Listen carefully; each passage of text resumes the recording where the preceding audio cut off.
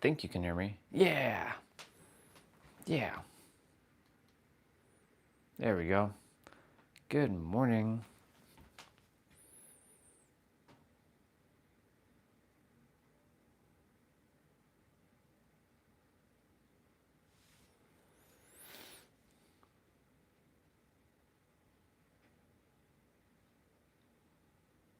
Give it the, I always do like the selfie now in the mornings, or I'll be doing that every morning. Good morning, everybody. Just gonna, had some heavier energy this morning. While I was waking up, I've been waking up, I went to bed early last night. I watched like one episode of like Gundam Seed, and then I watched like one episode of Friends, and I fell asleep. It was like 10 something. Since I was like, I played some games last night. I was like, it feels so blah, blah, blah, blah, blah, blah. Yeah, so like this morning I like woke up with like energy. That's what I'm saying. Like until we, this is why the whole live today is going to talk about your frequency. You know, your frequency is the most important thing that you have to master in this universe.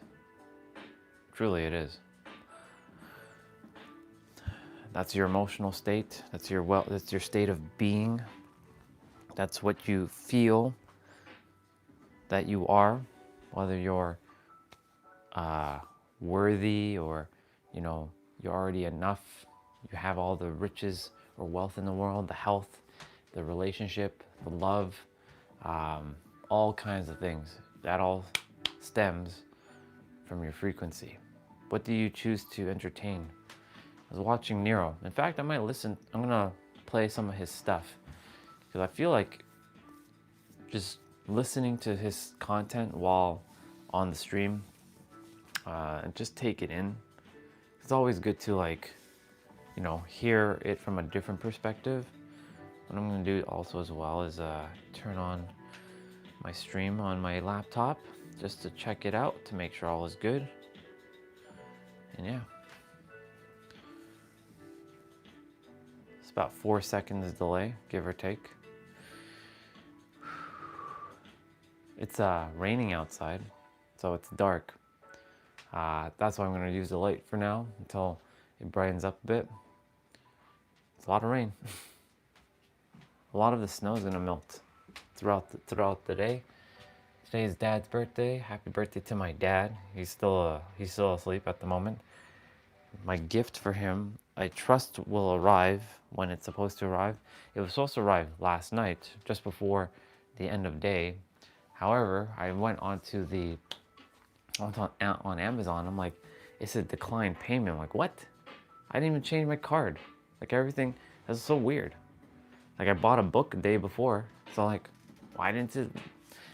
The universe just desires it to be that way. So I'm like, okay, just let it be. Just let it be.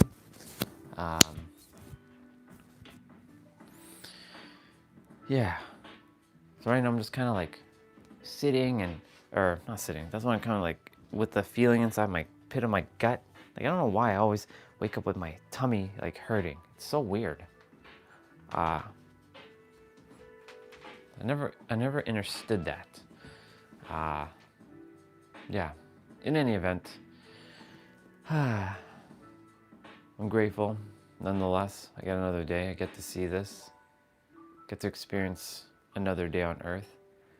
Oh, I saw something that's cool that I might pick up. It's a Wolverine figurine.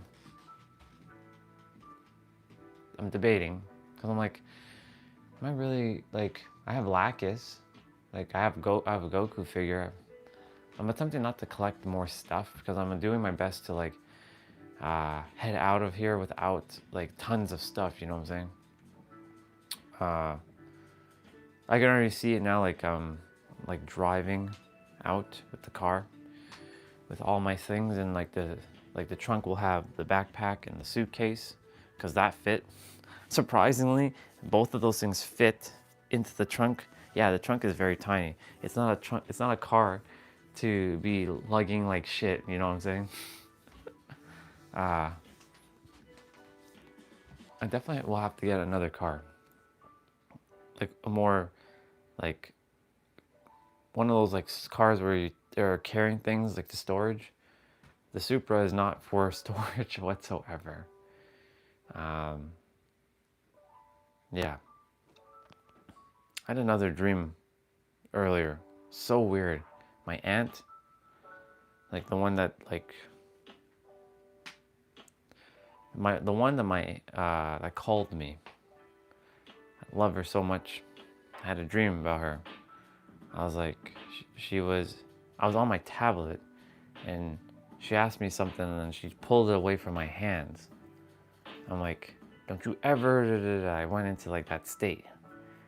But then I saw her like crying in the corner. I hugged her, I squeezed her like time, like, hey, it's all good. All is good. And like my grandma was there too, and she's like, you don't have to listen to your aunt. And she was talking to her daughter saying, hey, listen, leave him be. It was so weird. My mom and dad were there. It was like, apparently we were having a birthday party waiting for my cousin to come over. It's just weird. And it wasn't even in New York. It was in like Toronto at someone's house or like apartment that I used to be in. It's just weird. So, just recollecting all those like things, recalling all those dreams and memories. Last night, I was just weird. Must be a sign of something. I will just say, I love you, Auntie Joyce. I respect her very, very much. Never had time, actually. Never had time.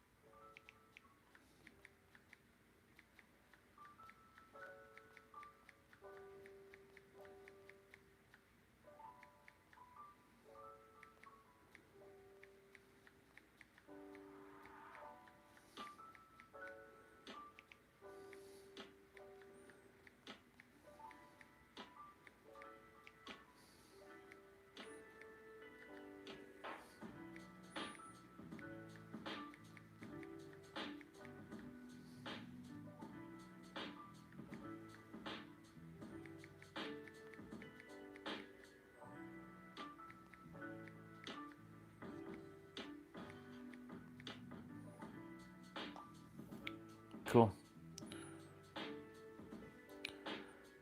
I left after my aunt. I said, I desire to say I love you and I'm proud of you, Aunt Joyce. Keep going and I appreciate you. Yep. Never had time. In fact, I'm not even supposed to add time on something else. Whew. Oh my goodness gracious. Ugh. Let me turn off the do not disturb thing for a moment. What the hell is that? Ugh, right.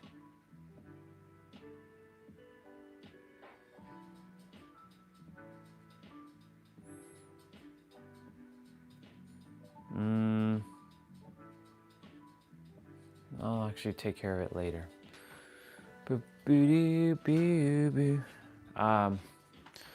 Your frequency. Ooh. Your frequency. It's the frequency of love, the frequency of courage, the frequency of authenticity, and the frequency of fear, the frequency of despair, the frequency of hate. What's the frequency that you choose to be on? What's the frequency that you choose to entertain?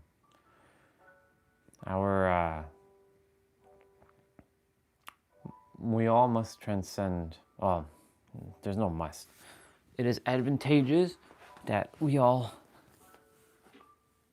It is advantageous that we do our best to transcend beyond this third dimension, this realm, because this realm is based in duality, and God and like God is basically infinite.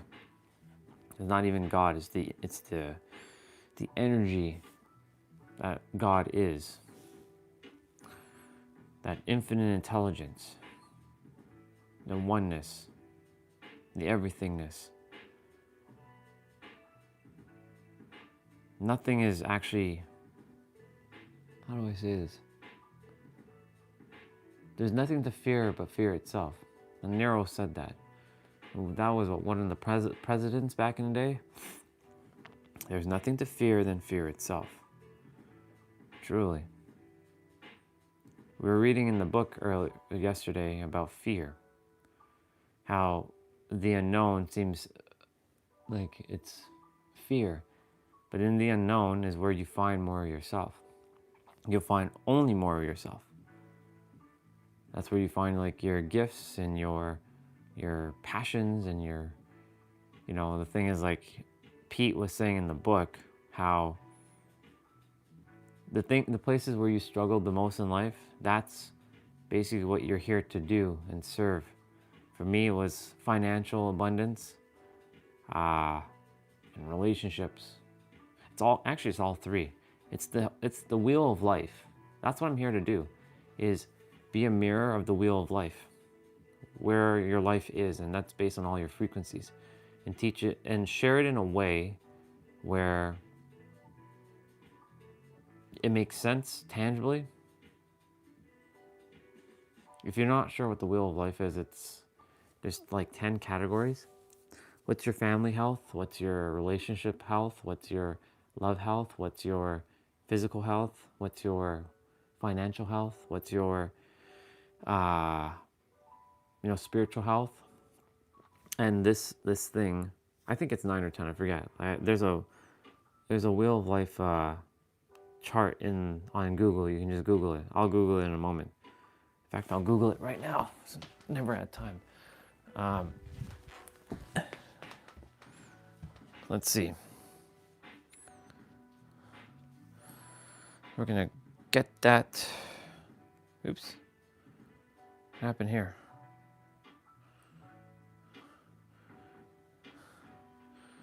So many tabs open in my tab. It's so awesome because it doesn't slow down. Let's go wheel of life. All right. The wheel of life, we've got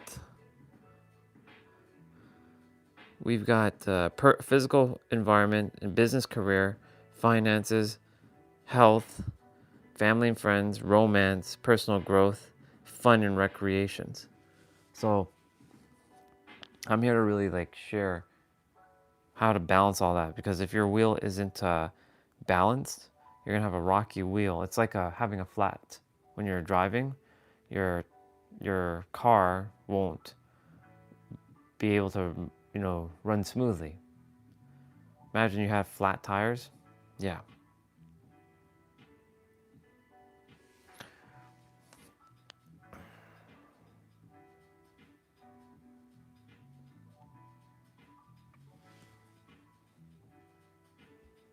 Mm-hmm.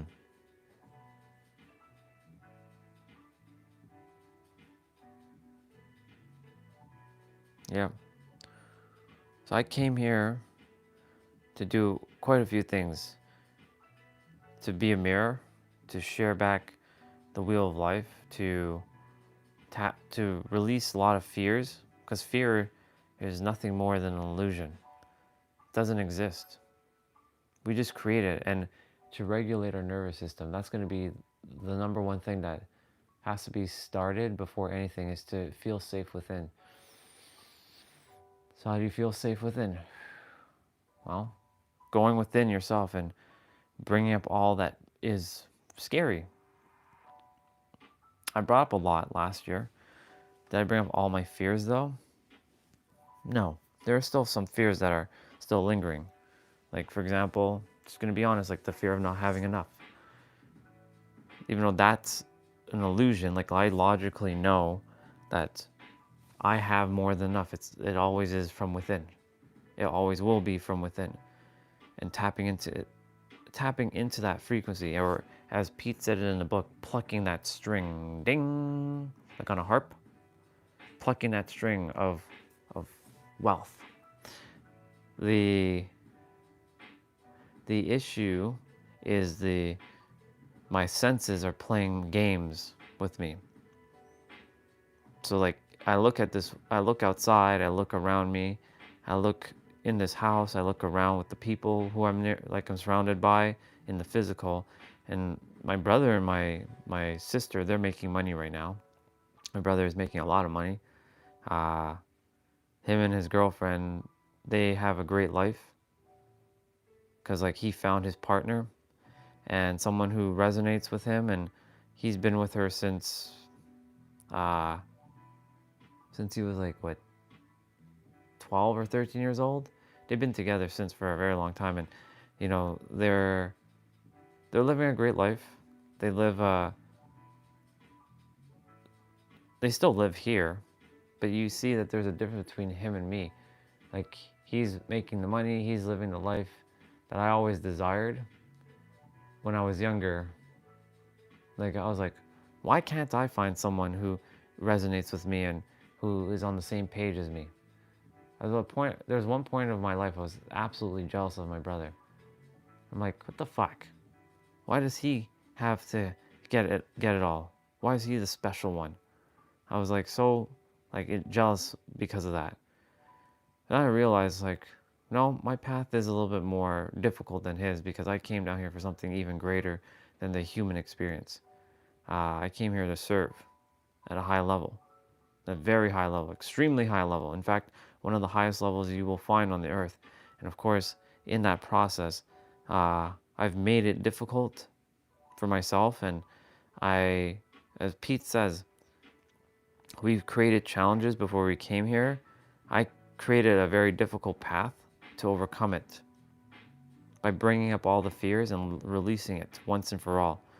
And that's why, during these live streams, I'm going to be releasing as much fear out of me as possible and liberating myself. And that's why, like, when I do these live streams, it allows me to literally liberate myself. And in the process, it will help liberate each of you by seeing me undo everything that I've had to pick up. It's not going to be easy, though. It could be. I can say this is going to be easy and fun. So, like, right now I'm feeling this, like, weird pit of despair feeling. Like, I don't know how to describe it. It just feels like very trouble, very heavy. One of our sisters, she's like, you have very heavy energy. I know you're very grounded. That's why we have to loosen it up a bit. Be lighthearted and fun because things will come faster.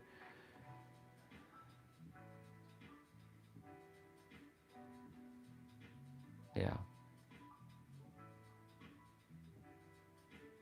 It's still like I'm ruled by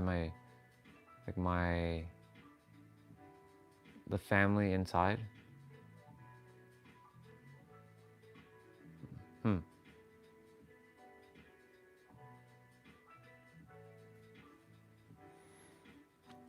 You're gonna see me just take care of like these things while I'm like on my live streams. Even if there's like nobody here and it's just me, I will literally just keep streaming by myself and just clear shit out because I get to rewatch my live streams in a year, 2 years, and like, I remember this live stream where it says your frequency matters. Some of them will have the same title.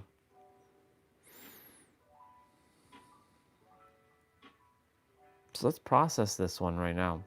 Let's not hold it back. Let's go. Let's handle this one right now. So I'm going in right now into my inner world. You can keep your eyes open or closed when you're doing this for yourself. For me, I close my eyes because the act of closing your eyes shuts off your sensory perception of what's around and allows you to really go and hone within. That's why, like, when you close your eyes and you're praying, what are you praying to? You're not praying to something outside of you. You're praying within you. You're praying to an energy within, which is basically you, the creator, God, one. Praying is not asking, prayer is declaring. So I'm not going to even declare. I'm just going to go probing right now and see, why is there still a fear of like money, even though money is what? Energy. And what are we? My own natural energy yield. We are all that. So what's there to fear? What is there truly to fear? There's nothing to fear but fear itself, right?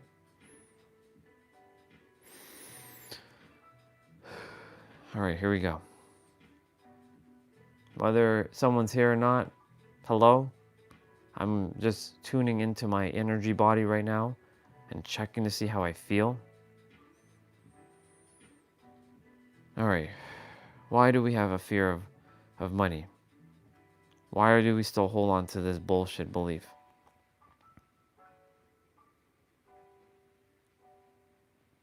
Because if we don't have enough, we're gonna struggle.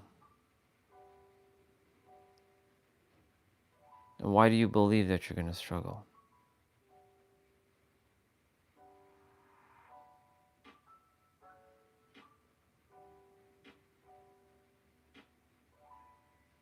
I feel that I won't make it, and I'll be out on the streets and having to beg. You know that's a lie though, right? You know that the universe is supporting us always. So why do you still hold on to this belief? What is holding you, what's rooting you to this belief? What's the positive benefit of you holding on to this belief? What are you reaping from this belief that you're holding on to? I know I asked myself a lot of questions there.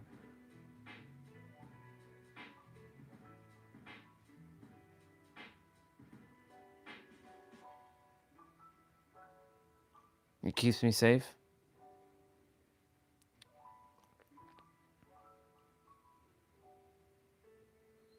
It feels like having a lot could be a lot of responsibility, and I don't like responsibility.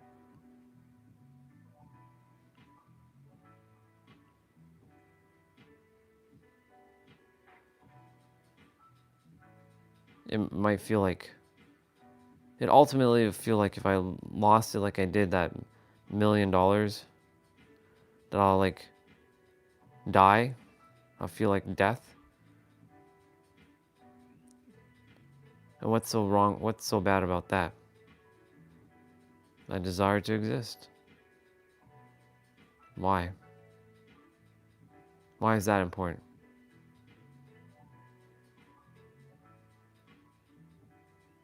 Because I mattered. I did something of service to the world. Okay, let's get back on track now for a moment. Why do you feel like you're afraid of money? You know, money is neutral, right? Money is nothing more than energy. It's an impersonal energy. It's neutral. It's neither good nor bad. What is there to be afraid of?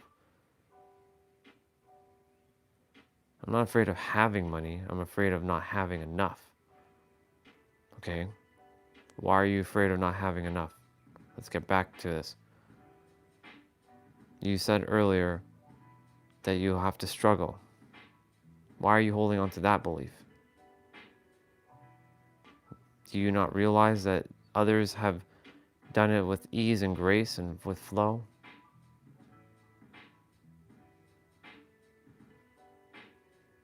You, once upon a time, were making money.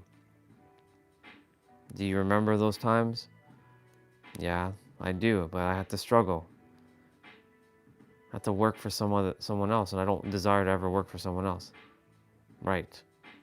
So why do you still believe that you have to work for someone else to make a dollar, make money? What are you afraid of, Andre?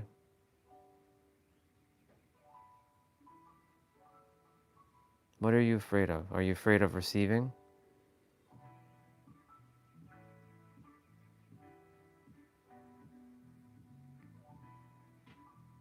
I don't think so.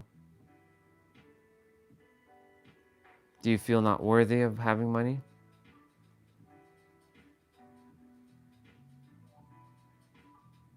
Don't bullshit with me.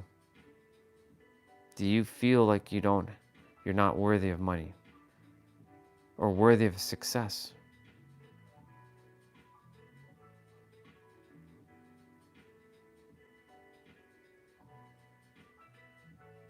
Truthfully, no. Why do you believe that you don't feel worthy of success, Andre?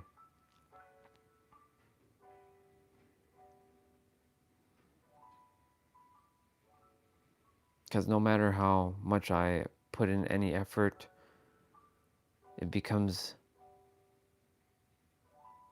it's like I'm always being held back.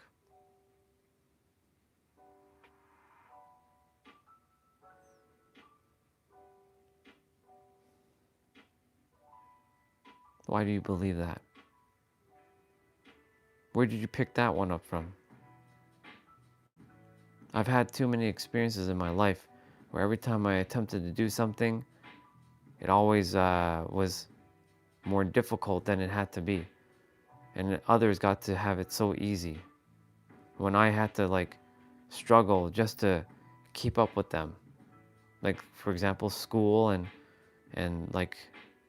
now this whole YouTube channel, others are able to get easy, get it they are others get it easier than I do, and I still have to struggle and I can't blast through. Why is that important to you?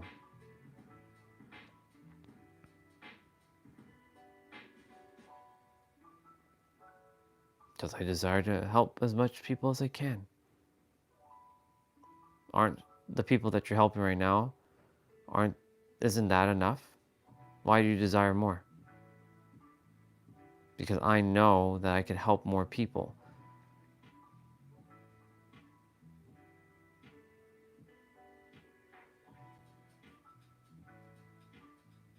What are you really after, Andre? What are you attempting to do? Are you looking for fame? Are you looking for attention?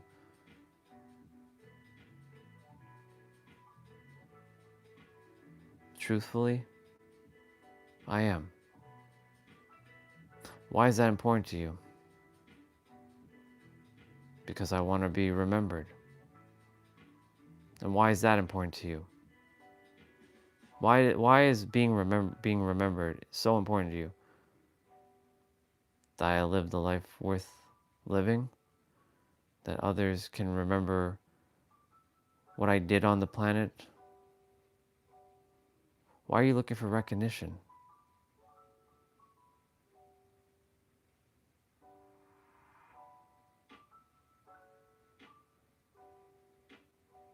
Why are you looking for recognition, Andre?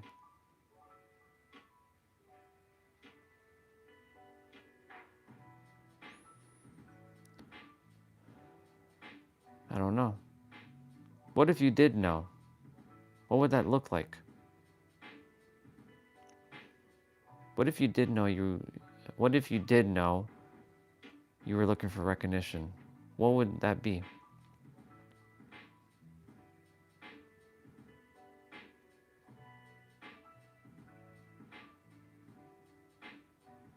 Well, that I did something amazing in the world and others could be proud of me. Why does that matter? Why does it matter that others are proud of you? Aren't you proud of yourself?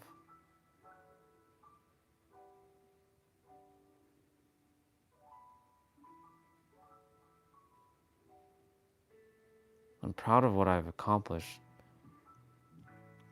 but I feel like I still haven't done enough. What is enough?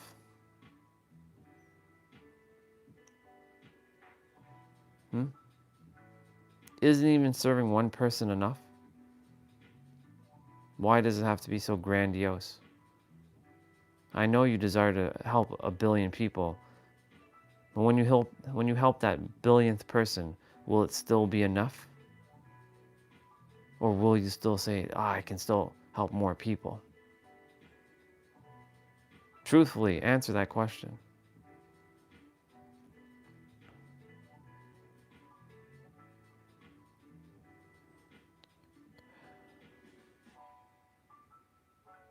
I feel like it'll never be enough. So why not just help those that you're helping now? And whoever else comes, they come. Remember, things take time on this planet. Even though that's also an illusion that we've created. It could actually be instantaneous too.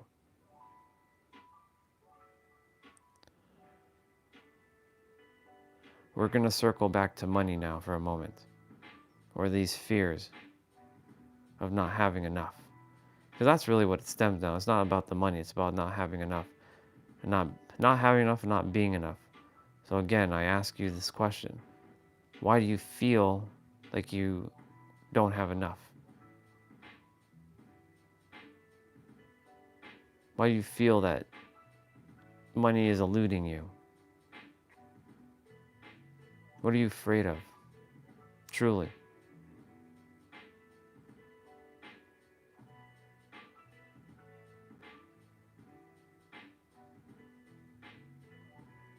I'm scared. I'm scared to have more because I feel like it's going to alter who I am. And I don't desire to become something that I'm not.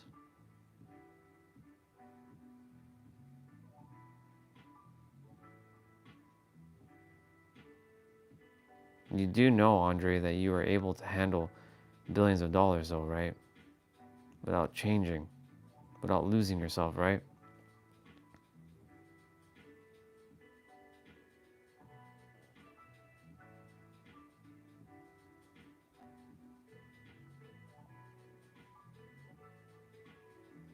Feel the feeling for a moment. Imagine that you have $1 billion in your, you have access to it.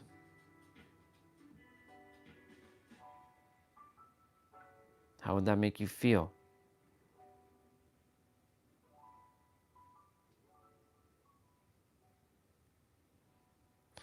Did you know that $1 billion is nothing more than some number?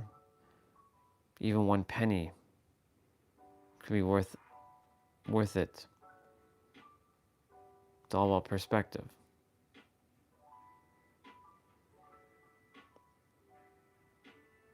But we're not done. Let's go a little bit deeper.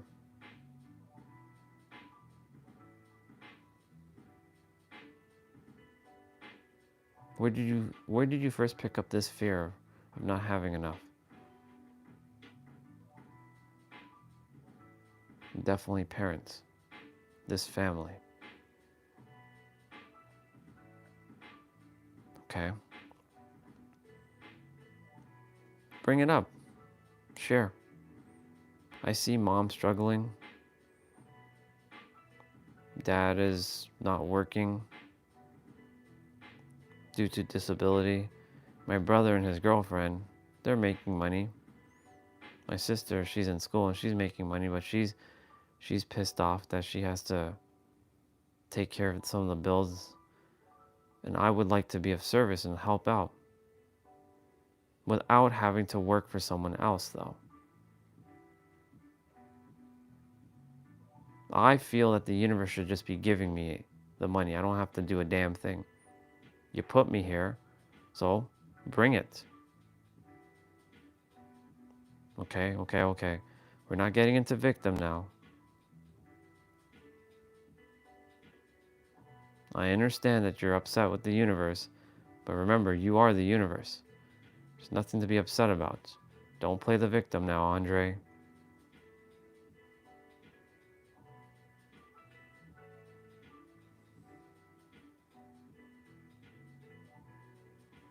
I also feel like I was born into the wrong branch of the family. Why couldn't I have been born into, hey, I know what you're about to say, and that's victim as well. Stop. You were born into this family because you created this experience. And because you created this experience before you came to Earth, you are simply just having to overcome your experience by bringing up these fears and releasing it and freeing yourself once and for all. This is why we're sitting and doing this and spending time together, even while others may be watching or not on the live stream. Whether it's just me or there's a bunch of other people watching, we're doing this. Nothing to hide, there's nothing to hide. If we gotta bust out and cry a bit, we're gonna do that.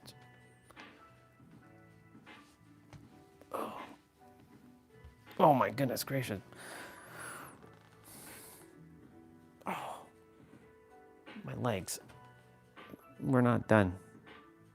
So stand back up, shake it out, and come back and let's do this again.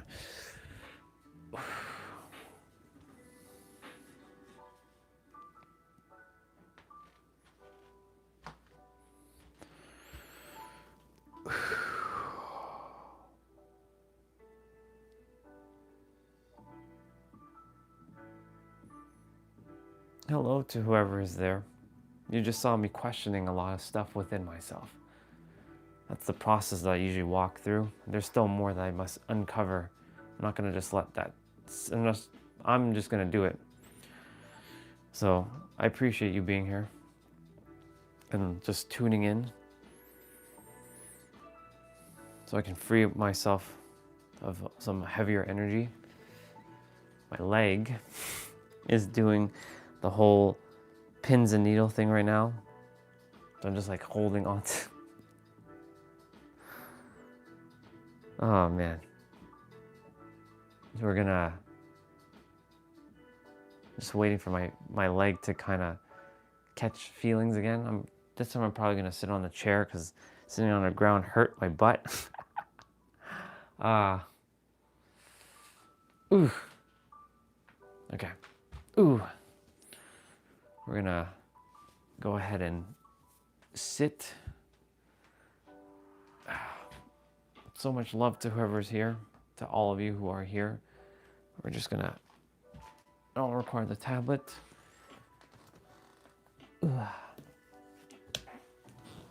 Okay.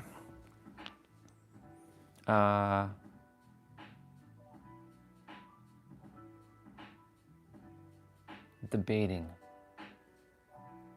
I know what I'm gonna do. I'm gonna get my blanket for a moment. Because we're gonna go deep.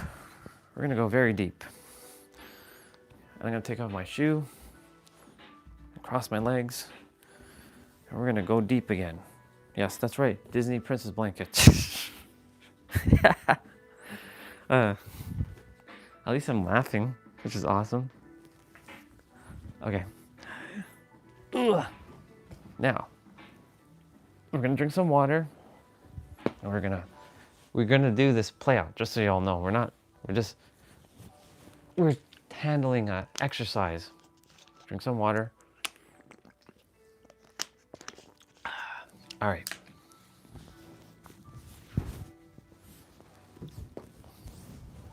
Like we're wrapped up. Okay.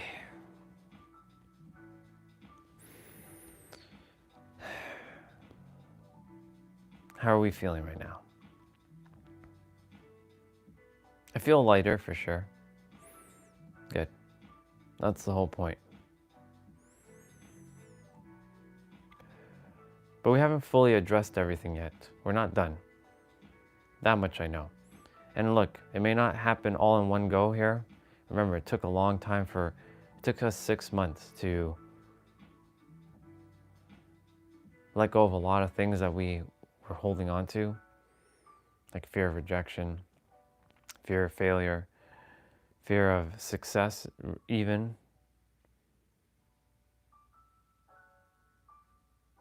But I'm gonna challenge this one. Andre, are you afraid of success?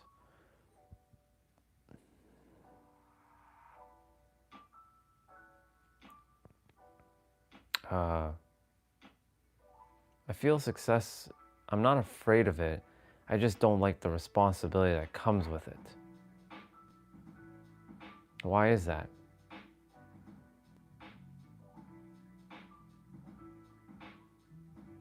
I don't like having to do more than I am supposed to do.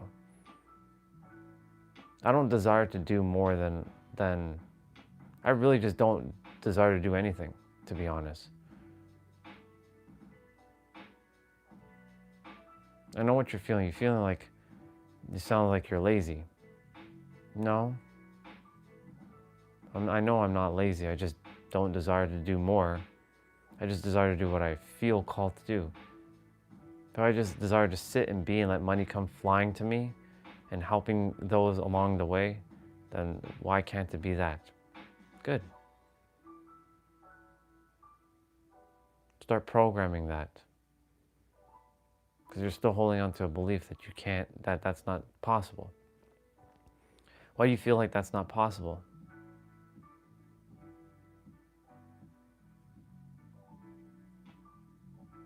Is it because society has told you a different story? That you have to go and slave away to the man, to the machine?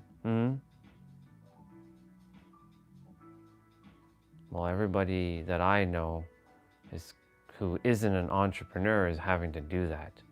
And even those who are in the entrepreneur journey, majority of them have struggled. And I don't desire to struggle. I've already struggled enough.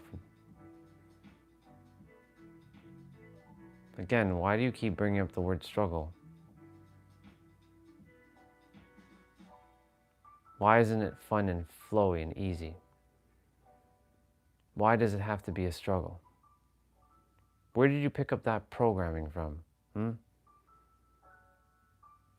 Was it from your parents because they struggled all their life just to make ends meet?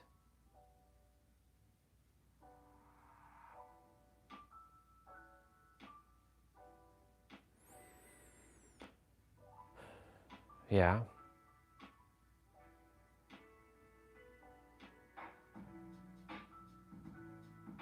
I saw many families struggle, like the ones that it's always been a money problem, no matter wherever I go.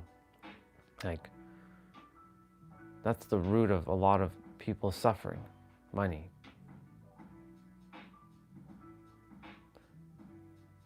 Are you suffering right now, though?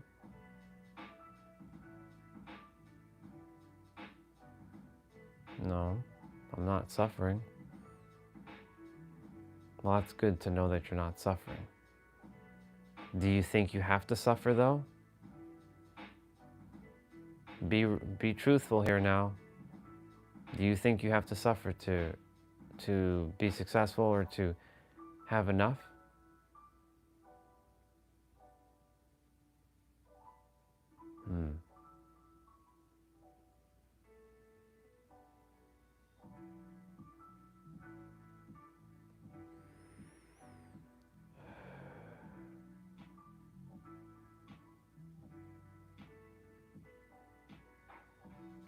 Partially, yeah. I do feel like I have to struggle? Why do you believe that? Is it only because you've only seen others in your life struggle and everybody else that hasn't struggled? Do you think of them as more special than you? That they're more luckier than you? That God gave them more abilities than you? Do you think that they're better than you? Truthfully answer that one.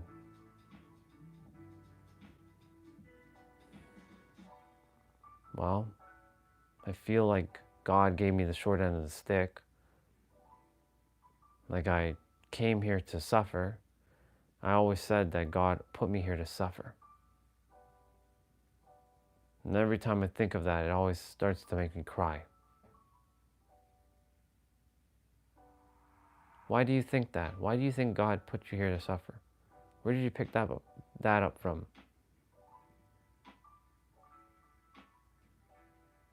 Like I must have did something so terrible in either one of my lifetimes that I was sent down here as, like, you can call this prison, like jail, like hell. So I'm to repent for all my sins and all the bad things I've done.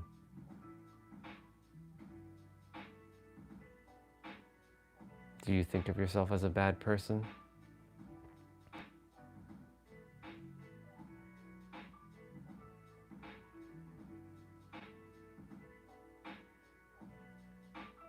In this lifetime, I felt like I was, yeah. I'm attempting to undo all that I've done to make up for all the so-called sins that I've made, so that I can repent and not carry any karmic energy into my next life if I'm meant to have another life. So I'm doing my best in this lifetime to be as loving and caring as I possibly can. Are you doing this for yourself? Are you doing this for others? Or is this just some facade that you're putting on? Answer that one truthfully.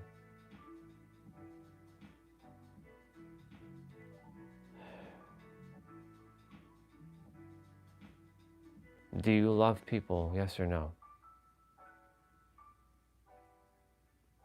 I do. It's the one thing I can say at least is true. But if everything else is a lie about my life, the one thing that is true is that I do love people, and I always desired to be around people and have connection. As much as I lied about that when I was younger, saying I don't like people, I hate people, and I desired no connection, that was a lie. Because I was afraid.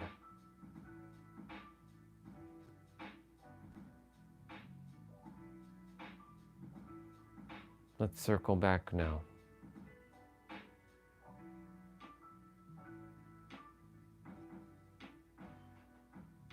Why do you believe that you have to struggle?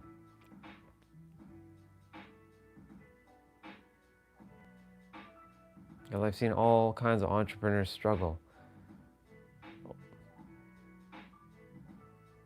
Okay? And for those who didn't struggle, because we're returning back to the line of questioning, what makes you think that they're better than you? Do you think that God created them more special than you? More abilities than you?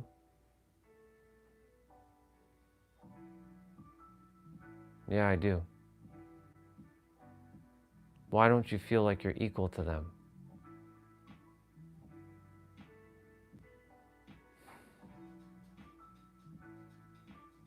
Well, for example, I wish I was taller.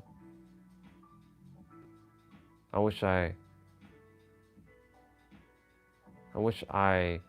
was stronger. I wish I was smarter. I wish I spoke better. We're not here to beat yourself up. Do not play victim now. Did you know that you were created exactly as you are? May I remind you of that? That there's only ever going to be one of you. You're one of one. Do you remember that? No victim now.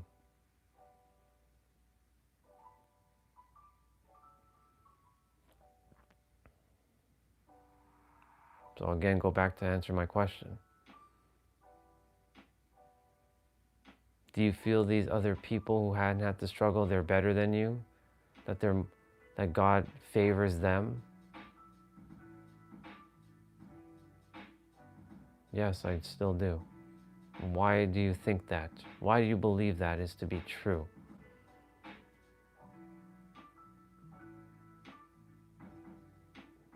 Again, it still feels like God nerfed the hell out of me because I'm just so damn powerful. And because of that, I had to get nerfed.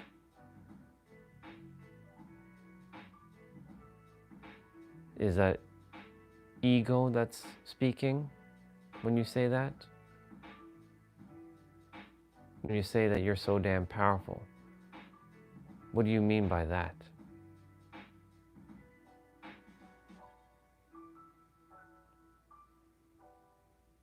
It means I'm one of the most powerful souls on the planet.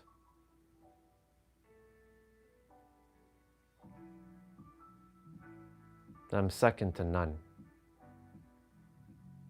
And that's what they encased me into this limited body to siphon my powers, to dumb me down, basically. Why do you believe that? Where did you get that shit from, huh? Did you know everybody is just as powerful as you and you're just as powerful as everyone?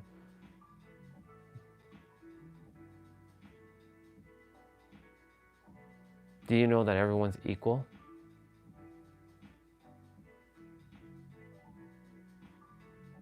Do you know that everyone is fucking equal? Did you know that? Or are you still holding on to the belief that some are still better than you? Or you're better than someone else? May I remind you that everyone is you, and you are everyone, and everyone is each other.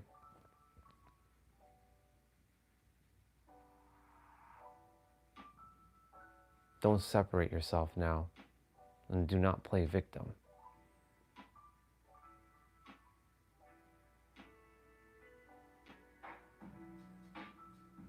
Now answer my question again. Why do you believe that others are better than you? Or let me ask you another question.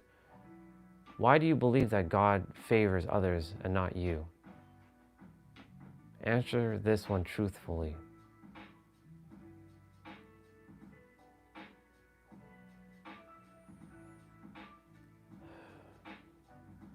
I still feel like it comes back to like I must have done something so shitty in my past life that I was put here to suffer in this lifetime.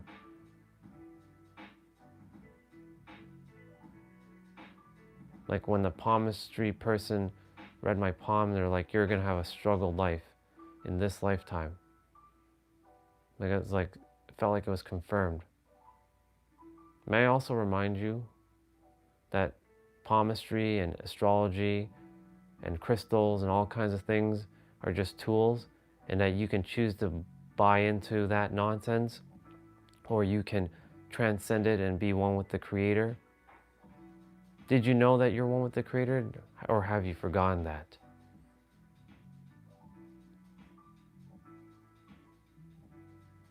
I don't feel one with the Creator though. I feel separate from the Creator. Why do you feel like that? Feels like no matter whatever I listen to or the mirrors I get, like I logically understand, but I don't feel it. It's like I don't know what it feels like to feel the Creator, like feeling like God.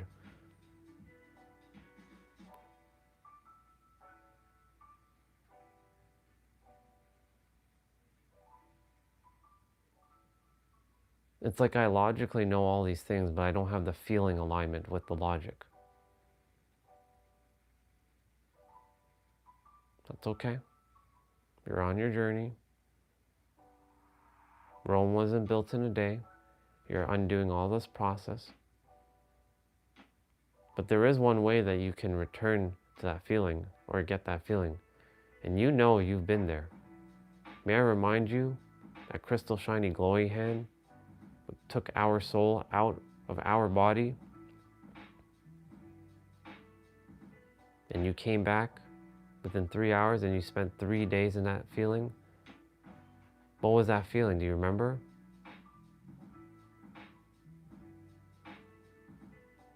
It was the best feeling I've ever had in my life. It was unconditional love. It was light.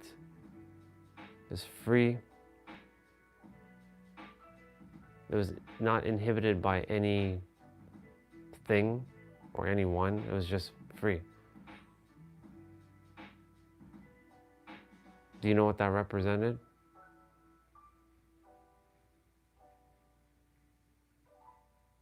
I feel like being present, being in the now.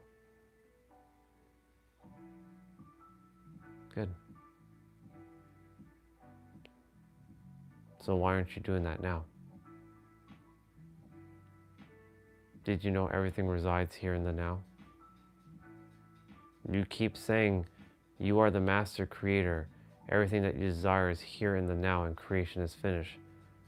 Why are you not listening to those own words that you are speaking out of your mouth?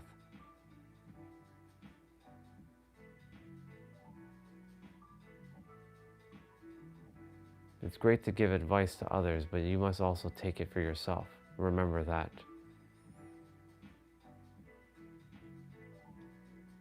Remember, I love you very, very much, Andre. I'm not here to tear you down. I'm here to enrich your life and empower you. We're sitting here to do this so that we can free ourselves. And like I said, if it may take more than one sitting, it will take more than one sitting until this finally is released.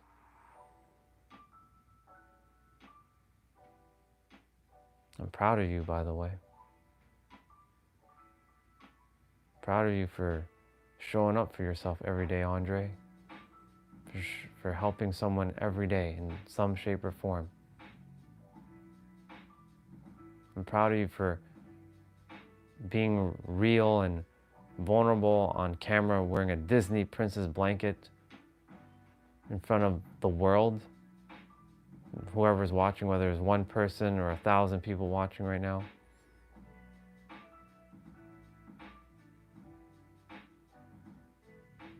I'm grateful for you for choosing to wake up every day and not giving up and not going backwards. You know, I know there are times where you feel like you're going backwards.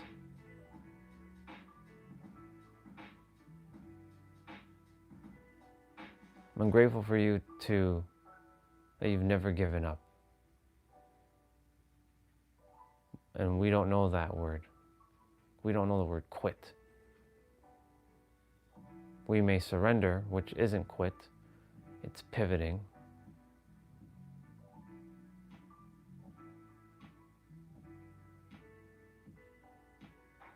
How are you feeling right now?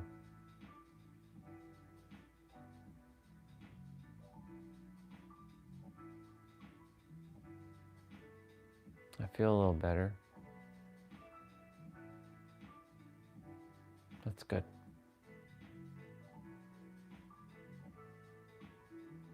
All that matters is our nervous system is at peace, at being safe.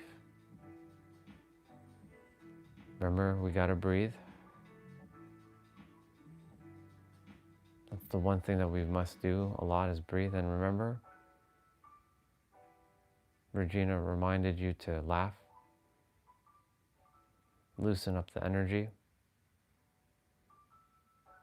Remember, Pete said that God is no respecter of man. Even Nero said that. Meaning, Stop thinking like a human and start acting like the God that you are. And remember, there's that one Bible verse, be still and know, not be still and believe and be still or have faith. Be still and know that you are God.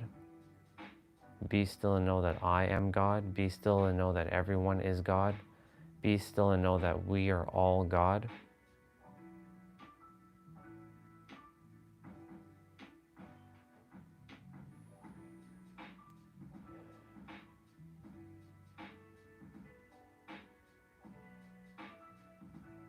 Remember, you don't have to do 10 million things, Andre. You really don't.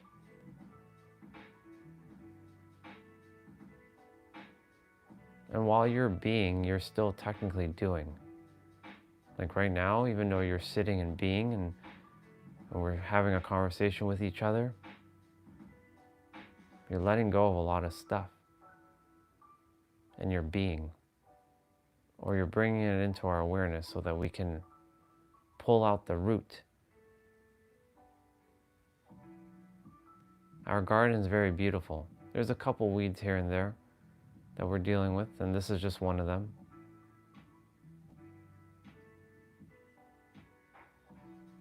Is there anything else you would like to share?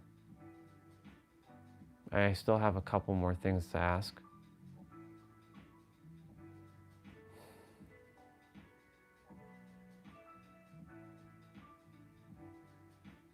Some days I don't feel like being here. I just desire to go home.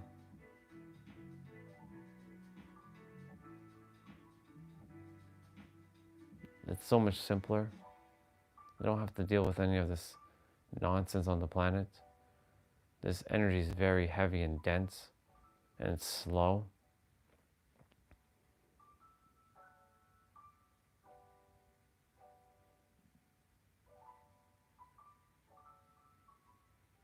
Are you sad?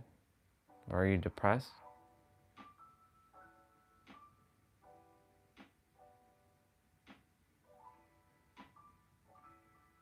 No. I'm done. What do you mean by you're done? What does that mean?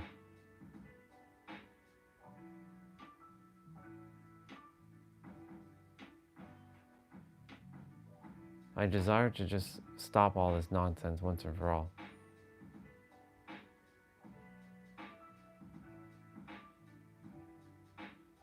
You know, you chose to come here, right? Did you know that? Did you know you created all this? Even you sitting here and us having this conversation, you know you created this? You created all the experiences. You created the experience of YouTube screwing you over a bit, losing subscribers every day. Did you know you created that too? Did you know that's how powerful you are? May I remind you of your frequency? Your frequency matters. What do you choose, Andre? What frequency do you choose? You choose to be happy? Choose to thrive here, or do you choose to struggle and survive here? The choice is yours. It'll always be yours in the end. Remember, you must master your frequency. That's your internal state of being.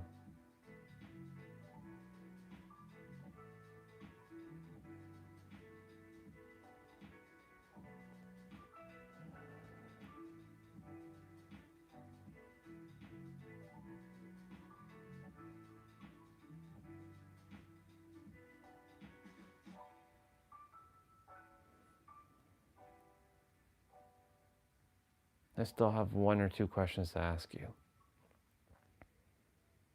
You can save that one that I just asked. You can answer that one later. About what do you mean by being done?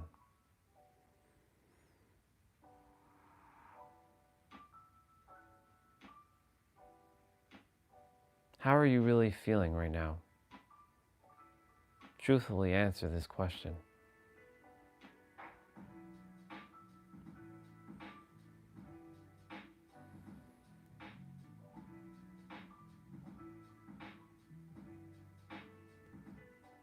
Are you putting on a mask right now? Pandering, pleasing, putting on a facade? Or are you actually being real?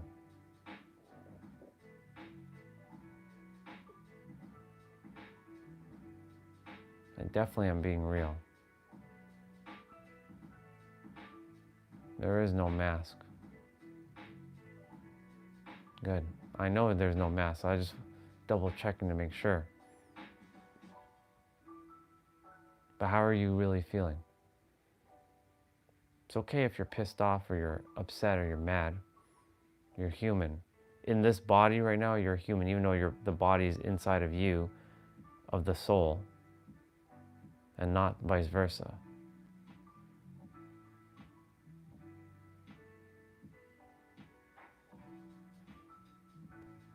I am happy because I get to see family every day.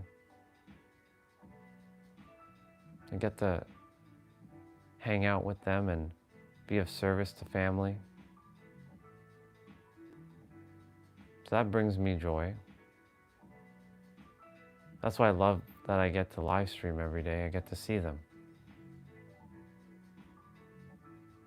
They're an amazing bunch of souls, and I know there's more on their way.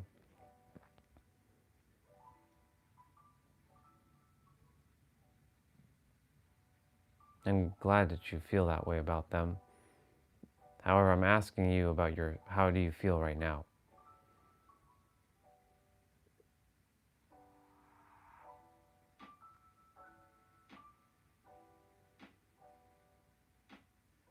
I feel okay.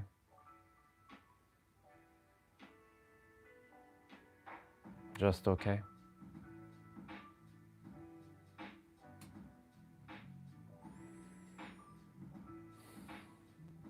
Well, I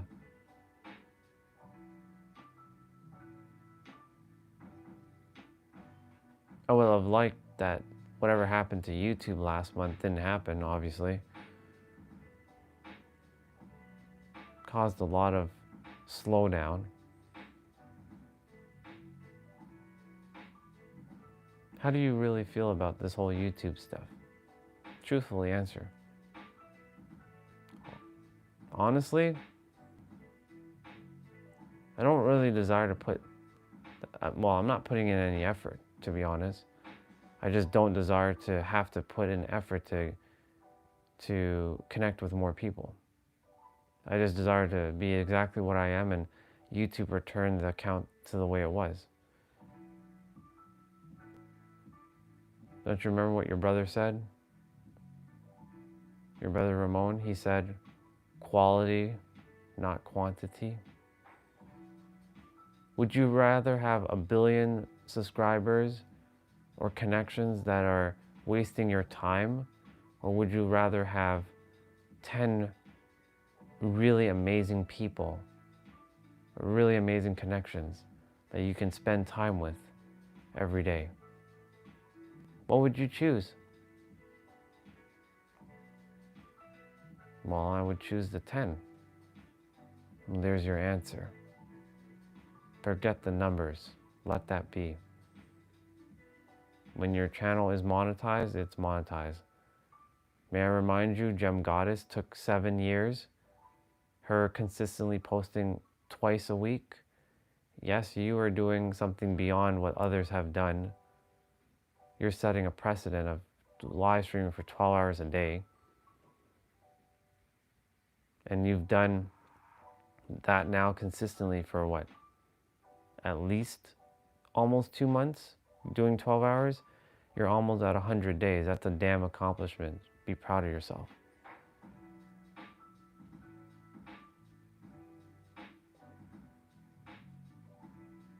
Are you upset about something? I am upset. I am upset that I may have potentially hurt somebody and said something and they unsubscribed, because I desire this to be home for everyone. I also didn't like the fact that some were attacking others. That really pissed me off. Because I felt like they were in alignment with me, and those who are in alignment with me are in alignment with each other. That's not truly the case. That's what pissed me off. Nobody should be getting attacked. So I feel like I'm responsible for that, since I'm the one that's the face of the channel. Don't blame yourself. Under no circumstance, do not blame yourself. Do you understand me? You do not control what others say.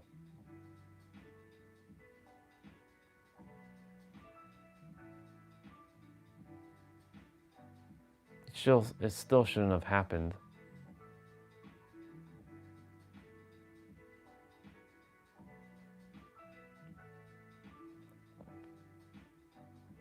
I'm also upset that I pissed off Justin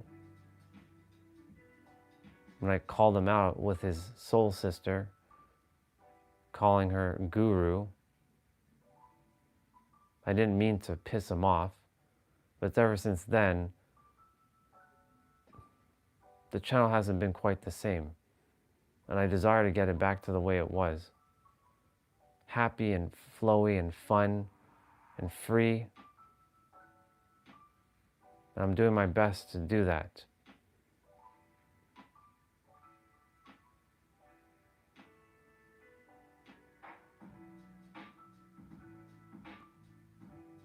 But I feel while I'm here in Toronto, it's more difficult based on the energies that I'm around.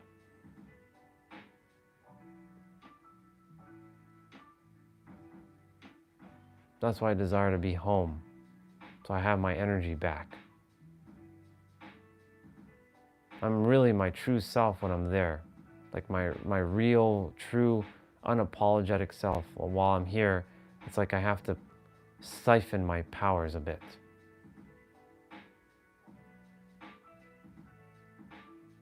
So why do you believe that? Why can't you feel safe and free here? This looks like it's coming back to parents, isn't it?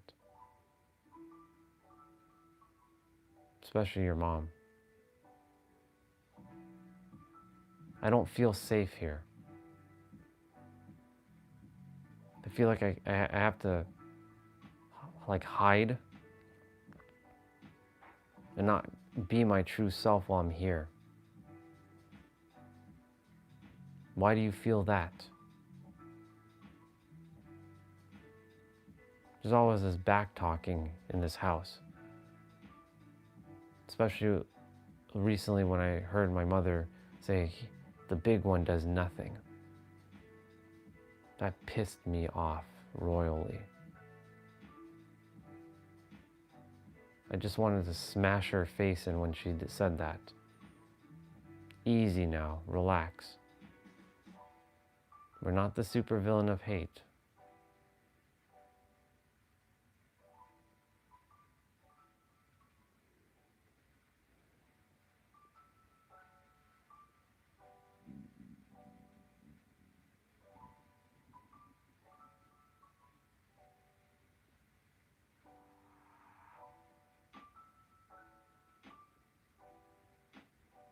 Can I ask you a serious question? No, I'm not gonna, can I? I'm just gonna ask you. Do you love your mom and dad? Truthfully, answer that. Well, I know that they're not really my mom and dad. They just were the ones who birthed me into the planet. They're nothing more than brother and sisters to me. Are you still holding on to resentment for something? Because, you know, we've dealt with this before. I just desire to not be here anymore. That's it. I desire to be in San Diego, California, away, far, far away from family. That's why I'm in the process of changing my name. Yes, Orion Phoenix Ramses. I'm aware of the name change.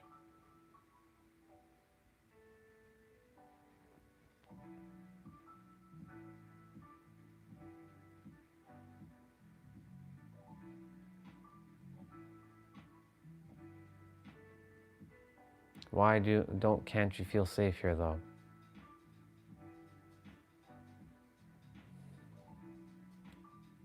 Because I desire to speak the truth. And the truth here, they will not be able to handle it and we'll get into a big fight. And I would rather not hear their voices. It's annoying.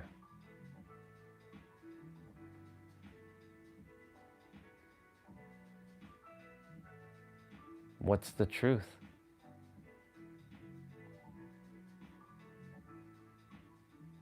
What would you like to tell your mom and dad?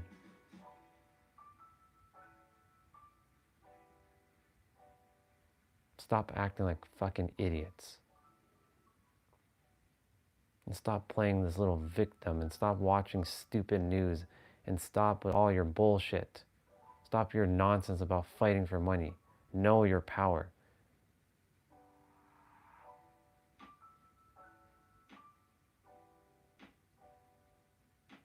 Why do you feel afraid to tell them that?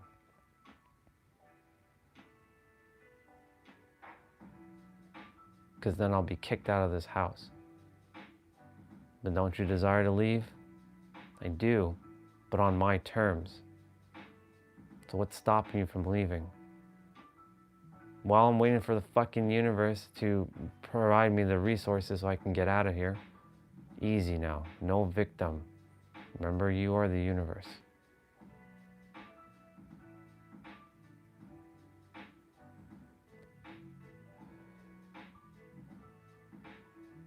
I will get out of here.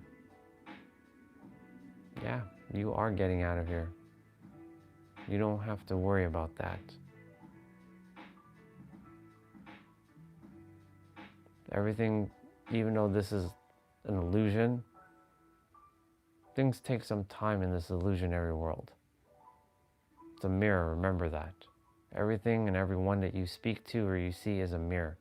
Even the blanket that's wrapping your body right now is a mirror. You're one with everything, remember that.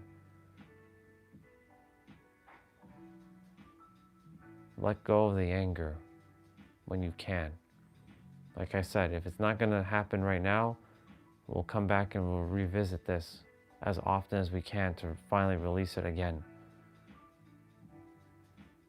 Truthfully, everything was good until I heard my mom say the big one does nothing, so it like re-triggered something within inside of me.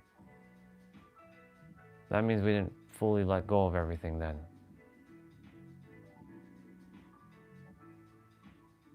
Which is okay. We undo what is said and we move forward. This is why words have so much power. Even simple strings of words can tear you down. It can be more lethal than getting a lethal injection.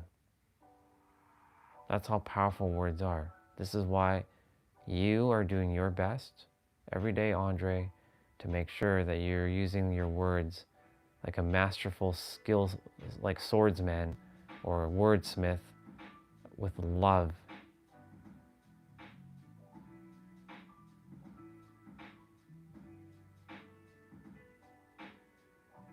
I know that you have a little bit of, you're just upset. I know you don't resent your mom. No, I don't resent mom. I love her so damn much. I just wish all of them just stop their bullshit and understand what I came here to do.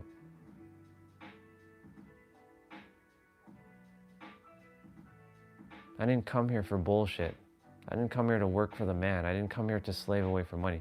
I came here to serve the world, and that's exactly what I'm doing right now. And I will not stop. I don't care what I have to do, even if I have to fight God himself. Hey, you're not fighting God. You are God, remember? Let go of this whole separation of you and God being separate. Stop that nonsense.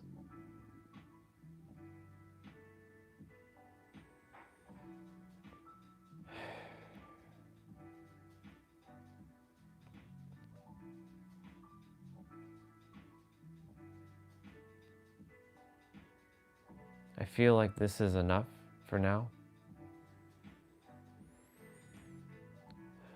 How do you feel? Do you feel a little lighter that you let it out? That you weren't balling up anymore?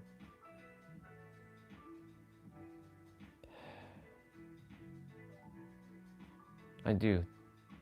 I do feel lighter. Thank you. You're welcome.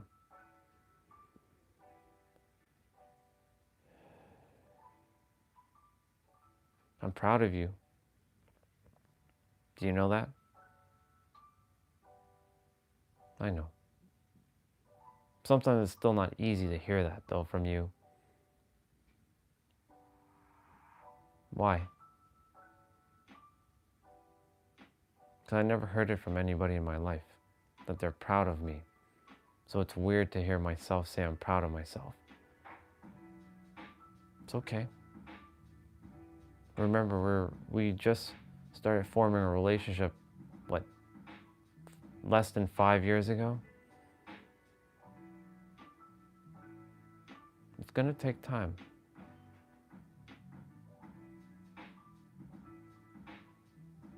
Time is not something that we have, though. Time is an illusion.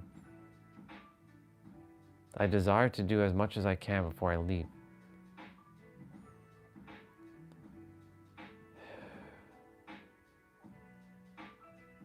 It's okay, breathe it out.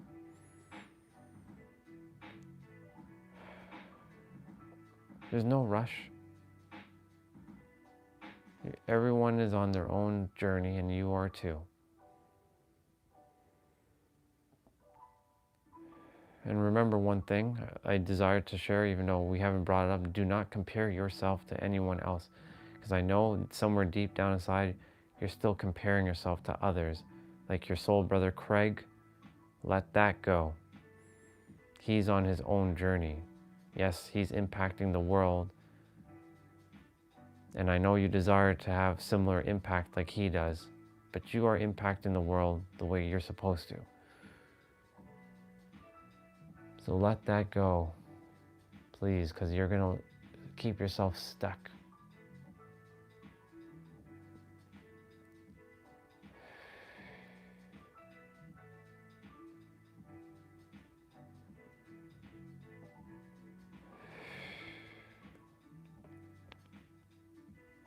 How are you feeling right now? I feel lighter for sure. I don't feel fully as light as I could be, but I do know that when I open my eyes, whether there's anyone who messages on the YouTube live stream or not, that I do know that I'll just be laughing my butt off that what just transpired. It's okay. There's no shame in showing your true self. This is you being vulnerable and authentic. That's the whole reason why we're doing this. To show others that this is what they can do too.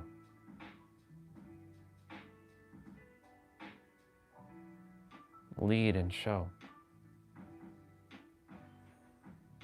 I'm proud of you. Remember that, Andre. I am super proud of you. Or shall I call you Orion? I am super proud of you, Orion Phoenix Ramses.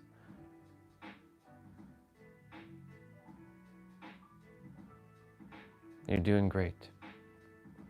Keep it up. Thank you. That means a lot to me. I'll continue to keep doing my best. All right. I love you. A lot. Don't ever forget that, kiddo. It's funny that you say that. Well, you are a toot bubba after all. You're that tiny little boy who's sucking his finger. Remember, He is waiting for us to return back to zero state. And we're doing a great job getting back to that state.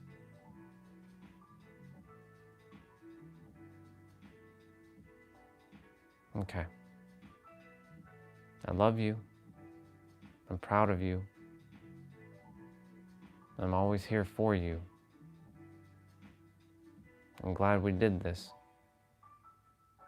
even on the YouTube live stream. Go get him. Go get him. You got this. Thank you. I love you too. I appreciate all the time you spend with me to ask me all these deeper questions so I can go deep, so we can uproot all this nonsense that was never ours to carry in the first place. I'm glad you know that.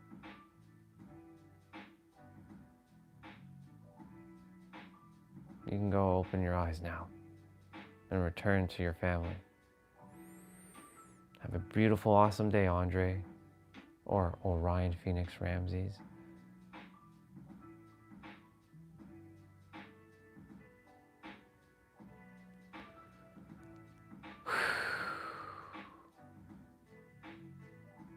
Well, there's a lot of messages there.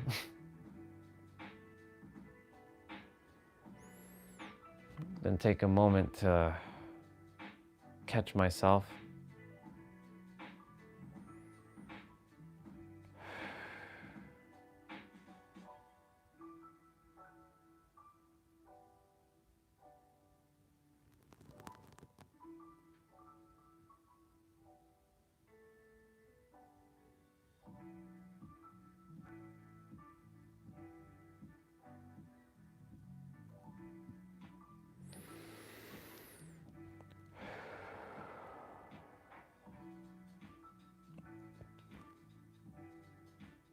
Okay. Ugh. Ugh. Let's see. Ooh. I see Tam was here.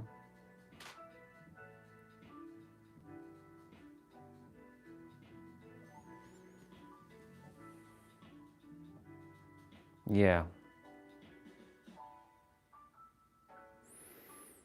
Thank you, Tam. I think you're already gone, though.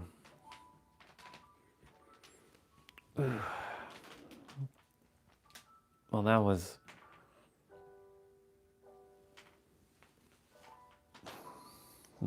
something.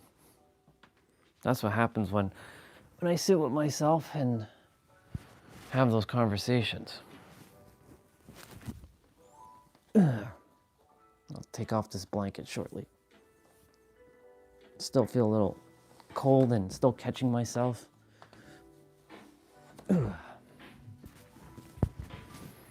I know there's myself. Who else is here? You can say hello. All is good now.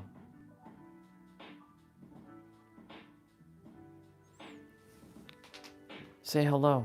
I don't know who was here. I know Tam came on, and yes, I was definitely meditating and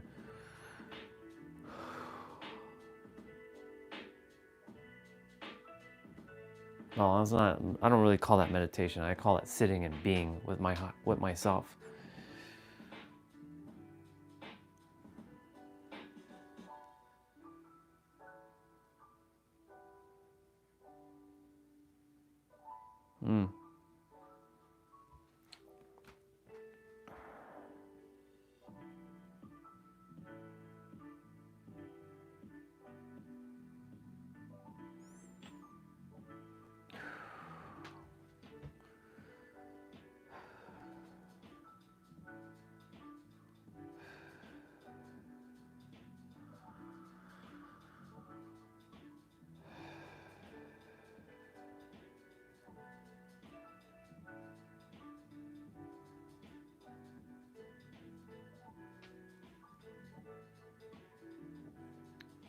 let's go look outside the window for a moment. Feeling called to point the camera to the window. Y'all can look outside the window with me. I'm just standing right here so y'all can see. Right by the window.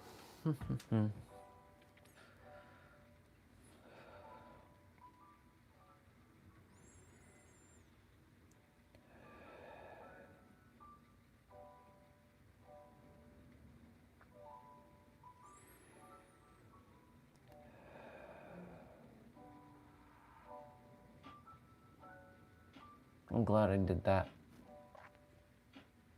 Glad I was able to do that on camera too. Bust out of my comfort zone with that one as well.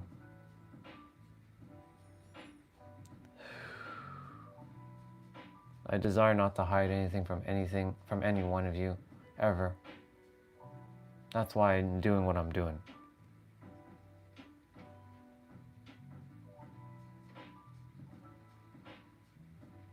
All the highs and lows, the ups, the downs, all of it. Yeah.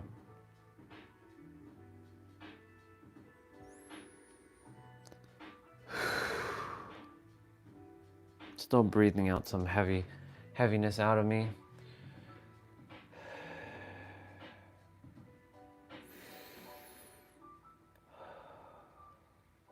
I'm glad it's raining. This is perfect, actually. The rain is a symbolic sign of clearing, washing away the old to allow the new in. This had to happen exactly the way it was supposed to happen. I definitely do feel lighter though.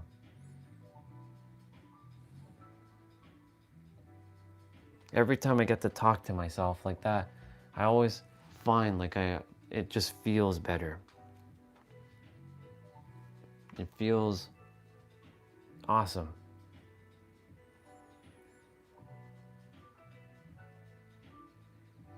If I had become aware of this tool to talk to myself back when I was younger, I could have saved myself a lot of headache. However, I knew I had to go through all that so I can have the depth to share all that I can share.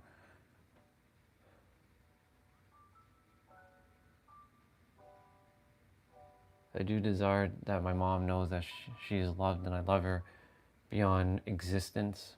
Same with my dad and everyone in this house. I'm just on my own path.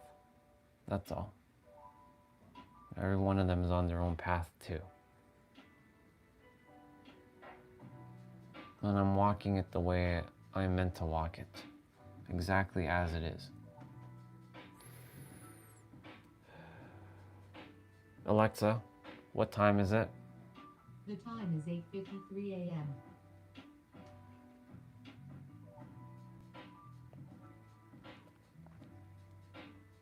I only got to do that for about, what, an hour?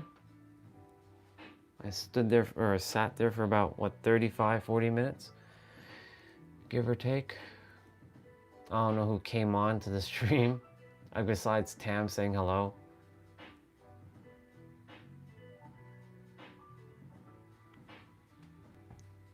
Divine One, is that you there? If yes, you can just say hello, if you choose to.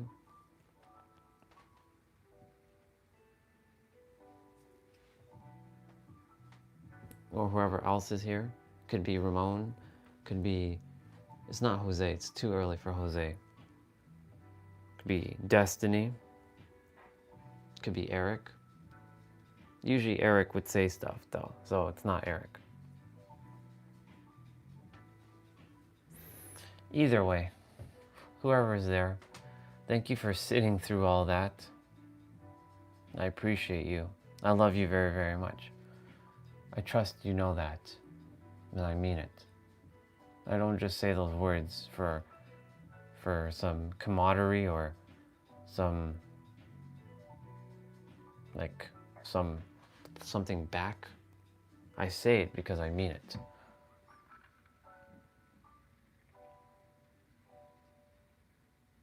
I am quite lucky that I get to do this.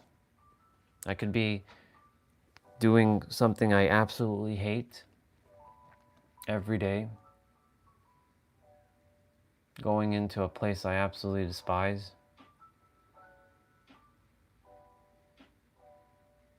not having time for myself to hone my skills, because that's what work does. It deprograms you from, work programs you to stay away from your inner world, and then you come back feeling probably exhausted and not desiring to do any of that stuff.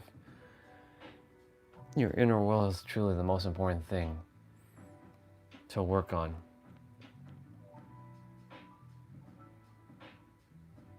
Unless you love what you do. And I currently love what I do. I love being of service. I truly do. It feels easy, natural, flowy, fun, free. Doesn't feel icky. The only ickiness is having to do all that marketing bullshit.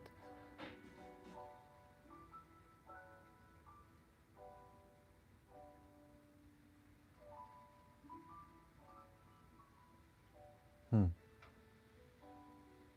gonna find my way. I'm finding my way right now.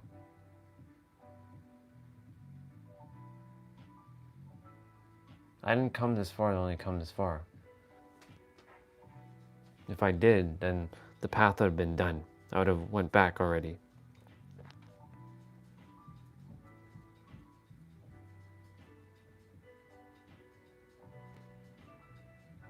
I just simply have to find my way out of here as fast as I can. That's why I'm asking the inner universe, the universe around me, the me that is me, the God version of me, to get into alignment, to pluck that magical string so that resources can come in and not having to be resourceful. Because I know how to be resourceful. To just get some resources in, not feel afraid, and get going and leave and don't come back.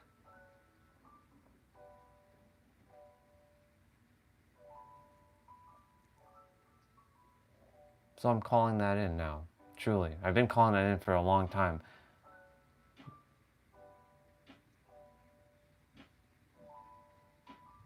More than enough to thrive on. So I'm not limited to so I have options, basically.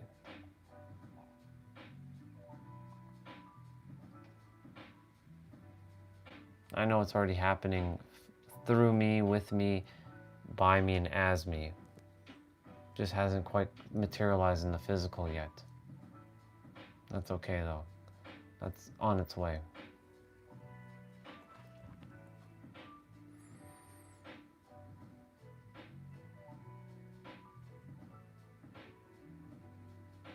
I'm glad I did this. It was absolutely necessary. It was, yeah, absolutely necessary. It's cool.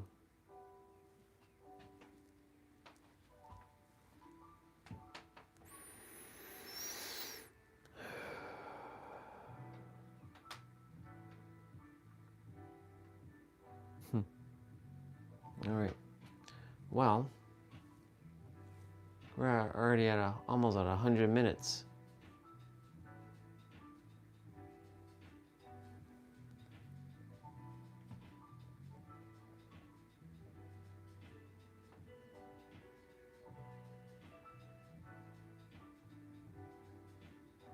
Almost at 100 minutes already.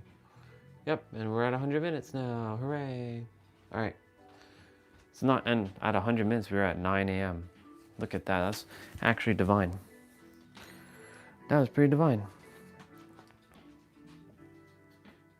It's still pretty dark. Didn't desire to leave the light on. Let me just check something. Okay, Google, turn off light.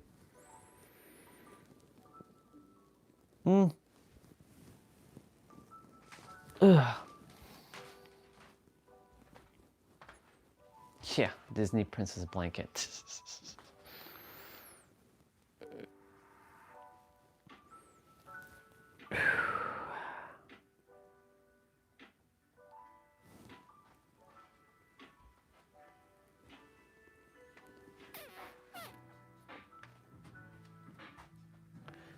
Let's make this fun and flowy and free. Let's make this happy and thriving.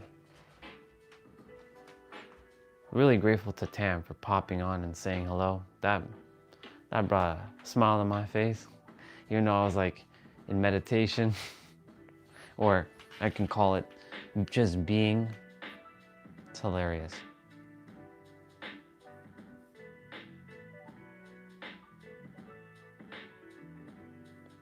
All right. Stomach is like growling, like grr, grr, grr, grr. Like, we're not hungry though.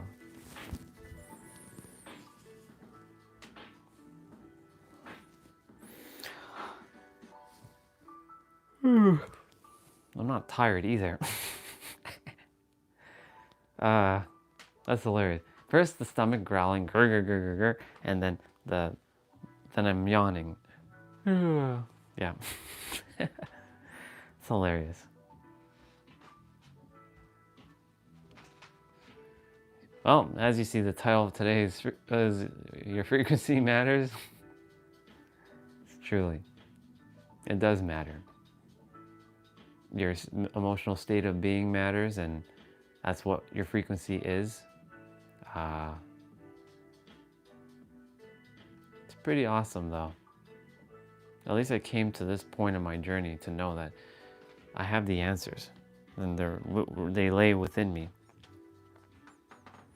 And eventually that magical plucking string thing, pling, will happen. And the thing is, the next chapter of Pete's book is The Magic of You, which is gonna be awesome. I might read that before we start even playing out.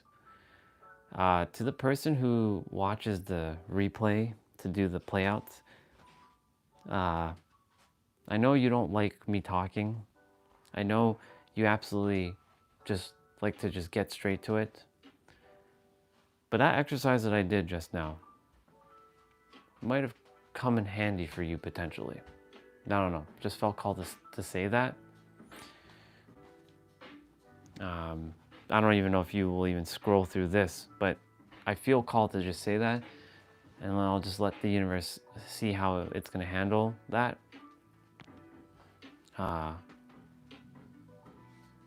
Yeah. Your frequency really does matter.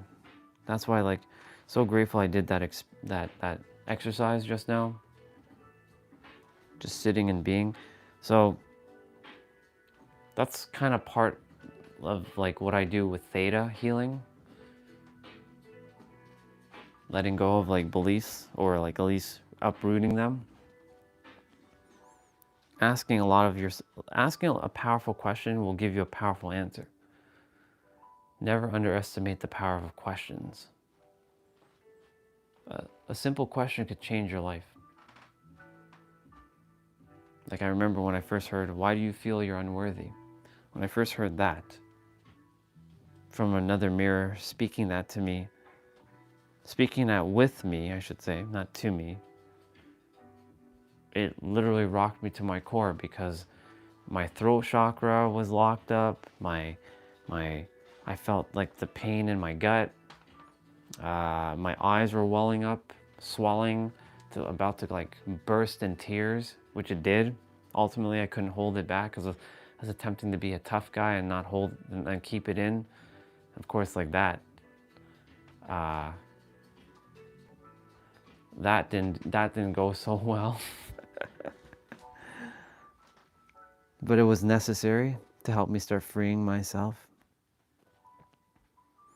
I'm grateful that I'm able to like be vulnerable and cry in front of others now with no shame. I was about to cry there, and it didn't fully come out.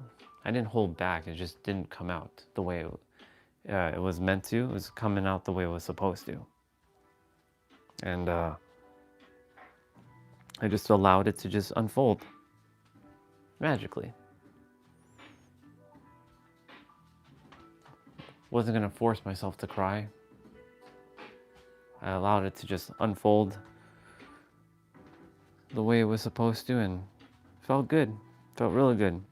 Um,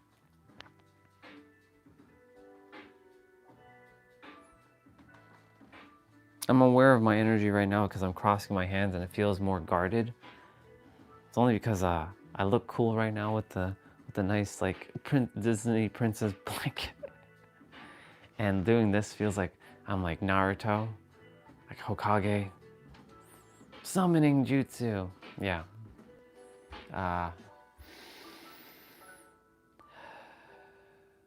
Feel a little chilly though, even though I have the blanket on. Still feel a little cold.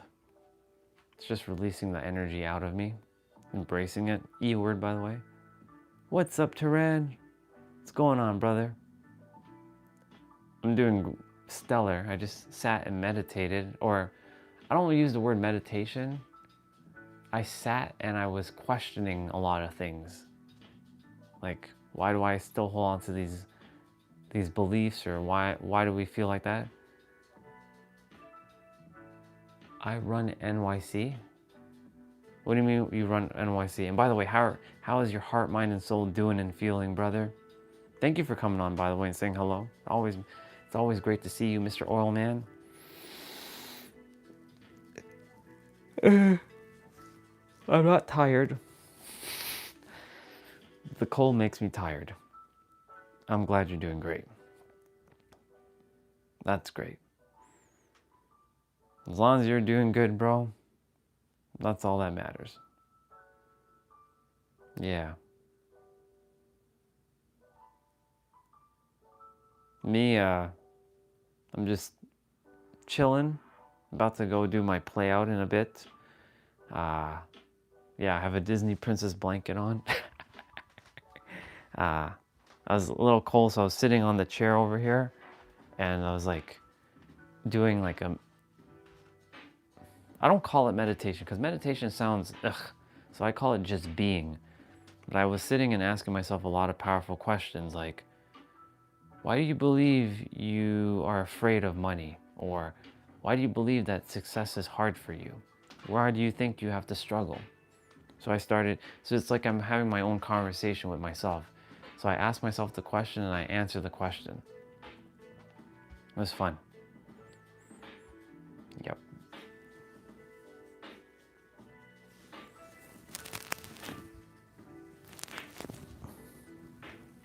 I should have the blanket like this. There we go. That's even better. It's not dragging on the ground now. Hokage. There's no cape though now. Yeah, there's no cape. Well, there is a cape, but it's like a kimono, as Justin used to say.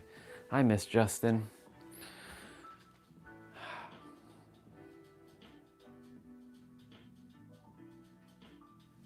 Just had to, make up for, I don't know. I don't believe in evil eye, even if someone like is cursing my name, like I don't desire his child to grow and all this stuff. It's okay. It is what it's meant to be, and I miss Justin and his jokes and his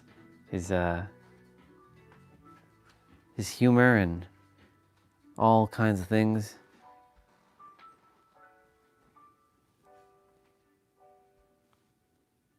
I feel like we'll reconnect at some point if he chooses to come back.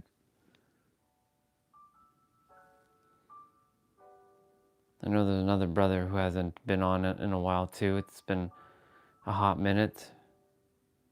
It's Valtree. It'd be awesome to see Valtree again at some point. I have him on WhatsApp. I could just message him. Actually, I will. I'm going to leave him a voice message. Because never had time, right? When something comes through, just do it.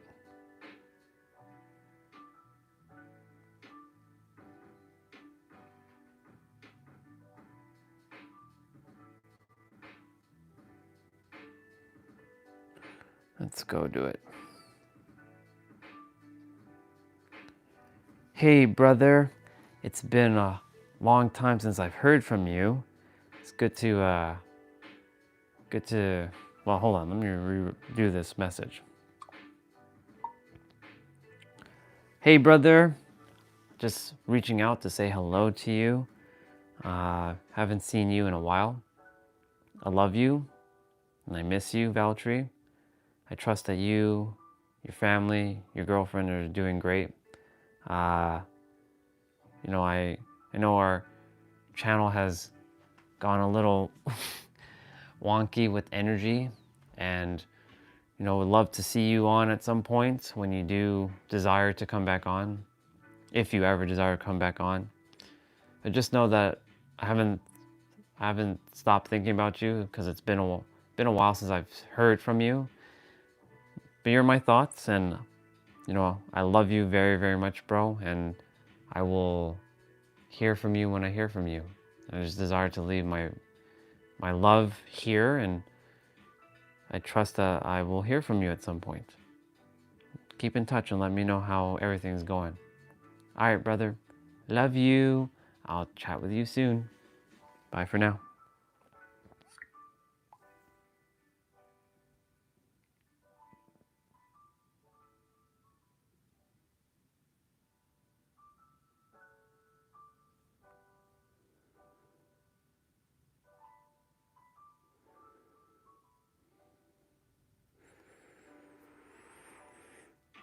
He might be just doing a technology detox.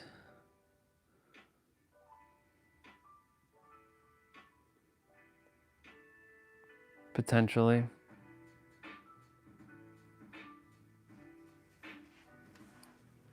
That's okay.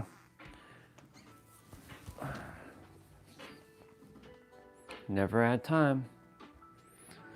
Whenever you have an inspired action show up, do it.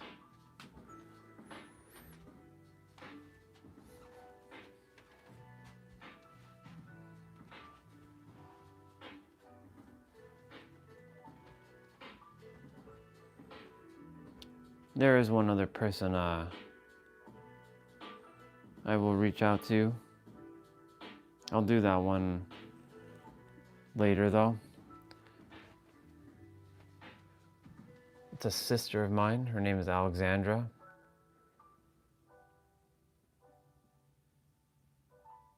We spent a good portion of a little bit of the time when I was in the dark. Like, we connected. I just realized that when the way the energies that she had and I had, we were in alignment for a bit until one day it's like, that alignment started shifting in terms of the energy. When she was talking about, like, she desires to do what I'm doing, and I desire to do what she desires to do, and that's like, you know, speaking on stages and helping the world. I just found it very, I don't know, the energy was just off. So I distanced myself from that sister.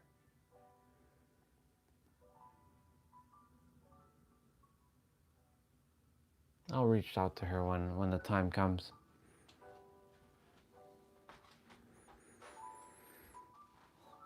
I'm curious to see what Jess is gonna say on her birthday. Like, her birthday's on Saturday. It's one of my most powerful mirrors I've ever had. I feel like, I don't know. I have new powerful mirrors now in my life.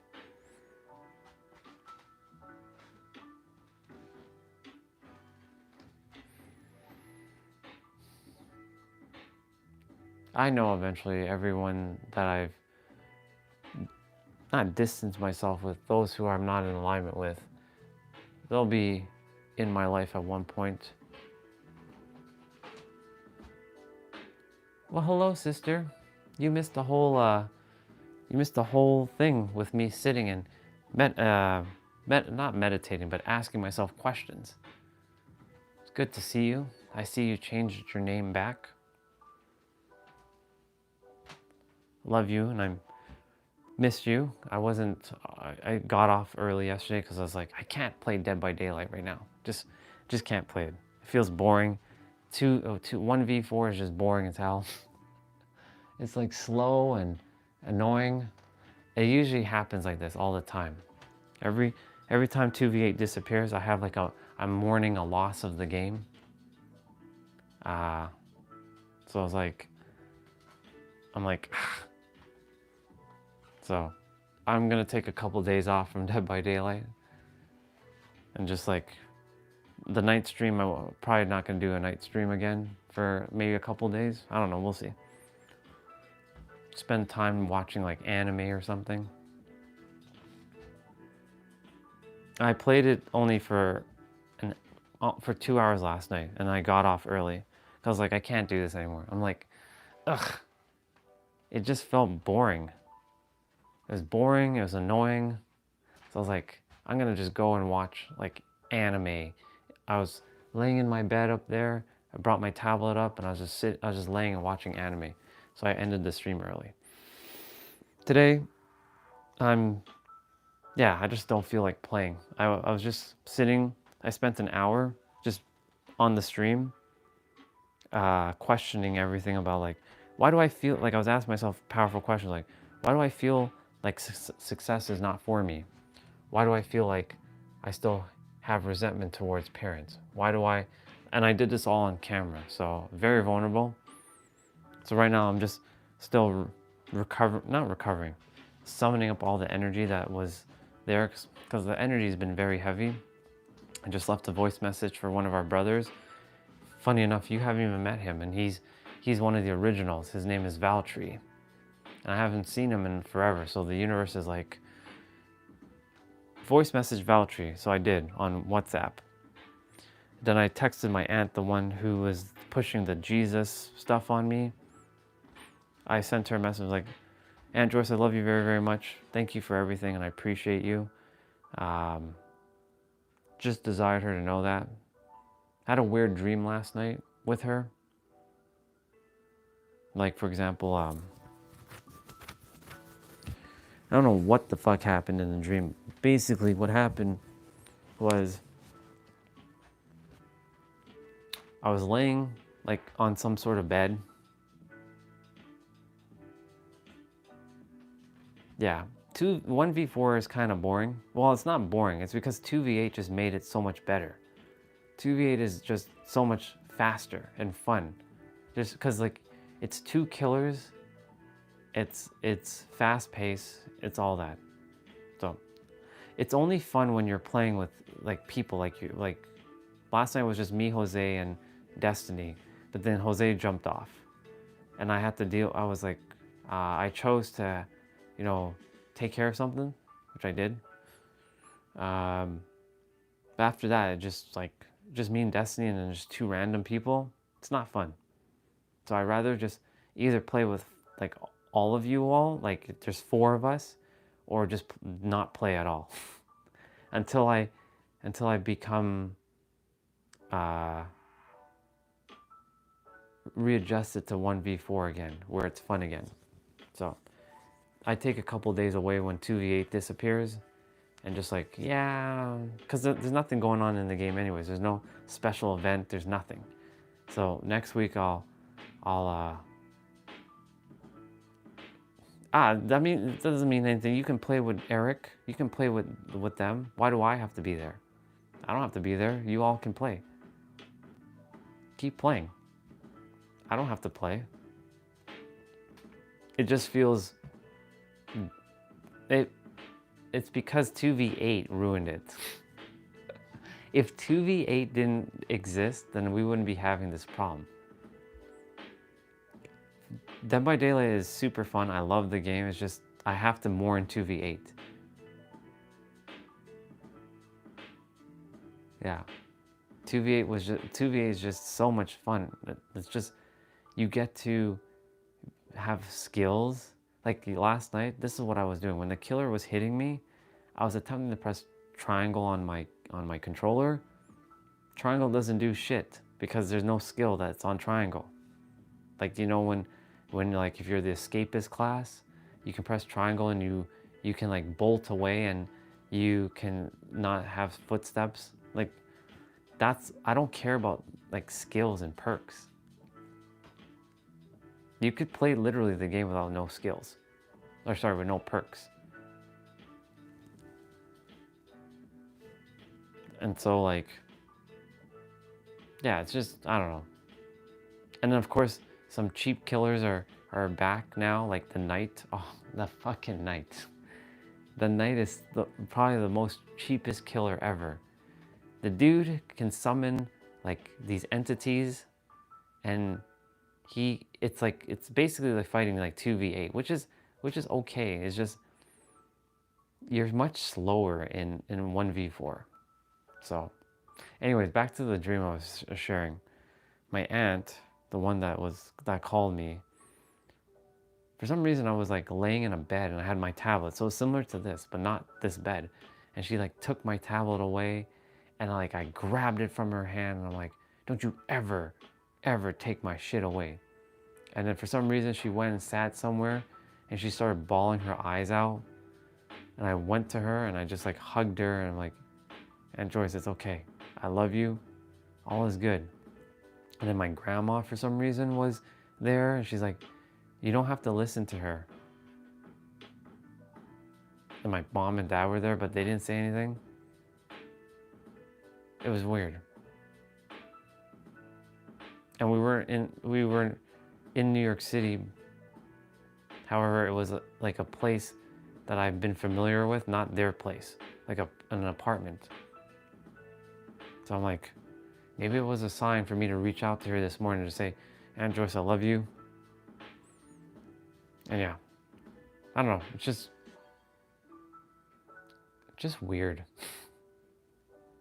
So I woke up with like heavy energy. It is pretty funny. There's nothing to be sorry about. It's funny.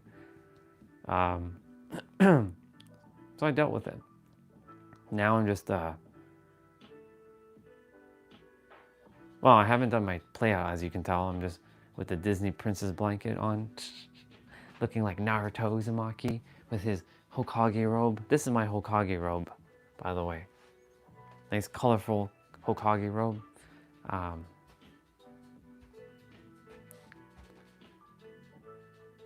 Yeah. Don't you ever take away my shit from me again. Yeah. It's true.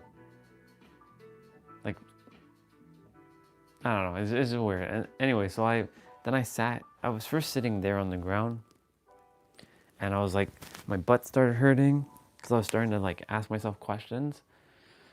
And then my leg got, it was the pins and needles, you know, when you lose feeling in your leg. So I was standing here waiting for the blood to get back to my leg. And then I sat on the chair for like, I think almost an hour. And then Tam showed up, but Tam was like thinking, what's happening with this guy? But he's like, he's meditating.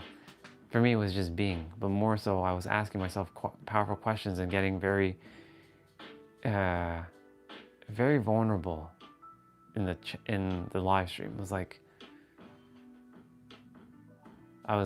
sometimes I was getting into victim. I'm like, it was like me having a conversation with myself. So it's like two versions of me.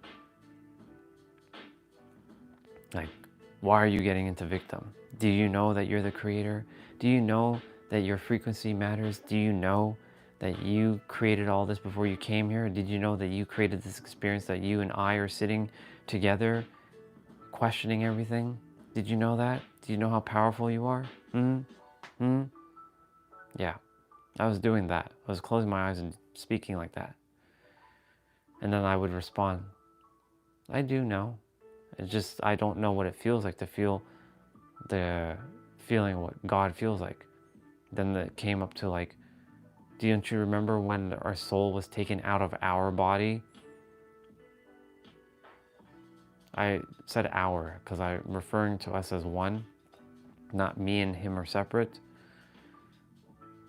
That's what it feels like to basically be in God's frequency, present. You remember that everything resides in the here and now? Even you keep saying you're the master creator, everything you desire is here in the now and creation is finished, and everything that you have created is serving you. Do you know that that's also true? I was like, yeah, but I still don't know what it feels like. It's about being present.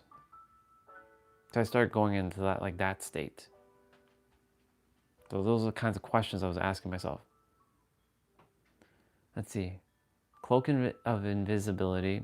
My mom says she's proud of you creating this community. Ah, thank you, Mom, for sharing, for saying that. That means a lot. It's not, well, I'm just the one that's turning on the camera. It's all of you that are making it what it is. You know, each one of us are doing our part to making it feel like home for each other. I remember Mom's name is Lakshmi. Yes, Lakshmi. Lakshmi, because the goddess. The goddess of abundance, I believe, is Lakshmi. Yes, I believe that's correct. So thank you, Swati's mom, Lakshmi. I appreciate you. Love you as much too. Remember that. We're all one. Let's see. Where we can support each other and let each other know that we're not alone in this. Yeah.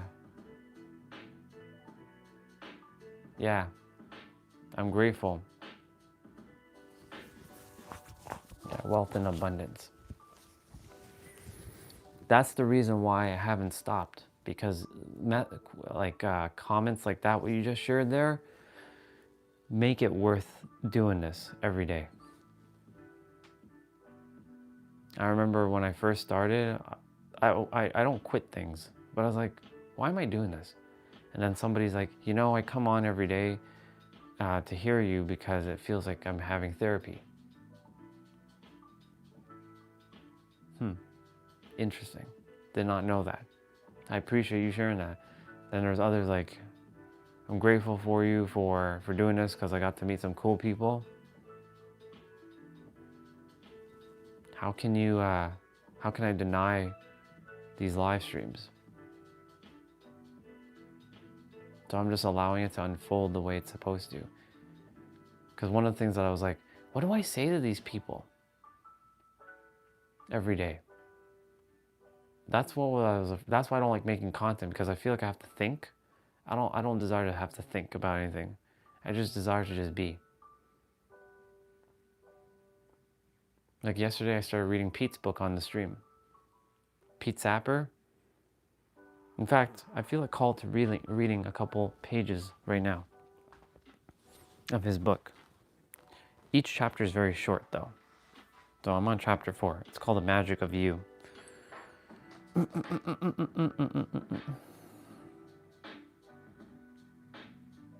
Yeah, or sorry, You Are Magic.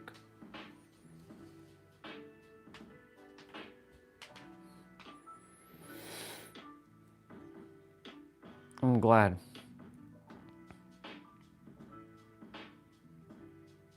I'm glad that she knows.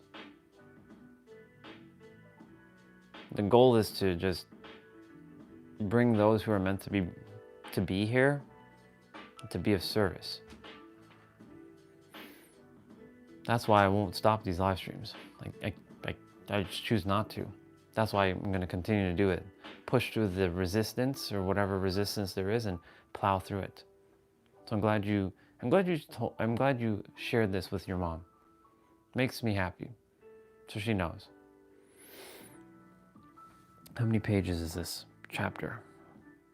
Oh, it's really only 1.5 pages.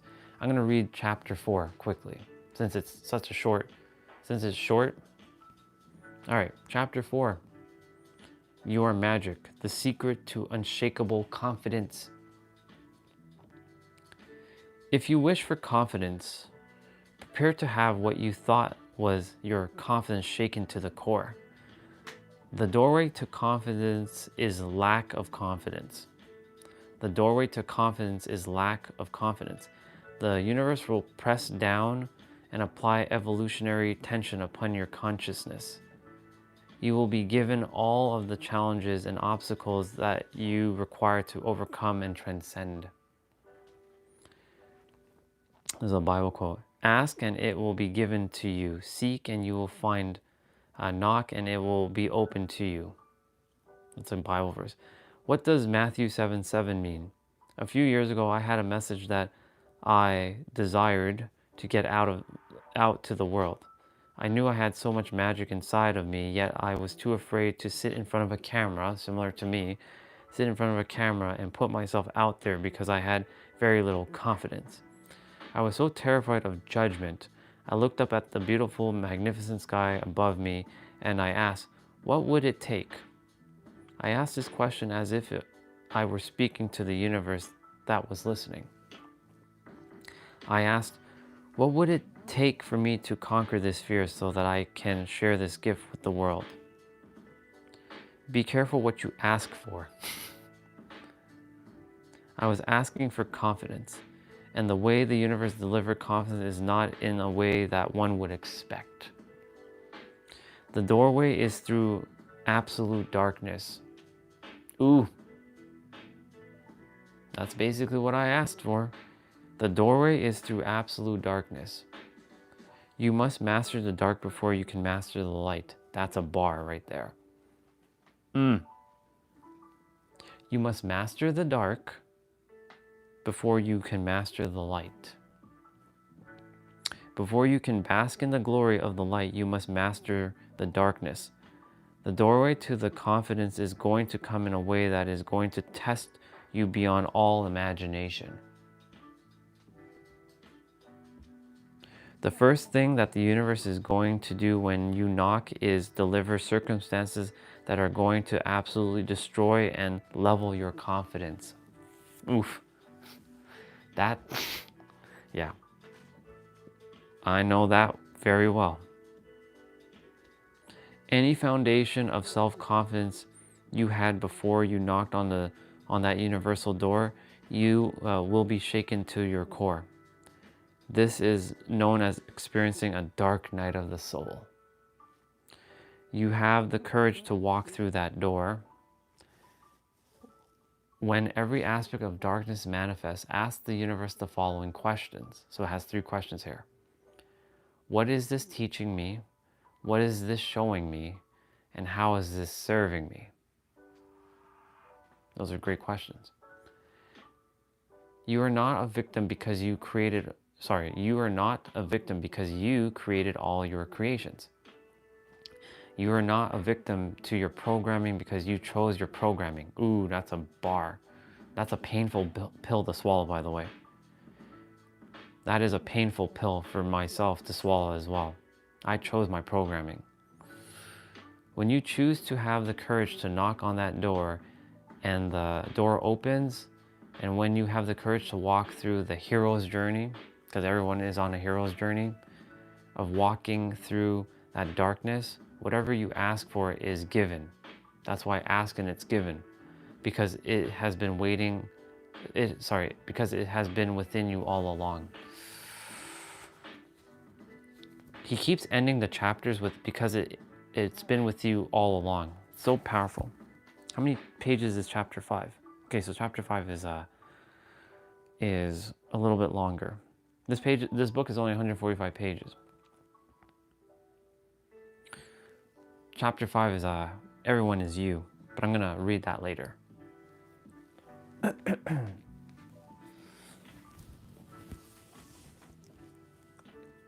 So let's see, what if all the wrong done by us are not depending on planetary movement, but our own action all along? That's exactly what he's saying. He's basically saying you created all this. Like everything that you've been through, sister, you created it. That's why that's why I say you're the master creator. You came down here already you created your entire life. You get to walk multiple paths. You created multiple paths to get to whatever your final destination really is. And you get to choose, that's where free will is. You get to choose which path but each path has already been laid out. And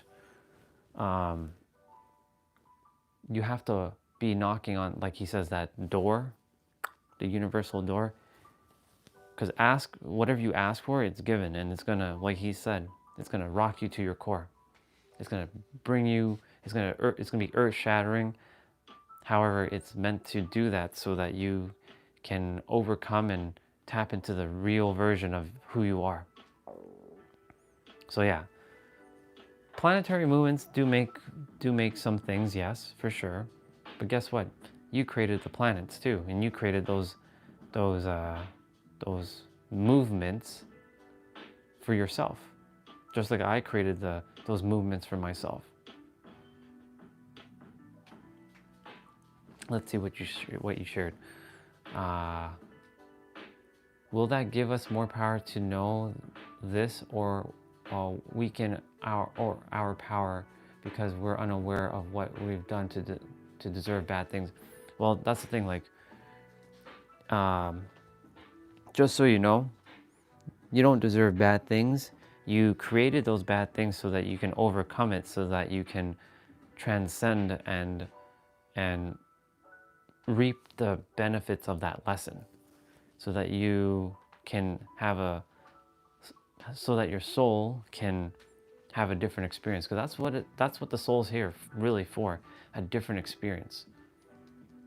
It's the only reason why we come to earth is to have a different experience. Your soul's been here before in a different body, a guy, maybe a white guy, or a fair-skinned guy who is Jewish maybe. You probably were part of Egypt, part of Atlantis. Who really knows? And I'm bringing this up because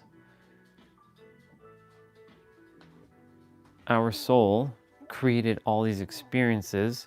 You can say you also came down to finish off something that you did in a past life and just have it repaid in full, that you have learned, or not learned, have acquired the lessons to overcome it.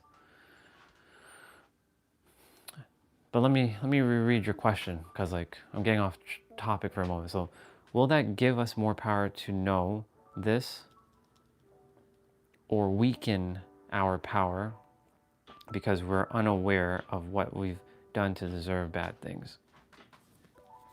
It'll help us liberate ourselves, so which ultimately does give us the power. And it's not really even giving us the power, it's realizing that you already have the power within. That's what I had to come to find out for myself, that hey, I have the power within already. That's why he keeps saying the power is within you, knowing that everything's already within you.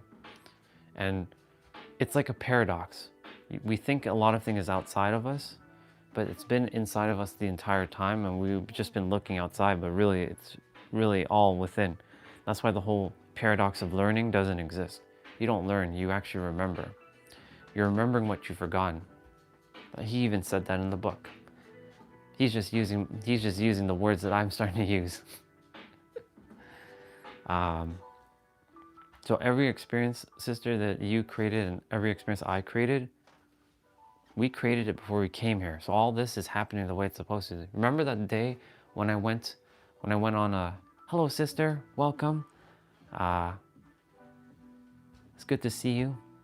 Remember the day I went on gamma mode, where I was like, you created this experience, and da da da da, and even me like holding, like doing this and having the blanket over, I already created all this experience.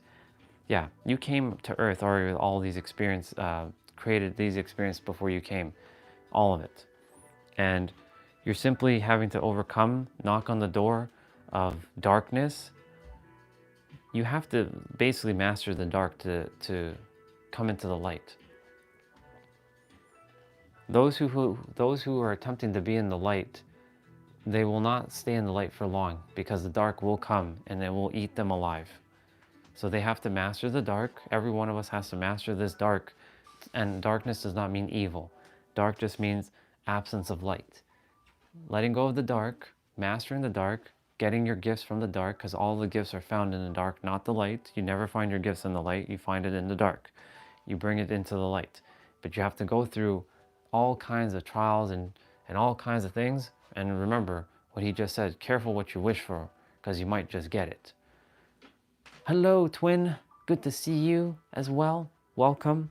I'm talking about the dark and the light. We're just reading. Actually, since you and Jay are here, I'm going to read that chapter again. Chapter 4 of Pete's book. Pete is one of the mirrors that I have come to listen to. His book just came out, 3 days ago? I have it on my tablet. This is chapter 4. It's only like 2 pages. His chapters are very short. They're to the point, which I love. Okay, chapter 4, you are the magic. If you wish for confidence, prepare to have what you thought was your confidence shaken to its core. The doorway to confidence is lack of confidence. The universe will press down and apply evolutionary tension upon your consciousness. You will be given all the challenges and obstacles that you require to overcome and transcend said darkness. There's a Bible verse here that says, ask and it will be given to you. Seek and you will find it. Knock and it will be open to you. That's Matthew 7:7. What does Matthew 7:7 mean? A few years ago, I had a message that I desired to get out to the world. I knew I had so much magic inside of me, yet I was too afraid to sit in front of a camera, similar to me at one point. Sit in front of a camera and put myself out there because I had very little confidence. I was so terrified of judgment. I looked up at a beautiful, magnificent sky above me and I asked, what would it take?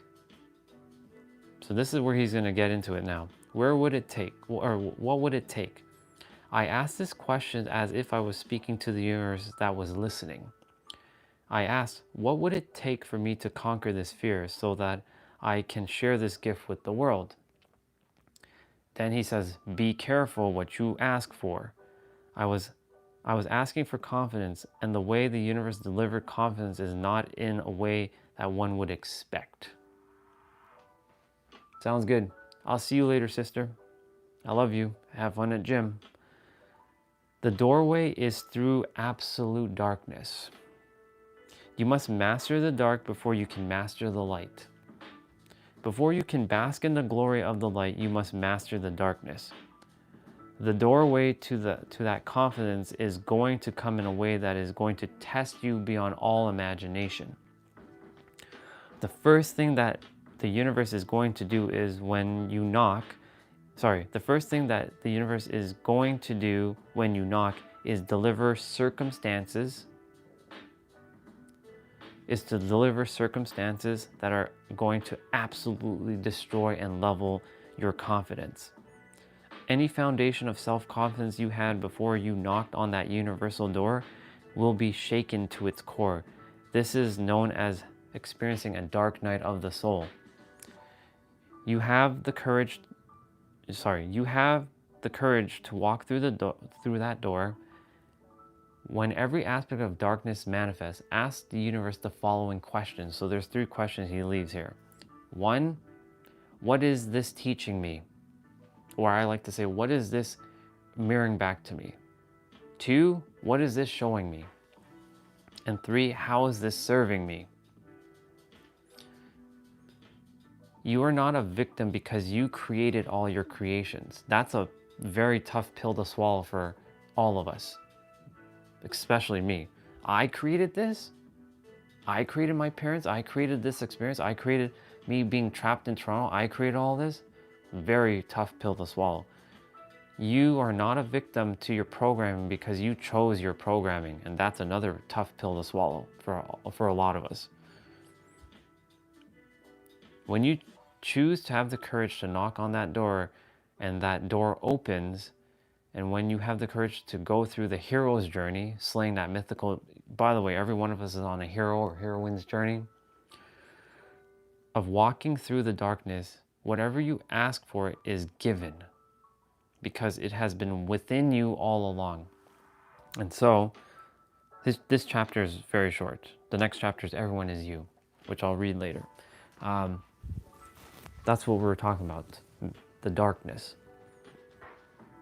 Like, for me, I had to go through that 6 months of like, I've been asking the universe to fucking help me.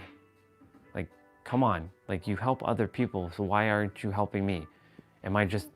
So this morning, for those of you, I was sitting here for an hour and a half. I don't know about an hour and a half, but I was sitting and I was, you can say, it wasn't meditation. It was going within my subconscious and asking myself some deep questions like, why do I believe that success isn't for me? Why do I believe that YouTube has been causing me chaos? I brought up things like, I'm pissed off that YouTube did what it did. I'm pissed off that we had certain people come on the stream and attack other people. I was letting go of a lot of stuff. I was being very vulnerable and real. Basically, you can say I was sitting in the dark so I can uncover the light. But you have to have some courage to do that.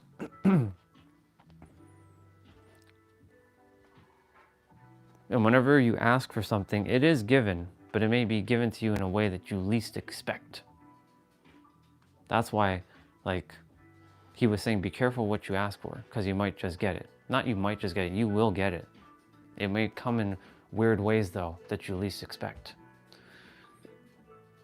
The thing is, all of this is already created, though. So I'm simply just revealing, because remember, we're revealing reality now. We're not even creating anymore. We're revealing reality as we shift our internal frequency. This is why your frequency matters. This is why everything's interconnected, intertwined, interlaced, interwoven with each other. Truly, it is quite an interesting thing. I asked the universe last year, come on, for the love of God, would you please fucking help me? And sure enough, okay. It was helping me, all right. It brought Pete, it brought Nero, it brought a few other mirrors like Bashar.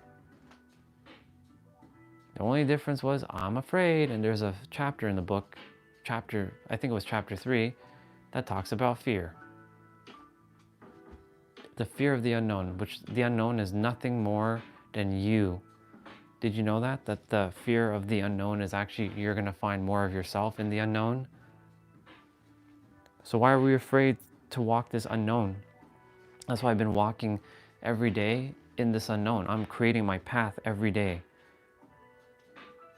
Every single day I've been creating my path in the unknown. Afraid. But guess what?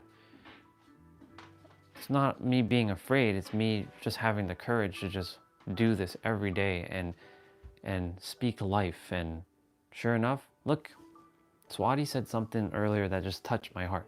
Her mom really appreciates the fact that we, not me, but we created this community together. Because it's not just me, it's us. You all are putting in your effort, your best foot forward, and connecting with one another. You all could just stay silent and not say a word to each other. You all could have not joined Discord. You all could have just sat there and just twiddle your thumbs and not say a word to each other. In fact, a lot of you could have literally just not said anything to me, and I wouldn't even known. I would just be speaking to myself this entire time. Good morning, dude. It's good to see you, brother. I love you. We're talking about the dark and the light, and having the fear, or having the courage to walk through the door of darkness. I was reading one chapter of Pete. His book is very short. Each chapter is like, what, 1 or 2 pages? But it's to the point, which I love. There's no fluff. There's no BS. It's not a book of BS. It's a book about facts. So we're just reading about the magic is you. I trust you're doing great, brother.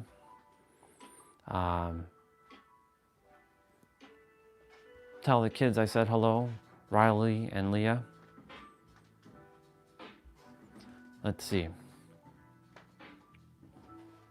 I was sitting in contemplation earlier, right here, First it was here, then here. It was very vulnerable. I was asking myself these questions like, why do I feel like YouTube has caused me nonsense? I was asking myself like, why do I feel like success is not for me? Why am I afraid of money? Why am I doing this? And I answered my own questions. It allowed me to go and introspect.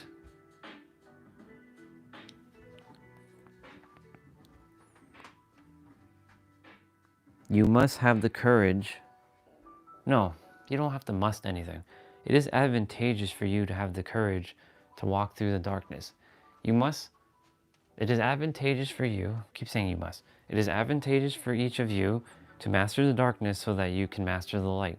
Without that darkness mastered, you will literally just keep repeating what you're doing. Same with me. That's why I will spend more time in the dark if I have to, so I can come out into the light with everything.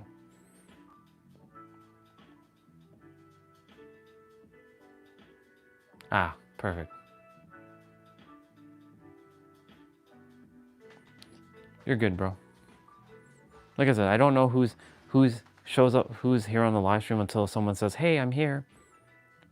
Remember, YouTube does not have that feature that says, Taylor has entered the chat. Ramon has entered the chat. So if I don't know you're there, I don't know. That's why I'm like, I summon thee, Ramon. Reveal thyself, Taylor. Yeah.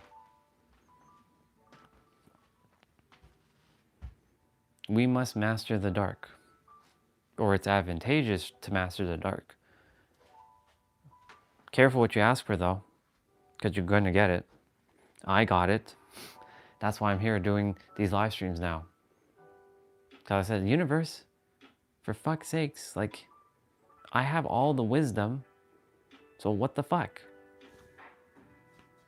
Pete and Nero have to be my mirror, so like, hey dude, why are you afraid? You're God. Hello, wake up. Is God afraid of anything? No. Then why are you afraid? Are you afraid that people won't take you seriously on YouTube? Or live streaming in general? Partially, yeah. Why do you think that? Why do you believe that, Andre? Or I should call myself Orion. Why do you believe that? Where did you pick up that nonsense from? Well, I've had many experiences that showed every time I did something, it was I put in so much effort and it was all for nothing. So you're saying that because you put in so much effort, Andre or Orion, that you refuse to put in more effort again. Yeah, I don't desire to put in effort. It should be effortless. Good, because that's how life's supposed to be, effortless, fun, flowy. You're not here to struggle. You created that experience. That's programming. You chose your programming. Did you know that you chose your programming, Orion? Did you know that you chose everything in your life? Did you know that? Tough pill to swallow. But yeah, I chose it. So I can unchoose it and recreate it.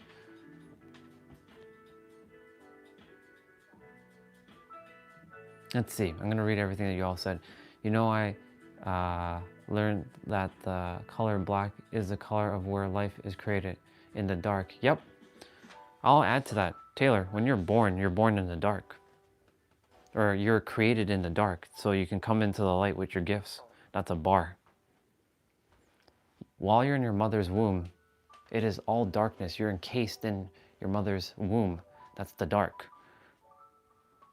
The light is where you come out and bring your gifts to the world. That's why you must go back into the dark to find all your gifts.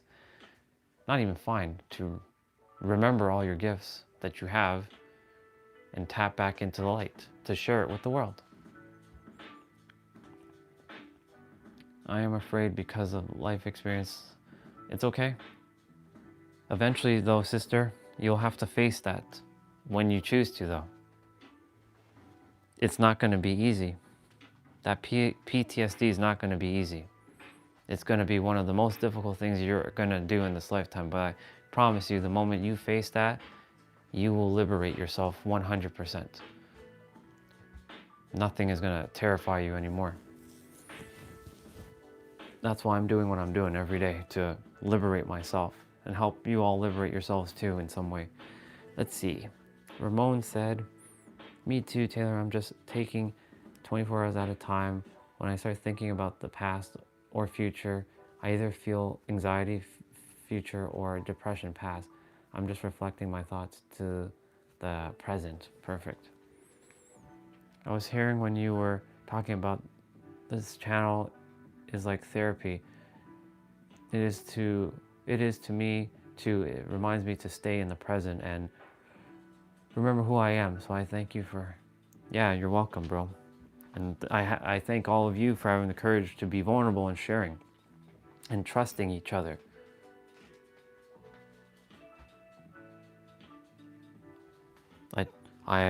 I appreciate each of you very, very much, because again, it's not just me, it's each of you putting your best foot forward, whatever best foot is for you, and sharing vulnerably, speaking with each other, because like I said, all of you could be in the chat not saying a word to each other. So it'd just be me talking. I can just speak all day. I've done it before. But when all of you, I said but, however, when you all share something, if you choose to, it's never forced, as you know, you open up a conversation with others, and others feel that, hey, this person has summoned up a bit of courage, because every time you all type something in the chat, it's summoning up a bit of courage. Take that in for a moment. Every time you share something in the chat, it's summoning up some courage. And it blasts through a little bit of fear, because you're putting yourself out there. Because you don't know each other. Well, now you know each other. It's family. You're all just finding each other. This is why I'm going to continue to do this no matter how long, no matter what I have to face. I'm going to ask the universe again one more time. Show me what I have to do so I can serve even more souls. Aligned souls, though. Not just any souls, aligned souls. Bring those souls to us now. Careful what you wish for, because you might just get it. So, now that I put it out there, let's see what happens. So let's see who's going to show up.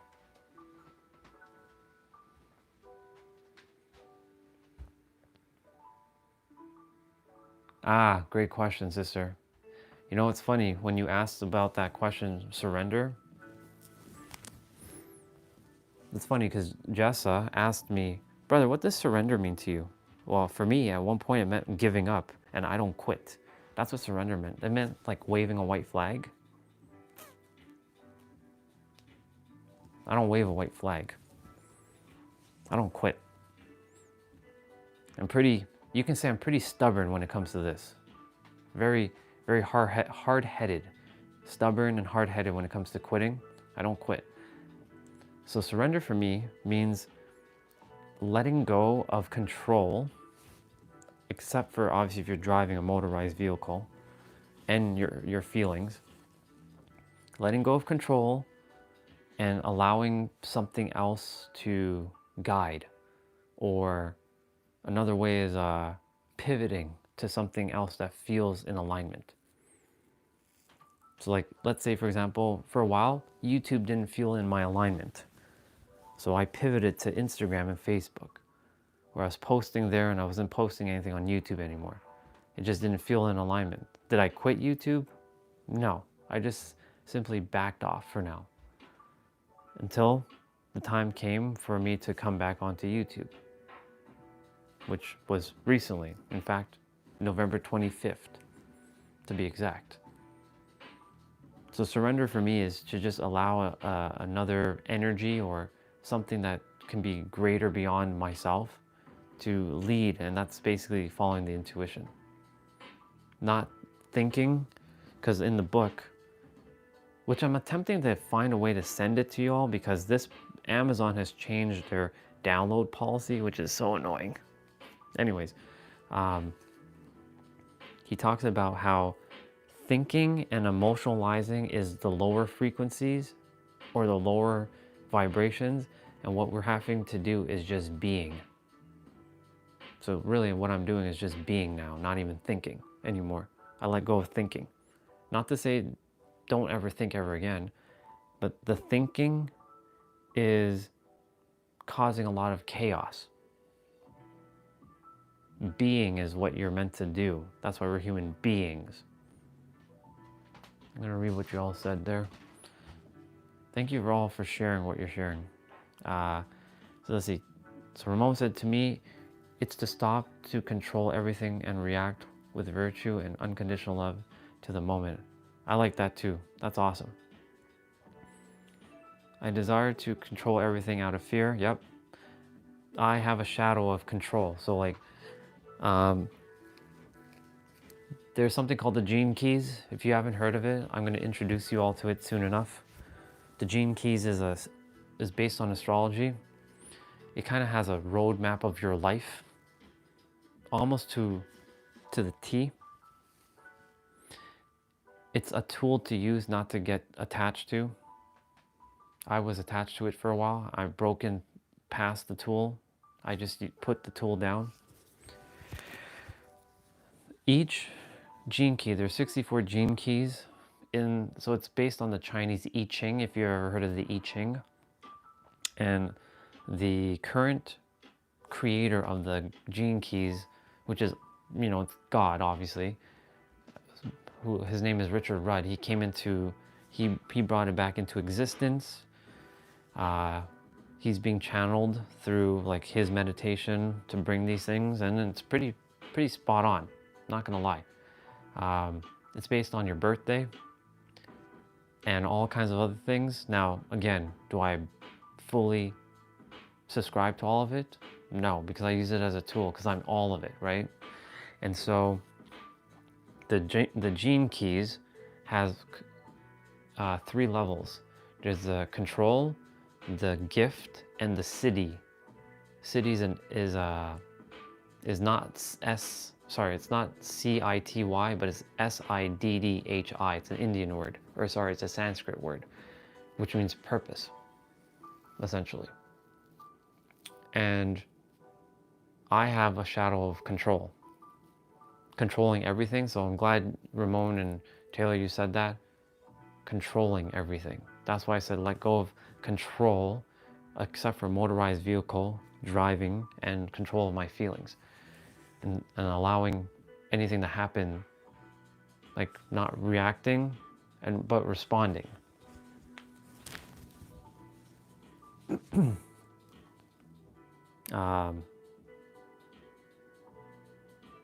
Yeah, that's what surrendering really is.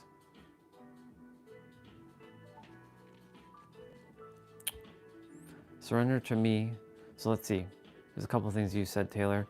So surrender to me is a choice to take action no matter what to get me to where I desire to be, even though my brain doesn't desire to.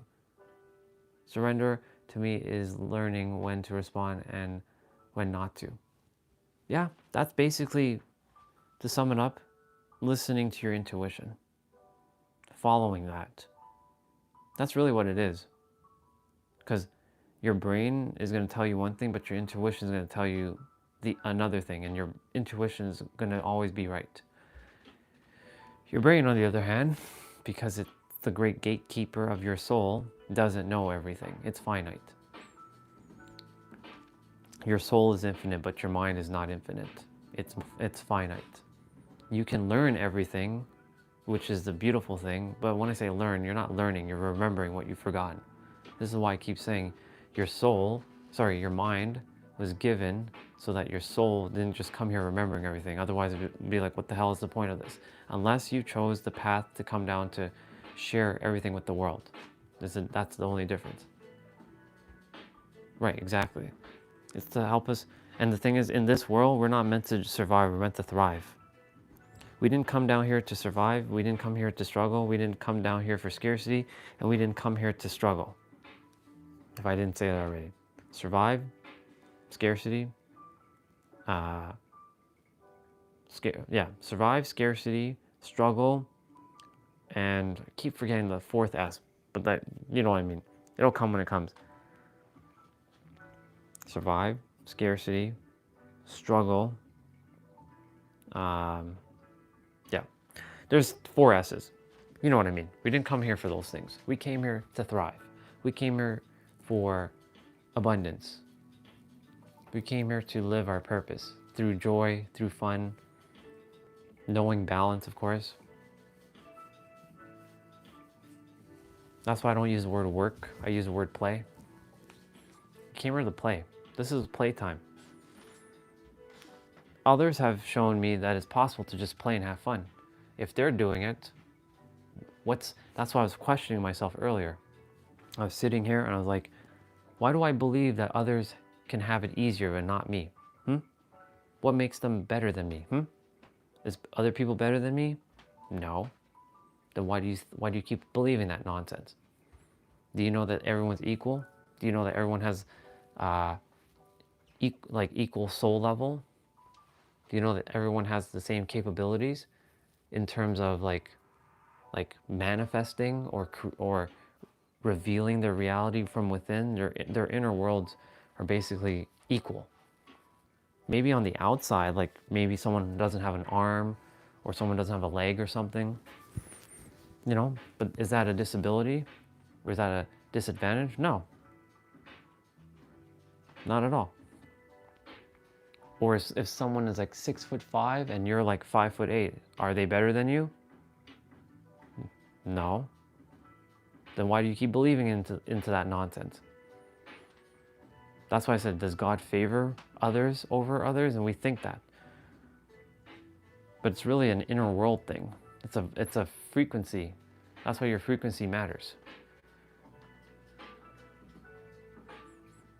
Our frequency is the only thing that matters. And what you choose to entertain as your frequency, that's what you're going to get.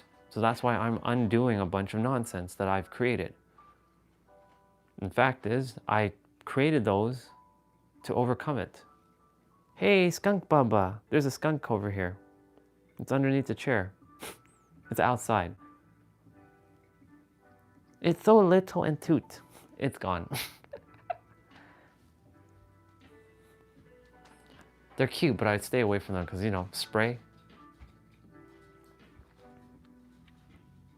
Yeah, your frequency is the only thing that matters. What you choose to entertain, that's what you're gonna have. So I'm undoing the things I created, because that's the thing. Like I said, you came here already creating your entire game. You have multiple games you created. Those multiple games are what we call the path that you choose to walk, and each path is already created, it's already laid out, and you're simply just walking it now. That's it. Like, you already did this, and now the player is watching you, the character, play through this game. And what Pete said there is spot on. He's like, when you go asking, hey, door to the universe, I desire to figure out what my purpose is. Okay. The universe always says yes to you, by the way. It never says no. It will always say yes, but it will wrap it in a way for you to become aware of it. When you become aware of it, it's gonna knock you to your knees until you figure it out.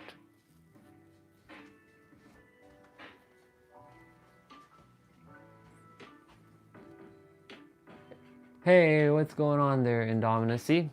Somebody new showed up. You see? What did I just say earlier? Universe, bring me someone or those who are meant to be brought here. We're just talking about your inner world and mastering the darkness so that you can bring your mastery into the light so you can help others.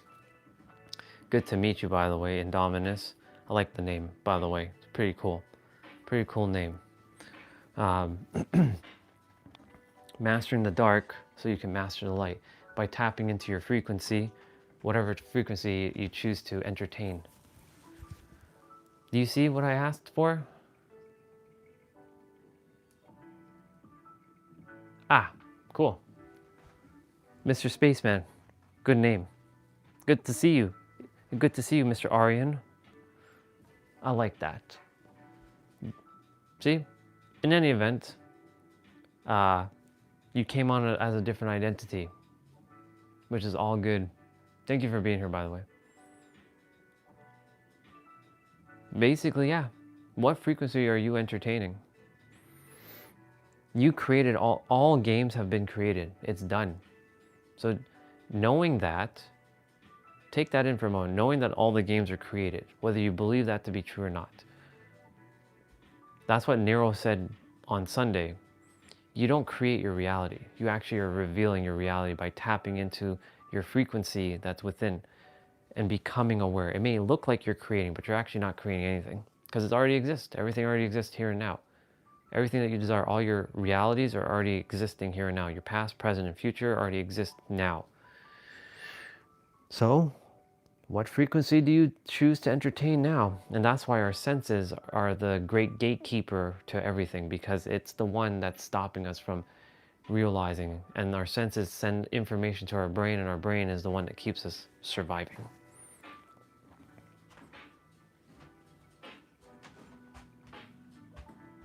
Let's see. I have 2 people living in my head. Yeah, that's what I have like 10 people living in my head, sister. That's what I was doing earlier. I was having a conversation with myself. The positive and negative mind. The more I feed the positive one, the negative holds power over. The negative holds power over my choices. Holds 0 power over me. Yeah, holds 0 power over you. I have to get ready for. See you later, sister. I love you and I'm proud of you for keep going and blasting through your fear. You're cheering something, which is awesome. Keep going. Doing great.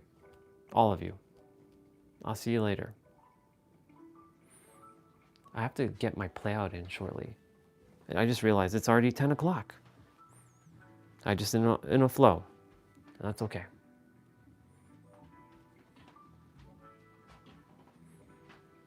This Naruto cape, well, this Disney princess cape thing, blanket, making me feel like Naruto as a Hokage, speaking to the village. The village of the hidden leaf.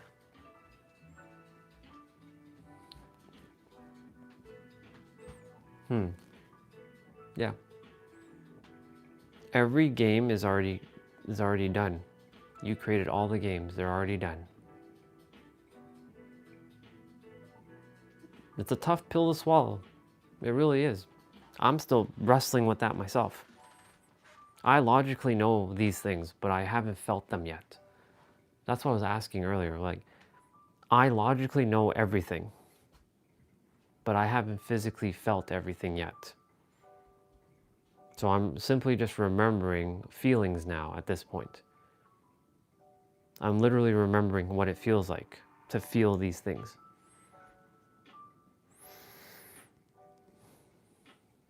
That's it. Everything we do is based on how we feel.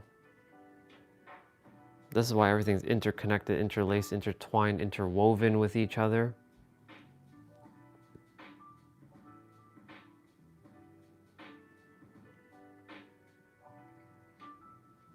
You will all see me do more of what I did earlier. For those who missed out on that, you will see me do more of that, because like there's still some things lingering.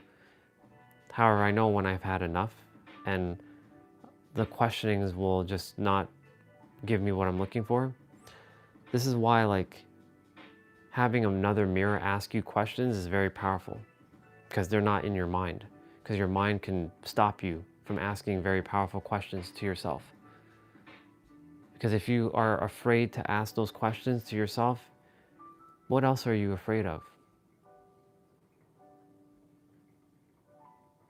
I've asked myself a lot of scary questions.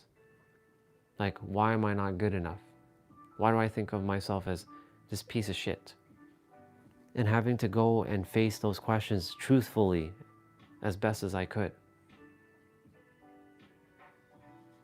It's going to be the most difficult thing you do in your life. You can do Mount Everest. That'll be easier to do Mount Everest than to do your inner world. That's a bar, by the way. Your inner world is so much more difficult than Mount Everest.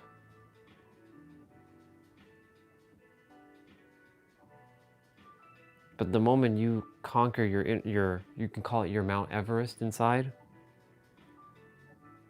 you've won. You liberate yourself. And this is why I get to do this every day and liberate myself every day, no matter what I have to face. No matter who says what, whether it's from parents to like some random stranger on the internet to like someone outside. Everybody is me after all. They just don't realize that. And I have to remind myself, everybody is me and everyone is you. That's why the next chapter is called Everyone is You.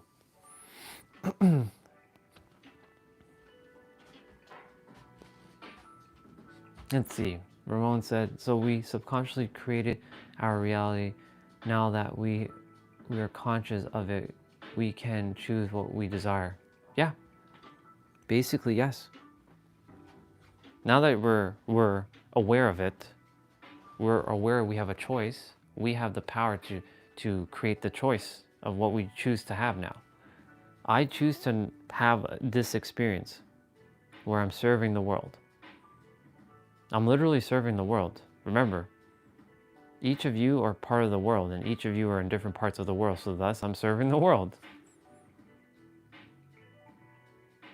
Literally. And I refuse to have anything less than that. And so, I ask the universe, bring me those who I'm meant to serve, that are in alignment. Remember, also be very specific what you ask, because you can just ask for anything, but if you're not specific, you'll get something that you probably didn't desire. So be specific too when you're asking. So I'm going to rephrase my question to the universe so it knows, and I'm not looking up. I'm just going to look. I'm going to deprogram that looking up shit, because there's nothing up. It's around and it's in. Universe, bring me those who are in alignment with our current family, who haven't met us yet. Bring them to the channel. Those who require to hear these words every day. Show me them. Bring them. I leave it in your hands, in your power, to bring them when they're meant to be brought. Those who are aligned, those who are ready.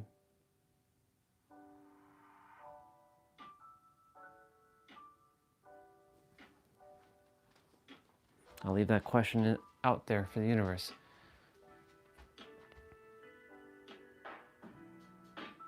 What we mean by everyone is being me. Do you know that you are everything and everyone?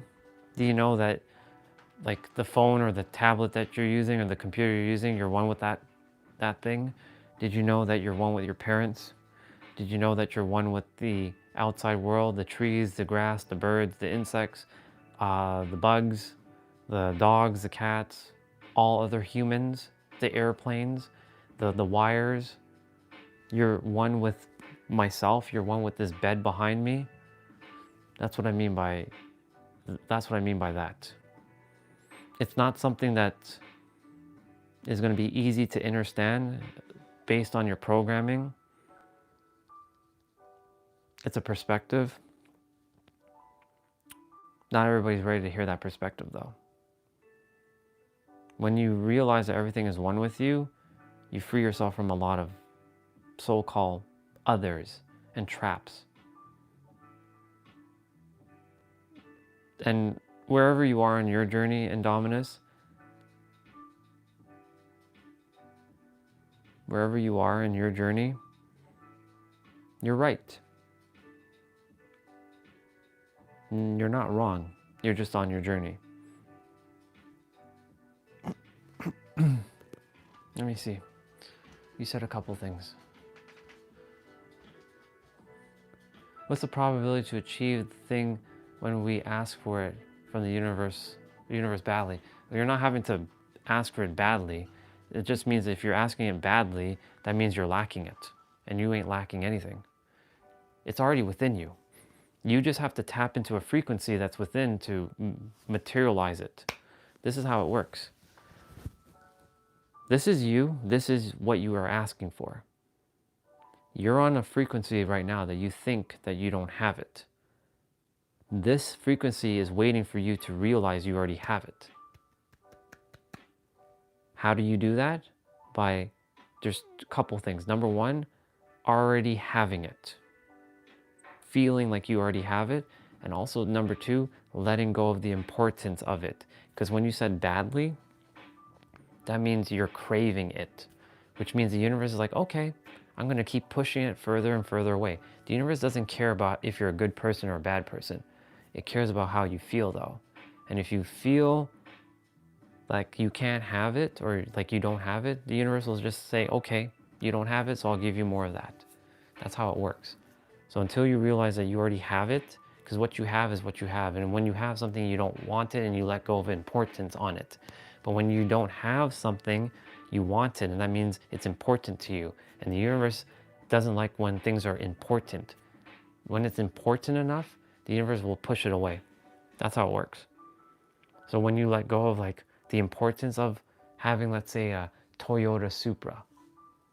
I use my dream car. I'm letting go of the importance of having the Toyota Supra. I already have it. Within me, it's done. Now I'm just letting it go and not being emotionally attached to it. The universe will bring it closer until I realize, because I don't care for the importance. It's like, it's a paradox basically of life. It's a paradox. Essentially, when you don't desire something, it comes faster to you. It's like, oh, the universe sees it as, it's like you're taking it for granted. When you take something for granted, the universe is like, okay, this person already like has it. I'm just gonna give it to them. I'll give more of that to them. When you take shit for granted, basically, so you gotta start taking your goals and your dreams for granted as if it's already yours, normalizing it.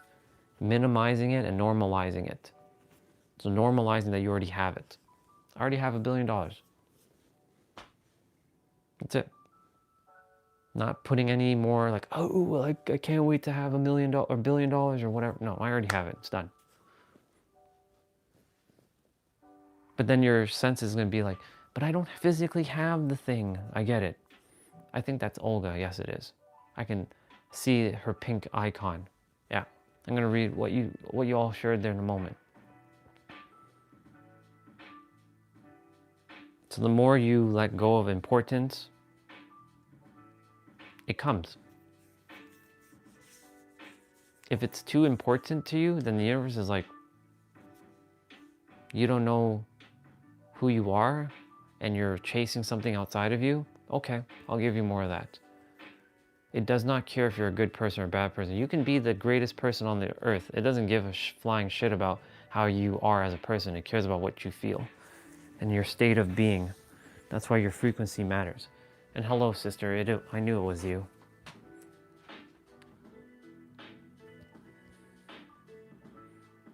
Let's see.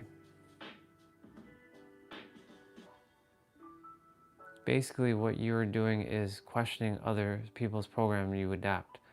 Your childhood vows you made based on traumatic things you went through to keep you safe. Exactly. That's basically what, it's your nervous system. It all stems from your nervous system. Is your nervous system safe or is it not safe? And the thing is, that's why a lot of people are fighting each other, because they're attempting to feel safe and right. Feeling right keeps you feeling safe. Feeling wrong makes you unsafe. So like when you hear someone else saying something completely different from what you believe to know, then you start feeling unsafe. So then what you do is go on an attack mode to that other person saying, no, you're wrong, you're wrong, you're wrong, and attempt to disprove or disbelieve and not allow your soul to just or allow your mind to listen. And eventually you will just cause more chaos within yourself, and you're attempting to cause chaos in someone else. If you just allowed that person to speak, even if you think they're wrong, you're creating unsafety in yourself. That's a bar. It all stems from your nervous system. If you feel safe in your nervous system, even if someone's saying something completely different and you listen to them, it doesn't phase your nervous system and you feel safe, you're good. Let the other person keep going, keep saying what they're saying. Remember, everybody's right from their own perspective.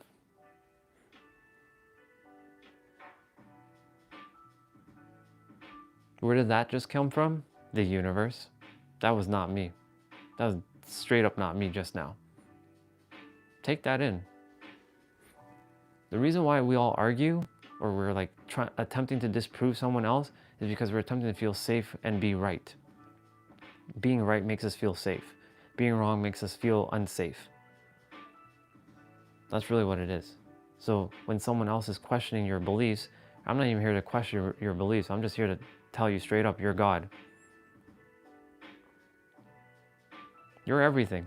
You don't even have to use the word God. You can use the word infinite. You're infinite.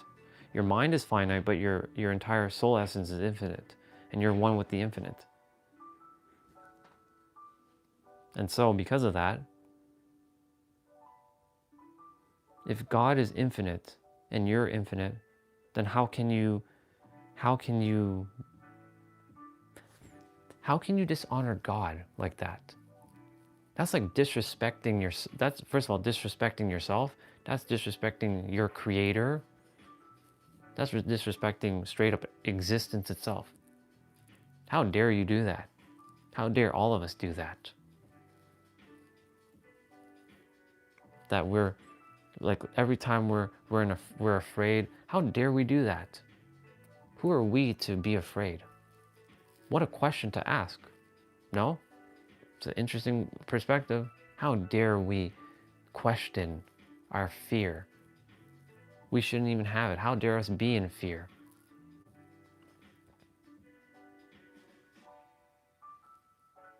Our senses is tied to our nervous system. Our nervous systems are tied to our senses. And our senses, if we feel unsafe, we're going to attempt to go and feel safe in some way by either attempting to be right or disproving someone else who's so-called wrong so that we can be right, so we can feel safe and superior.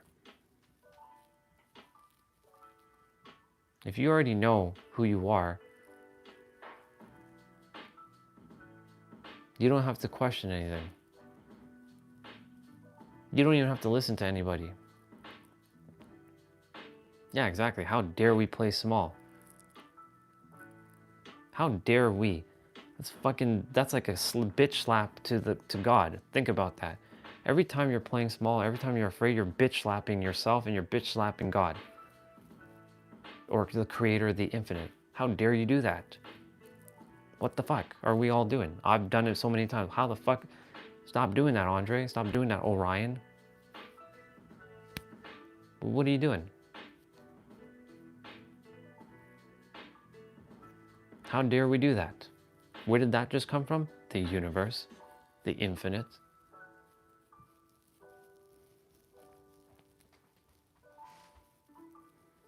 Yeah, so true. Not let things trigger you means you master this. Yeah, that's what I was just reading in Pete's book.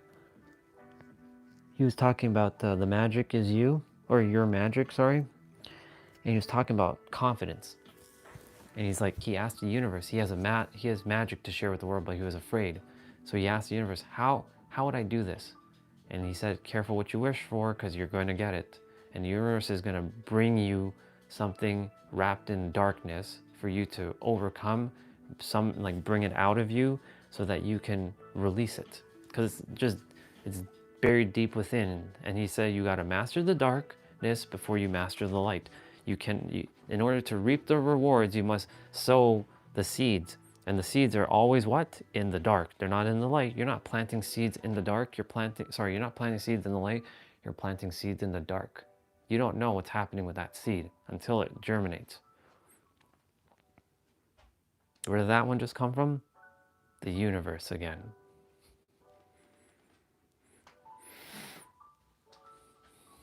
Okay, it's 10:30. I'm going to call it shortly and I'm going to start my upper body play out. Dad hasn't awakened yet, so I can say happy birthday to him. His gift is going to arrive later, which I wish it came yesterday, but it all happened exactly the way it was supposed to.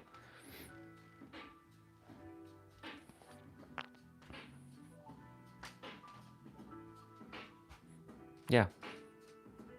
You master the dark so you can master the light. You bring every gift that you have in the dark to bring it to the light.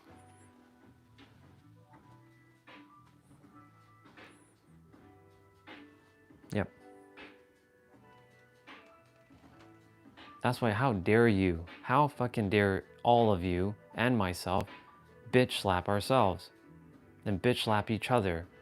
We're all God. What the fuck are we doing? Well, hello there, Regina. Good to see you. How dare we bitch slap ourselves and bitch slap each other and bitch slap God and the universe? How dare we do that? How dare we do that nonsense?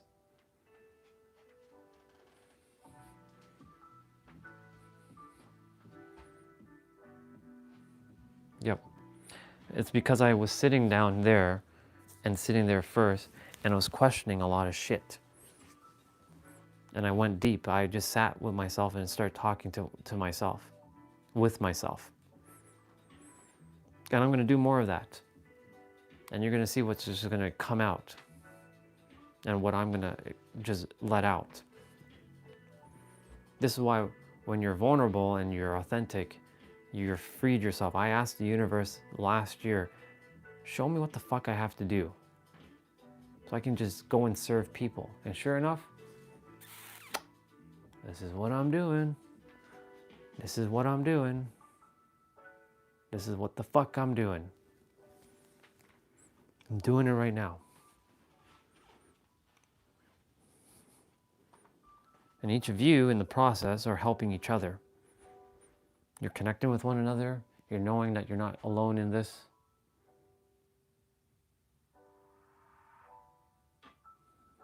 Yep. I'm grateful that I sat there for whatever, an hour. That's why I have this thing on, because of cold. Because anytime I sit and I wrap myself up like this, and I start sitting and cross-legged, I'm like, all right, let's get down to this. Why do we feel like we're not meant to be successful? Why do you feel like other people are still better than you? I'm closing the eyes and asking myself that and responding because da-da-da. Okay, where did you pick up that nonsense from? Why do you still believe in that shit? Did you know everybody's one with you? Did you know that you're one with everyone? Did you know that you were born with all the gifts? Do you know that all the answers reside within you? Did you know that you were born a uniquely created masterpiece? Orion Phoenix Ramses, did you know this? Or did you forget? Because if you've forgotten, I'm here to remind you, you are born with all your gifts already within you. And all we're doing, notice I said we, not me, but we are doing. I speak to us as one. All we are doing is tapping into a frequency to go find it and plucking that cord.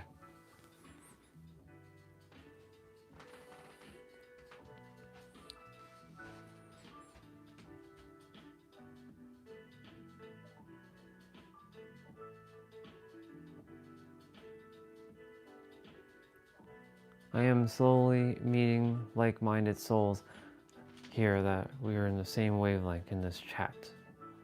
Yeah, exactly. I believe you ended the game early and had some good sleep, your brain neurons and working properly. Well, I ended the game because it was boring. Straight up boring. Because like, I'm mourning the loss of 2v8 right now. How silly is that? I'm mourning a video games like event. Because it's gone back to like boring, like whatever. Anyways, I watched one episode of Friends last night and watched one episode of Gundam Seed with Lacus in it. Yeah, that helped. This morning I woke up with this weird, that same icky, yucky pain in my gut. And I had a dream last night that my aunt, the one that called me, she took away my tablet for some dumb reason. And I'm like, how dare you take away my tablet? And I like, don't you ever take away my tablet again. And then she started crying on some chair. I went to hug her. I'm like, I love you, Aunt Joyce. I already texted her. Like, I'm like, there must be a reason why I had that. So I just texted her. Like, I love you, Aunt Joyce. I appreciate you. I'll let it be. And she messaged back, which is great. Just weird dream.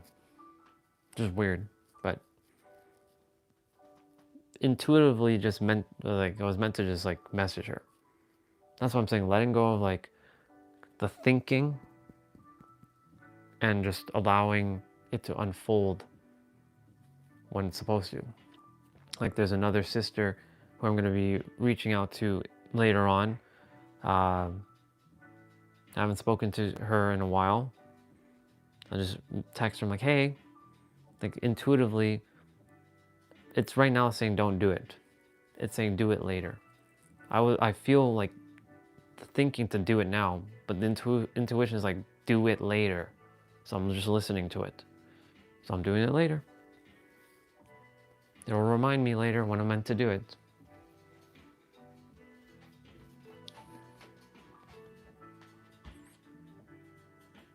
Let's see.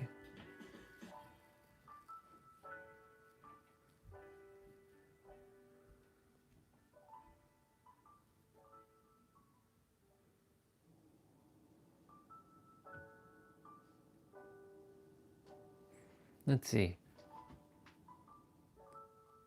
I've been having bad dreams lately.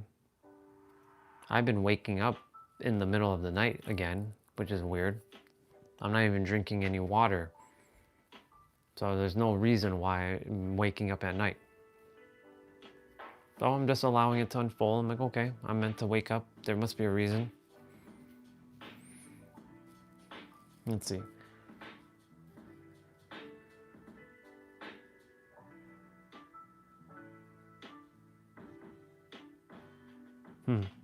Awesome. I look forward to when you two finally connect in the persons, in the reals. When I say the reals, I mean in the flesh. It would be awesome when you two do that, whenever that's meant to happen.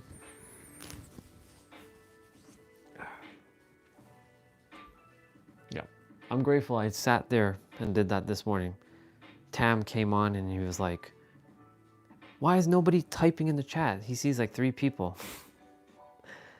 And he left before I even like got out of it, and I'm like, Tam was here.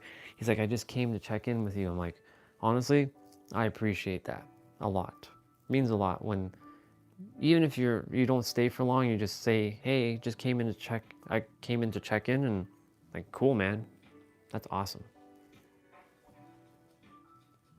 Even if you don't stay long, just come and say hello, check in, like, just so I know that you're still thriving and you're doing amazing. Yep. All right, universe, bring those aligned souls who I'm meant to serve every day, who are currently in alignment with the other souls that are currently here, being very specific. Not any soul, aligned souls who are aligned with everyone that's currently here, so that we can continue to grow and evolve together.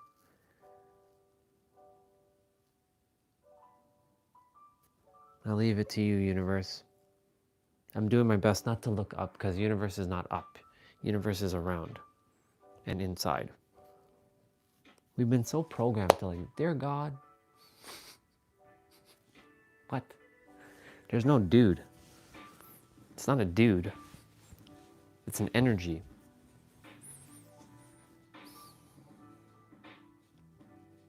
So weird. And when we pray sometimes, we'll go, even though we close our eyes and we may look up, we're technically, when we close our eyes, we're going within. The answer was right there. Go within. You close your eyes. When you close your eyes, you're going within. That's an inner world. What does your inner world look like? Is it peace, or is it Or is it in chaos?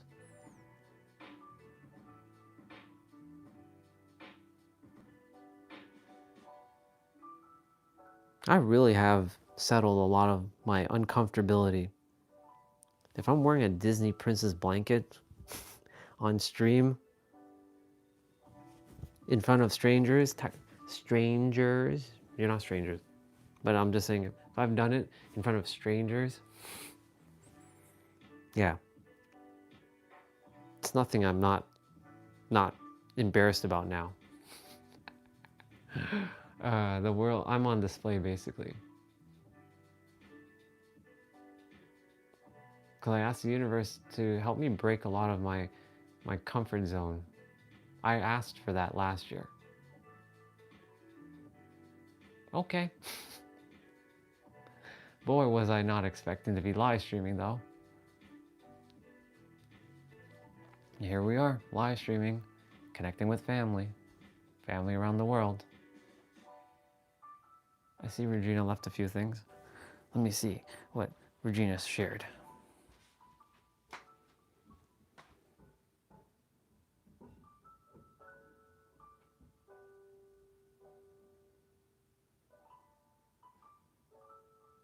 I would love to have a camping retreat for all of us to meet and have time to connect physically. That's gonna happen.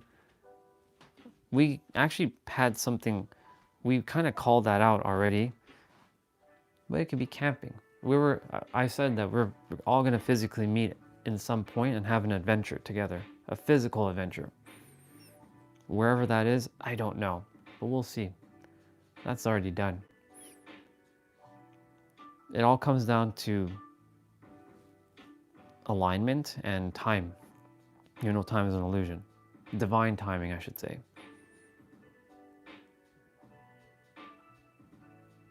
Or I wouldn't even use divine timing. I don't like using the timing word. Divine orchestration. There we go, that's a better word. Divine orchestration. For it to transpire. No, for when it transpires. Do you see I'm catching my words?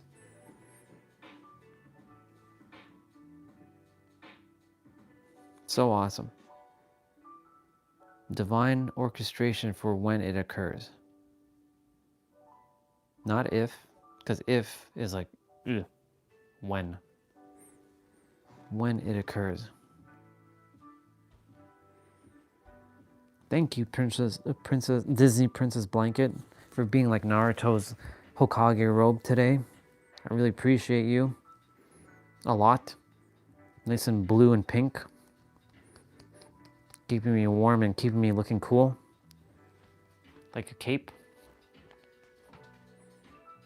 Yep.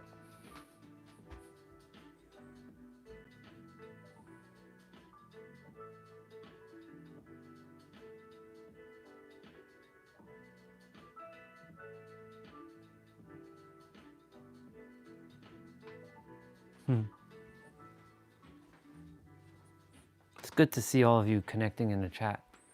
I literally don't have to say a damn word. Now, you all can just hang out in the chat.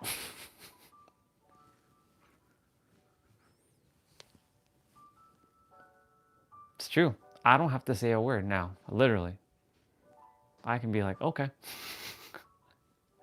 Because one of the things that I enjoyed is seeing each other connect, and I can just step away from the connection. Be the bridge. I like being bridges. Bridging connections and then stepping away from being the bridge. I love that. I've done it many times. The recent one is obviously the live stream, but the physical one recently was with Cassidy and Jessa. That was so dope to see them together. That was so cool.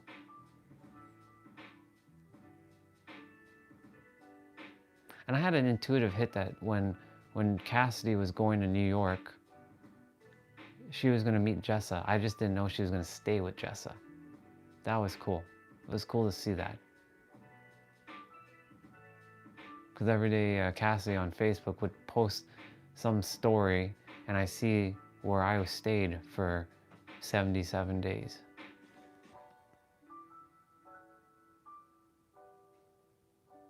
That was cool. I like seeing bridges. I'm no longer part of having to be a bridge for them. They are their own connection now. It's sort of like a soul purpose to just bridge connection, bridge humans together. Well, bridging souls together, and then just leaving it be afterwards.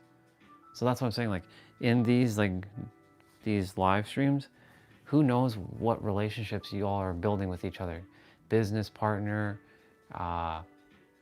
you know, soul like sisters or soul brother. Well, you're all soul brothers and soul sisters. That's what I feel, anyways. You all might feel differently, but that's how I feel. And it could be friendship, could be collaborations, lots of collaborations. I can see that happening. Could be romantic, because you never know who you meet. You never know. You just never know. And so,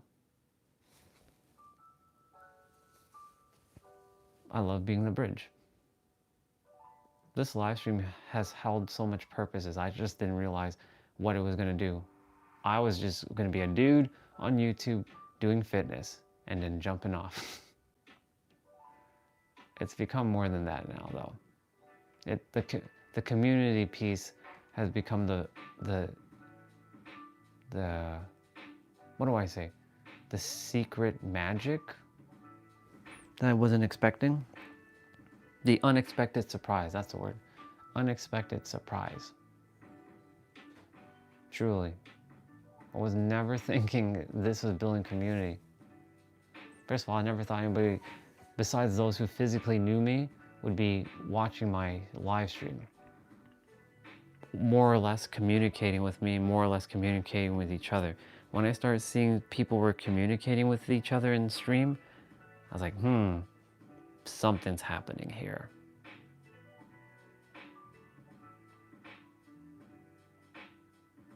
So now I just allow it to unfold even more, however it's supposed to. Now there's a Discord where everybody's connecting. And that's another spot for home when you all choose to use it. It's a place for all of you to just spam away if you choose to. I don't have to be there though. I'll go in and look at it. I don't have to be there. I don't have to be the one running it. You all are, let's just say you all are in charge of it now. So it's up to all of you to keep it alive. And by keeping it alive, you all are connecting with each other. Learning, not even learning, remembering each other from a different perspective. Seeing things that your current eyes haven't seen before. Hearing stories or sharing your own wisdom that was provided to you through the universe. We all have everything, of course, that you currently have been through in life. Yeah, that's what the Discord there is for. Or even when you're in the live stream. Just the live stream is a little bit limited. You can't send pictures, and the text is limited too, because there's up to a certain amount of characters that you can send before you have to send another message. Whereas Discord, you can write a damn paragraph. You can write a damn story if you like to. Truly. Yeah.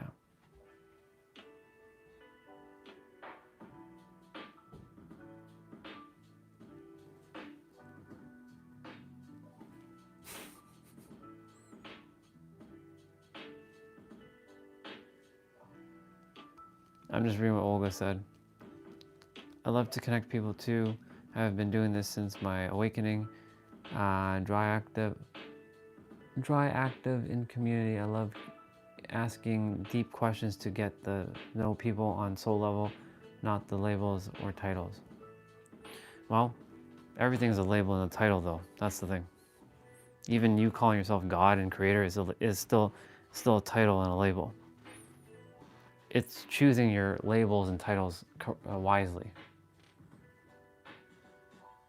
Even calling yourself the Infinite is still a label. Why? Because if we don't have a word or something to convey it, and we don't make the sounds, our brain would go crazy to explain it back to someone else. That's the whole reason why we speak. Otherwise, it would all be through frequency.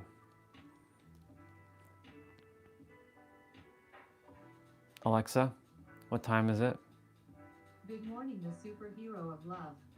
It's 10:51 a.m. Okay. 11 a.m. I'm starting, so that means it's time for me to get warmed up.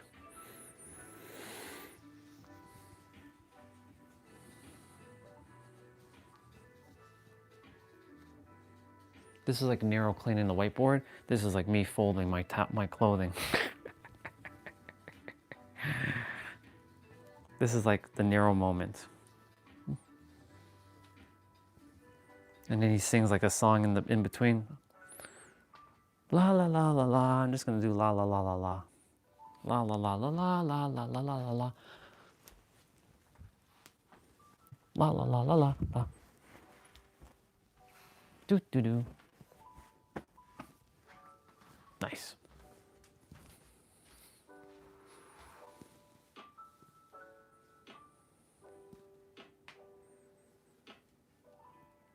Hey, the skunk bubba came back, but it disappeared again. Oh, he's there. There he is. I don't know if I'll catch him fast enough, though. Look, there's the skunk bubba. Ah, dang it.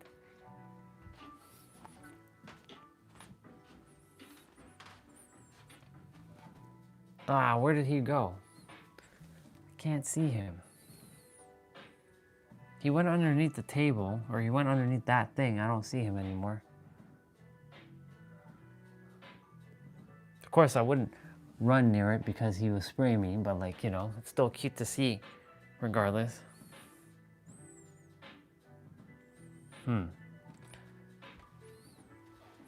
I get excited for Bubbas. I don't see you, Bubba. I think you disappeared. You ran somewhere. Oh well. It's rain. Lots of rain. We're raining. Oop. That's not what I desired to do. You're seeing me. You're seeing me. No. I just realized that. There we go.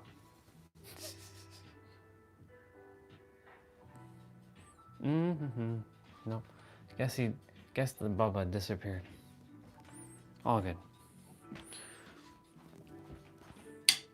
Boop, boop, ba-doo, ba-doo, ba-doo. All right. Sorry about that, everybody.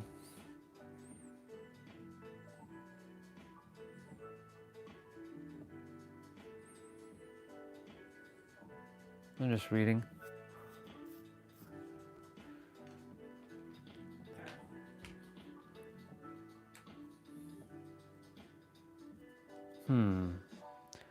Intuition's like, turn the camera around and do the play out this way today. Okay. Looks like I'm doing the play out this way today. But that's weird because the laptop is right there. So that means I just have to turn the laptop this way. So, here we are, about to do the play out on this direction. It's gonna be interesting, doing the play out this way. That means I definitely have to use the mat, especially when I drop the weights. This is gonna be a first time. I've done this in a long time. I haven't done this in a long time, in fact.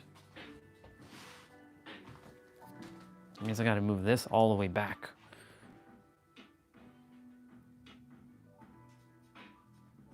Sounds good, sister. Love you. I'll see you again soon. Thank you for being here.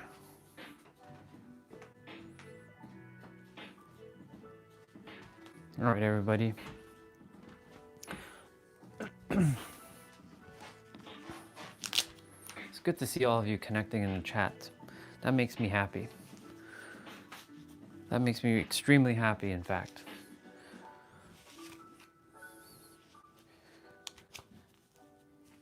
That's part of my soul's like purpose, to see family connecting with family, bridging gaps like that, bridging family together. It's a feeling I can't describe with words. It's just a beautiful feeling that I get to experience. All right, so we're doing the play out. I don't know why I put this on an angle. It's weird. Am I doing it like this? Yeah. I guess I'm gonna hold the thing. Yeah, I'm gonna hold it like this.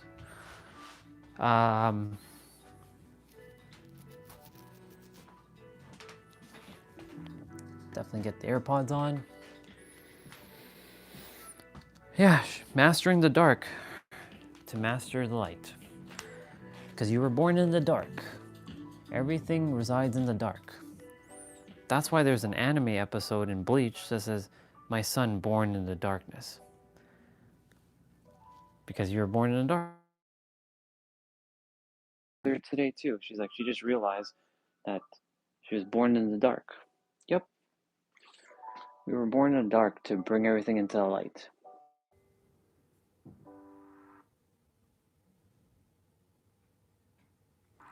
There we go. It connected.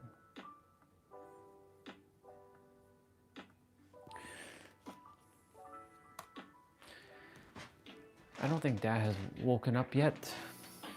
But if he has, I will go say happy birthday to him quickly. Yeah, I'm gonna do it this way. Good to see you. The universe is like, do the play out this way today. I'm like, okay. I don't know why, but okay. That's what I mean by following the intuitive hit. What the hell is that showing up on my channel? Get that out of my channel. I don't desire to see that. Don't recommend that nonsense on my stuff. Come on now. I don't deal with things like that in my consciousness. Ooh. Okay. Yeah, there's more space for sure. There's a lot more space, so I can definitely do my abs no problem. I can do all kinds of things here no problem. It's only when I require, I'd have to bring like the chair, that one that's over there, bring it here to like do like the stuff. So. Upper body play out.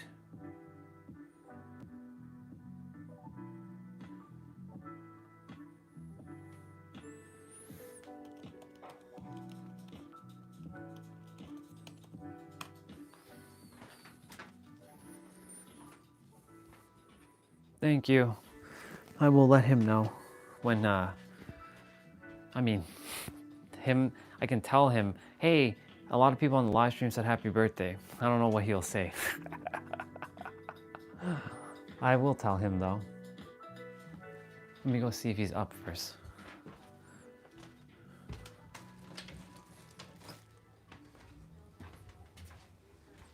Yep. Hey Dad, happy birthday. A lot of people on the live stream said a lot of people on the live stream said happy birthday too. Your present is coming. It was supposed to come yesterday, but it's coming today. So when you see a box, that's your present. Okay.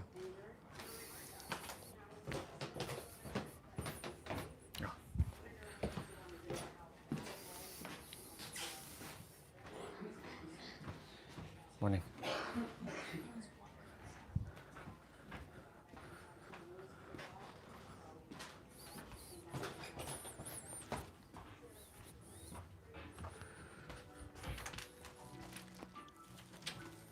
Well, you all heard that, so. Yeah.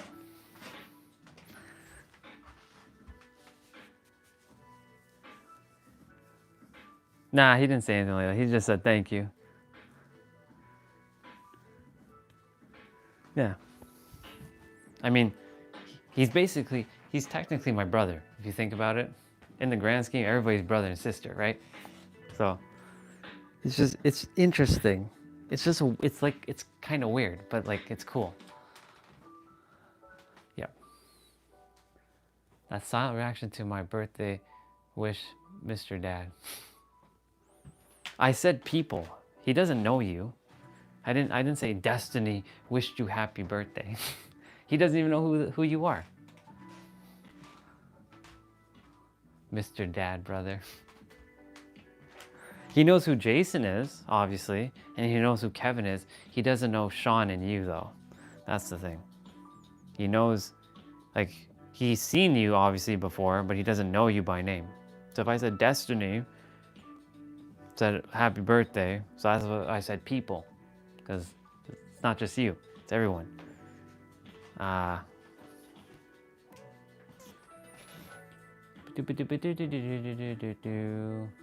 right. I am gonna go choose a play out. It's so weird. This is like a whole new like thing. Like it feels like a whole new energy, literally.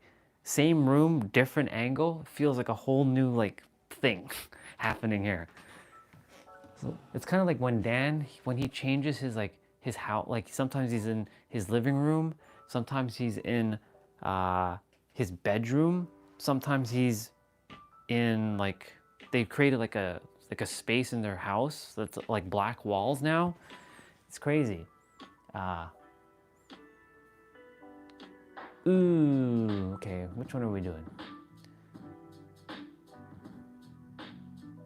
Well, if we did 40 minutes yesterday, that must mean we're doing 40 minutes today. I gotta see what's happening, because like if there's abs in this, then I don't desire to do the abs because we're doing abs already. We'll see.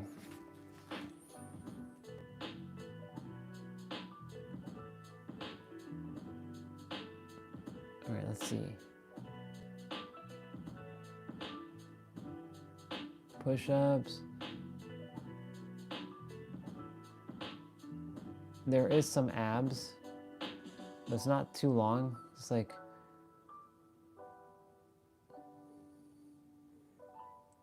okay.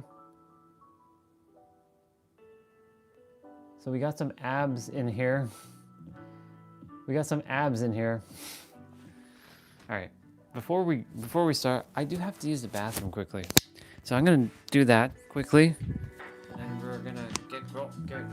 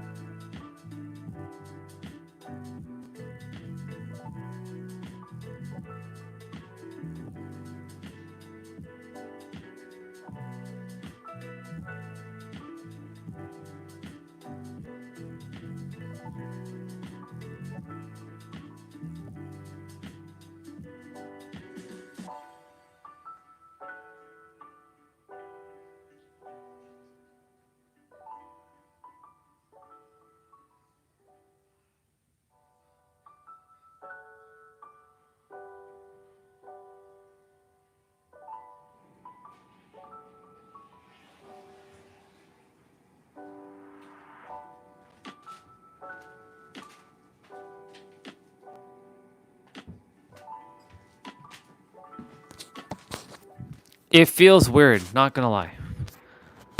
Oh shit, what's up, Mr. Jonathan? It's been a hot minute since I've seen you. I'm doing great, bro. I trust everything's great with you. Changing the angle a bit. This is the same room, different direction. It's gonna be interesting doing the play out this way. The only reason is because like, you know, there's carpet there. But because like this, yeah. All right. I definitely have to move the camera back even more because you can't even see like a lot of me still. Like now, you'll be able to like see more of me. It's just further back. Let me hear if I can hear myself. Hold on. Yep. Okay. All right, y'all. For those of you who are going to be doing this 30-minute, actually 40-minute upper body play out, it's 40 minutes plus 10 minutes of abs plus, I mean, there's gonna be abs in this, so we're gonna be doing like 20 minutes of abs today.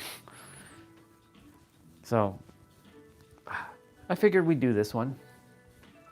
There's gonna be some movements that are gonna be challenging for sure. So let's go ahead and warm up the shoulders.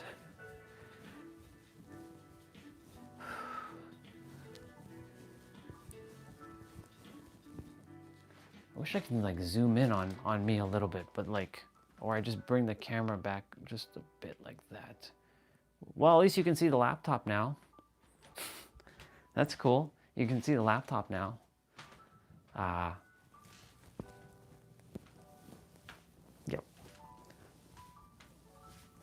All right. We're just warming up the shoulders. Moving out of my mom's and into my own. That's so awesome, dude. You're basically, you're giving me inspiration right now with that, because you know that's exactly what's happening for me too. I've never lived alone. It's nerve-wracking. Dude, you got this. Dude, you got this.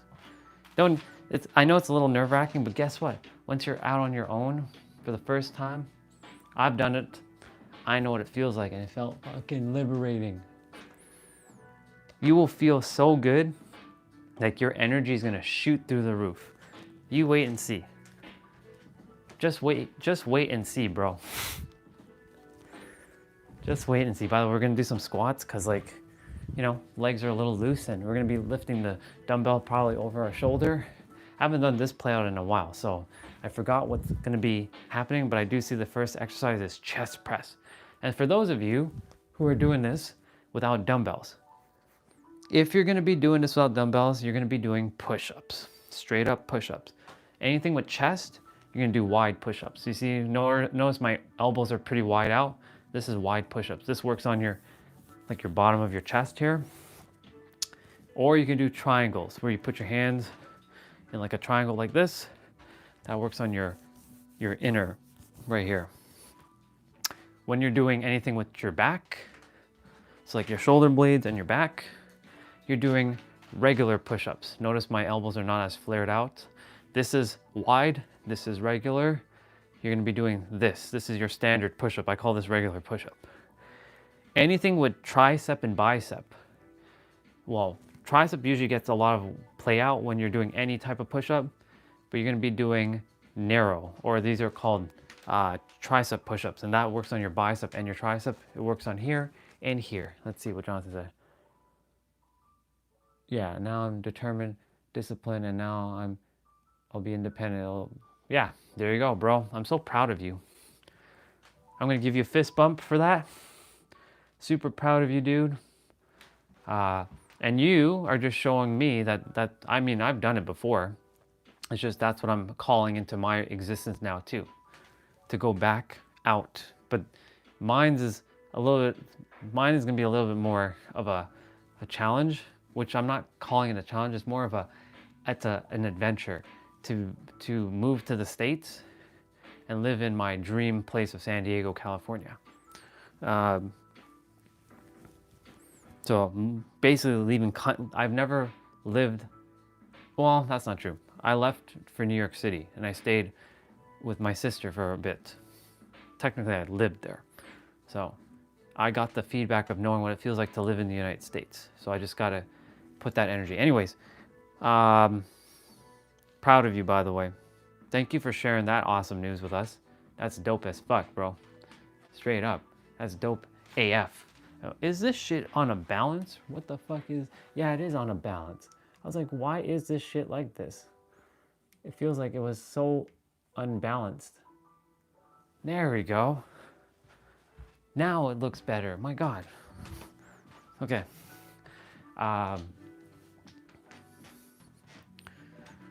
What's next? Yeah, you're welcome, bro. Thank you. Dude, appreciate you sharing that. That's dope as shit. You're gonna let me know how everything goes once you're settled in and everything. I look forward to hearing about that. And remember, the Discord's there, post away. Cause like, you know, it's been pretty active. We built more channels in there. So you can go ahead and like, you know, I made a fitness channel, so you can go ahead and put fitness stuff in there if you choose to.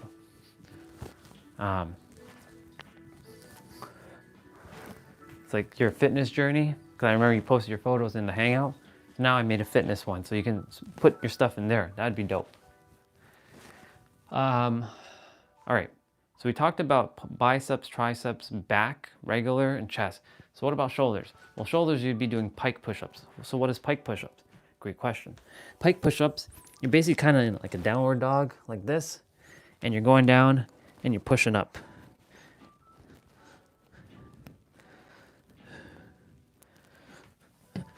And that's it.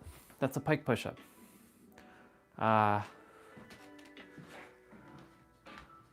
Yeah, awesome. This is 40 minutes, so I know there's some abs in there at the end, because I see him doing some abs. That doesn't mean we're not doing abs. We're still doing our 10 minutes of abs. So, yeah, just letting you all know that's what we're doing. Other than that, drink some water. I'm gonna drink some water quickly.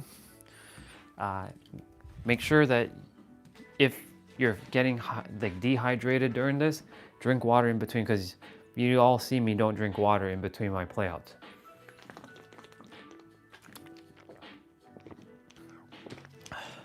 Hey, it's 11:11. Sending divine blessings and love and infinite abundance. No accidents. Why I saw that. And it just turned 11:12. All right. I'm just tapping my body. Mr. Eric, what's up, dude? Good to see you, dude. I'm about to start my play out. I'm changing the angle because intuition was like, change the angle, change the angle. So here we are changing the angle. I'm gonna just fix that a bit facing that way. Yep, that's better. There's more room for sure. A lot more room this way. So yeah. Other than that, I think it's time for us to get this show on the road. And for the person that watches the replay, again, thank you for scrolling through how many hours? Over 3 hours of stuff, almost 4 hours, because 180 minutes is 4 hours, there's 3 hours. So 240 is 4 hours, and we're almost at the 4 hour mark. So I've been talking for 4 hours without even moving the body yet. So normally I've already moved the body, which is okay. It's raining outside, it's warm, it's my dad's birthday today. Happy birthday to my dad. And I'm just waiting for his gift to show up. It was supposed to come yesterday. It was weird, it didn't, like, it said my payment was declined, which is weird. And then I just clicked update and it worked. It was so weird. It was just Amazon being silly. So I guess it was just meant to happen that way. So yeah. All right. Thank you. Thank you. Ah, yes. You are in time. We're starting right now. So we're doing upper body. I see the first exercise he's doing is chest. And so with that being said, we're gonna stop the piano music and put on this music. All right. Let's see. It's gonna correct itself. All right, Dan, let's go get it.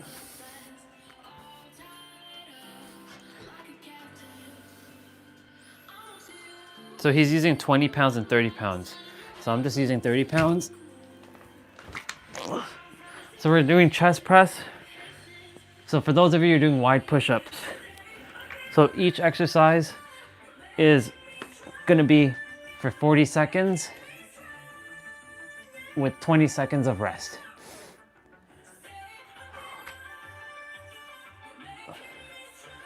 The music sounds louder this way.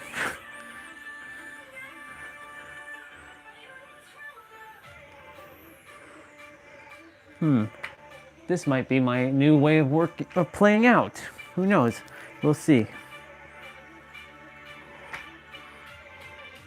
Using this room in all kinds of different ways. Awesome. So since this is on the hardwood floor, got to be more gentler. So we're doing decline push-ups, or decline chest press. So you're going to be still doing your wide wide push-ups. So we're going to be bridging like this. And yes, we're doing the bridge.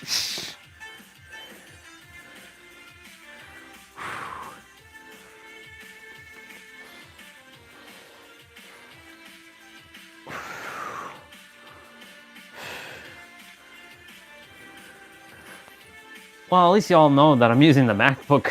You all can see that the MacBook's in the corner there now. It's actually easier looking at it from here too.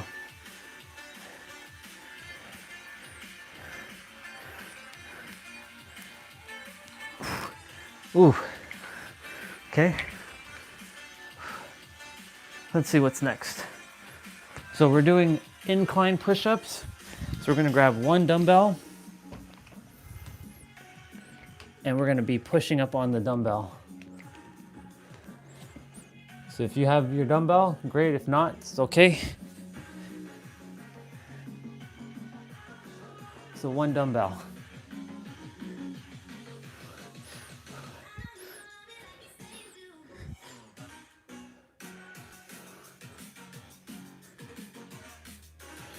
So this is working on both your chest and your triceps right now, and a bit of your shoulders.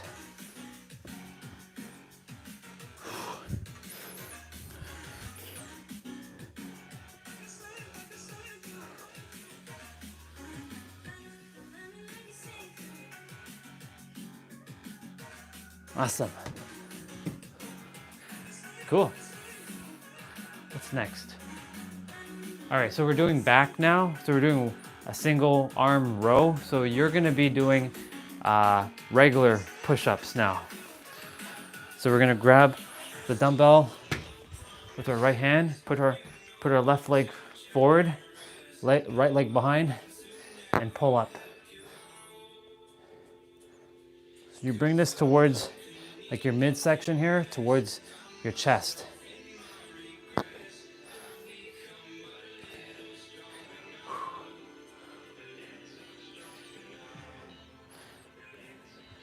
So this is working on your back and a bit of your shoulder blades.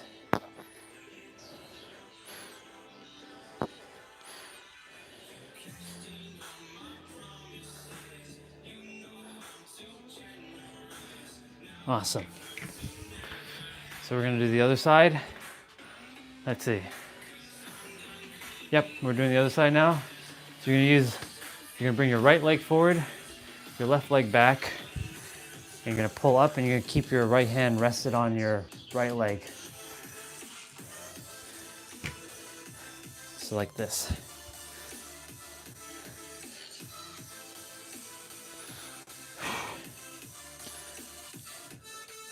I really like the fact that I like this angle actually.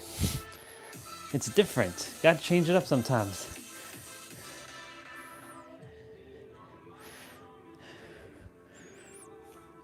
And I was showing over there because I was showing no excuses. Like, even with less room, you can still do it.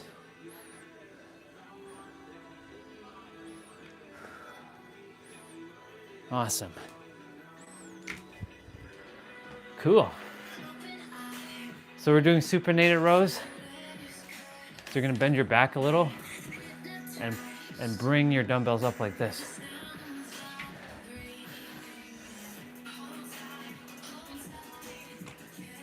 So you're gonna bend your back just a little bit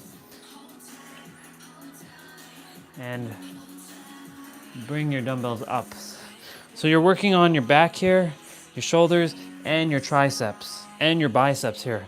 Mainly your biceps over your tricep, but you're getting a little bit of your triceps too here. So this is doing a lot.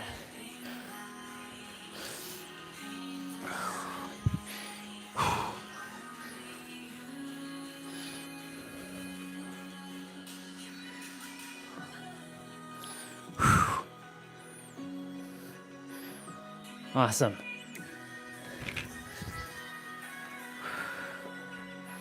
Let's see what's next. So we're doing some abs. So I guess we're having some abs in between. So we're doing flutters. So we're basically on the mat doing flutter kicks. So that's interesting. So we're basically doing flutters like this. So you're keeping your hands underneath your butt. Technically, abs is upper body, so makes sense. Anything waist down is lower body. But we're still doing abs later, so don't think that we're not doing abs. We're still doing abs. And then we still have 55 resistance band curls to do. And that's when I'll have to switch the camera around to the other side to do the pull downs for my triceps. So we're still on the ground. Let me move this out of the way. And we're doing toe touches. So basically you're gonna bring your toes like this, your legs up like this, and you're gonna touch your toes. Now if you are not able to touch your toes, then touch your ankles. Or touch your shins if you're unable to touch your ankles.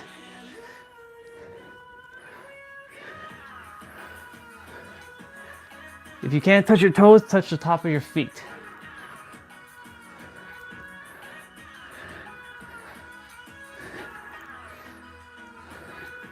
Remember, when you're doing core muscles, you're contracting your core, you're sucking in your gut, you're bringing in your belly button, or bringing in your navel. So we're doing alternating leg extensions. So you're gonna put your hands behind your head like this, and then you're gonna be 1, 2, like you're bringing your neck up when you bring your leg down, like this. So it's forcing your upper core muscles and your lower ones to contract when you bring your neck up, when you bring your legs down. You should feel a pull.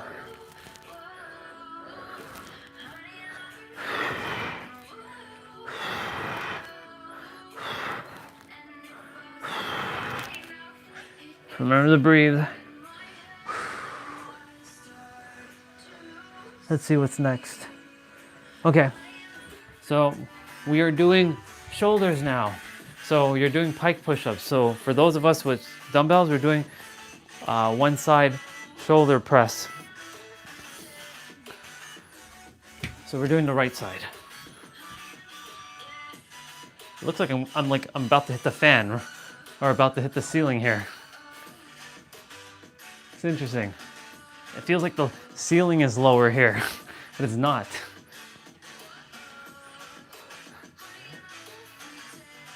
Since you all don't see the fan, generally, looks like I'm hitting the fan. We definitely can't do jump rope this way though, because the table behind me and the light bulb, it'll just hit it. I can do it this way though. I can jump this way. But yeah, so we're doing left side now. Not bad, not bad. Decent play out.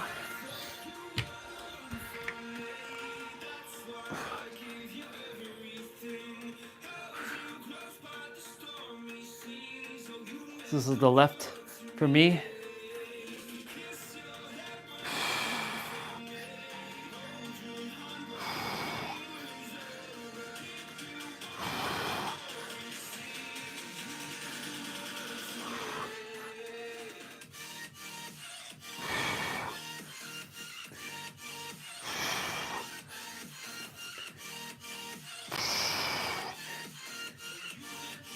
Welcome back, sister.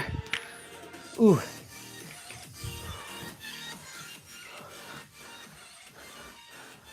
Welcome back, sister. We're doing the upper body play out. So yeah, we're still doing pike push-ups. For those of us now, we're doing Arnold press, where you're twisting the dumbbells going up. How was gym, sister? I trusted you had a good time in the gym.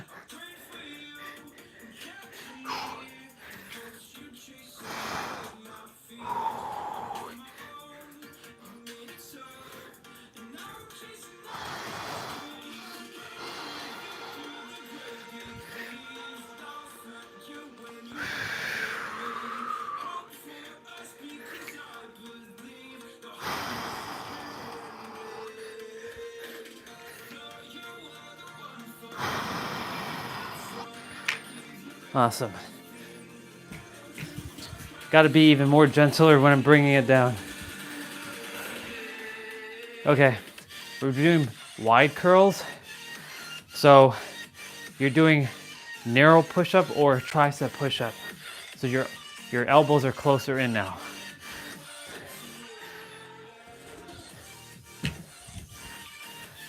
So wide curls are like this.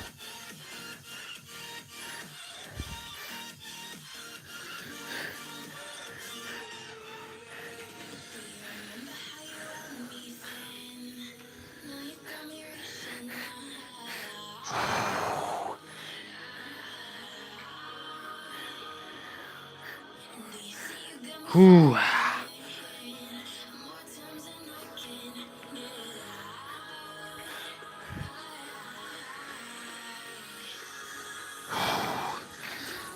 Awesome.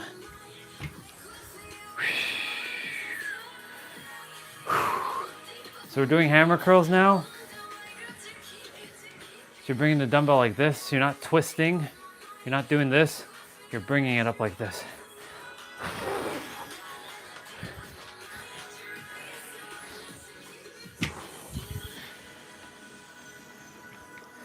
You can do one at a time like this. Or you can do both. So what I'm gonna do is one at a time, and then I'll do both.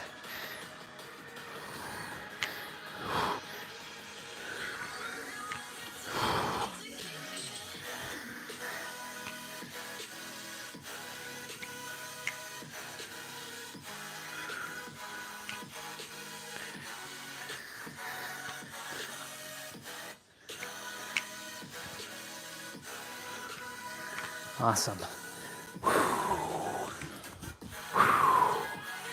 So we're kind of doing supinated rows again, but it's not supinated rows, it's drag curls. So you're not bending your back. You're not like doing this. You're just standing up and pulling your dumbbells up.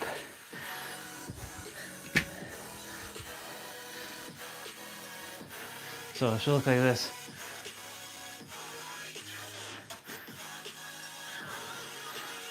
It's kind of like a supinated row though, so that you're not bending your back. Arms are feeling it.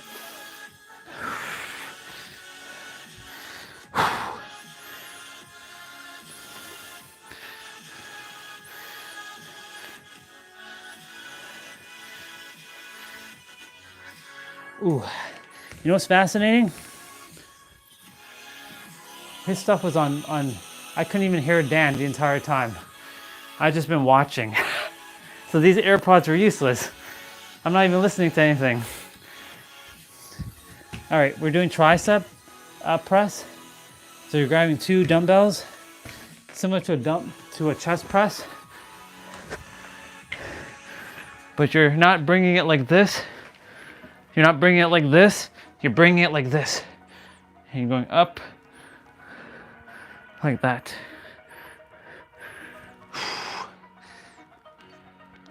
Now that just totally, I don't even have to wear AirPods. If I'm listening, if I'm watching what he's doing on screen, I'm like, wait a minute, why don't I hear the beep? Maybe this is actually easier on this side. There's definitely more light on this side for sure. Okay, so we're doing skull crusher. So remember, grab a dumbbell that you're comfortable holding, that still challenges you.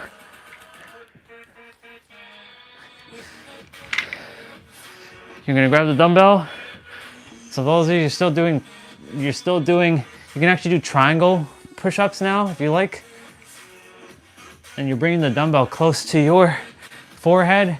Just make sure you don't drop it, because yeah, just don't drop it. I don't have to tell you why. I've done it already I've done it like twice. Fucking sucks. Obviously I didn't drop it from a high distance, or I probably killed myself.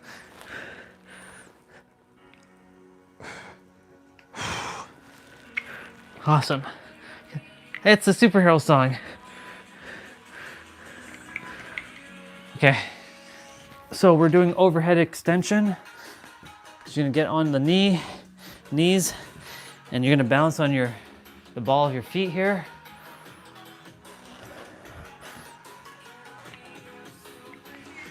And you're bringing the dumbbell over your head.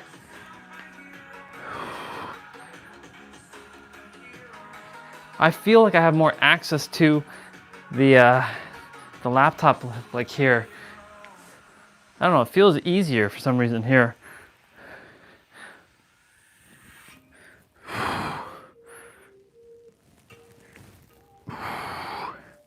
Who knows, I might start doing the playouts on this side. Or just change it up every month or so, I don't know, we'll see. Even though I just changed the angle from talking over there to moving out body over here. So we're doing flyers. So you're back to chest. So wide chest pressing, wide push-ups. Keep saying that.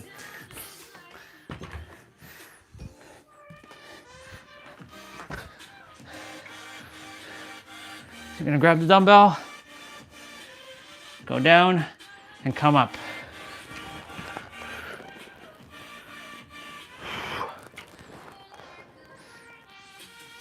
Now my elbows can't go past the ground unless I have Obito's pass through ninjutsu, which I don't have yet.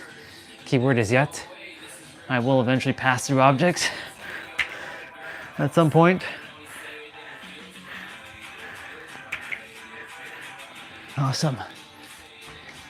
Yes, I'm gonna become a real life anime character. All right, so we're doing wide push-ups. So all of you who are already doing push-ups, we're following you now. No dumbbell, just straight up wide push-ups. Let's go get it. Just straight up wide push-ups here.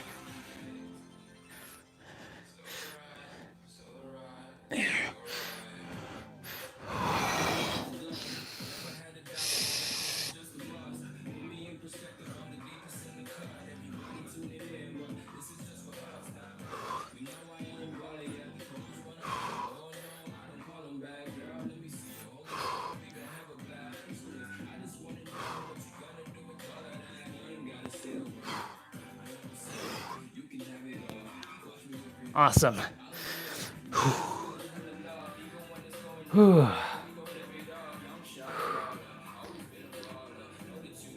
Okay, so we're doing chest press again, but this time we're rotating at the top.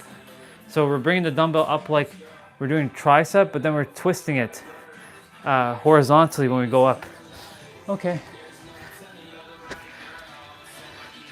So we're basically bringing it up like this and then twisting it like this. So this is working on both tricep and your chest.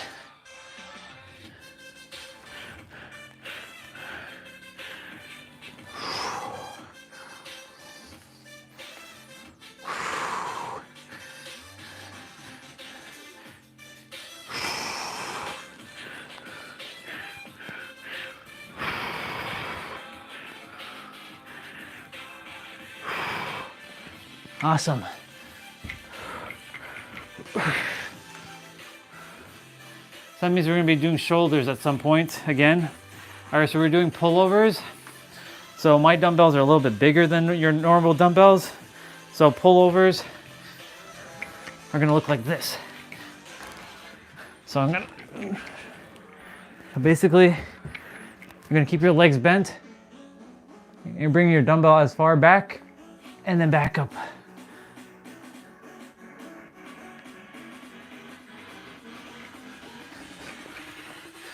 So y'all can see more of everything. So sort of like skull crusher, but not skull crusher.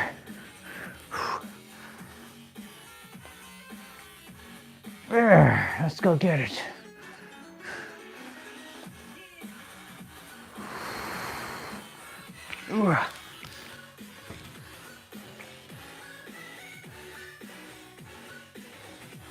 All right. Ooh. We're doing back now, so you're gonna be doing regular push-ups again. We're doing we're doing reverse flyers. He's using 20-pound dumbbells, I'm using 30s. So kind of adjusting my movement here.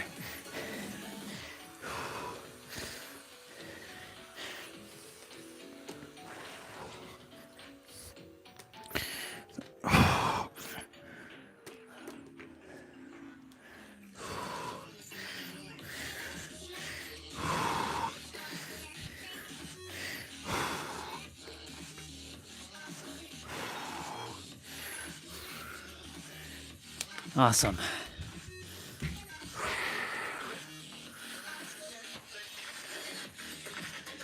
Let's see what's going on in the chat. So we're doing high-low rows. So what does high-low mean? So you're doing low and then high. So still doing back. So this is low. This is high. Low. High.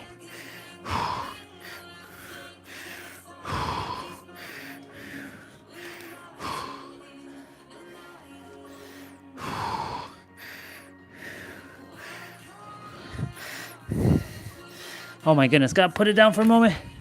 Shake it out.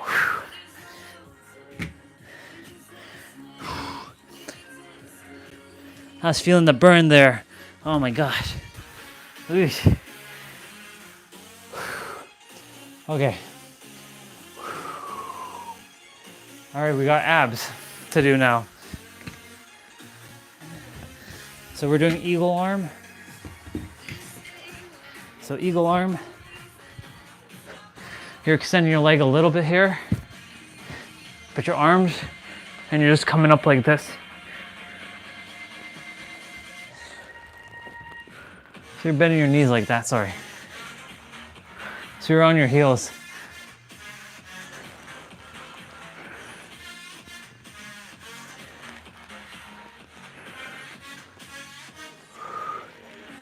This gives your arms a little bit of break. So it's like we're doing abs in between.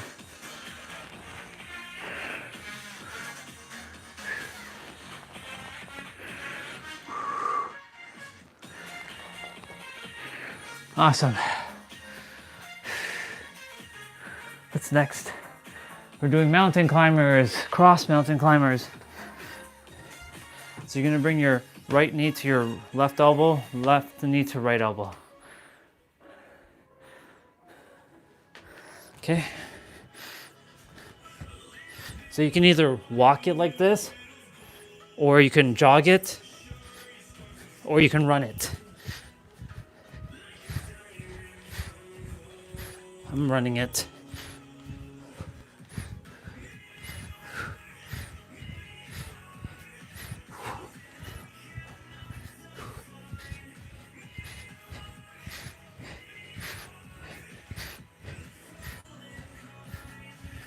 There's no point in me wearing the AirPods, literally. Because like I'm watching when he's finishing. So it's like easier to see the cue here. Okay, we're doing plank hops. This is gonna be fun. Plank hops are always fun to do. All right. So you're basically hopping like this.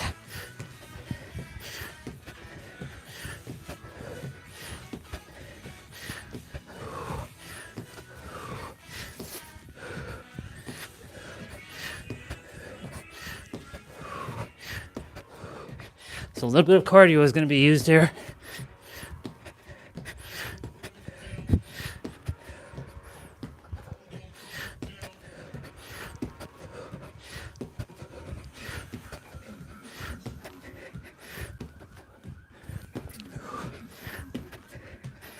Whew. Oh my gosh.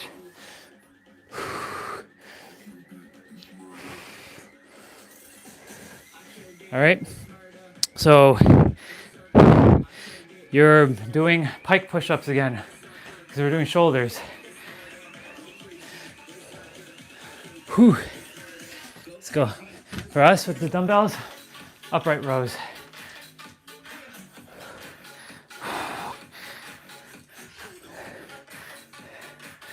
You can do one at a time or both.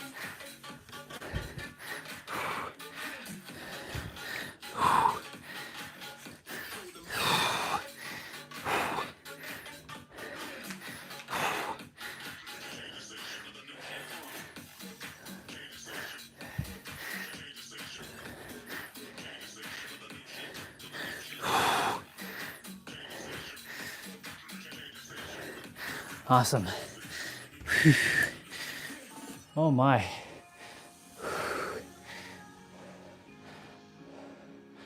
So we're doing 45-degree press. So you're gonna grab the dumbbell like that, one dumbbell.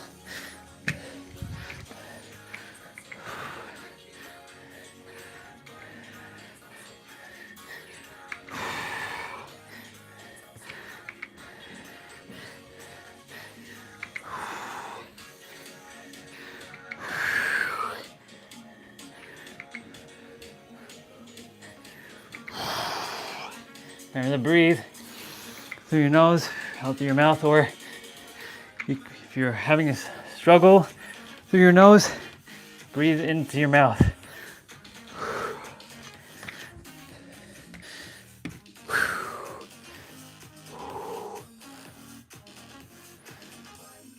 All right, so we're doing alternating hammer press. Whew. Man, whew. Let's go get it.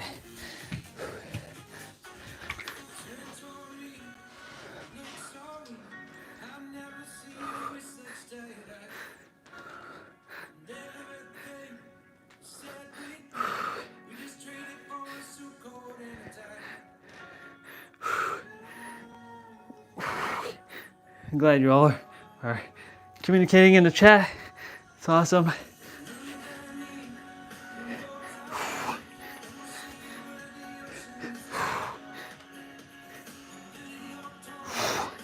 Oh. Yikes. What's next? Ooh, okay. We're back to biceps. So bicep curls, but you're doing one dumbbell. So you're curling like this with one. Sorry, like that.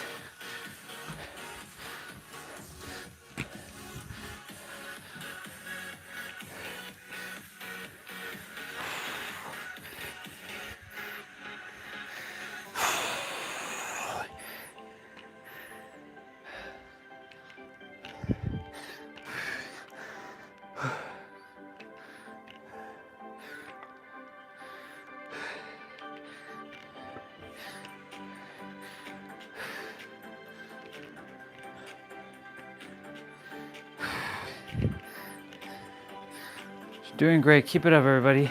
I know this is longer than your technically 30-minute one. Technically your 30-minute one. That's all good. We're doing cross X body curls. So you're gonna be curling like this. Man, let's go. Ooh.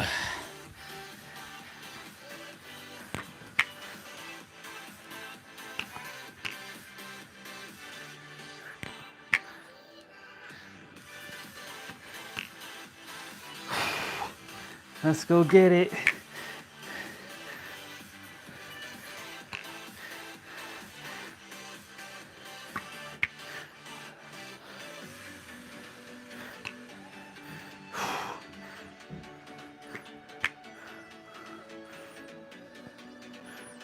Awesome. Okay. I already know that there's a One thing I'm gonna have to adjust doing is the dips. So we're doing twist curls. So this is still doing narrow slash tricep push-ups. You're basically twisting the dumbbell going up.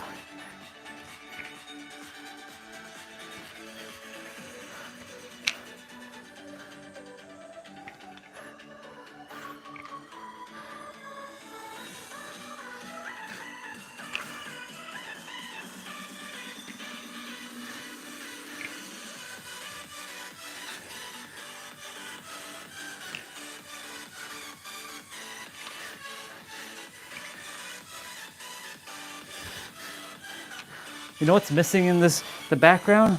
A nice plant. You know, a lot of YouTubers, they're like backsplash, and then they have like a plant somewhere. I just have a computer desk. All right, we are following all of you who are doing push-ups, narrow push-ups. We're doing narrow push-ups. Narrow and narrow sound the same. Like narrow, Narrow, and Nero sound like the same thing I was saying. Nero and narrow. If I say it fast, it sounds the same.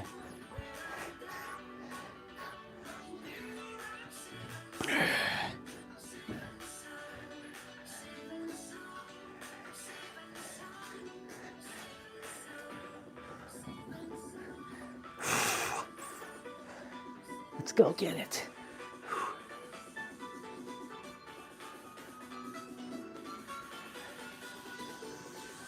Awesome.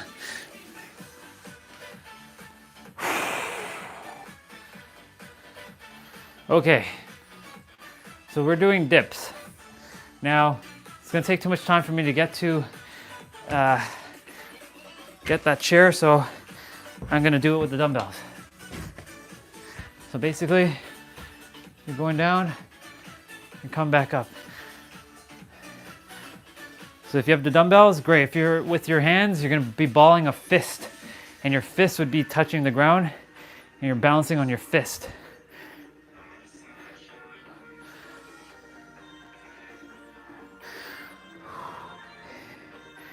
Now, of course, the chair over there, the sofa, has more range of motion.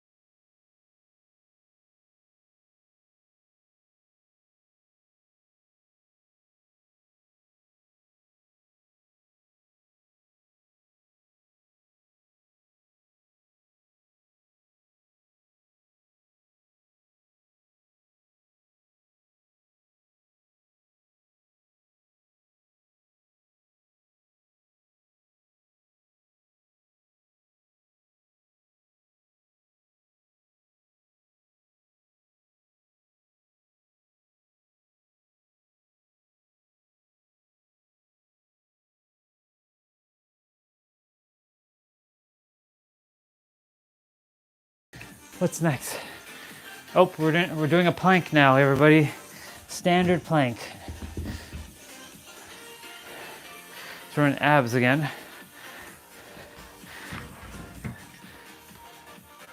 Good old planks.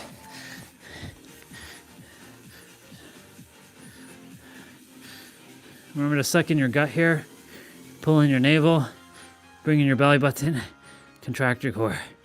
Practically all the same thing, just different words.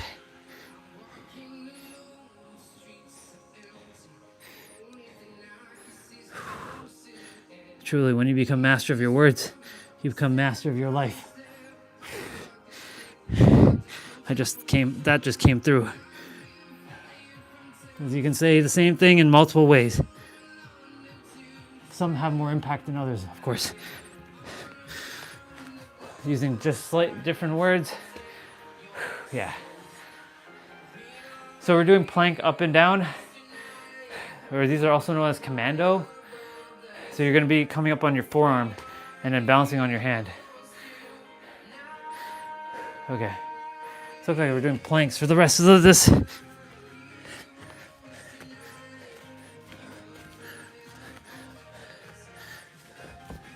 So you're going down with one, coming up with one, or you can alternate, or you can just free flow it. I'm doing that right now.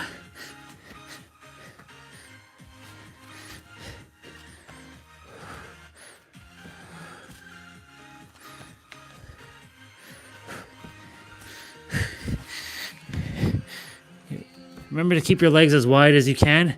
If you're struggling to balance, if you desire to challenge yourself, bring your legs in closer.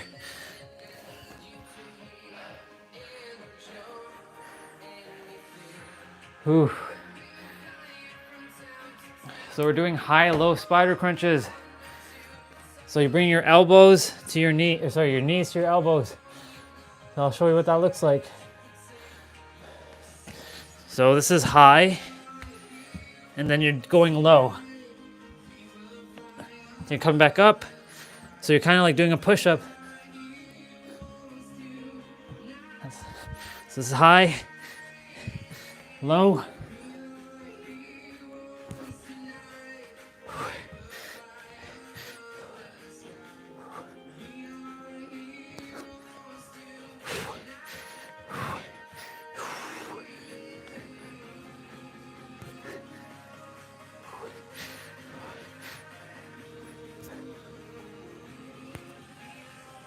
Oh my God.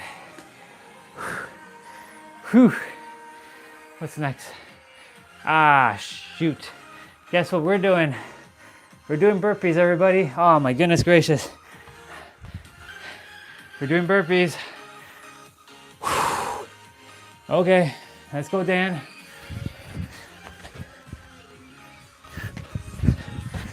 Let's go get it. We're having fun. Final exercise, by the way. And then we have 10 minutes of abs. And then 55 resistant band curls. And 55 resistant band tricep pull downs.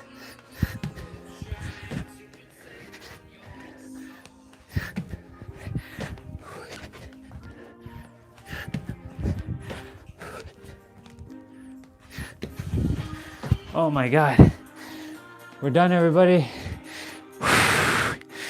Oh, that was 40 minutes.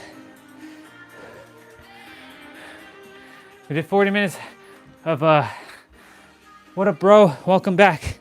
You saw me in my being state, not my meditative state. I don't meditate anymore. I be. Yeah, I did planks just now.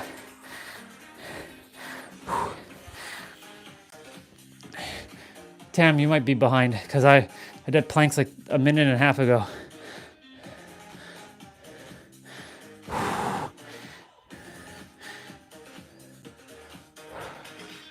Good play, everybody. We ain't done. We ain't done yet. Whew. We ain't done yet. Not by a long shot. We still have, thank you, dumbbells. Man.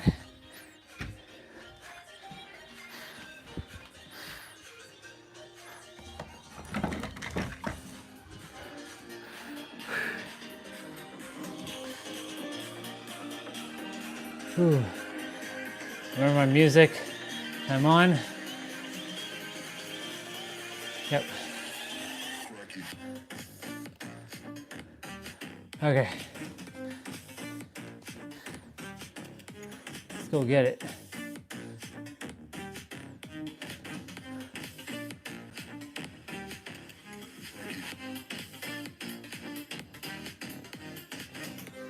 Whew.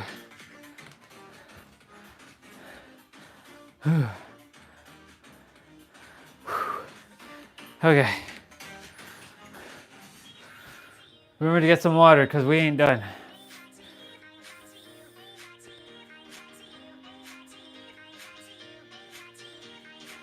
This time I turned on the AirPods because I like the song that he plays at the beginning. So drink some of this. I'm not drinking any until I'm like done. I'm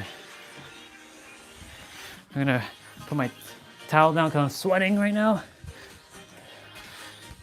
So we're starting with crunches. Each exercise is 50 seconds of play, 20 seconds of, or actually 10 seconds of rest. Remember, you're contracting your core here. Also remember one thing, abs do not give you, ab playouts do not give you abs. They help pop your abs, yes, and strengthen your core, yes, to lift heavier weights over your head or deadlifting. It all comes down to your stress levels, your nutrition, and your sleep. If you're getting proper sleep, no matter what time of day or night you sleep, as long as you're getting enough sleep, it's really regulating your stress hormones. If you're not stressed out, you're good. Stress is the #1 killer, basically to anything. You're just killing your cells. We're doing slow bicycles, you're killing your cells, and that's slowly dying, and you're dying slowly. I mean, every moment we're technically dying. But if you move your body, you prevent aging. Because like in 2018, I looked older than I did in 2021. And in fact, I look just as young as I did in 2021, and it's 2025 now. Why is that? Minus the grays that come out, but that's okay, I take care of them. It's my less stress. Of course, last year, I kind of aged myself a little with all that stressing and all that annoyance of the dark side of the soul. But however, it was necessary. So, it's all good. So we're doing L-sit toe touch. So same thing, if you can touch your toes, awesome. If you can't, touch your top of your feet. Cool. If you can't, touch your top of your ankles, or where your ankles are, or not, touch your shins. You can give your leg a slight bend too if you choose to. But for more advanced, keep your leg straight. Remember to contract your core and breathe.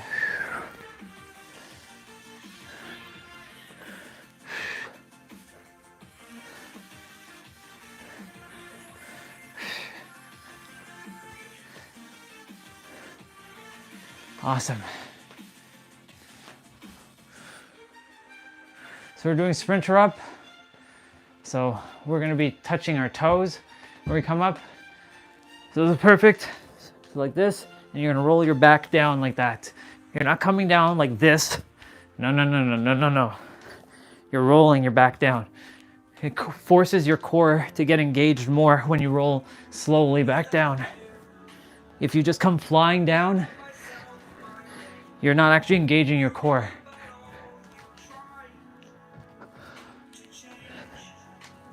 If you're gonna do the moves, you may as well know how to do it properly. Because like I spent a while figuring out how to do moves properly, maybe a whole year. I'm like, this is how you do this move without injuring myself or wasting time. Because like all those abs that I've done in the past, like those playouts, I were doing them incorrectly. Like my back had to be flat on the mat, and it wasn't. So I was just working, I was just like tagging my my lower back. So we're doing crunch kick. So we're on our butt. We're extending out, bringing the knees towards your chest.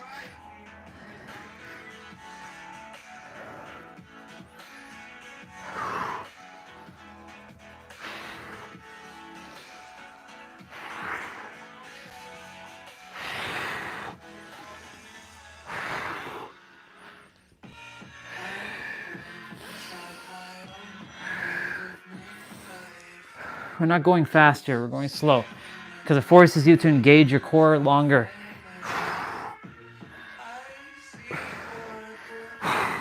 Take a moment to catch my myself there. No shame in taking a pause.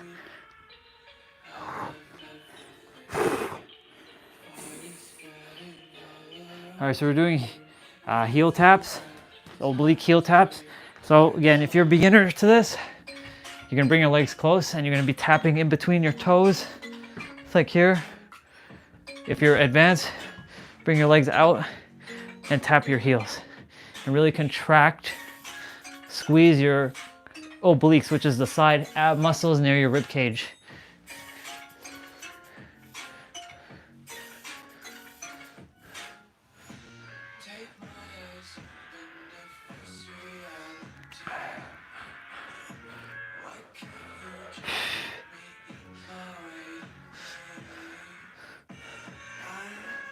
And after this, you're done, unless you choose to do 55 resistant band curls if you have resistant bands, or like use like very, very light dumbbells, or you can do push-ups. And you don't have to do 55, you can do like 25, or you can do like 20. So we're doing reverse abs with leg abduction, which is basically just opening the leg there. So you're kind of sitting on your butt for a moment. When you're coming up, extending the legs like that.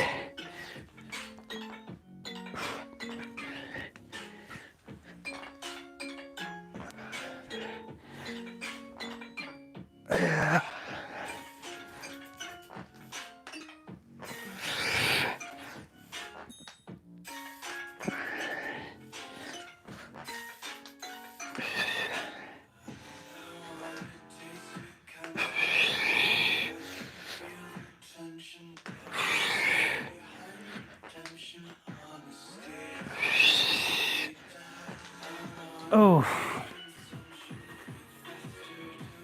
All right, so we're doing cross crunch. Glad you all are connecting in the chat. Oh. Went down a little hard on my head there. All good.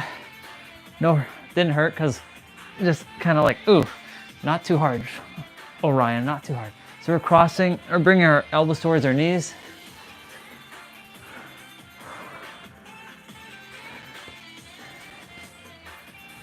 It honestly feels good to play out over here because I'm getting more light hitting my body.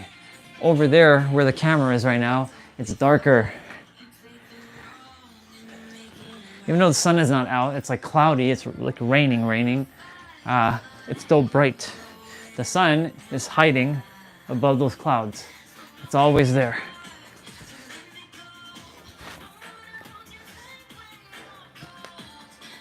Oh. What's next? We're doing leg flutters. So we're doing like low, like flutters like that. So if you're a beginner, bring your legs like this. If you're intermediate, bring it like this. And if you're advanced, bring it as low as you can and keep your hand underneath your butt. Keep your head elevated.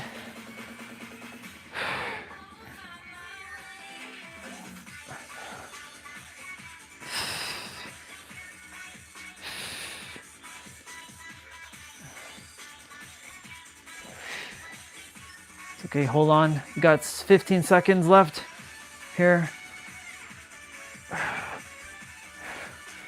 I just saw 88% with 11 seconds. Nice. Numbers. Gotta love numbers. Whew. No accidents while I was looking at the time there. All right, so we're doing starfish crunch. So you're basically bringing your hands and legs out. And since I have more room here, I can actually do it properly here. So you're basically like a star. Your head is one point, your hands are another point, and your legs are another point. 5-star point. You are a star. Think about that for a moment.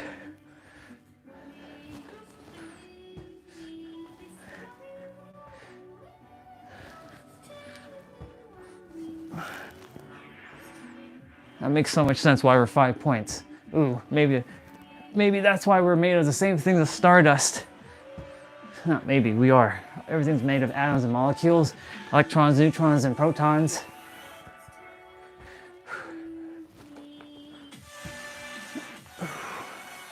And we are done. Ooh.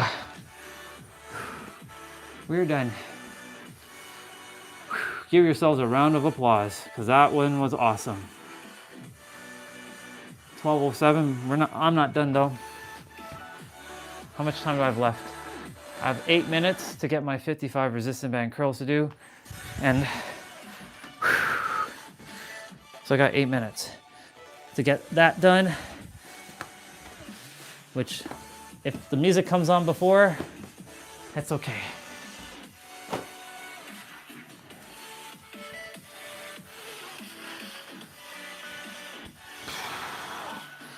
Huh, a meditation just came on. It says, money doesn't require to travel to you, it's already here.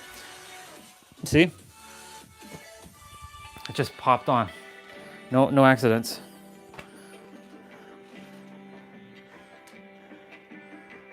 Okay.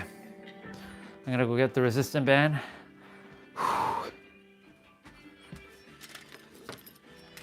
All right. So I'm gonna switch the camera around in a moment, so you all know how this works. For those who are gonna do this, I usually explain, we're basically gonna take the principle of elasticity and use it towards our muscles. I'm gonna be doing 55 of these for my curls. I'm gonna count from 1, 2, 3, 4, 5, 6, 7, 8, 9, 10, all the way to 55 and do it by tens. So with that, 3, 2, 1, let's go. 1, 2, 3, 4, 5, 6, 7, 8, 9, 10. 1, 2, 3, 4, 5, 6, 7, 8, 9, 20. 1, 2, 3, 4, 5, 6, 7, 8, 9, 30. 1, 2, 3, 4, 5, 6, 7, 8, 9, 40. Oh my gosh. Come on, 15 more. Let's go. 1, 2, 3, 4, 5, 6, 7, 8, 9, 50. 1, 2, 3, 4, and 5. Oh my God. Oh my goodness gracious. Okay. See you later, Tam. All right. Well, now you all know we're going to be doing this side.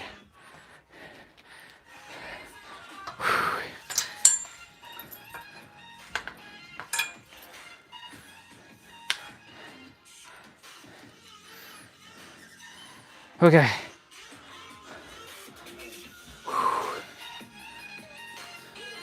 Okay.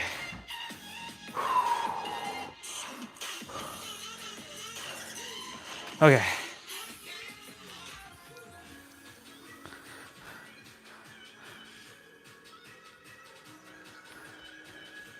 What's up with all this stuff? It's weird. It's like this sticky, like weird black substance. It's like goo on it. All right, my song's about to play. In 3, 2, 1, let's go. 1, 2, 3, 4, 5, 6, 7, 8, 9, 10. 1, 2, 3, 4, 5, 6, 7, 8, 9, 20. 1, 2, 3, 4, 5, 6, 7, 8, 9, 30. My song. 1, 2, 3, 4, 5, 6, 7, 8, 9, 40. 1, 2, 3, 4, 5, 6, 7, 8, 9, 50. 1, 2, 3, 4, 5. Oh my God. Whew. Yikes. Ha. Ooh. All right. Let's turn the camera around. We did it. All right. I'm gonna restart that track. Hold on. I'm gonna go get my milk. Whew. Oh my God. You know what's playing right now? Meditation in my ears. It's so weird.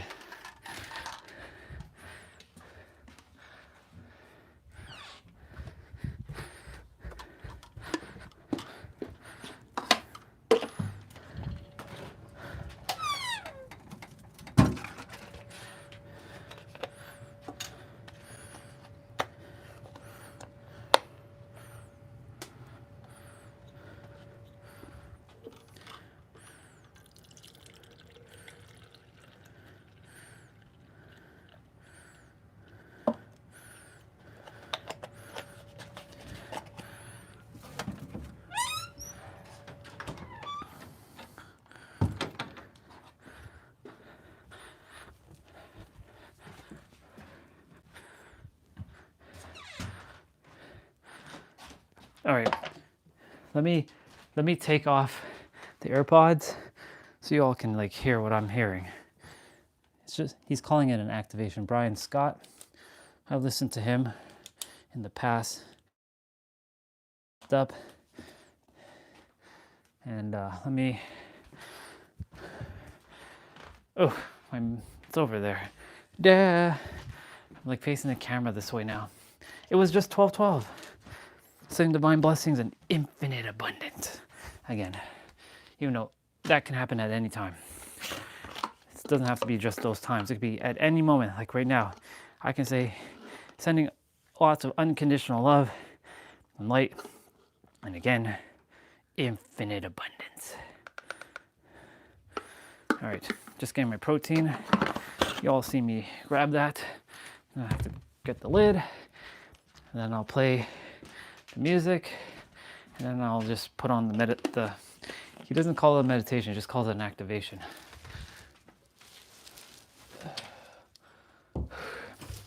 It's interesting that popped up now. That hasn't popped up in like forever.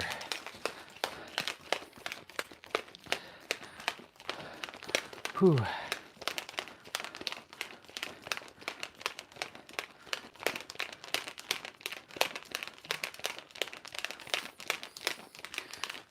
Mr. Tam, by the way, Regina, he came from Bangladesh. You're good. I can answer. When I see him, he'll see it. His soul knows. And you never answer too late. You do what you gotta do. Priorities. Tam is from Bangladesh. He used to watch the streams late at night studying, keeping him company. And then he actually came to Toronto. He's actually physically in the city right now, studying at our prestigious University of Toronto, doing biomechanical engineering. So culture shock for him, going from complete summer weather to extreme winter. Never experienced winter in his life. So culture shock. So I just summed up a little bit of his journey, because I know he's not here, unless he is still here. I don't think he is. He's gone. All right. All right, y'all. No, this is my protein. Have your own. This is the one thing I will not share. This is my protein. I'm going to just say cheers to all of you for a play well done. And you know, the music.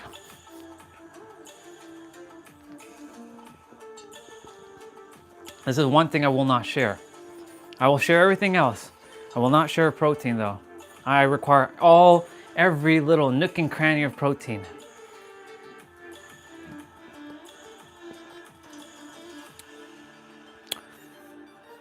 Now, if it was like my like loved one, and she required the protein over me, here you go. Here's your protein.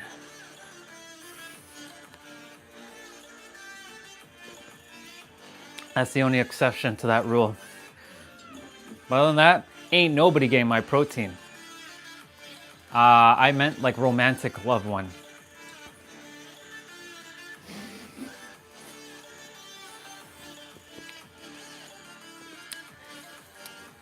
Unfortunately, you don't fall under that. You are a sister, so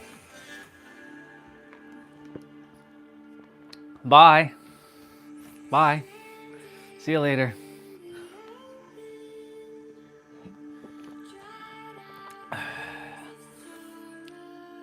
This song is so good. Even though the lyrics are a little low, like it's saying lacking all emotion, and staring down the barrel.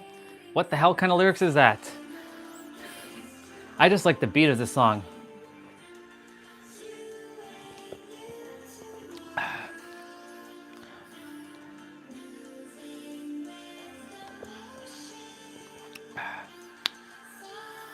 Almost done.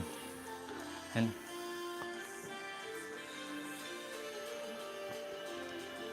I'm gonna turn on that Brian Scott thing in a bit.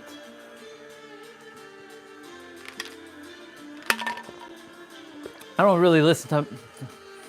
Welcome back. Just having my protein. I'm gonna turn on some Brian Scott like wealth activation thing. Thing is, I used to listen to all these things in the past, but there's a reason why it popped up, because normally after my play out, none of this stuff pops up anymore. So there's a reason why the intuition is like, play this. I'm like, okay, sure. Not controlling anything. It literally came after the abs, because normally after an ab play out, another routine shows up. That's how my algorithm is now on this channel.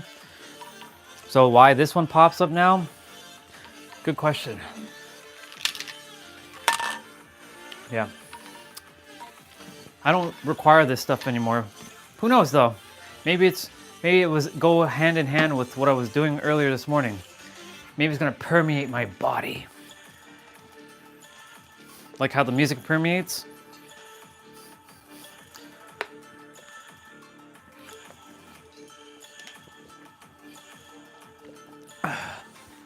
Oh, by the way, cheers to all you with the water. Is done. Is done.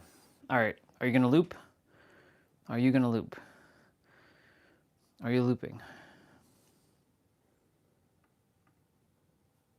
Nope, the interstellar stuff is gonna loop. All right, let's see what he was saying. Monetary manifestation. Let's As see. it flows down, it's calibrating every cell of your being to become a powerful money magnet. Feel your entire energy field humming with this golden frequency. Nah, we're gonna go back a little bit. Easily and quickly, while other times it seems to take forever. This activation is designed to put you into that peak state where rapid manifestation happens naturally. I'll be using specific energy techniques, frequencies, and mindset shifts that bypass the usual delays. In the I'll use my manifestation own process. for that. Your only job during this session is to relax and allow these frequencies to work with your energy field. Don't worry about doing it perfectly. All right, universe, I surrender. Knows exactly how to receive and integrate I surrender. Some people may feel tingling. We're not doing all 30 minutes, because that's 30 minutes. I ain't sitting here for 30 minutes. These are all signs that the activation is working. Others might just feel deeply relaxed. Yeah, I'll which bring is the chair. equally perfect. What makes this activation different is its focus on speed and ease. We're not here to work through years of money blocks or analyze your relationships with abundance. I've done that in other episodes. Instead, we're activating the part of you that already knows how to receive money quickly. Think of this as turning up the dial on your natural manifestation. This is my ability. actual meditation chair. This is simply telling your subconscious I took a that deep it's breath. okay to follow the instructions that I give you. I'm not doing 30 minutes though, just letting you all know. I just desire to see how I feel in the next like 5 minutes. Your I ability surrender to though. receive abundance has always existed within you. I'm simply turning up the So this dial invites all of you to be is present for a setting moment right as now. well. The universe operates at lightning speed. And in these next few minutes, you will align to receive rapid financial blessings that are already making their way to you. Let's start with instant alignment. Close your eyes and feel a golden beam of light entering through your crown chakra, moving down through your body. This light carries the exact frequency of instant monetary manifestation. As it flows down, it's calibrating every cell of your being to become a powerful money magnet. Feel your entire energy field humming with this golden frequency. Now moving into rapid relaxation, let your body become heavy and loose as you take 3 deep breaths. On each exhale, release any tension about money, any worry about timing, any doubt about your receiving ability. Feel yourself sinking deeper into a state of pure receptivity. Your mind is clear. Your energy is open and you're in perfect alignment with the flow of abundance. Just like that. As we open your receiving channels, imagine doors of opportunity flying open all around you. These aren't just regular doors, they're quantum portals through which money can flow to you instantly. Feel the tingling sensation as your energy field expands, becoming a powerful vacuum that draws in financial opportunities from every direction. Your aura is now a magnetic force field for money. For the quick belief shift, repeat silently, I am a master money manifester. Money flows to me instantly and easily. I receive money in expected and unexpected ways within 24 hours. My manifestation power is at its peak right now. Say that again to really ponder the power of this shift. I am a master money manifester. Money flows to me instantly and easily. I receive money in expected and unexpected ways within 24 hours. He's missing My manifestation something. power is at its peak right now. He's missing energetic conviction. These statements are becoming with each breath. Your old beliefs about how long manifestation takes are dissolving, replaced by the knowing that money can and does come to you quickly. Now deepen this state by imagining yourself surrounded by a sphere of pure golden light. This sphere is a manifestation accelerator, spinning faster and faster around you. As it spins, it's creating a vortex of attraction, pulling monetary opportunities from Keep all that dimensions directly in to mind you, there, Regina. specific to your Thank you timeline for and that. circumstance. Feel the energy building, intensifying with each I rotation. love you. Take another deep breath and imagine time itself becoming fluid around you. The usual delays between desire and manifestation are melting away. You're entering a state of instant manifestation where your thoughts immediately begin materializing into physical reality. Feel this power coursing through your entire being.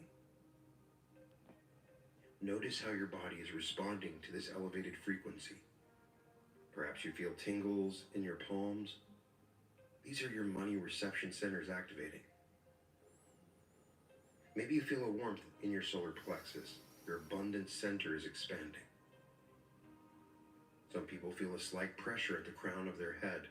This is your manifestation portal opening wider than ever before. Now, connecting to the quantum field of infinite possibilities, see yourself 24 hours from now.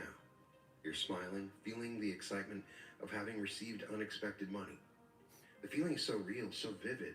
This version of you exists right now in the quantum field. We're simply aligning you with that reality. Feel the joy, the excitement, the absolute knowing that money is flowing to you right now. In these final moments of your power setup, let's anchor this frequency permanently in your energy field. Place your hands over your heart and feel it beating in perfect rhythm. Your heart beats in rhythm with the universe's abundance frequency. Each heartbeat is sending out a powerful signal. I'm ready to receive. I'm ready now. Money flows to me easily and quickly.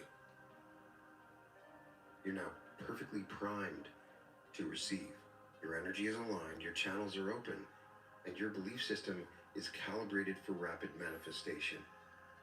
Stay in this receptive state as we move deeper into the activation sequence.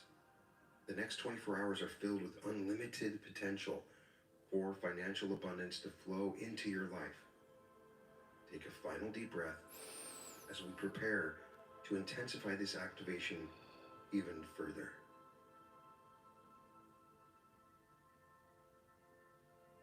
Let's now address the deepest programming around time and money manifestation. Take a deep breath, and as we begin to dissolve these old patterns that have kept money at a distance, these are not your original beliefs. These are installed by the world around you, and what is installed can be uninstalled. Feel yourself floating in a space of infinite possibility. In this space, time is not linear. It doesn't move from past to future like you've been taught. Here, in this quantum field, everything exists simultaneously. Money doesn't need time to travel to you. It's already here. Think of a time when money came to you instantly. Perhaps a surprise gift, an unexpected refund, or money that found in an old pocket. Now hold that memory in your mind. Feel how quickly it happened. No waiting, no delay. Just instant manifestation. This is your natural state of receiving. This is your true manifesting power. Now watch as all your beliefs about money taking time begin to surface. See them as old, heavy chains wrapped around your energy field. Money takes time to manifest, or good things come to those who wait. Wealth building is a slow process. As each belief surfaces, feel it dissolving in a bright violet flame of transformation. These limitations are not yours to carry anymore. Take a deep breath as we go even deeper and feel yourself moving beyond the illusion of linear time. In this space, the money you desire already exists. It's not waiting to be created, it's waiting to be received.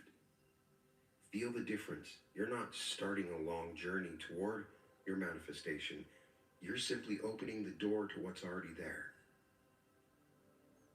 Imagine your consciousness expanding beyond the boundaries of time. In this expanded state, you can see how these beliefs about timing were simply programs running in your subconscious mind. They're not truth. They're not law. They're simply old software that we are now deleting from your system. Feel a wave of pure potential washing through your energy field, clearing away any remaining traces of these old time-based limitations. Each wave erases more of the old programming, leaving behind pure, unlimited manifestation potential. Your energy field is being reset to its original state, where instant manifestation is natural and normal. This is not a miracle. Miracles imply something unusual or rare. This is normal. Now let's install new coding. Money comes to me instantly. I'm a rapid manifester. The universe responds to my desires immediately. Say this again. Say this with me. Confirm it. Affirm it. Say it out loud or quietly, whatever's easier for you. Money comes to me instantly. I am a rapid manifester. The universe responds to my desires immediately. As I say these words, feel these new programs lighting up your energy field, creating new neural pathways in your brain. This is your new operating system, one where rapid manifestation is your natural state. Take one final deep breath. As this new programming locks into place, you've moved beyond the illusion of time-bound manifestation into a new reality where money flows to you at the speed of thought. Hold this knowing. Feel it. Sometimes you'll feel a click and you'll move right into it. Now we move into the most powerful phase of this activation sequence, the direct download of abundance frequencies into your energy field. This is where your manifestation power reaches its absolute peak. Take a deep, centering breath as you begin this intensive activation process. I want you to feel your consciousness expanding into a state of pure receptivity. As you relax deeper, you're connecting to the highest frequency of abundance in the universe. This is the frequency where money flows without resistance, without delay, without struggle. Feel it beginning to pulse through your entire being, creating a powerful resonance with wealth. Imagine a golden spiral of energy descending from above, carrying the exact vibrational pattern of instant wealth manifestation. As it enters through your crown chakra, it's upgrading your entire energetic system. Each cell of your body is being attuned to this frequency of rapid abundance. Feel the tingling sensation as this upgrade intensifies, spreading through your entire body. Now let's amplify your money magnetism to its highest potential. I want you to see your energy field becoming a powerful electromagnetic force for wealth. Feel the magnetic pole growing stronger with each breath.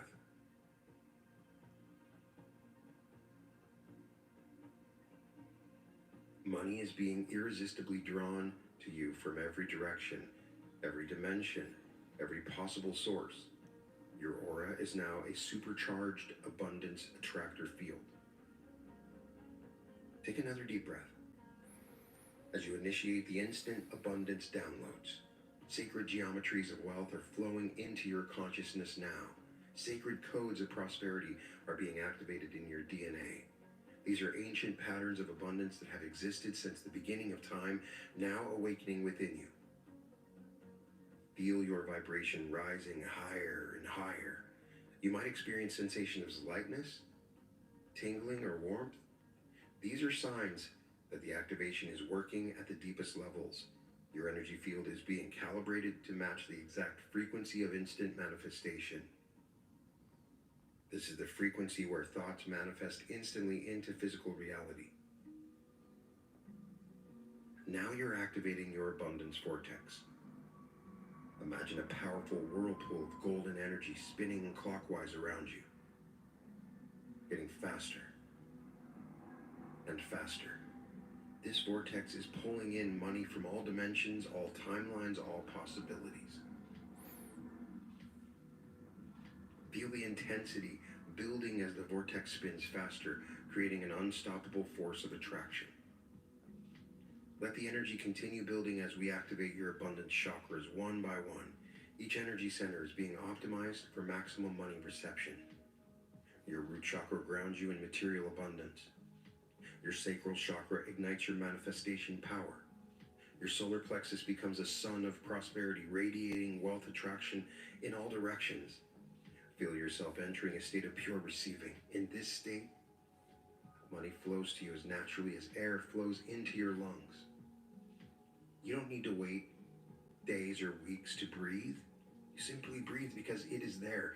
And I want you to imagine that money is no different than the air around you. There's no effort, no struggle, no waiting, just pure, effortless receiving.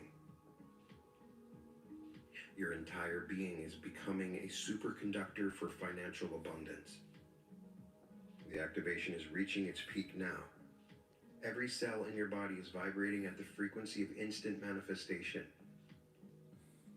You become a living, breathing money magnet. Feel the power of this activation anchoring permanently in your energy field. This is your new baseline.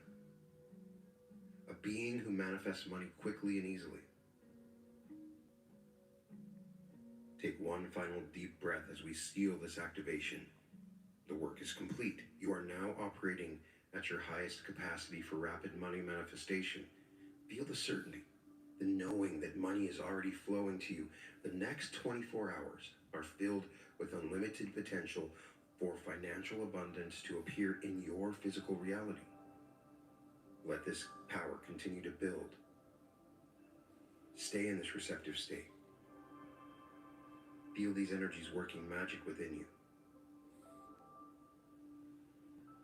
Now let's focus on the crucial 24-hour window ahead of you, where your manifestation power is at its absolute peak. The energetic doorway has been opened. And you're now in a state of maximum receptivity for rapid abundance. That's what happens. Sometimes my head starts going down, but I'm not even like sleeping. It's just like, to attract money I'm is going operating at down. I can feel it. supernatural It's levels. hilarious. Every moment is charged. Or sometimes with my head goes like manifestation this. Potential. Each hour brings opportunities for money to flow into your reality. Feel yourself becoming hyper aware of this enhanced state of reception. Bring Pay it. attention to the signs of incoming abundance that will appear. You might notice repeated number sequences, especially ones that make you think of money. Random conversations about wealth may catch your attention. You. You might feel sudden urges to check your phone, email, or mail. These are all signs that money is making its way to you. Each sign is confirmation that your manifestation is materializing. Your job during this window is simply to maintain this peak state we've activated. When thoughts of doubts or questioning arise, and they naturally will, simply return to this feeling of absolute certainty. Remember the sensation of being completely aligned with abundance. Your energy field is now permanently calibrated to the frequency of rapid manifestation. Let me share the accelerated receiving protocols for this window. Stay in a state of excited expectancy. Not sure what the letters mean, but I'm sure my soul knows exactly what you're saying, Regina. Your manifestation closer at rapid speed. You'll fill me in a moment. Looks like we were doing the whole thing. Okay. These aren't just fantasies, they're blueprints for Yeah. the quantum field. Feel how different your energy is now compared to when we started. Different. You're now operating as a pure channel for financial abundance. Your entire being is primed to receive. Money can flow to you through countless channels, expected and unexpected. A payment, a refund, a gift, a winning, an opportunity. All possibilities are active and alive in your field. When you notice resistance or doubt trying to creep in during these 24 hours, simply take a deep breath and allow this state of pure receiving. Feel that golden energy we activated flowing through you once again. You don't need to force anything or make anything happen. Your only job is to remain open and receptive. See yourself 24 hours from now, smiling with the knowing that money has come to you.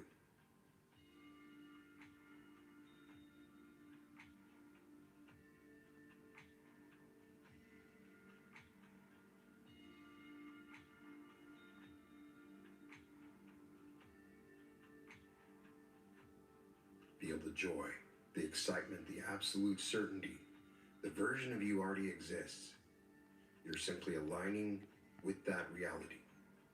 Every moment between now and then is filled with unlimited potential for your manifestation to materialize.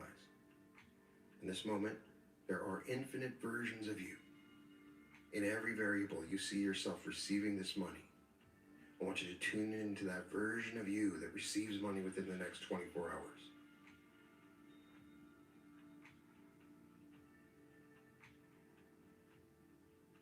Your manifestation radar is now fully activated. You'll notice opportunities you might have missed. Ideas will come to you with crystal clarity. Solutions will appear effortlessly.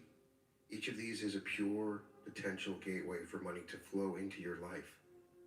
Stay alert, stay excited, stay open to receiving in unexpected ways. Take a deep breath and feel the power of this 24-hour window. You're now operating in accelerated manifestation time, where money can flow to you at supernatural speed. I want you to see a time in the future when 24 hours seems like a long time. When you're actually trying to dissolve the block that you have to wait 24 hours to receive the money. That you'd like to receive it in an hour, 30 minutes, or a second. You came here to prove your power. And this is nothing more than a test. A way for you to learn your power. Now we arrive at the most crucial moment of this activation, permanently anchoring these powerful frequencies into your energy field. Take a deep breath, centering yourself. Everything that we've activated is now being crystallized in your energy field. Feel this powerful money magnetism becoming a permanent part of your energetic signature. Like a diamond forming under pressure, These new manifestation frequencies are becoming unshakable within you. Place your hands over your heart center. Feel the pulsing energy of abundance you've built radiating from this sacred space. With each heartbeat, this energy is being encoded deeper into your DNA. This isn't temporary, and this is not a one-shot. You're experiencing a permanent upgrade to your manifestation abilities. Feel the certainty of this truth settling in to every cell of your being. Now let's initiate the multiplier effect. Imagine the golden energy around you beginning to replicate itself, creating multiple layers of manifestation power, consolidating, increasing, growing, multiplying. Each layer amplifies the one before, creating an exponential increase in your money magnetism. 1 becomes 2, 2 becomes 4, 4 becomes 16. Feel the power growing geometrically. The universe responds to this multiplication by sending opportunities in waves. Just as one manifestation completes, another begins. This creates a continuous flow of abundance rather than a single event. Feel yourself becoming a perpetual money magnet, attracting abundance continuously and effortlessly. See yourself prosperous, happy. Take another deep breath as you initiate the final frequency boost. Feel a surge of your pure manifestation energy rushing through your entire being. It's as if every cell in your body is lighting up, becoming a tiny magnet for abundance. Each cell with all of its own energy centers. The final surge locks in everything, creating an unshakable foundation for your enhanced abilities. This activation is now complete, and you are fully calibrated to receive rapid abundance as you return to your normal waking state. Money is flowing to you now. The process has started. In this moment, nothing can stop this manifestation from completing within the next 24 hours except for you. The only thing that can stop this from happening is you. So in this moment, I want you to give yourself permission to receive this money, to allow this to happen. The reality shift that you have initiated today is now permanent and complete. And feel how different your energy is. No matter what happens, you've shifted your energy. If you don't receive the money in the next 24 hours, try this again, and you'll see the difference. And over time, you'll learn what it is you're doing that's blocking your manifestation. The only thing that can stop you is you. This power that we are activating within you is unlimited in its scope. And we can learn the ability to instantly manifest. It is inherent within us. It is our natural state. In our pre-incarnation state, we instantly manifested whatever we wanted. And we can remember this and bring this into the world that we're in now. You're now vibrating at this frequency of instant manifestation. Let your consciousness fully anchor into this new reality where money flows to you quickly and easily. The old timeline where manifestation was slow and difficult has dissolved. You're now fully aligned with the reality of rapid, effortless abundance. Feel this truth resonating through every fiber of your being. Now, as we send out this final manifestation completion signal out into the universe, feel a pulse of golden light emanating from your heart center once again. This signal is broadcasting across all dimensions, all spectrums, all realities, confirming your readiness to receive. Like a beacon in the night, it's guiding the money directly to you through every possible channel. Now enter into the sacred space of allowing. Release any remaining need to control how or when the money comes to you. It does not matter how it comes. Do not focus on the how. Surrender to the perfect orchestration of the universe. Your only role is to receive. Feel the peace and power in this complete surrender. The next 24 hours are already written in the quantum field. You receiving money is a completed event. Trust in this completion. Know it as deeply as you know your own name. Feel the absolute certainty of it in your bones. Take one final breath as you seal this activation. And as you exhale, release any last trace of doubt, any final hesitation. You are now fully activated as a powerful money magnet. The manifestation is done. I call upon your subconscious mind to validate and manifest money for you within the next 24 hours as a signal, as a sign of your true power, as the very reason that you are here. Now I want you to do me a favor. I want you to put in the comments, when you receive the money in the next 24 hours, I want you to just tell us about how it came, what happened. The more people can see these comments, the more they can dissolve this belief that this is not real. You naturally thought this thumbnail was clickbait, and it's not. I'm telling you a very valid and tangible truth, that you are all powerful and you can have and do anything that you want. And one of those things you can do is instantly manifest. You've lived a life in which instant manifestation never seemed to take place. So you're living with years and years of programming. But in this instant, we've dissolved those programmings, and you are now in an open space of pure potential. Allow this to happen. Have fun with it. Be excited. Something wonderful is happening for you now to manifest this money in the next 24 hours. Have fun with it. Test it. And tell me all about it. You can find all episodes of The Reality Revolution at therealtyrevolution.com. That was 30 minutes? Damn. If you want that was friggin' 30 minutes. Holy shit. That didn't even feel like 30 minutes. My goodness. My oh my. Okay. Oh. That was 30 minutes. Okay.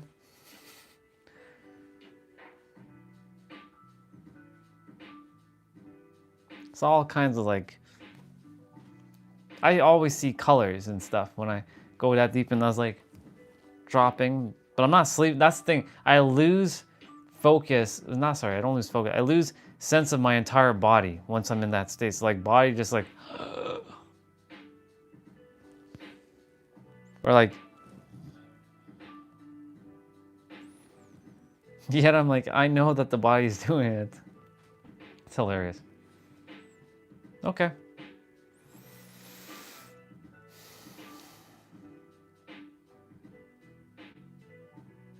Oh, there must have been a reason why. There's no accidents. Why that popped up. So.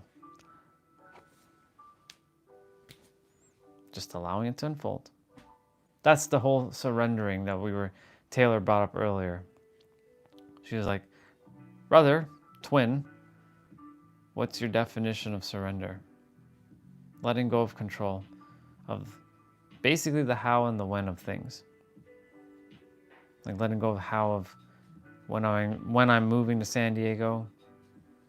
Like I set a timeline. I said I will be there in 2025. Guess what? It's 2025. I've been there, but I'm not moved there yet. I still have to do my passport. Unless I get my American passport within a year, which I know, well, we'll see. We'll see what happens.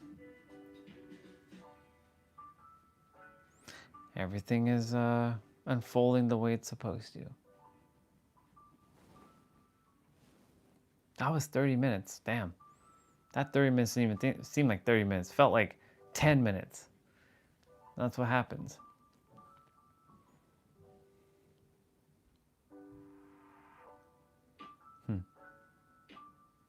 Now I'm gonna read what everybody was saying.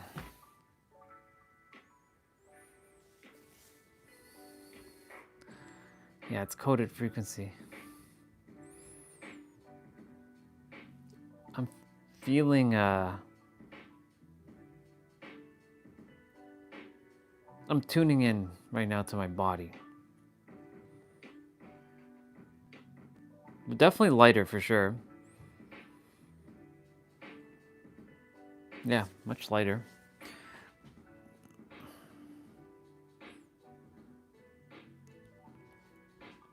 Regina was posting lots of codes there. My oh my.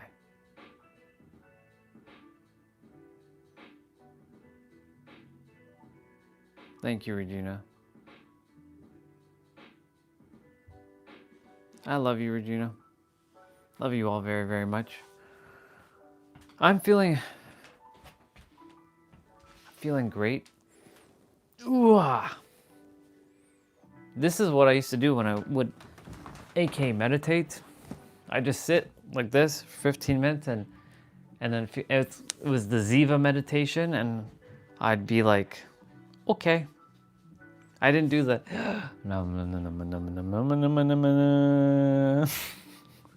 I didn't do, not to make fun of anyone that does the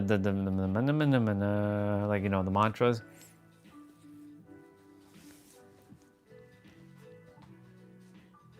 I never found like this worked for me anyways. I know what it's supposed to do. It doesn't work. It's not that it doesn't work. It's not resonant to me. I can do this. This feels more resonant because it looks cooler, by the way. Anything that's cooler will resonate with me. The act of this could be the same as this. That's the thing. The act of me doing this could be doing this as well, or any other like mudra. So I would just sit and do Ziva meditation, which was, and you say a word over and over, like release, release, like internally, release, release, release, release. Or I would say like love, love, love, for 15 minutes. I'd put on a timer and just go ham for 15 minutes twice a day. Felt good because like it's basically, it felt better than sleep. I felt like I got even more rest. So that's what this experience was. I haven't done one of that in a long time. When I say a long time, I mean like a year ago. Because I let go of like all this stuff. Because I'm simply always in like a 95.5% of the time I'm in a state of like just now. Except for when I'm like, damn you, God, how dare you? Like that. That's when I'm not in alignment. Like this morning when I was doing the whole, like I was sitting and like, so why do you think other people are better than you? Because God favors them? Well, why is that? Because God put me down here to suffer? I kept saying that. I keep going back to them. Like, why do you think God put you here to suffer? First of all, did you know that you're God? Did you know that you created your experience? Did you know that all this, that you've created all this? Stop playing the victim, Orion. You're not a victim, you're a God. You are God, you're the creator. You're part of the infinite. What are you doing? Keeps going. So I'm wiring that stuff in.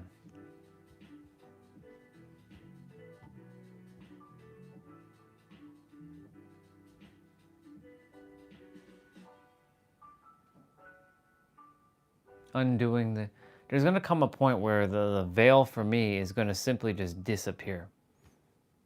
I mean, it's pretty much, it's not gone. The amnesia is still here, but at least I'm aware of that I have amnesia. Now it's just a matter, hey, squirrel Bubba. I get distracted very easily with Bubbas. It's so tiny and little.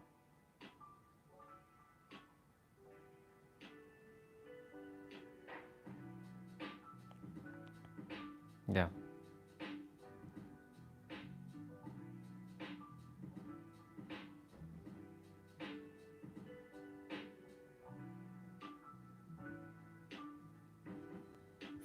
Everything is born in the dark, isn't it? Everything is in the dark. The inner world is also in the dark. What do we got?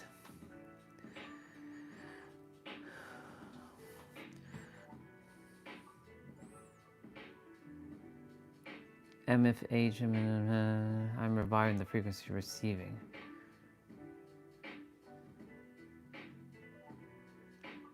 It's like day 4 and I've taken all, okay. Just receive for a moment.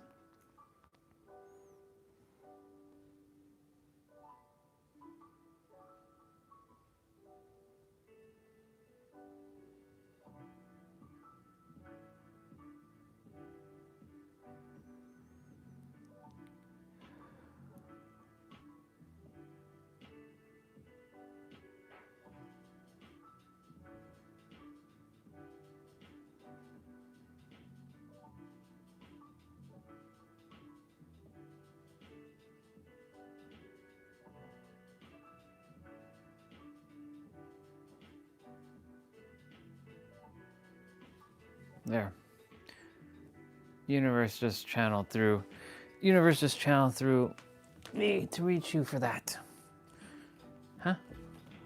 Oh. I'm going to do my best with this cable now. Hopefully it doesn't drag. Shh.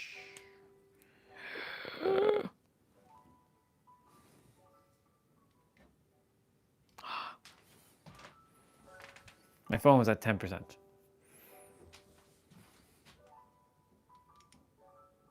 There we go. Thank you, Regina, again for all the coded frequencies. And it's fascinating how Tiny Problem, you said code frequencies MFH, MLOML, MS, and I'm reviving the frequencies. No accidents.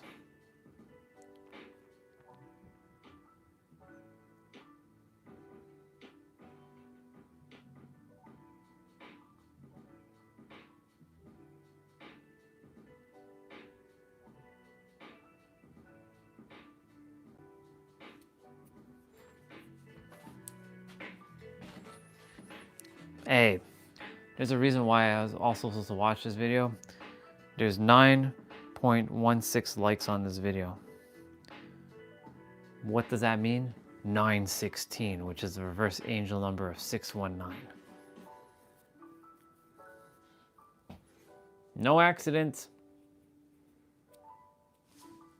No accidents. I'll give you a like, sir. Thank you for that.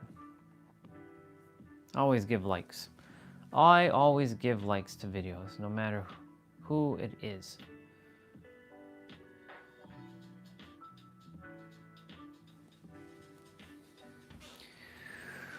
Ooh.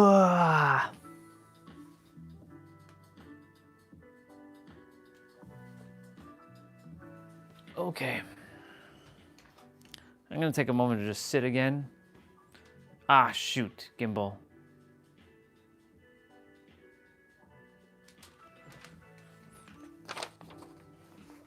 Actually, I'm gonna read.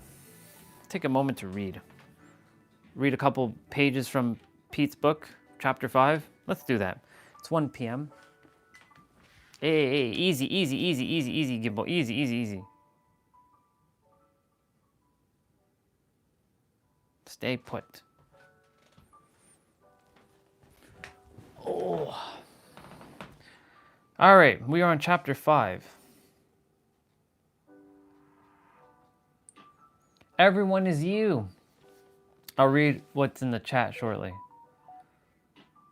This is why I love reading from my tablet.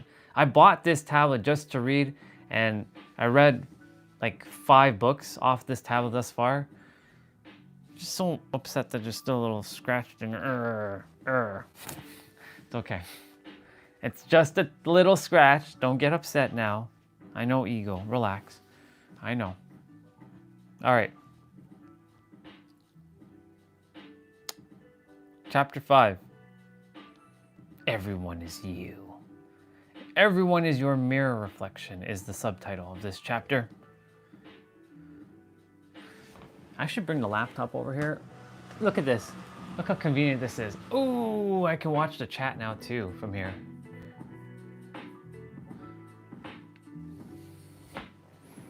How cool is it? Gimbal, relax. Hey, easy, easy, easy, easy. The gimbal's so silly. I gotta move it back a bit.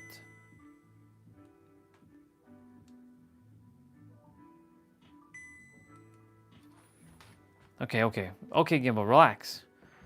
Calm down, calm down, calm down, calm down.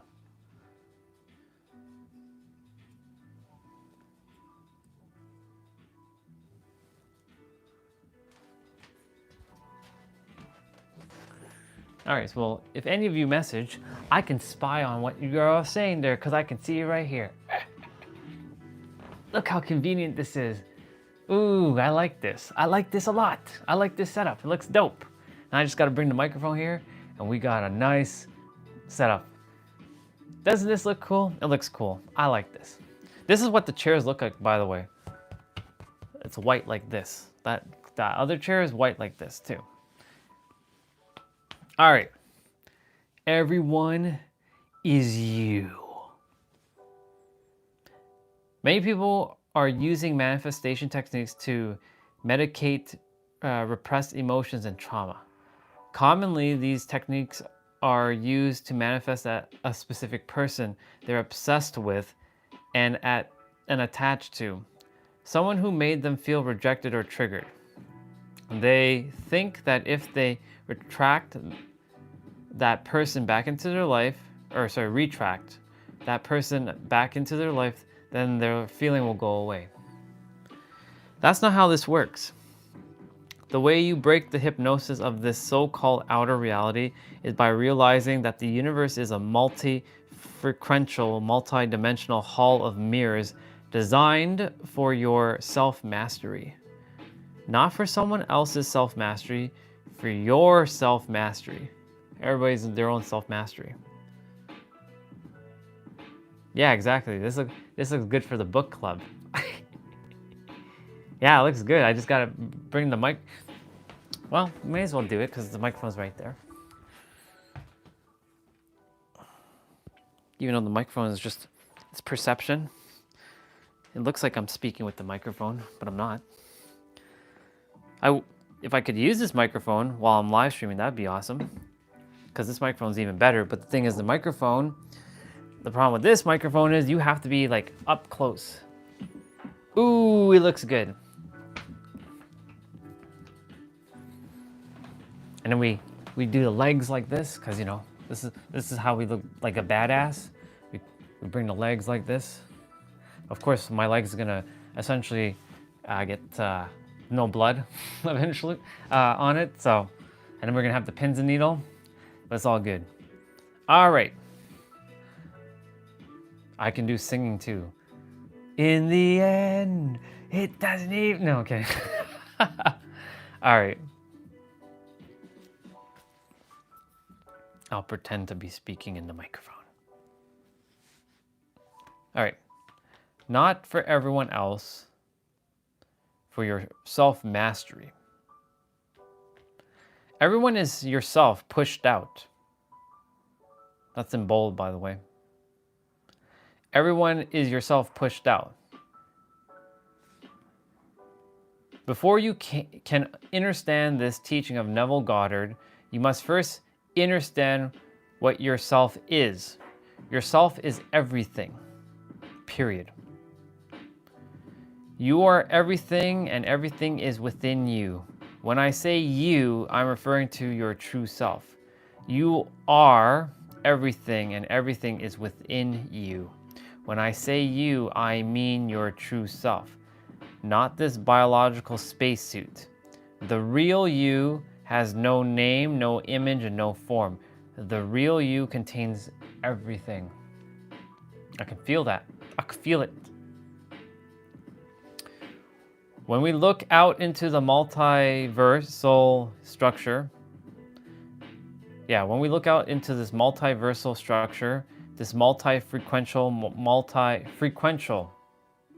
Notice the word multi-frequential. Frequency.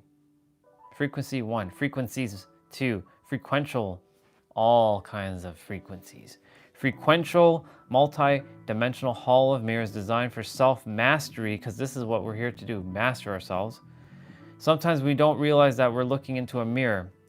The sheer, what is seen, and the act of seeing are all one thing. Sorry, the seer, my bad. The seer, what is seen, and the act of seeing are all one thing.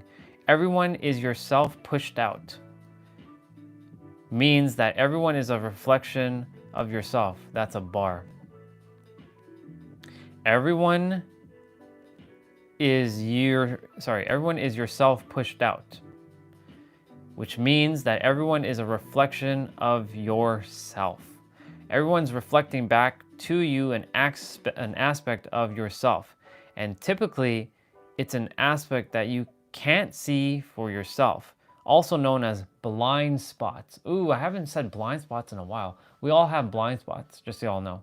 And in order for us to help each other uncover our own blind spots, it is necessary, it is required that we are here for each other. No one human can see all their blind spots.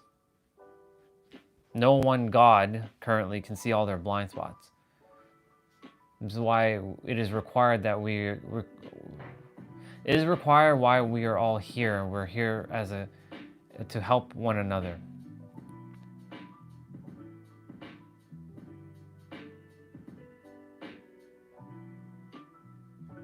It's true. All right. I'm liking this setup. It's got a nice little like cozy vibe. I like this. I like this a lot. Now, if I had my lights from downstairs and brought them up here, oh my God, I should have, could have, would have, can't go back in the past. If I had put that stuff on a like a plywood or something and painted it white and put it and just hung those at the light, I could have easily just brought that and put it up here. Doesn't matter. My point is, it's all good. I can get some LEDs, like some LED bars, and kind of just like keep them on the side. Yeah, it's all good. All right, where were we? Imagine your life is a movie and you are the director. Everyone in your life is an actor that you hire to play a specific role. If you see things clearly, there is no more blame, projection, repression, or repressing your emotional state or blaming others for the things that are being triggered within you. That's a bar. Literally, that's a bar. The actors, quote unquote actors, are just attempting to assist you to see what already exists within you. This is the year that we transcend the victim mentality. We transcend wearing the straight jacket that we put ourselves in. Yeah, and we transcend blaming everyone else for the straight jacket. That is a tough pill to swallow for a lot of people, to stop blaming others. We transcend the tyranny of the egoic mind that tells us that we are a victim and that we are separate from everything and everyone. The actor in your movie that you hired, brackets, are there to reflect to you an aspect of yourself that has been repressed. Next time someone triggers you, ask yourselves the following question. This goes for all of us right now. I'm going to be reading his question. So this is the question he asks. What is it that is being denied or not being accepted into the entirety of what I am? I'll read that question again. What is it that is being denied or not being accepted into the entirety of what I am? Your deepest desires, your true self-desires, is to know yourself entirely. It is your deepest desires to know yourself as unconditionally loved. Unconditionally acceptance of everything, including the unknown. Unconditional acceptance and unconditional love of all that is. You paid the actors in your movie to reflect aspects of yourself that you were unwilling to accept.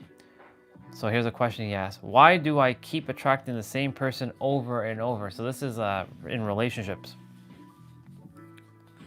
It is because you refuse to unconditionally love and unconditionally accept an aspect of yourself. It's because you continue to repress, deny, push away, or blame the actor, all while you wrote the script. If you are able to see things for what they are, then you can integrate the fragmented part within yourself that desperately desires your unconditional love and desperately deserves your unconditional love. Bar. The part that is worthy of being seen, heard, understood, accepted, and integrated back into the whole of what you are. Every single actor in this movie is assisting you to incorporate those denied, repressed, and rejected aspects of yourself. Let me repeat that. So every person that you've connected with, they're attempting to assist you in incorporating those things that you denied, repressed, or rejected about yourself.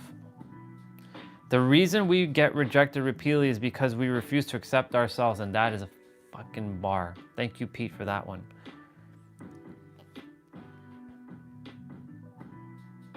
Oops, I went back a page.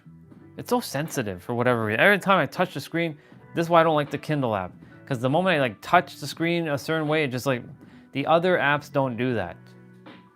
It requires me to actually do this to turn the page. Anyway, it doesn't matter.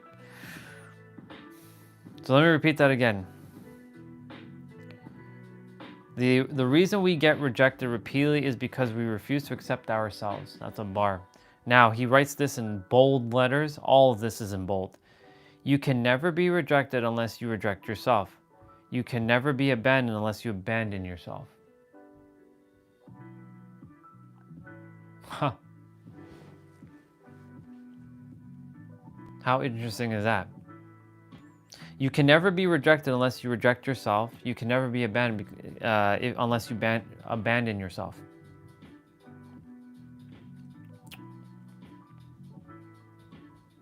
The universe is a multi-frequential, multi-dimensional hall of mirrors designed for self-mastery. The way you master yourself is by taking your attention and your attachment off of the objects in illusion and bringing all of your focus and attention back to yourself. When someone triggers something unpleasant within you, focus on what they triggered. Focus on the feeling they triggered. Focus on the feeling more than you focus on what they did. So if something is stirring you up, I'm speaking to myself too. If something is stirring you up, forget the person for a moment. Focus on what is stirring you up. And why is it stirring you up? And the feeling is that stirring up inside of you.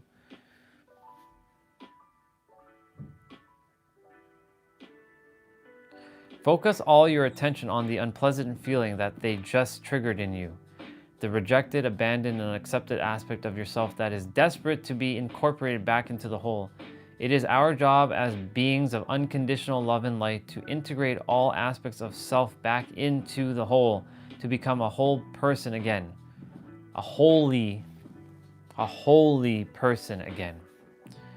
To no longer be fragmented and compartmentalized and to be a whole person again. That's a friggin' bar.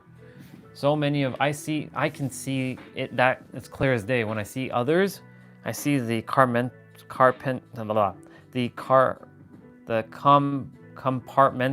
oh my God, that word, compartmentalized version of themselves.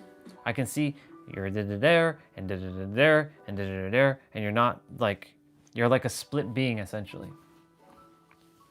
You're split into like 10 million different halves, and you're not like one whole being.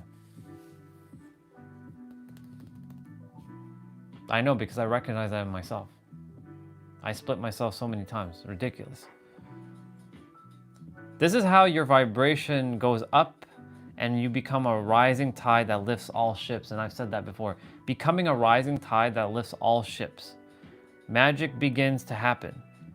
Safety lies in the true perception of yourself as everything. Safety can only come from the truth of oneness, and fear can only germinate in the absence of the divine. The divine is the truth. The divine is you. The divine is your true self, and your true self is everything. You are everything, and everything is within you. So he underlines this part. This is a whole paragraph he underlines. The sooner you can love everything in your reality and see it as serving you in your expansion and helping you to become the holy person and ascended master that you are, and as soon as you can fall in love with everything in your experience and see it as a part of your movie script that you scripted for your own evolution, the sooner you will be the one who walks on air. Everyone is you pushed out. The seer, what is seen, and the act of seeing is all in one. That is all you. Ooh. That was chapter 5, and we're now on to part 2 of the book. I'm page 44 of 145. How many pages is this? So chapter 6 is 2 pages. I like how the chapters are short. This is what I like. I like books that get to the fucking point. Not all this bullshit fluff. I like books that are just straight up, just like, here you go, facts. It's good.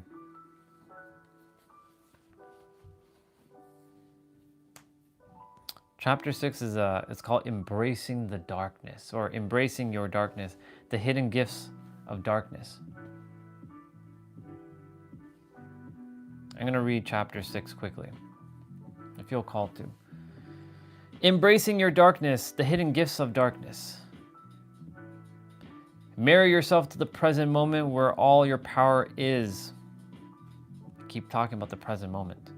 And in that space of power and creation, realize yourself as the ultimate creator.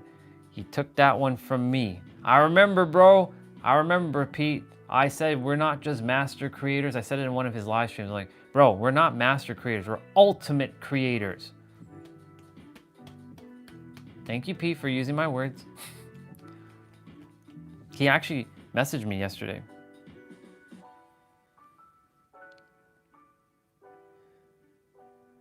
He's like, I love you, brother. Thank you for your kind support always, and I appreciate you and your words. Because I messaged him, I said, I'm so proud of you for your book, and I got a copy, and we'll leave a review. And I said, keep going with my heart and thunderbolt emoji. So super grateful for him. And Steve said, he's like, LOL, attempting to increase content. I messaged Steve because I'm like, what the hell, Steve? I guess that live stream stuff really paid off for me coming to you. You have to understand that the third dimension.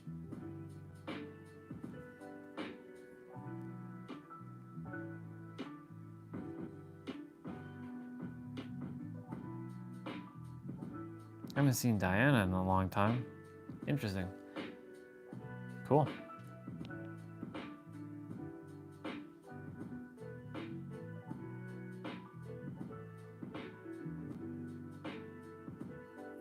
Cool beans. All right, back to what I was saying.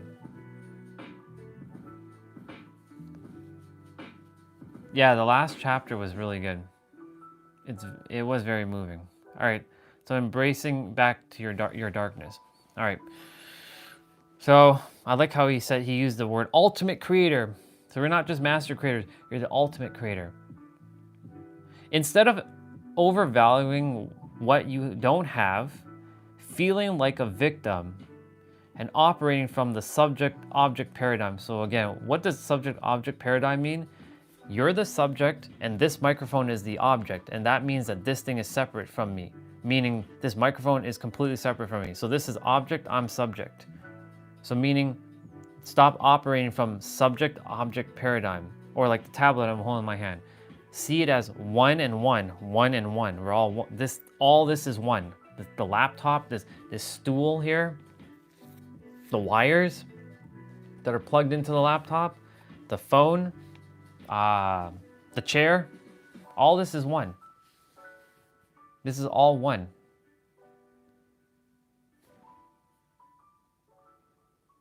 This is literally all one. So,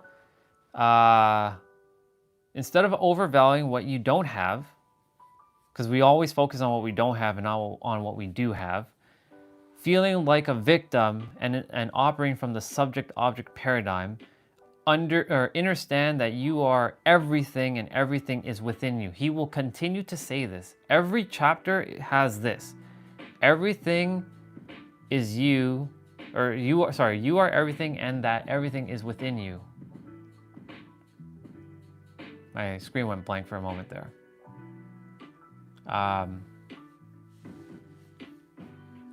This includes the fulfillment of every true soul desire.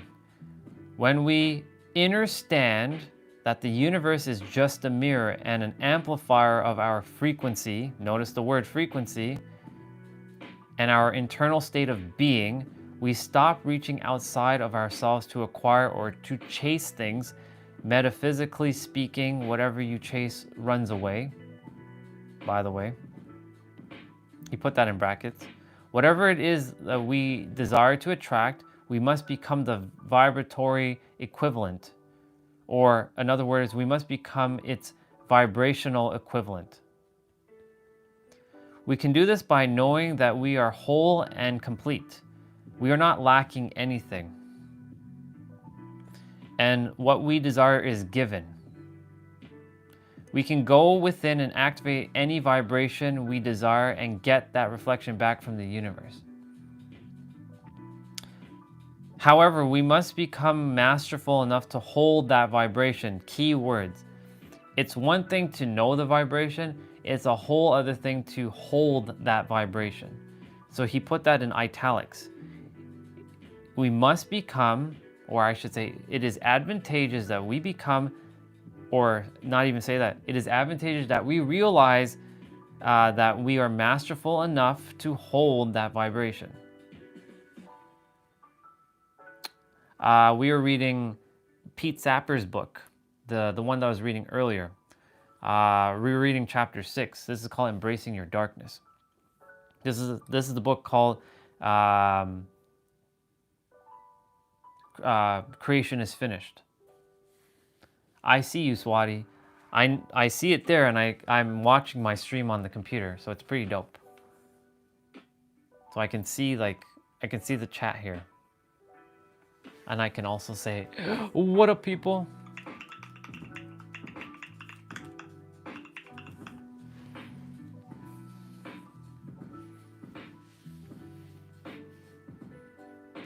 That's right.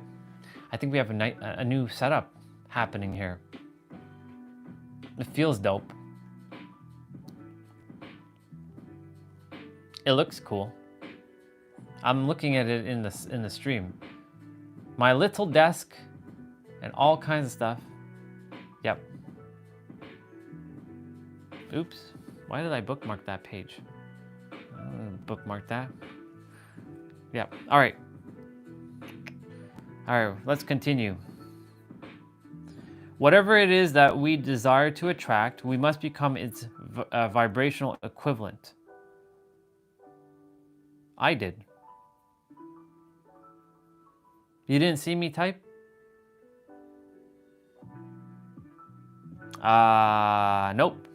That was just my alter ego, so I could just hide and troll if I had to troll. I named it Super Website Hero because website. I was gonna do. My goal was to help people build websites, and I'm like, I don't like websites. That's another channel that has like 1 subscriber. Literally, it's 1 subscriber on this channel, and that subscriber is yours truly, myself. This channel I use for my watching all kinds of nonsense like anime and any kind of like things like technology based. You didn't see me type? Cool. Magic.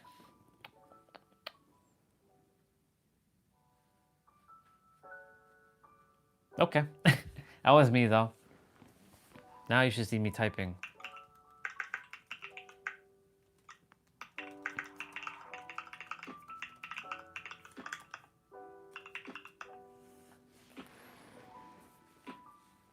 I'm so much faster than all of you when it comes to the computer typing. Than when you all text on the... If you all text and I type, I'm faster than all of you text typing than you texting. I'm slower than all of you when it comes to texting though.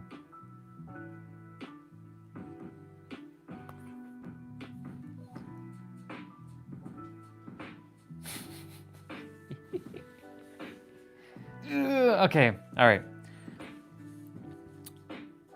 I'm glad you're paying attention, Destiny. That means you're enjoying it. All right. I'll read that paragraph again. Whatever it is that we desire to attract, we must become its vibrational equivalent. We can do this by knowing that we are whole and complete. We are not lacking anything, and what we desire is given. We can go within and activate any vibration we desire and get that reflection back from the universe. However, we must become masterful enough to hold that vibration. It's not enough to just know it. It's a whole other thing to hold it. This is why shadow work is the key to ascension and the key to awakening. Shadow work is almost completely neglected in the love and light spiritual communities. True. We are going to get results by understanding two main things. Number one, we are whole and complete as we are.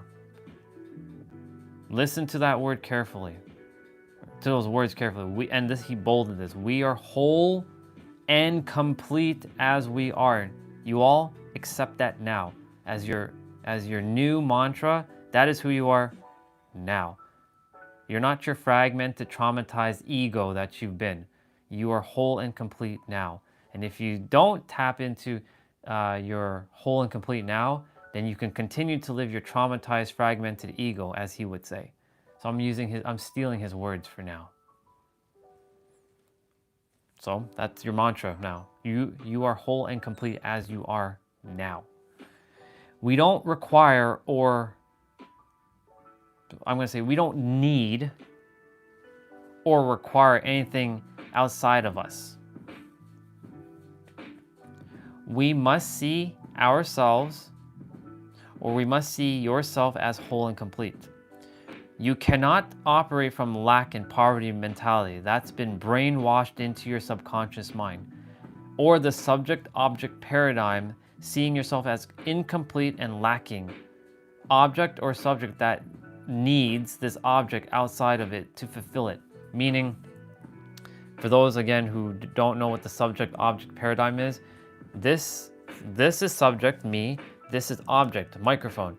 I need this to fulfill me. No, I don't. This is one with me. I don't require this to fulfill me. I'm fulfilled. I'm whole and complete. This is just an extension of me. This MacBook is an extension of me. You don't need anything. You have everything. That's why I keep saying, when you want something, you need something, that means you're lacking something. And because you're lacking something, that means you're not whole and complete. And because of that, that means the universe will see it as important and it will keep pushing shit away. Because it's like, okay, you don't have it, so what am I to do? I'm going to give you more of the same. You don't have it because you want it. It's a weird paradox of the universe. It's one of the most annoying laws of the universe. It really is. I don't know why it has to be like that, but it just is. All right. And number two, this is in bold. The fulfillment of every desire is already within you because you contain everything. I'm going to read that again. The fulfillment of every desire is already within you because you contain everything. You contain all vibrations, frequencies, and parallel realities. When you activate the vibration within you and you hold, again, italics, hold that frequency, the universe will reflect it back. So again, it's okay to know it. It's about holding it though. If you can hold it, the universe has no choice but to say, this person is operating like this, so I'm going to give him or give her this because they're operating from this. We are done living in poverty. We are done with the idea of spiritual people not having money. And the idea that money is only for psychopaths and narcissists. We are done with people that are controlled by demonic entities and who've made contracts with Lucifer. We are moving beyond all the duality and all this fragmentation, because this is all fragmented. And Swati, since you know computers, you know exactly what fragmentation is. Bits and pieces of data all over the place. Ooh, this is coming through now. When you defrag the computer, you're basically bringing all your zeros and ones together and making it into a puzzle. That's really what it is. That's what we're doing, and that's what that whole when you defrag your inner hard drive, you're basically you're realizing you're whole and complete because you're not missing anything. It's sequential. It is a pain in the ass. You gotta do it though. Otherwise, you will continue to suffer. Yeah. All right. Thank you for using fragmentation, bro. I appreciate you. We bring ourselves back. This is why I'm so grateful to him, because I know him personally, and the words that he uses, even though I don't really watch his content now much, still resonates because I use his words a lot. Creation is finished. And it's not even his words. It's the universe's words. No words belong to anybody. Universe simply is working through him for him to reach others, for them to tap in and realize that we created him into our experience. All right. We bring ourselves back to reality in the present moment where all your power resides. Ladies and gentlemen, that means the now. Marry yourself before you marry your twin flame or your divine partner. That is a fucking bar. Listen carefully to that. Marry yourself before you marry your twin flame or divine partner. That means your soulmate. Marry yourself to the present moment where all your power is. In that space of power and creation, you realize yourself as the ultimate creator. That is the creator of your universe. And I was sharing with Destiny before you jumped on that there was one live stream. I'm like, bro, because I used to watch his live stream. Like, bro, we're not the master creator. We are the ultimate creator. So that stuck with him. So I'm like, I'm glad he basically wrote the book that I don't have to write. I don't have to write a book. I straight up don't have to write a book. And if I do write a book, it's only gonna be one page.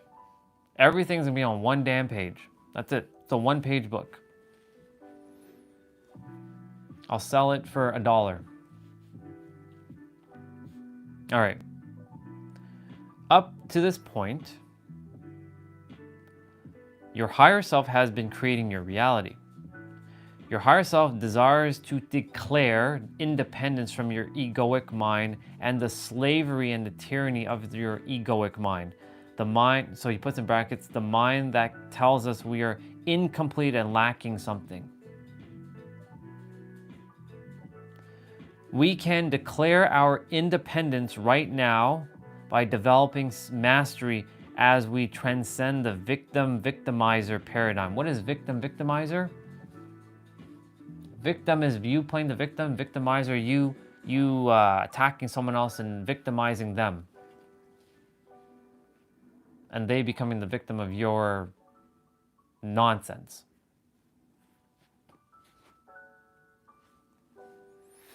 So I'll reread that again. We declare our independence right now, in this moment right now, by developing mastery as we transcend the victim-victimizer paradigm.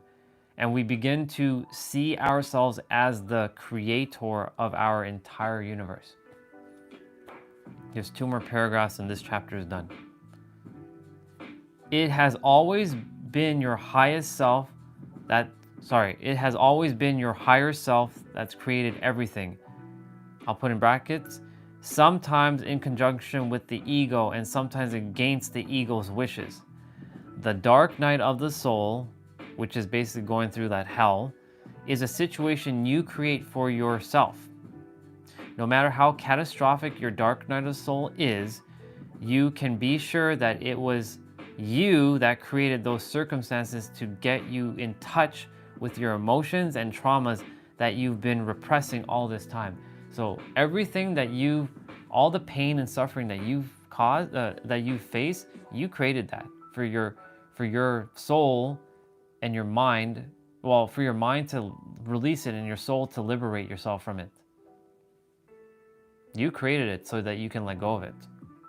You created it so that you could become aware of it, get in touch with your emotional state, regulate your nervous system, be safe in your nervous system, and let that shit out. Only time will tell, though, when the time is right for you. You don't know when that time is. It can be now, it can be tomorrow, it could be 10 years from now, it could be 100 years from now. It might be your next lifetime.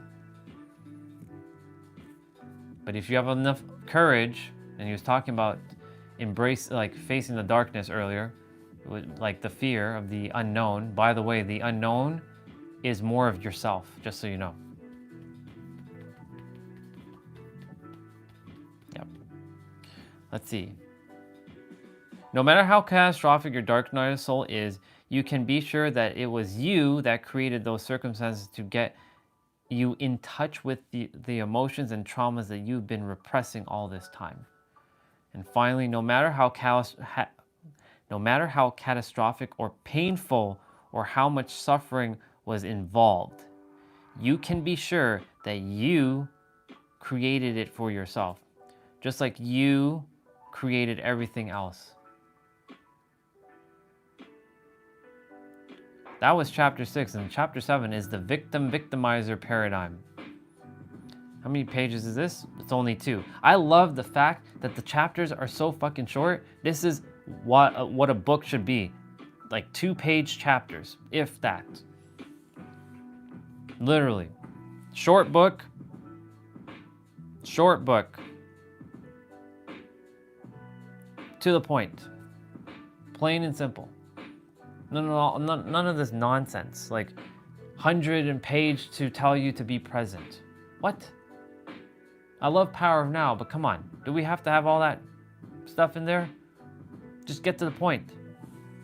The reason why books like that exist is to give people context because they're not quite ready to tap into this. Like, if someone is just starting out on their personal development journey, they will not be able to handle what's being in this book right away.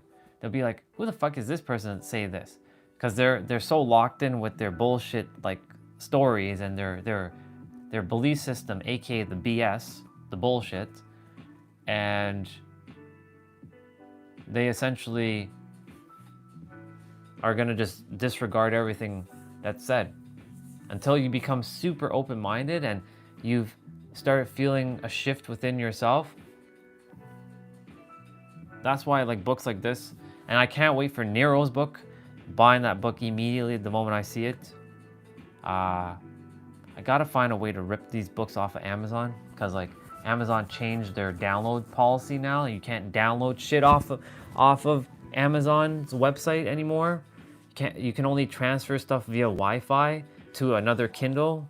So stupid. I understand that they're cracking down on piracy, but I bought the book. So if I desire to share the book, I can share the book. It is my right to share the book. Who made the rules here? Control. I fucking hate control. Here's the thing. Straight up. Should I write a book? If it desires to be pirated, go right ahead. Pirate my book. Game is game, as Nero would say. Game is game. Game is game. I know it's an energy exchange, and I know that we're supporting the creator like the creators of the books, and I'm all for that. I really am.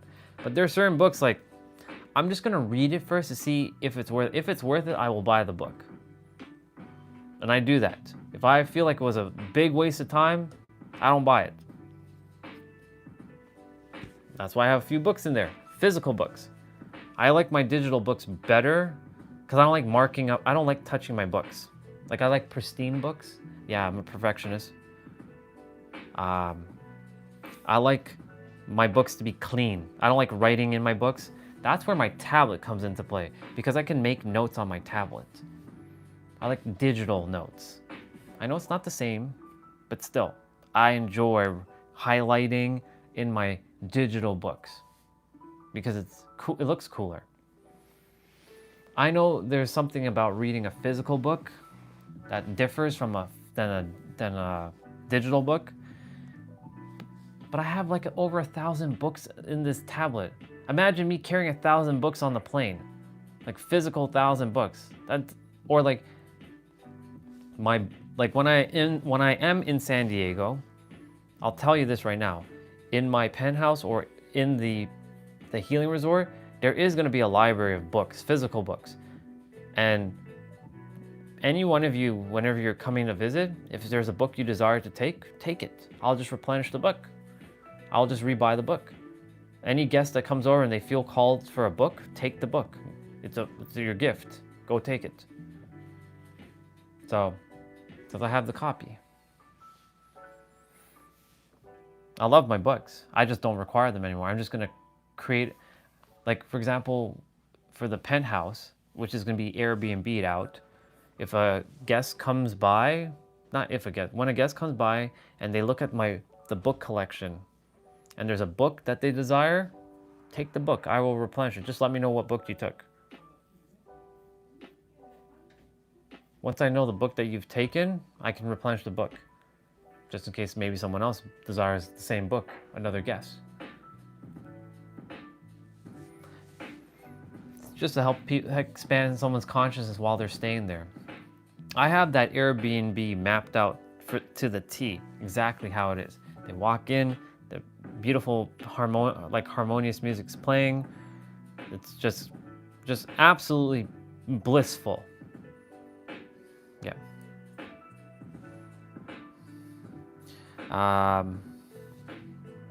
I can read, I'll read chapter 7 right now. I was gonna go grab lunch and it's 1:44 and I saw 44 seconds. Look at that. That equals 9. That equals 9. I like this microphone, by the way. It's so cool. Even though I'm not talking from this microphone, it's the perception like I'm talking through this microphone, but it's actually this little tiny guy. But you can't see it right now. All right. This is the singing microphone too. Well, it's not the traditional singing microphone, but you can sing with this microphone. What's the microphone? I forget the name of the microphone. I think it's called it starts with H. Yeah, this is the Shure SM7B. Now that I have it, I don't want it. When I say don't want it, I mean I don't require to I'm not lacking it. So I'm not like, ooh, I now have it. So now I know what it feels like to have this microphone. So I'll now know what it feels like to have a second microphone. It's just part of my reality. Once upon a time, it wasn't part of my reality because I was like, I really desired a microphone. I was saying, I want this microphone. I want it. It didn't happen. And I'm like, no, I have the microphone and I'll have the resources to pay for it. And sure enough, here it is. Pretty damn cool microphone. And the microphone stand. This is a singing stand. I can raise it up and sing. Yep. I bought a snowball mic and it's not as great as the cheaper mics. I barely use it. The feedback is terrible. Yeah, I've had the snowball and I sent it back too. The Yeti mics. Yeah, it's a Blue Yeti. They're okay. They're overrated though. This technically is theoretically overrated, but a lot of podcasts use this and some singing studios use this microphone. however you have to get a powerful amp, like a preamp, which I do have. It's hiding it underneath this blue thing here. It has enough power to power up this microphone because it requires not phantom power, but I bought like a phantom power thing just because it was like cheap, or it was cost effective. I don't like using the word cheap. This was like $50 instead of $100. This is a, what do they call it? A phantom plug? I forget what they call it. It just gives it more juice. I think sister's asking if snowball microphone is I'll show you.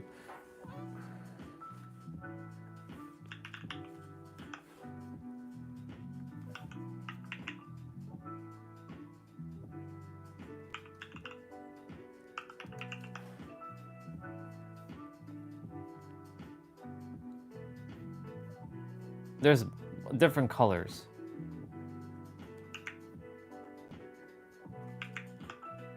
I don't know if that link's gonna work.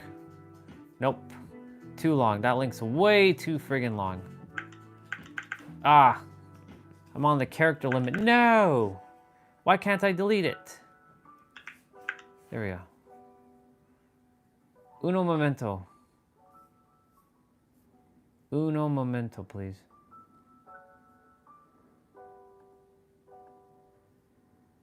Here.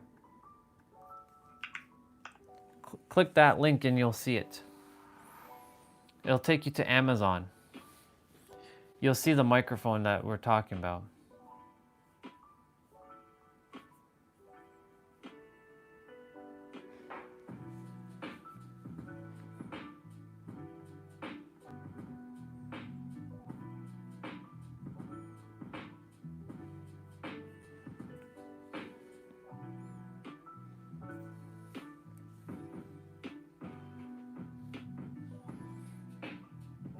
There are better microphones though.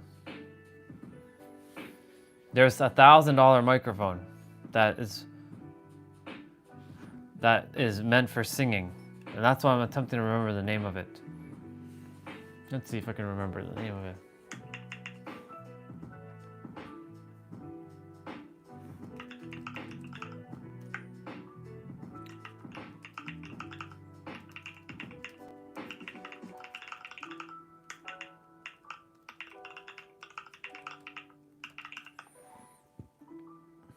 It's called a Newman. That's the one I was looking for. The Newman mic. The TLM. Yeah, that's what I was looking for. The Newman mic. That's what I was looking for. You won't find that. Actually, yeah, you will find that. It's right here. Bang. This microphone here. I'm about to send this one to you all. This microphone is for singing.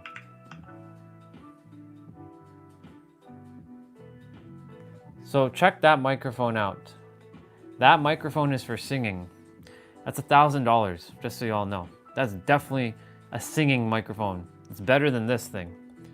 This is a podcast microphone.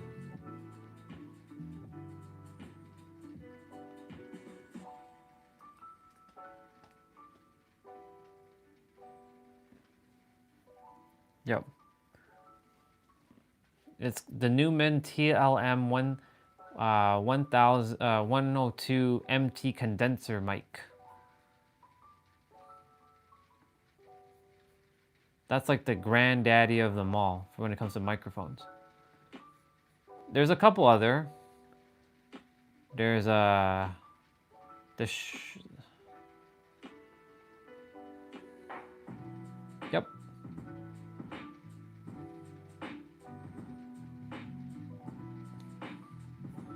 Oh yeah, Swati. There are microphones that are... This is what professional singers use.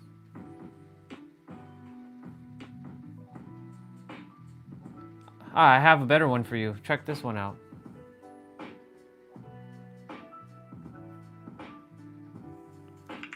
You would use this one a lot. This one looks prettier. This one's also from this company.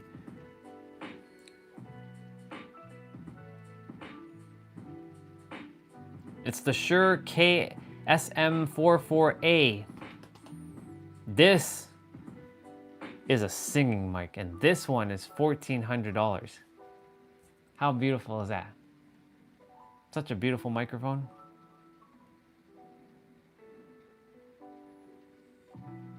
Oh yeah.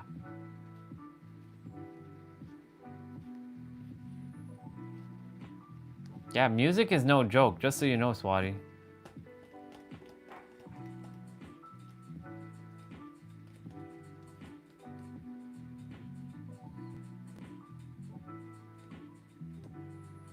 If Brian was here, he would be like, yep.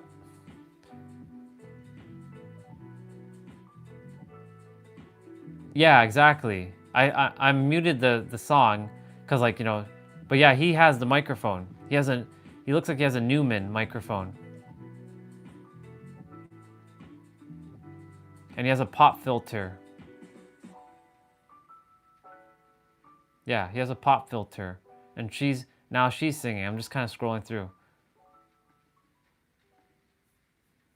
Yeah, exactly.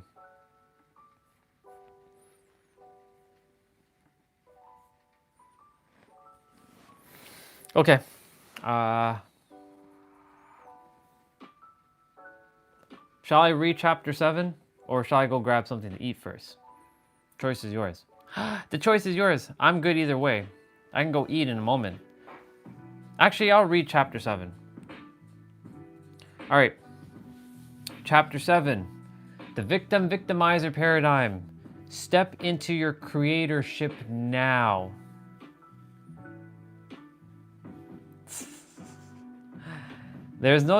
Okay, so here we go. There is no such thing as victimhood. Victimhood is a concept that is born within an unawakened mind. Listen carefully to that. Victimhood is a concept that is born within the unawakened mind. You are the creator, and it is important for you to step into that inner standing. If you are operating from separation and victimhood consciousness, you will continue to create volatile catalysts and brutal dark night of the souls. Guilty of that. Which you are meant to catalyze catalyze you into awakening to the understanding that you are the creator. And yes, it is all about the emotions you put into it. Get yourself out of victim consciousness, separation, and delusion, and step into your creatorship now. He put big letter N-O-W, bold, underline for this now. Shit. Haven't seen such a big now in the book up until now. Step into your creatorship now. The timelines have accelerated massively.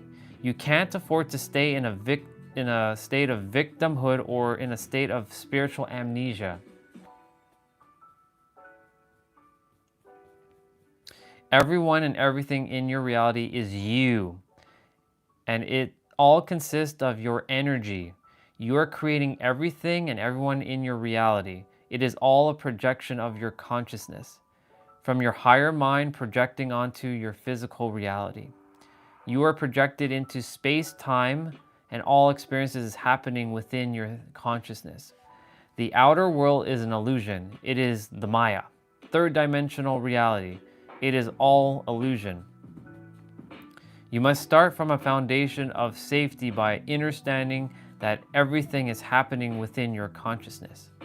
The outside world is just an illusion that will assist you to bring you out of separation consciousness and into the crystalline clarity of now, so that you can operate from the truth, which is immeasurable I am, which is the immeasurable I am. Your true self and the immeasurable I am has no limitations. Until you are operating from an open heart and embodying, E-word, embodying your higher self, your immeasurable I am will not allow you to access your superhuman abilities. Ooh, let me read that again. I gotta reread that for myself. Until you operate from an open heart and embodying your higher self, your immeasurable I am will not allow you to access your superhuman abilities.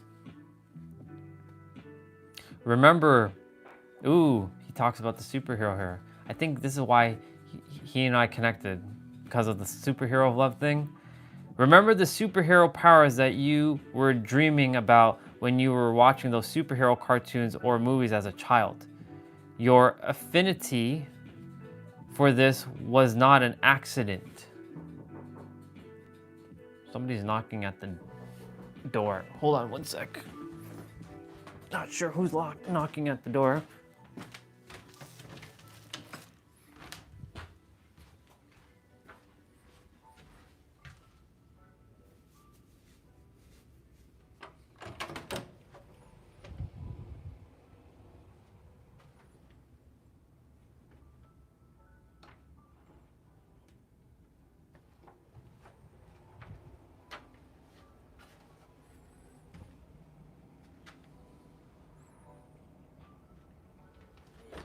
There's someone at the door. I'm just like waiting because they're on the phone. It's weird. Hey, how's it going? Good, yourself? Is your dad around? I think he's in the garage. No, I checked. He's not in there. He's not there? Yeah. His phone, everything's going in there, but not inside. No, because his shoe's not here. So Maybe he went for a walk. I think he probably went to like the convenience store. Oh, okay. Well, by the gas station. Yeah, because he left his phone in there too. Yeah. Okay, no problem. Yeah. All right.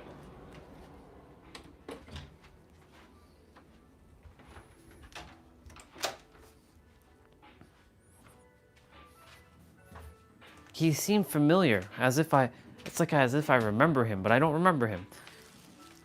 Like, he looks familiar, he sounds familiar, the person I just spoke to. I'm like, who is that? He's looking for my dad, because today's dad's birthday, so. Boo boo doo boo doo boo doo boo doo boo doo boo doo boo boo. House caller. All right, there's one last little page. Oops. Ooh, the next chapter is already called Astral Entities. Can't wait to read that one after I grab lunch. Okay. So let me go back to that last paragraph because, yeah. Until you operate from an open heart and embodying your higher self, your immeasurable I am will not allow you to access your superhuman abilities.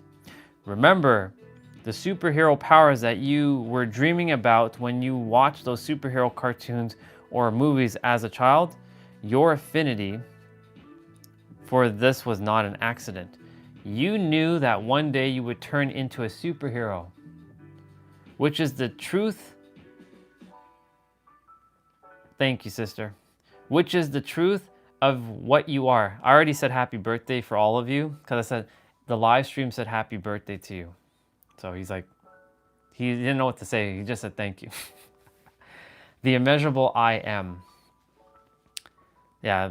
That one day you would turn into a superhero. That's why Pete connected with me, because I claimed myself as the superhero of love. Technically, every one of us is a superhero of love. I just so happened to grab the title, but every one of us is a superhero of love or superheroine of love, which is the truth of what you are, the immeasurable I am. So the I am is the superhero. Until you have an open heart space where you understand that everything and everyone you're interacting with in your reality is you, and until you align with that inner knowing, the inner gnosis of the truth that everything here is you, your higher self will not allow you to activate your higher intuitive functions. I gotta read that again. Until you have an open heart space where you understand that everything and everyone you're interacting with in your reality is you, and until you align with that inner knowing, the inner gnosis of the truth that everything here is you, Your higher self will not allow you to activate your higher intuitive functions. Inner peace and inner love. Yeah. Spot on, Regina. Spot on. It will not allow you to activate your higher intuitive functions. Teleportation, telekinesis, and your superhuman abilities and your telepathy all come from empathetic understanding that everything and everyone here is you. They are you, you are them, you are everything, and everything is within you. You are not a victim, comma, quotation marks. You're not a victim, and you don't require to victimize to get by. You are the master creator, or I like to say the ultimate creator, or ultimate revealer, creating or revealing everything in your reality. I love these chapters. They're so short. There's only 2 pages, if that.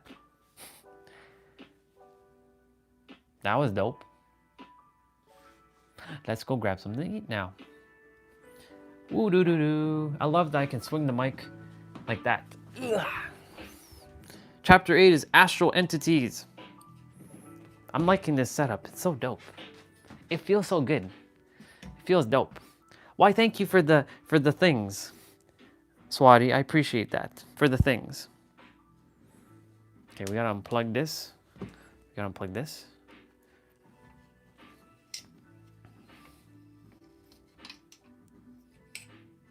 And we're gonna take this off. Take this plate thing off on the gimbal. The battery's at 53%, which is great. Let's go. I gotta wash my protein shaker. It's like dried up now, so. Ooh, ooh. Hi, puppy. So we're gonna grab lunch in a moment.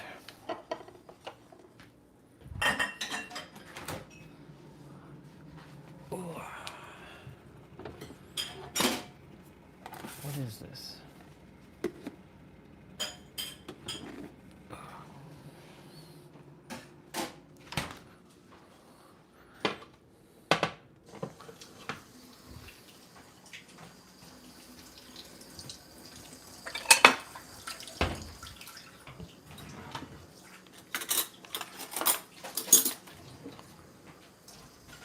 Do.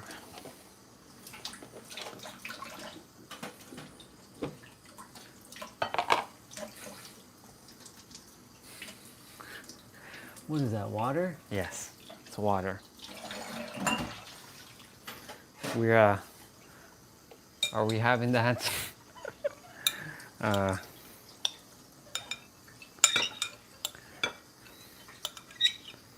You clearly see me, sister.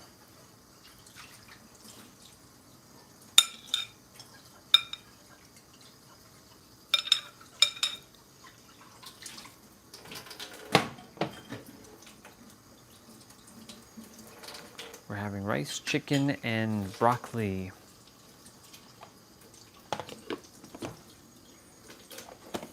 Let's see what this is. Oh, nope. I don't desire that. Nope, nope, nope. I don't desire that.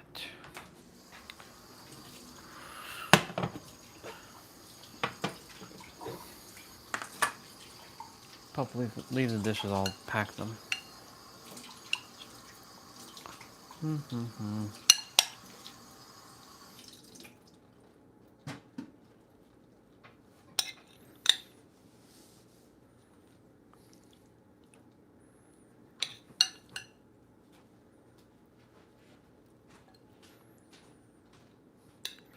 Okay. Lots of broccoli, lots of chicken. You didn't say anything, but I knew why you did that, just so you know. Don't think I didn't know why. Of all the things.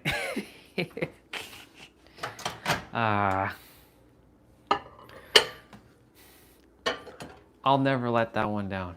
Ever. 2 minutes and 55 seconds. I always warm up my food with 55 or like 333 or 222. There's always either 55 or some kind of number when I warm up my food. What is this? Hold on. It's fries, but nobody ate them fries. Blueberry, strawberry. I gotta wash my protein shaker. Astral entities, huh? Yes.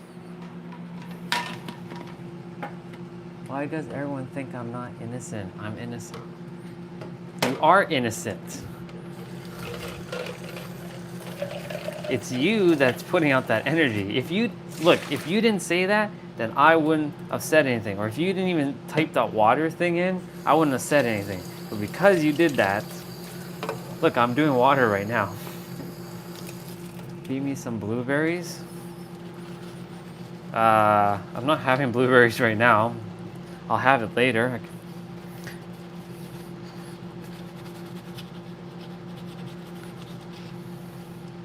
Just scrubbing off this thing. Because the protein thing gets dry if I don't feed you chicken. Fine.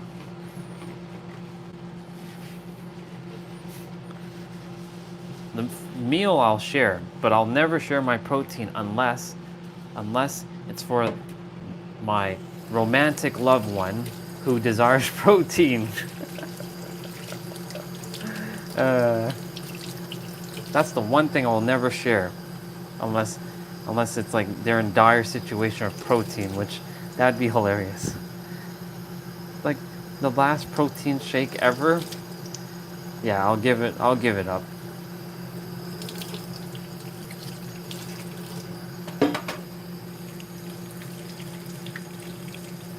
Fine, you can have broccoli, and she can have chicken.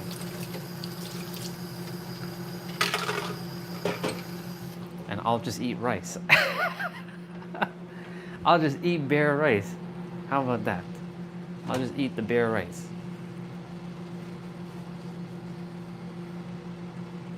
See, I call my sister Pup. P-U-P. Pup. Like puppy and Bubba. Even though she's 21 years old, I still call her Pup. Because she's still my Bubba. Tiny little Bubba.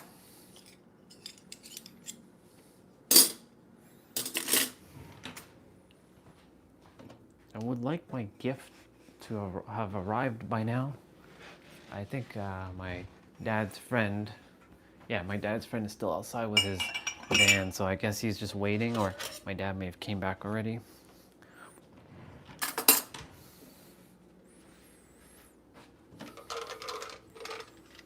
Oh, what up, dude?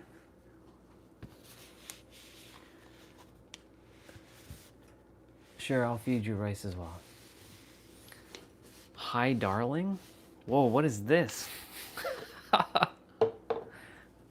Jose. Mr. Hi, darling. Okay, I see this. Hi, darling. Wow. I love it. Yesterday, he was going on about, I will have Swati. Like playing video game, I'll have Swati. I'm like, okay. All right. Like I said, you never know. You never know. You just never know.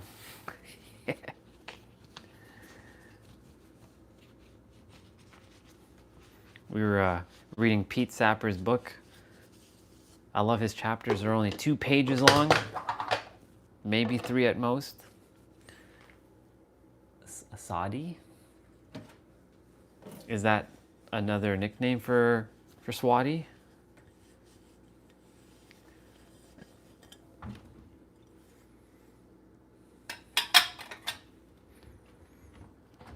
Okay, let me press this, because if I don't press it, then it's gonna be beeping at me.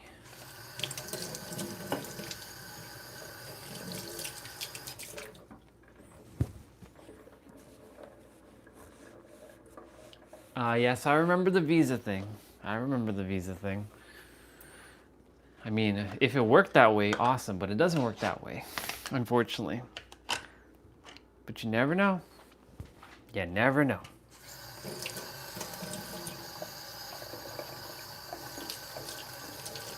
You marry Jose, and then you sponsor me as your brother.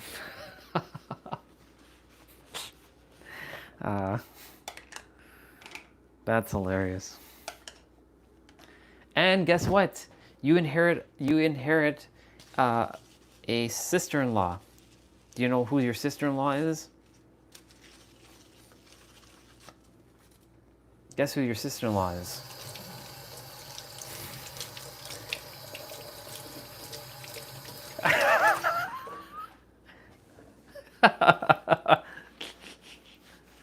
I didn't even have to say it. She already knew.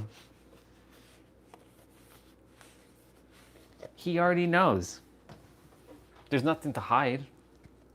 This is family. We don't hide anything. There's no secrecy here. Welcome back, dude. Welcome back, Mr. Eric. I'm just grabbing me my meals.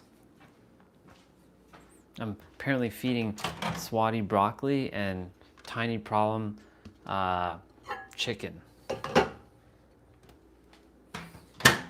This. Ah, you were editing. Nice.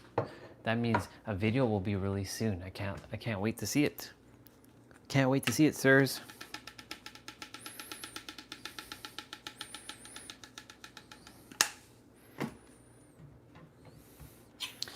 I'll leave this here, leave that there. The gimbal has enough charge, and the phone has enough charge for me to sit up here and eat. Boop, boop, boop, boop, boop. Why is there... This is Dad's jacket. What the heck is this doing here? Not on this chair. Okay.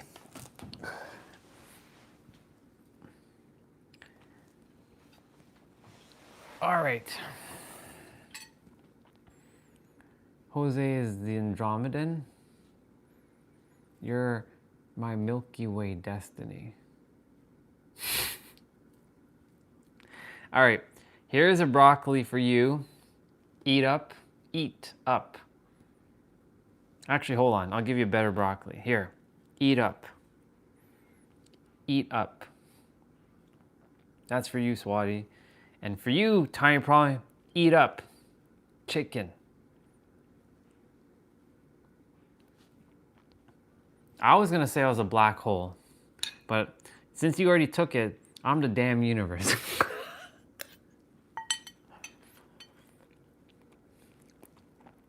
I'm the damn universe. Since you said a black hole, I'm the damn universe. I contain everything.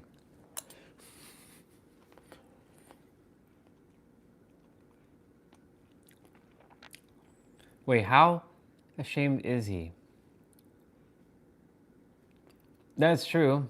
I mean, if I'm going to be a black hole, then I'm a supermassive black hole. Not just any old black hole, but a supermassive black hole.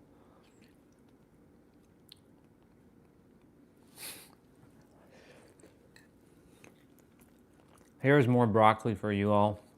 Here. Eat up. And here's some chicken. Eat up.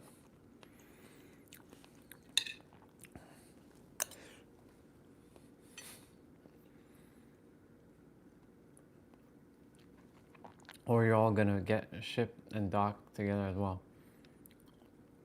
BHB? What the heck is BHB? Oh, hello, Crystal. Hello, sister. I see. I saw a video today. Raffi the singer did a concert in 1984. Okay, the date may be not right. He's practicing meditation with kids. Yeah, it goes to show you, all that stuff existed back then. Just like Bashar, if you know who Bashar is, existed in the 80s. All this consciousness stuff existed back then. It's just a matter of whose frequency were we on back then? Or what? Old black hole boys? Why does that sound so wrong? That sounds so not right.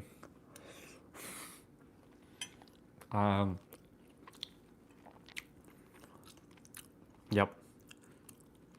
Yep. Makes sense, Crystal.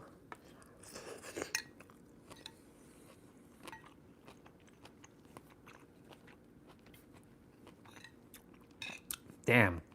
I wonder if I in the 80s, if I was conscious enough to have Bashar, how far I would be right now.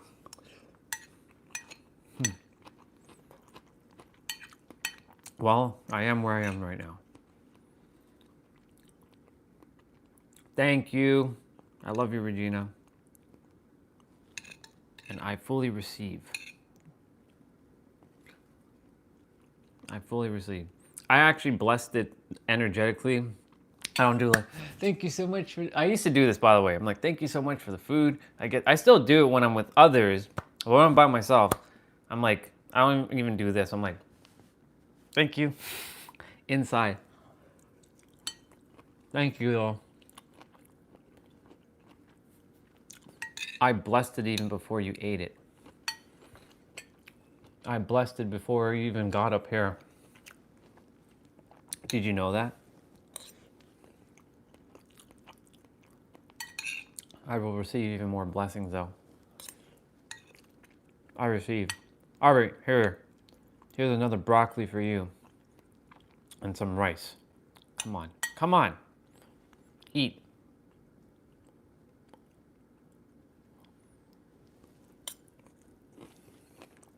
Here's some chicken and some rice. Eat.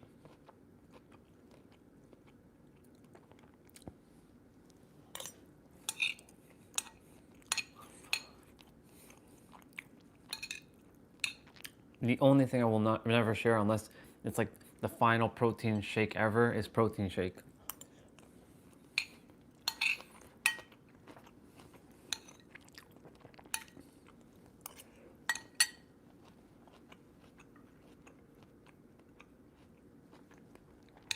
Oh, I'm eating. You better believe I'm eating.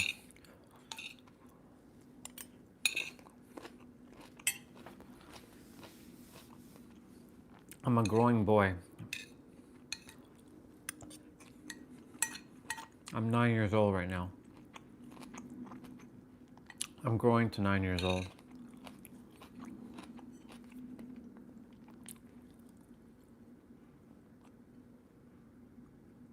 Of course.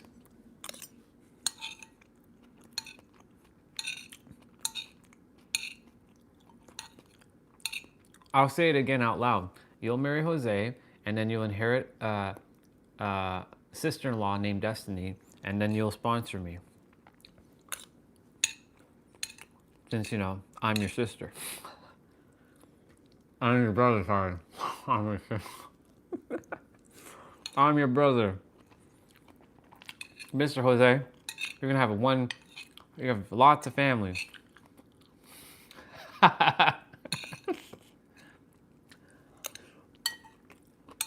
He already knows.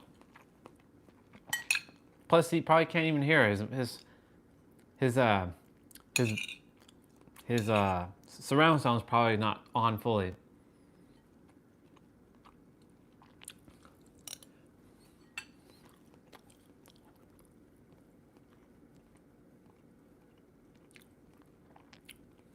That's awesome.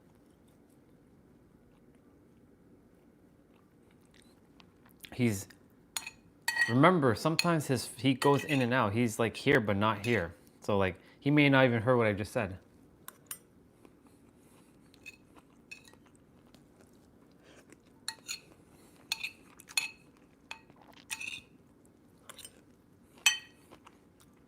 Destiny's not liking this whole sister thing, the sibling thing.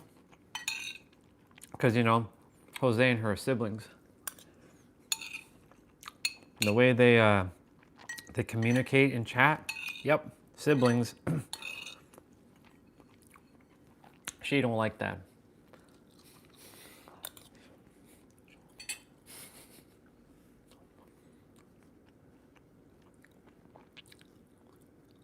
It's true you can disown. That is your right to disown. But you can't disown what is, because that means that you are not the creator. You're living from separate consciousness, not unity consciousness.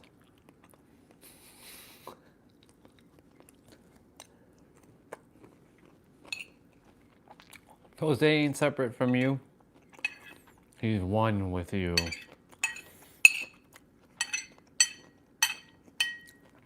That's right.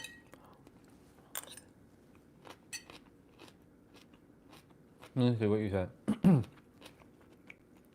glad I didn't have siblings, half a sibling. Yes, I didn't get along with her and still don't. I'm glad I had siblings. I'm just glad that I was the oldest of the three of us. However, it didn't. I already was like a dad twice. I'll never do that again. I'm good. I'm good.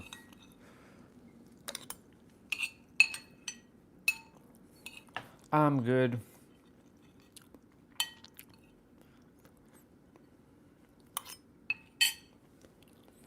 I named her after Lazarus in the Bible. Her name is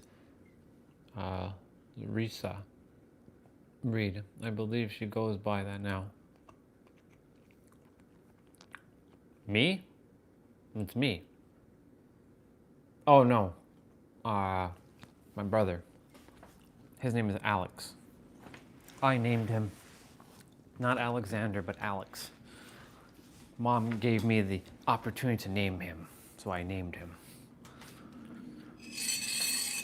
Since he got the cooler name, I figured, yep, I named him. That's right. La Apple. Yep. This one's kind of mushy. This one. They'll eventually have to be eaten anyways.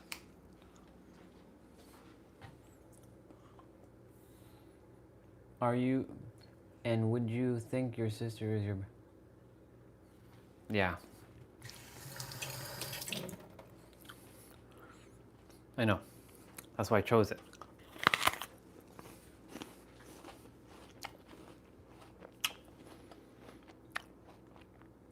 I felt I got the short end of the stick with my name. That's why I'm Orion Phoenix Ramses.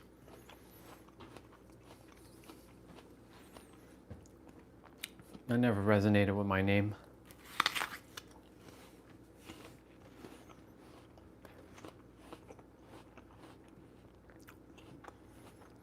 When I start my new path in the United States, I'll find a way to change my name at the same time. Then I'll be known as Orion Phoenix Ramses.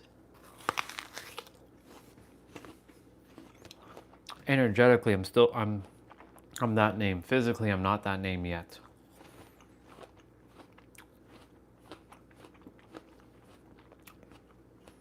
Your name holds so much power.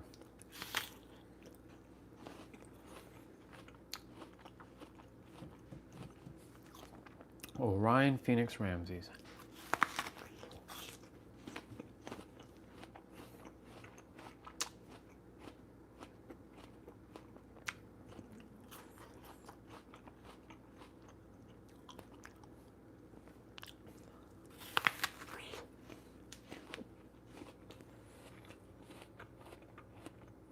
Mm-hmm.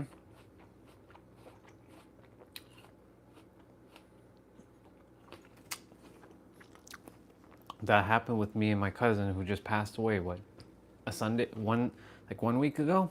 Yeah, it's been 1 week now.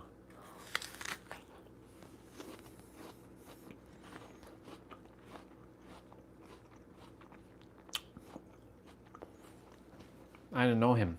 I only knew his name, but I didn't know how to spell his name.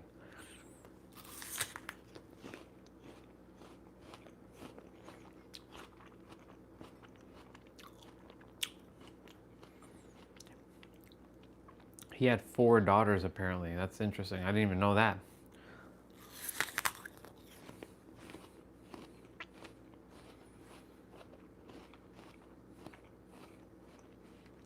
Goes to show you what I don't know about blood family.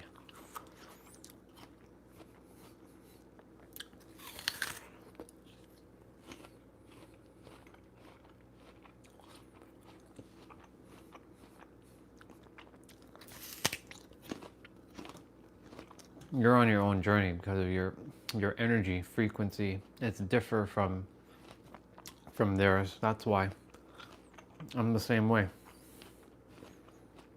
We are the black sheep.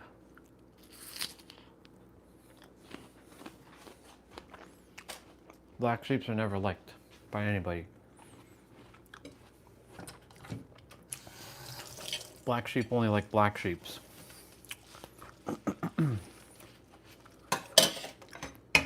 We as black sheeps attempt to fit in, but we're generally ostracized because our energies are so different.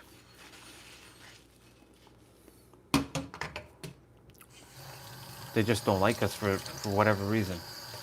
And so I came to accept that. I'm like, okay, I'm not going to be liked by a lot. I'm only going to be liked by a few. And those few are the ones that are also black sheep that have experienced a similar experience. Those who haven't had the tougher upbringings can never understand because they just don't know. Until someone understands someone else's pain, there can be no, well, let me rephrase that. 2 people who have experienced a similar pain have no hate for one another. That's what Gaara from Naruto was saying. I would love to play that clip. Unfortunately, it'll get me copyright, which sucks.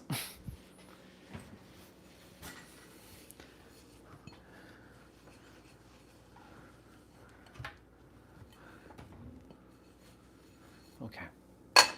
We're going to go read chapter 8. Yet black sheep are always asked for stuff like in the song. It's true. And we're the ones that always have to do stuff for the others. Did I push in the door or the chair? I did. Door. I meant chair. I meant chair. I do have to go outside, throw out the trash. Recycling. Yeah, 2:30. We have a little bit of a new setup going on. I like this setup. It's pretty dope. This is the other side of the room. I'm digging it. Spin, spin, spin.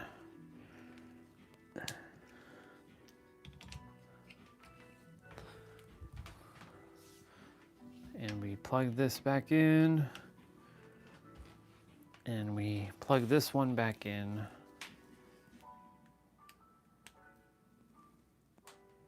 Nice. Okay. I'll read chapter 8 quickly. It's Pete Sapper's book, one of the mirrors that I enjoy listening to. I can see the chat from here and I can type and I can be like, I'm grateful for the questions yesterday. I'll definitely do the green screen. It's just that YouTube doesn't have a function to use the green screen on the live stream unless I get 1,000 subscribers and maybe that's a function that I have. And yeah, I'm happy. I enjoyed the questions yesterday. It was good. All right, Just gonna read this. These chapters are super short. They're like 2 pages long. I love books that are so damn short because they get to the point. They cut out all the damn fluff.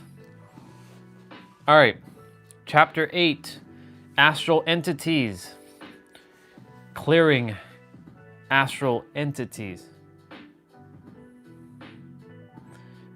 In my small pastor care group, we also took it as a step further. How do you believe in God's view? How do you believe God views you?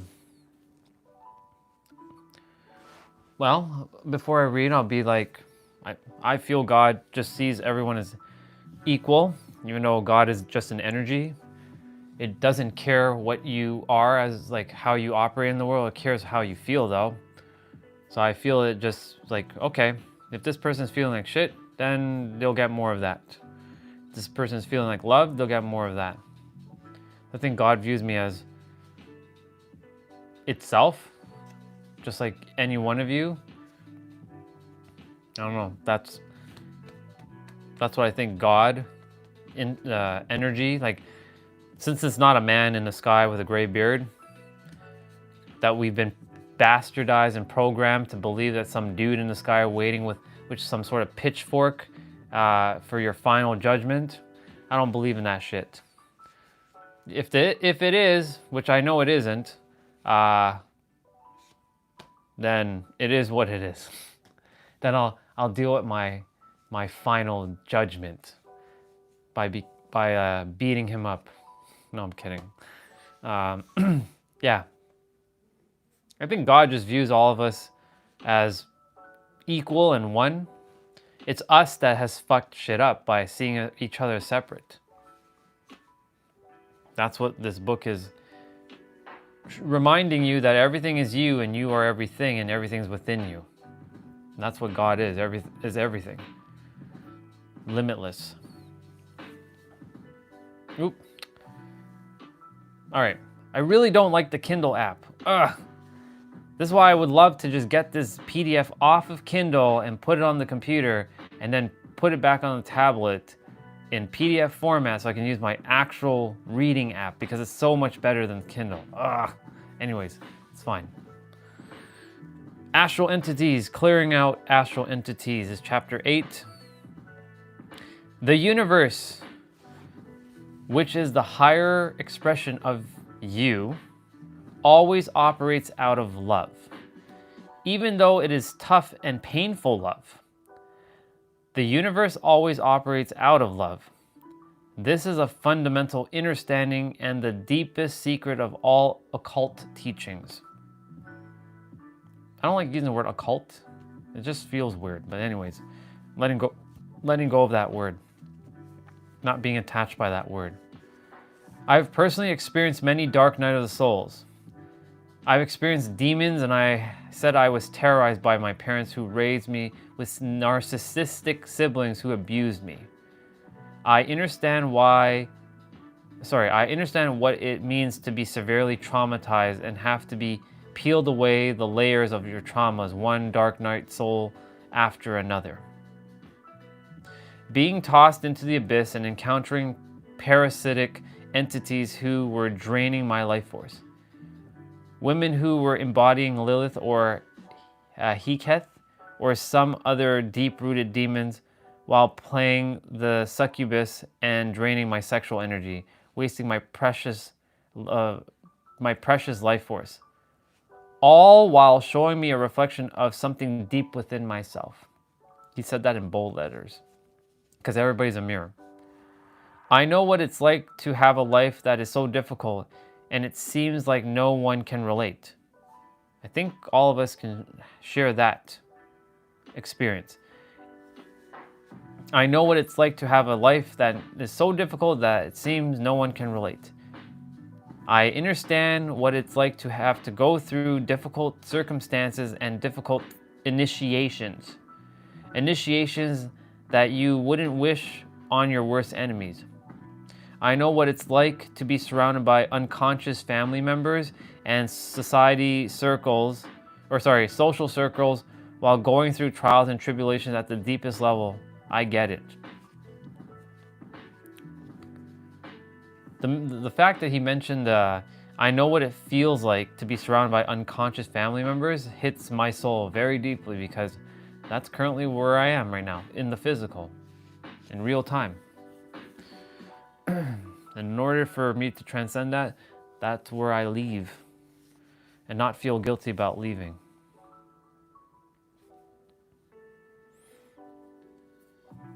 That's why I have to go deep within. It's like, what's really holding me back? All right. But do you get it? Is the question he said.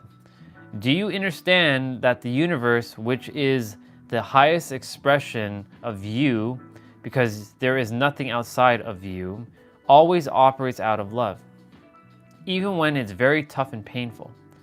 It is always operating out of love. Why is it such an important understanding? There is no demon or entity that exists outside of you.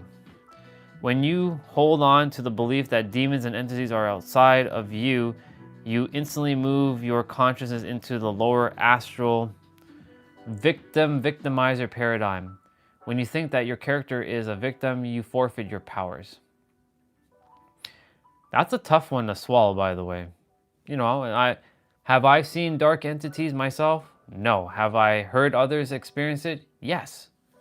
Is their experience real? Absolutely. I know one of our sister's daughters, like, she experienced dark entities and like demons and stuff. How can I deny that?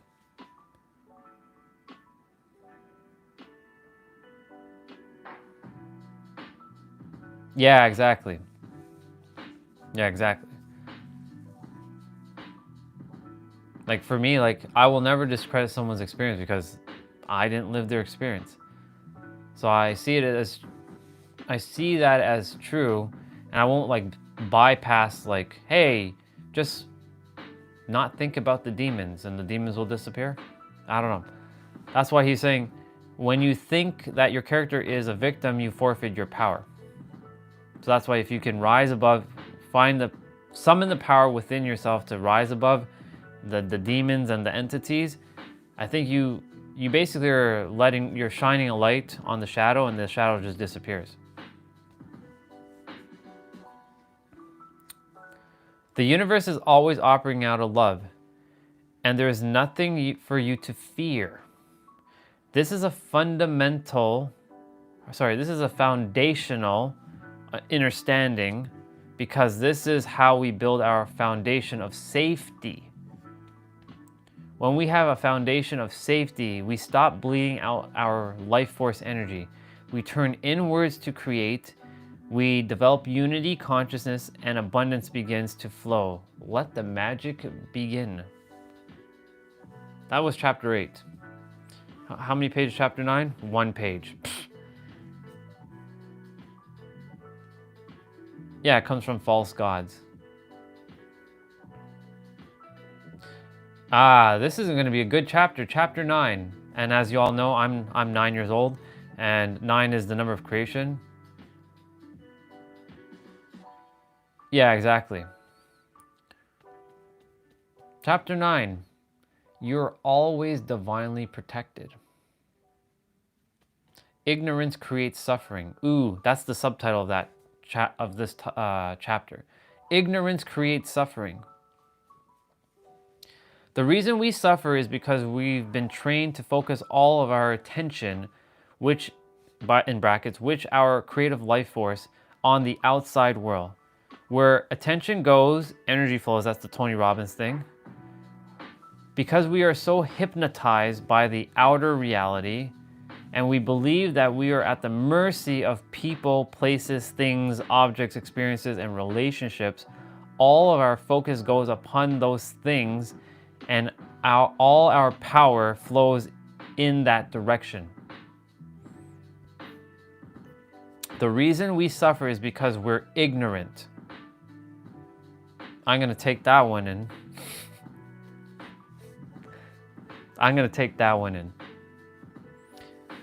We're completely ignorant of our true nature. Once we understand that we've been giving away our power, focusing on outer realities, people, places, and things, we can take back our power. All experiences happen internally. It's true. When we move our attention to our inner world and we focus our life force into cultivating and beautifying our internal world, we can then allow abundance to flow in our internal world. This is then this will then invariably be reflected in the so-called outer reality. So your inner world will create your outer world, and your outer world will create your inner world, and it'll be a mirror.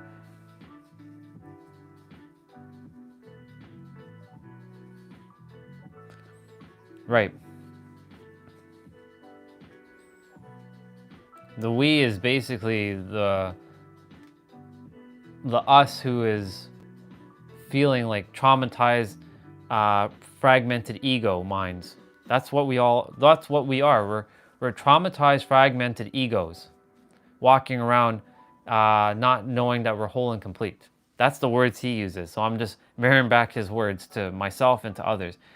I'm attempting to I'm defragging myself. For those of you who don't know what defragging is, it's a computer terminology that you take. So this is where technology comes into play for a moment.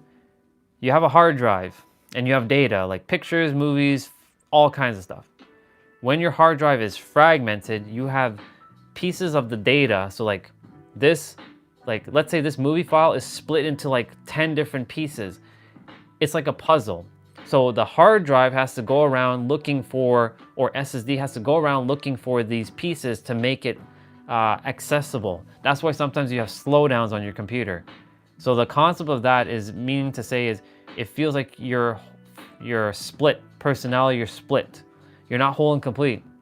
But the process of defragging yourself or defragging the computer, you're bringing all of the pieces together in sequential order. So that way when the computer or the CPU is reading the file, it reads it in sequential order so it accesses it quicker so there's no slowdown. That's the concept of defragging. So for us, we are fragmented, we're all split. We have like 10 different things going on within ourselves. So we gotta stop that fragmentation and defrag ourselves and put us back to one. Like one continuous like piece, whole and complete essentially. I love the computer term, it's so awesome. Thank you, IT knowledge, for coming into play. All right. You can literally change the dream that you're experiencing by transforming the energies within you. The energies that you allow to flow depend on where you're putting your focus. You must detach from and cut all strings to all external phenomenon and understand that it is being created from within you. The universe is a mirror that reflects your relationship to it. And if your focus is outside of yourself, and if you believe you are at the mercy of people, places, and things, you're going to have no sense of safety. It all starts with your nervous system as well. Because your nervous system is what's creating the safety or not safety. Bring your focus back inwards and understand that you are creating everything with your vibration in the now moment. Not the past moment, not the future moment, but the now moment. You have the power to rewrite the past and create the future with your vibration in this present moment. That's a bar, by the way. That's why I keep saying, if you continue to ruminate on the past, you're robbing yourself of the present moment and you're writing your future in this present moment with your past, because you keep thinking about the past. So if you stop thinking about the past and you start focusing on it now, you're rewriting your past with your current present, and your future is being rewritten with this present moment. It's really just that simple, but it's not easy. Okay.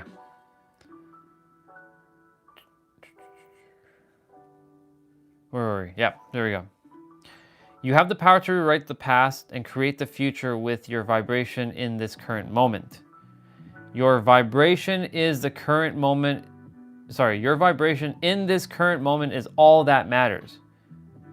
Your vibration is basically your internal state, how you're feeling, what you're being. Your vibration is the current moment. Sorry, I'm rereading everything again. You have the power to rewrite your past and create the future with your vibration in this current moment. Your vibration is this current moment is all that matters. Where your focus goes, your life force is flowing.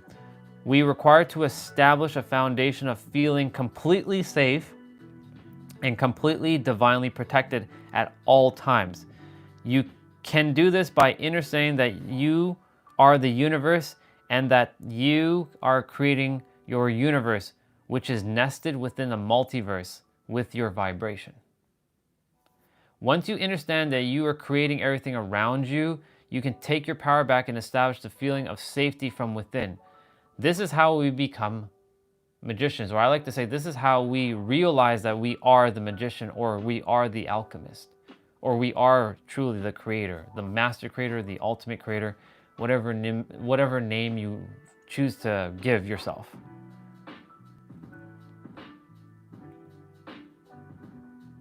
Ooh, this one's gonna be a polarizing chapter. Chapter 10. This one's actually 2 full pages. Chapter 10. This one's gonna be polarizing. I'm about to say it. Jesus isn't coming to save you. You are your own hero.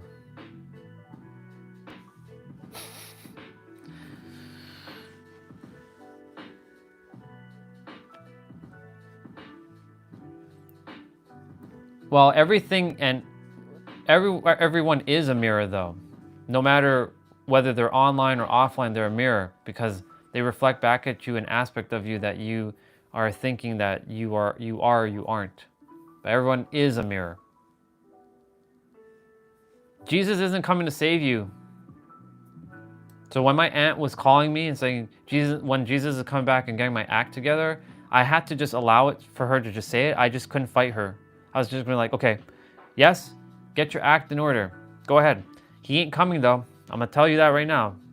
He's not coming. Ain't nobody coming. You better believe you got to save yourself. Ain't nobody going to save you. Yeah, not the white Jesus. Nothing is coming. I don't care if you're Black Jesus, white Jesus, blue Jesus, rainbow Jesus, ain't nobody coming for you.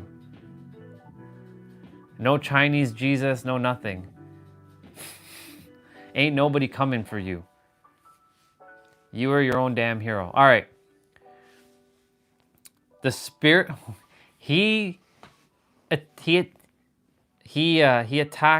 he doesn't attack, he mentions the spiritual community a lot in his videos because like a lot of the spiritual community is doing this namaste love and light bullshit that it's not just love and light.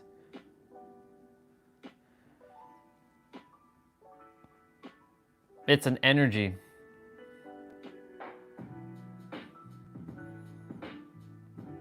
So this is where we may differ in beliefs or knowingness. It's an energy. It's not a person. It's not a race. It's not a color. It's nothing but energy. Energy. Energy. That's what all this is energy.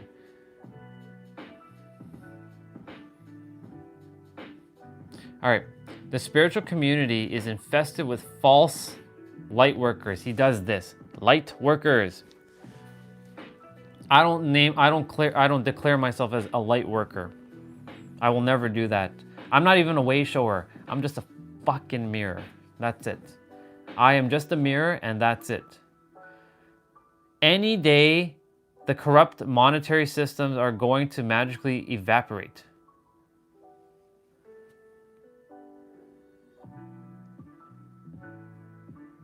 For how much instance was that book you were reading? Yeah, it's like 10, this is $10. I mean, eventually, like he just said this. he basically just kind of mentioned what you just mentioned there, Crystal. He's like, any day now, the corrupt monetary systems are going to magically evaporate. Or maybe the Arcturians, for those of you, that is star seeds. Arcturians will land their ship and set these corrupt systems right. Crystal, this entire planet, this entire universe is a mirror, whether you believe that to be true or not. However, use what works. Whatever, remember, you're right from your perspective. Everything is a mirror. No matter who it is. Even if they're so-called wrong, they're still a mirror. That's why I let go of like, okay, you're a mirror too. Jose's a mirror. Even what you all are saying in the chat, you're a mirror. You're not wrong. I'm just saying I'm a mirror too. Based on what I know and based on what you know, you're a mirror. You're not going to be wrong. None of you are going to be wrong, ever. I just won't agree with what you say. I'll just say, okay, you're right. And the same goes for you. Don't agree with everything I say too. If it doesn't align, it doesn't align.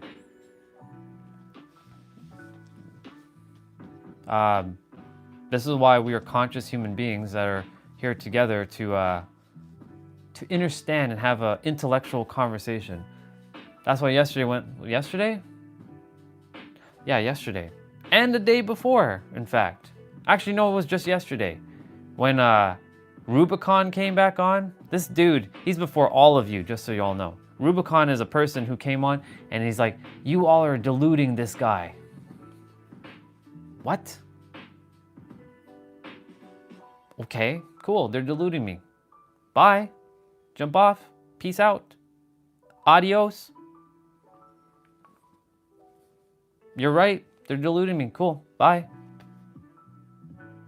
Too many people are attempting to come on and attack either someone or be right because they desire to feel safe. Because when someone challenges their beliefs, even though I'm not challenging your beliefs or your knowingness, keep thinking and believing what you choose to. Because when you're right, it's making you feel safe. And when you're wrong, even though you're not going to be wrong, but when it's not right for you, you'll feel unsafe. And you'll find a way to make yourself safe. Some will go on an attack mode and make them feel safe. That was a bar that I said earlier. Take it or leave it. I'm not here to pander. You already know that. I'm going to tell you straight as it is, whether you like it or not.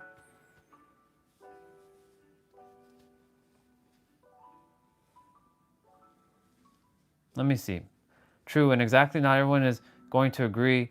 It's like that verse up to sweet. Yeah, I just believe that some people use that mirror to act shitty. It's true. Not everybody, not everyone is for our highest alignment. Even though we know that everyone is one of us, I'm going to use Mr. DJT, Mr. Donald, because, you know, he's a very polarizing man right now. I know I'm one with him. So if I hate him, that means I hate myself. Do I like what he's doing? No, I'm not going to bring up politics.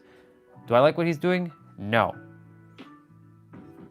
But do I love him as a soul? Yes, because he's just acting out whatever he thinks is, from his perspective, he is right. Okay.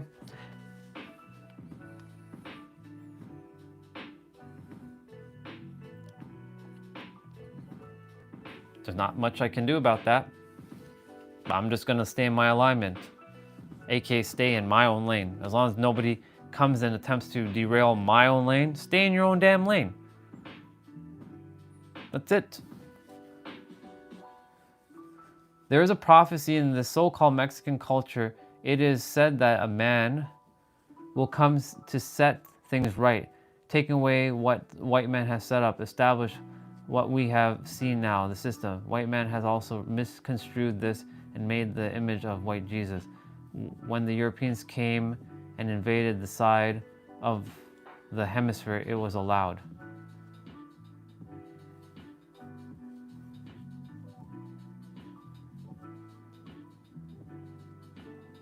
Interesting. Appreciate you sharing that, opening the perspective. And that's a good question. How would... This is why, honestly, for a long time, well, technically everybody's brown skin. Did you know that? Do you know that everybody is a different shade of melanin? There is no white or black. There's just darker and lighter. That's all it is. Everybody's technically brown. But we've been conceptualizing white, black, like yellow and rainbow and reptile and all this bullshit. It's all just one. It's just different shades of melanin. Some are just lighter, some are darker. I just ended the entire racism right there in one fell swoop. You're welcome.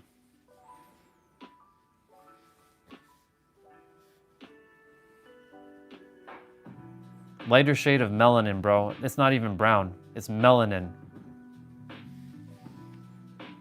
What is your skin made of? Melanin. It's not a color. It's a shade of melanin. I just ended all of that nonsense. You're welcome.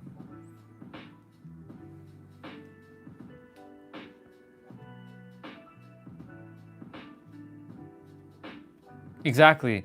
No, that's the whole question of like, if you were to describe God, what would you draw? Every one of us would draw something different. That's why, Mr. Jose, I'm using the word melanin because it eliminates racism in an instant. Lighter shade of melanin, darker shade of melanin. That's all it is. Some are lighter, some are darker. Doesn't that feel a little bit better? I'm looking for words that feel better. I don't know about you, but I choose to use words like that don't separate us.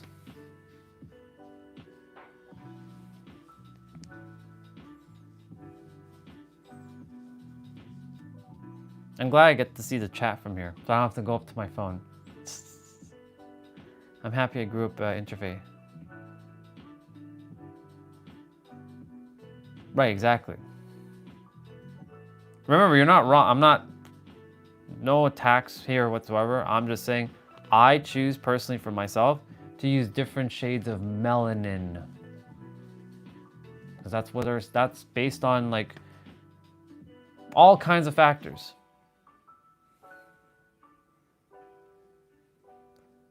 Let's see. For example, my brother, if you look at him, he's a lighter shade of melanin. He does not look like me. If you were to go on the streets, you will not see him and me together. Like, what I mean to say is you will not recognize that that's my brother. That's why when I go to some place and he introduces me to his friends, they're like, "That's your brother?" Because I'm darker skin. I'm a darker shade of melanin than he is. Him and my sister are lighter shades of melanin.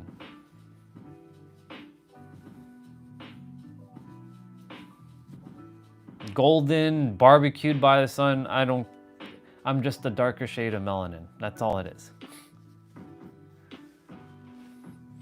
My sister and my brother are lighter shades of melanin. They look like my mom, and I look like my dad. My dad is a darker shade of melanin, my mom is a lighter shade of melanin. There is one person that's like albino, but that's still they're the lightest shade of melanin. They're the absolute lightest shade of melanin, and there's someone who's the absolute darkest shade of melanin. I just eliminated racism right there. Thank you all. Hope you enjoyed that. Imagine we all start saying that. Less problems in the world.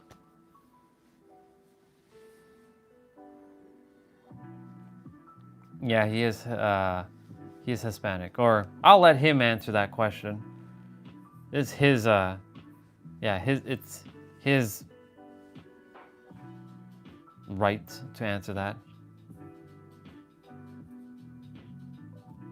I get your point. I appreciate you sharing. I value your input. And Crystal, I'm glad you were happy you grew up interfaith. Crystal, explain to me quickly your definition of interfaith.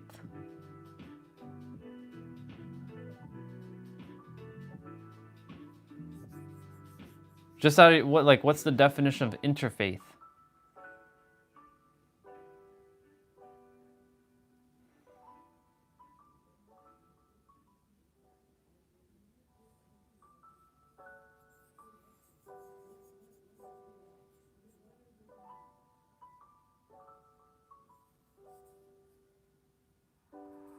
I'm just curious what interfaith means before I read chapter 10, because this is going to be a polarizing chapter.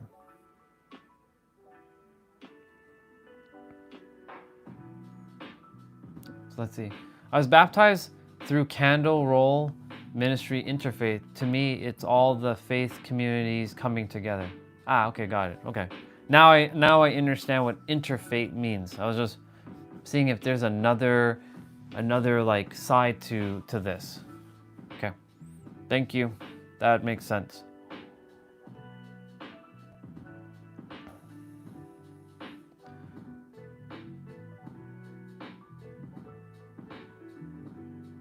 Sorry, my bad. I meant to say cradle, not candle. Sorry, that's my bad. I misread it.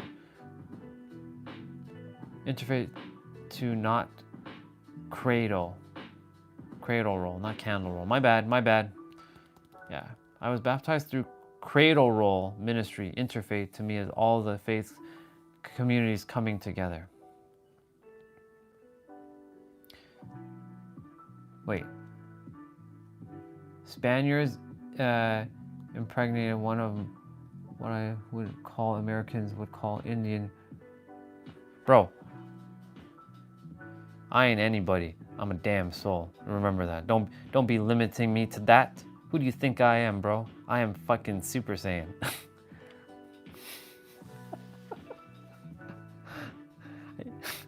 Put that green emoji in the chat, please. Cause I just dropped the damn. I'm actually gonna do it. Fuck yeah, you see that? I did it.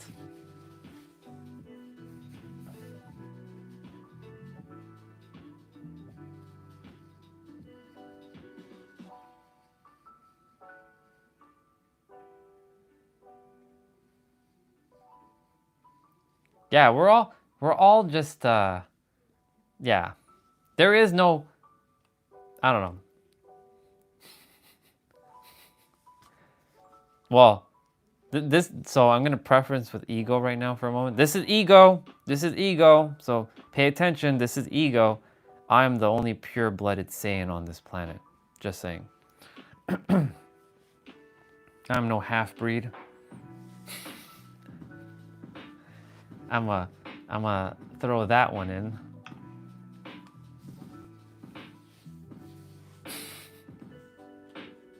I like this setup. It's fun. And just because I have a Native American or Indian last name does not define my heritage or DNA. It's all has to do with the way the Earth split. Remember, I don't come from Earth, bro. I come from planet Vegeta. I don't know what you're talking about. I am the only pure-blooded Saiyan on this planet. I'm the only one that had a tail ripped out of his butt.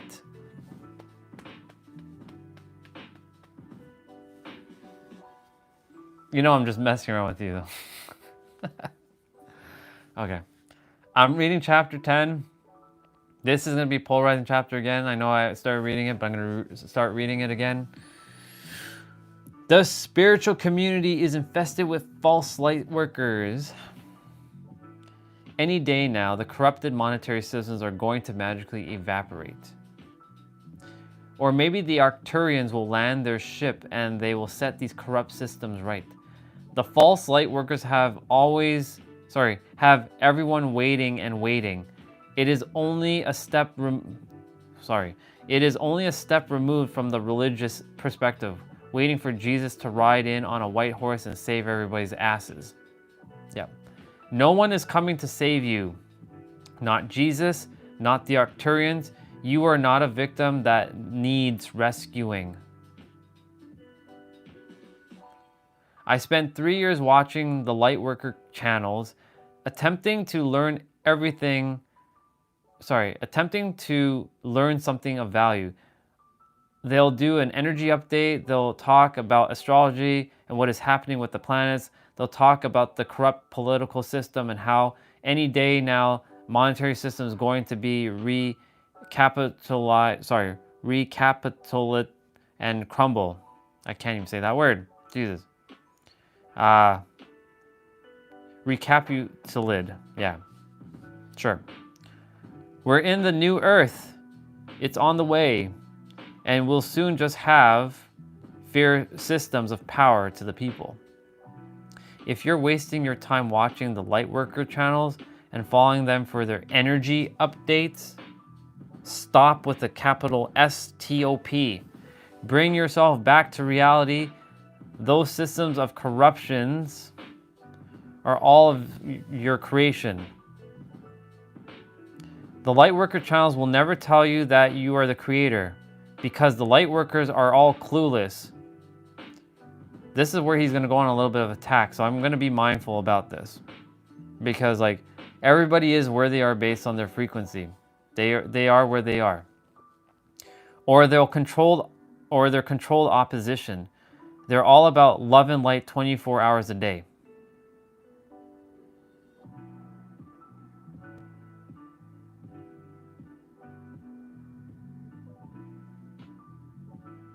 We're all superheroes. Did you all know you're superhero of love? I'm just the one that has the title. Did you all know that you're the superhero of love? If you didn't know that, now you know that you're the superhero of love. This is why it's not my channel, it's our channel. Because we're all superhero of loves.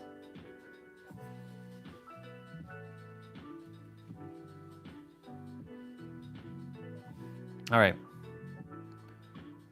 They never teach their views about actual shadow work.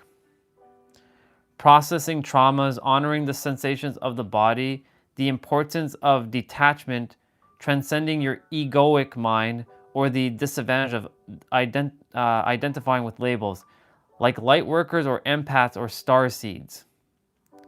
They do not know how to transcend their own egoic identity. They build their entire egoic identity around being a good person or a light worker. I had this conversation with one of my sisters, and yeah, let's just say that we parted ways after I shared this with her. She was like,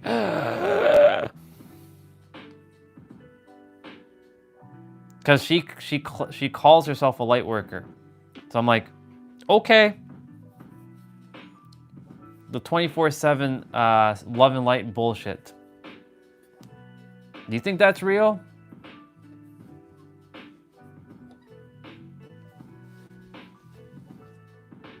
You have to honor the shadow. What the fuck? This is not 24/7 love and light. This is not just light. We live in a realm of duality. But yes, we were to transcend and everything is one. But those who even transcend the one forget that the shadow is important. You are born in the dark. You are created in the dark to bring your stuff into the light. So what Pete was saying about the Lightworker channels is spot on, because I spent fucking 5 years figuring out what the fuck is going on, and I'm clueless as shit. And when he came in, because I was frustrated for 6 months, sitting on that very chair over there, being like, what the fuck, universe? I have all the information and I still don't know what the fuck to do. Tell me what I have to do. And guess what? Ask and it's given. Pete showed up, Nero showed up, those two, within minutes of saying what they said, they blasted everything out of proportion because they were just real. And that's what I'm attempting to do for all of you. To blast that shit open and to transcend to the next level. Don't take it from my words though. You'll know when the time comes. You all are already there, just so you all know. You just have to realize it.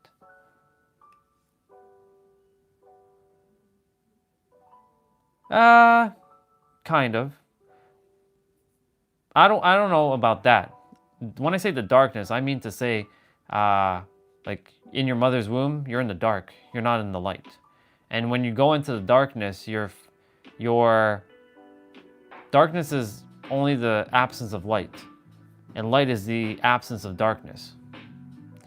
You get all your gifts in the dark, though. You don't get any gifts in the light. All your gifts are learned or realized in the dark. I've come to learn that. I come to know this. All my gifts that were in the light were never from the light. They were from the dark. That's why there was an episode in Bleach, the anime that I watch. It says, "My son born in the dark." What? That episode title said that. It was a spiritual meaning. I had no fucking idea that's what it was referring to. It had a hidden meaning to it. My son born in the dark. Meaning like he had to go into the dark to realize all his potential and his powers are in the dark so he can bring it to the light and share it with the world.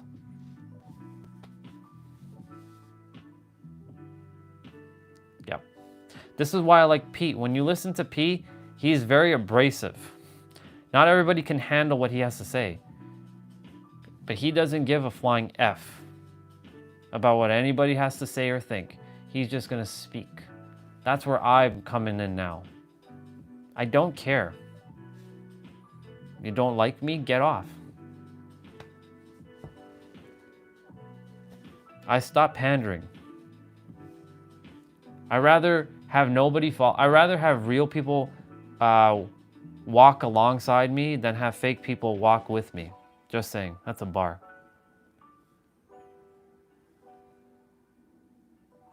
Yeah, the fetus can hear and recognize voices, for sure. But they're in the dark. The light, that stuff is coming from the light side.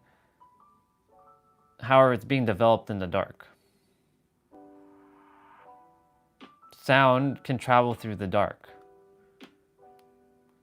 Sound is one. This is why sound is so powerful. Sound can travel through both light and dark. Sound transcends everything. If you really think about it, sound transcends everything. It transcends emotions, it transcends everything.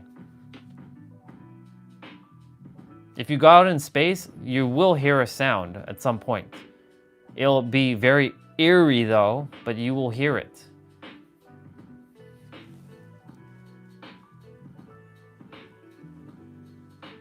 You may not hear it right away, but you better believe if it's close enough to your ears, you're going to hear it.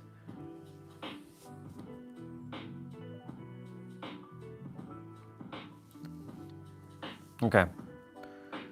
Yeah, so I'll reread that. They never teach their viewers about actual shadow work, processing trauma, honoring the sensations of the body, your nervous systems, the importance of detachment, transcending your egoic mind, or the disadvantage of identifying with labels like shadow worker, empath, or starseed. At one point I was labeling myself as a starseed. No, fuck that. I am everything. That encompasses everything. They do not know how to transcend their egoic mind. They build their entire egoic identity around being a good person or a light worker. I spent 3 years watching light worker channels, 3 years wasted listening to energy updates about the system of corruption. You are going to fail any minute now. These are the same systems of corruptions that you put into place so that you could have transcended the experience. Basically, you created your experience, is what he's saying. And you created these systems. Because everything here is a hall of mirrors. The law, the religion, you create all religions. Yeah. Let that one sink in. You create all religions. You created all the politics. You created all the bullshit. We all did it. And now, we're just undoing it to transcend it.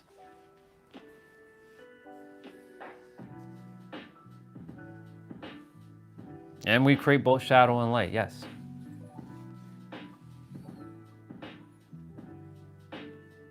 Before we came to Earth, like I said, we've already programmed the game.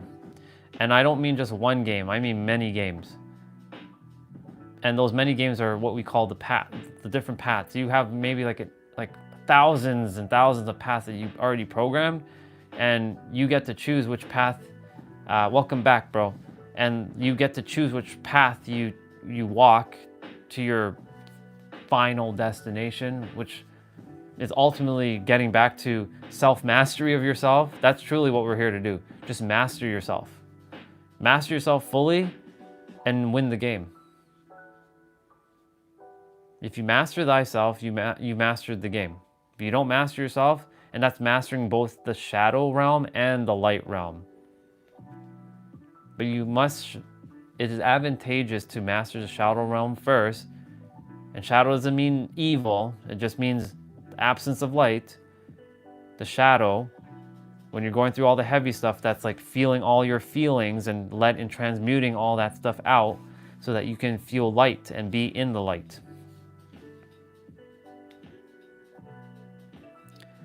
The experience of living amongst oppressors like bad guys and villains who would apply massive evolutionary tension upon your consciousness and enslave you, E-word, with a debt slavery systems. Villains who would use the monetary system to make you participate in your own slavery, to lure you into a state of poverty consciousness and into a state of spiritual amnesia. I'm going to read that in a moment. I see your question there. I'll take a look of. I'll read that momentarily. I'm going to read this page out quickly, and I'll answer that. You are the one that gave these villains the illusion of power to begin with. That's a fucking bar right there. They are not actually in control of anything. You created that illusion. And just like you created the illusion of separation, there is no separation. It's all one thing. It's all one consciousness vibrating at different frequencies. Nice. I will definitely go take a look at that.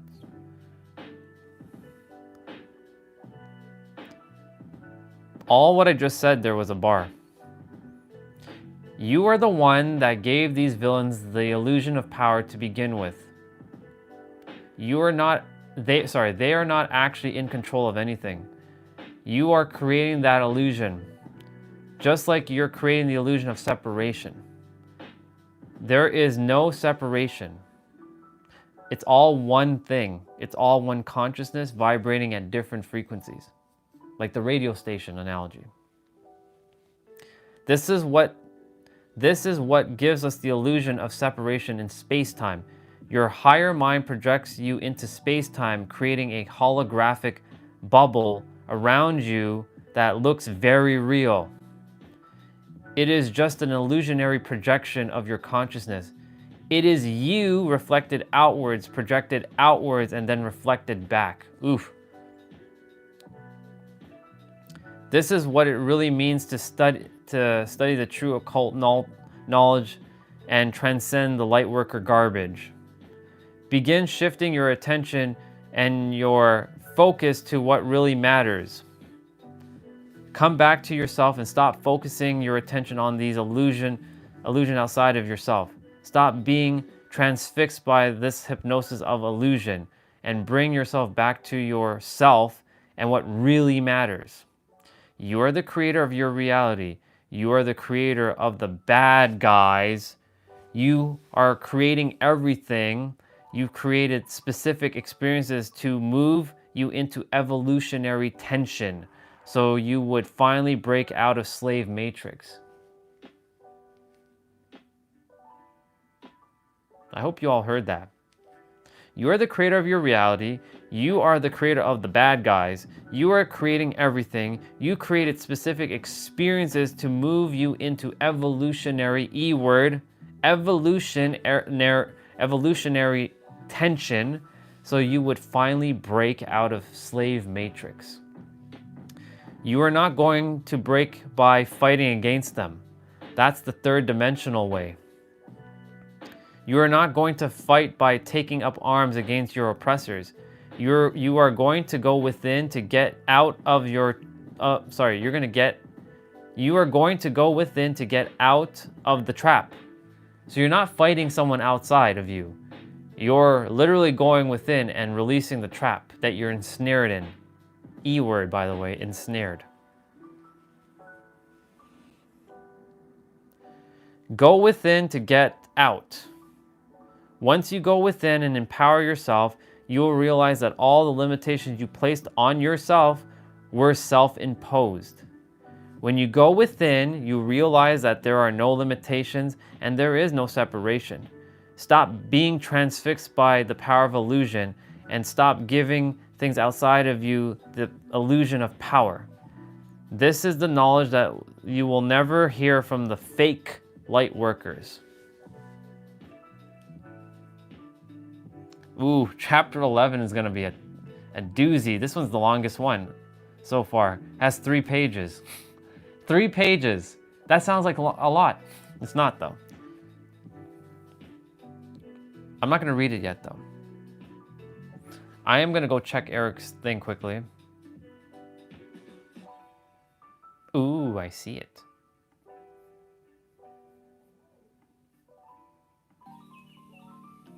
Ooh, I like this. You're using a time lapse.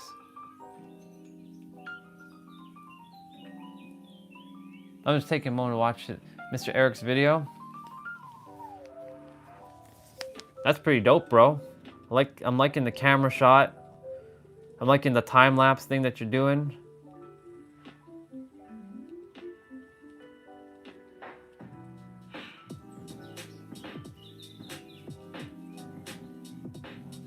It's so fascinating to see you just doing this. I like the music you use too. Let me pause my music. Hold on, because it's interrupting your music.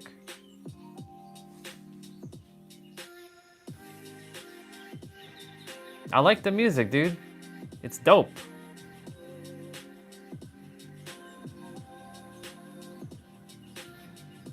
Look at you just going away. Look at that. Using them wires.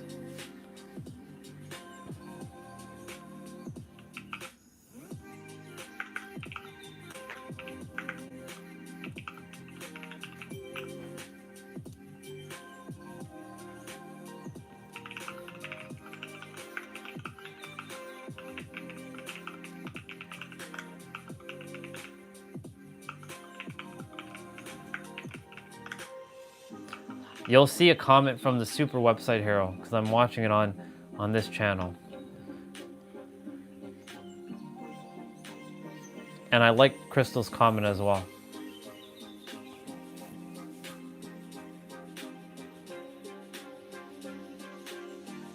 It's a really good shot of like how you did it with the camera. I like the music. I like the vibe of this music.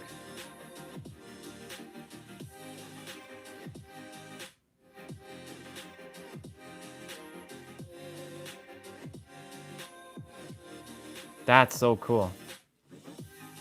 I like how you like string the stuff with the wire like that.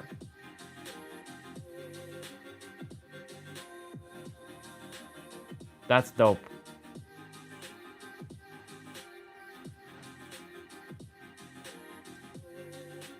I'm just grooving to the music, bro. It's very relaxing to watch, like you just kind of like doing this in time lapse. And like how you're like putting those like twig things with the wire or that rope thing, keeping it like nice and organized. And then you stop the time lapse when you finished. That's cool, man.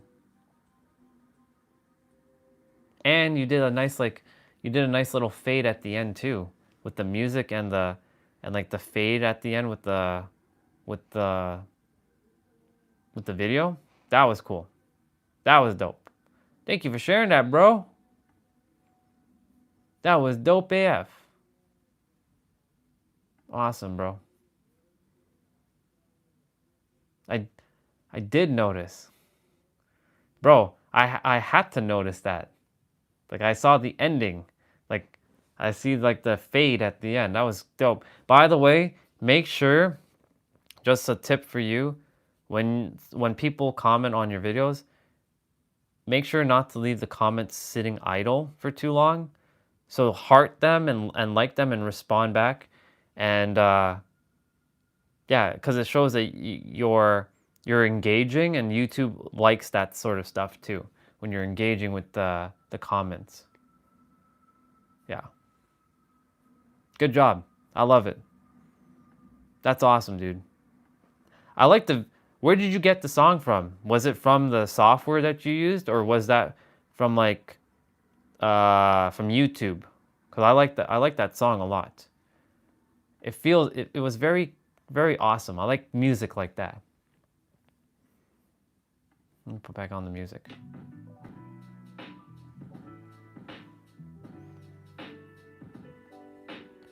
It was dope. I enjoyed it. I enjoyed it a lot.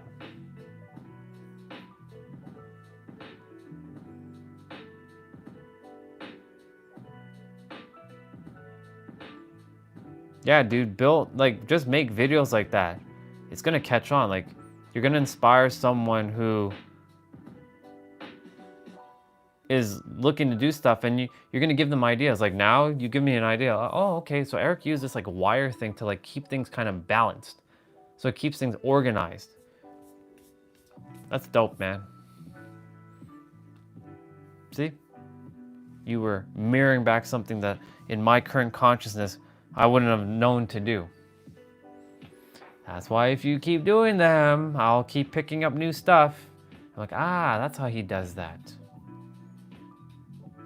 Now I have an idea how it can be done.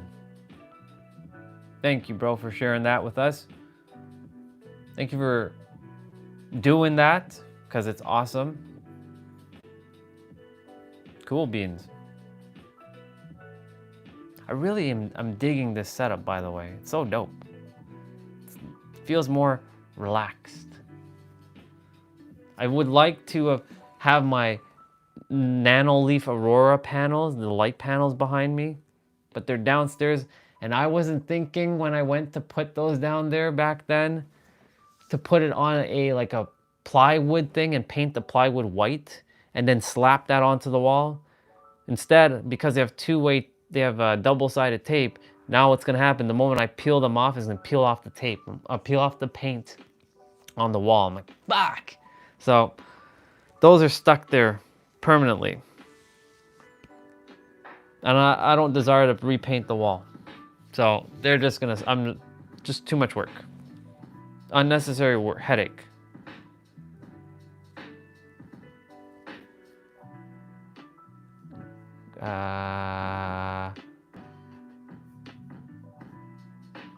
Okay. Just so you all know, chapter 12 is going to be a doozy, or sorry, chapter 11 is going to be a doozy. It's called Evil Explained, the negative polarity. But I'm not reading that right now. Nope, I'm not reading that one right now. We read a lot. I am going to go outside, though, quickly, and throw the recycling out. So I'll be right back. Alexa, play notification. From Amazon shopping. Pocket knife has arrived.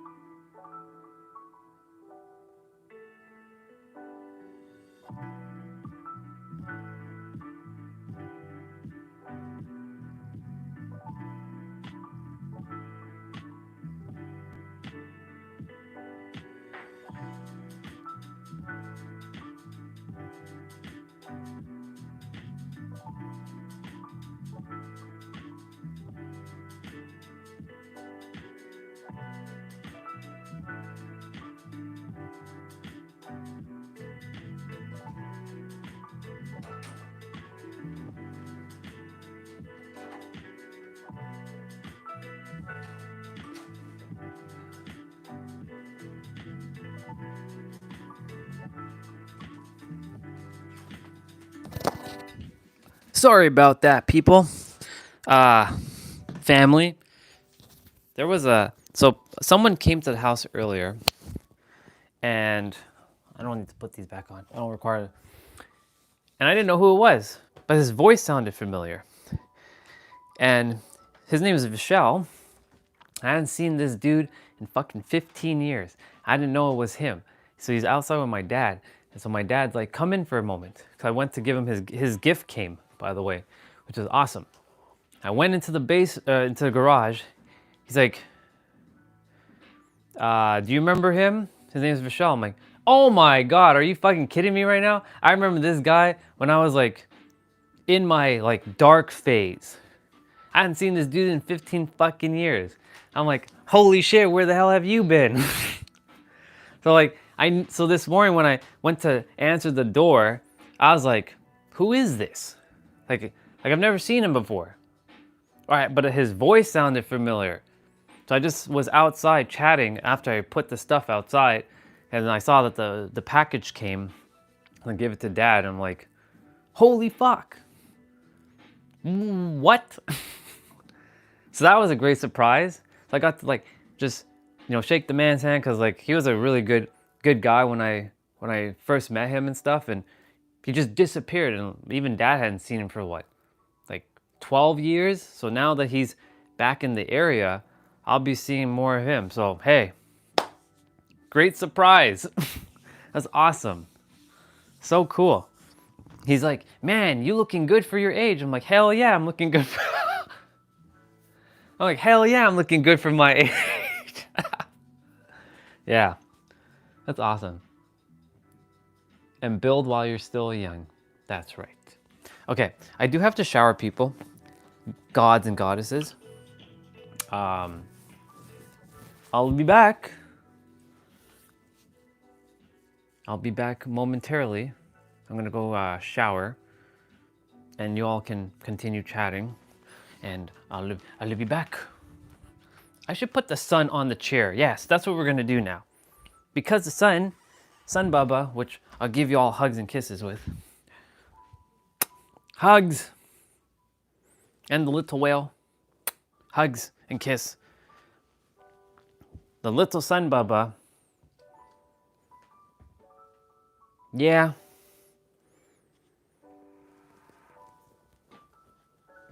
Yes. Yes? Yeah. It looks okay. The dang cable though will not reach, so I'm gonna do my best to do it like this. There you go. We came up with something creative. The sun is here. All right, now I'm gonna go shower. I love you all. I'll be back. And if you disappear, have a good night or have a good day wherever you are on our beautiful planet. But I'll be back. I'll be back. It won't take long. That was awesome though. To see Vishal again, that's his name. Damn. Feels like nostalgia right now. Fuck yeah, let's go. All right, I'll be back.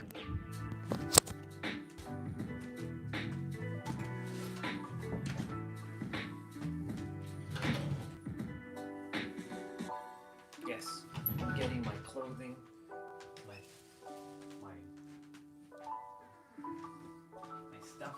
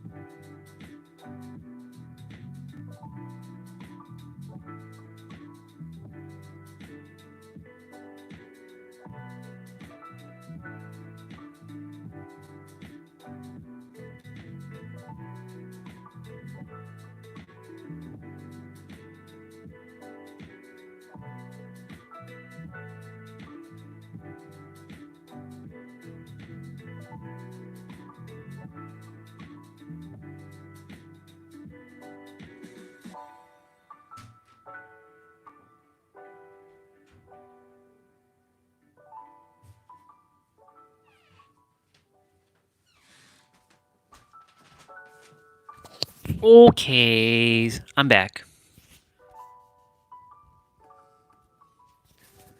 Okie dokie, I'm back.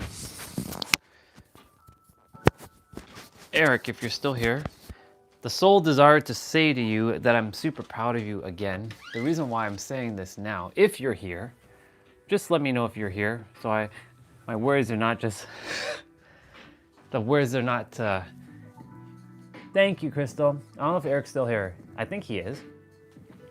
Let's see. If he is, awesome. I was gonna say to him, if he is here, let me see if he is. I'm super proud of him because I know it takes a lot of courage to put yourself out there, put your like face on like a video when you haven't done it before or you haven't done it in a very long time. So I'm proud of him for pushing out of that comfort zone of his, because guess what? Now he knows, and now he can do it again, and then again, and it's gonna become normalized. And that, ladies and gentlemen, is how you blast out your comfort zone. When you just keep doing it over and over and over again. I have not wet my hair in a while, which is great. I'm liking the fact that my hair right now doesn't require to be like wet.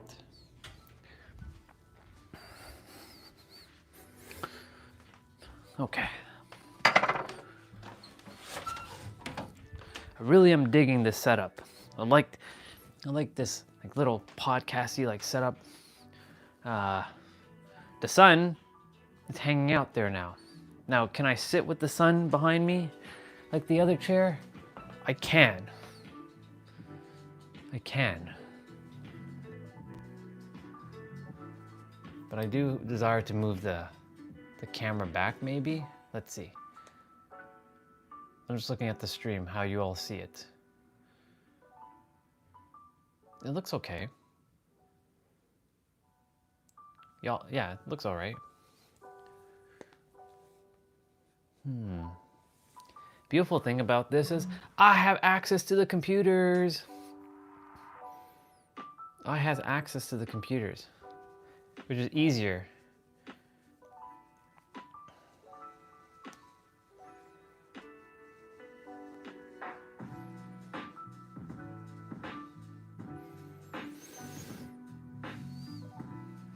Okay, let me see what you all were talking about, because you were talking about nature and kids and gardens and let's see.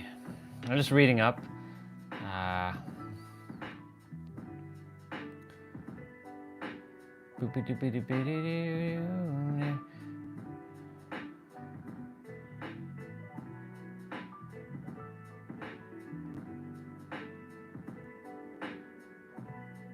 Eric is definitely a gardener.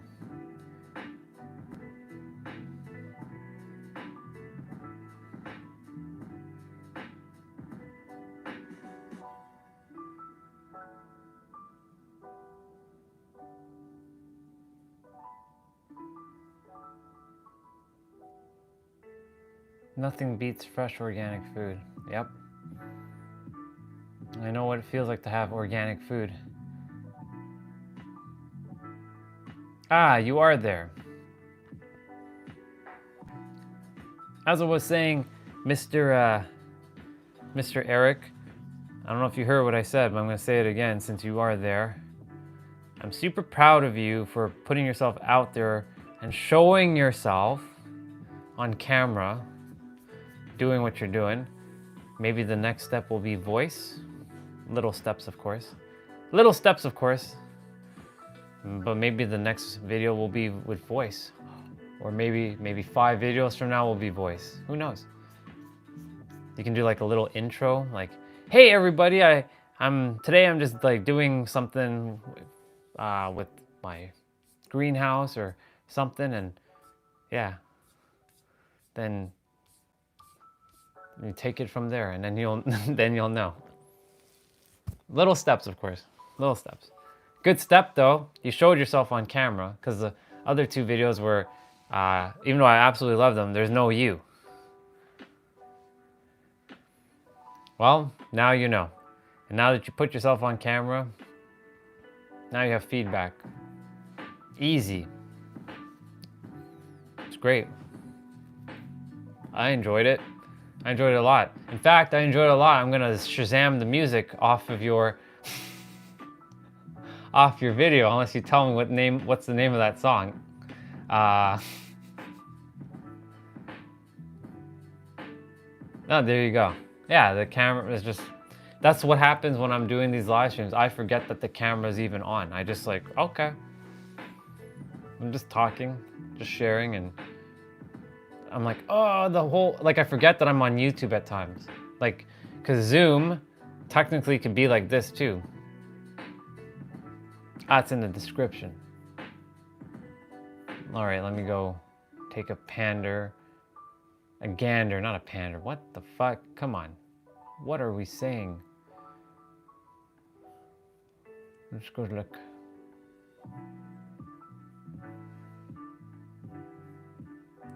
Ah, okay, cool. Song Mornings. Jeff K. Let's see. I like it. I don't think I'll get copyright, but I enjoyed it. I enjoyed it a lot.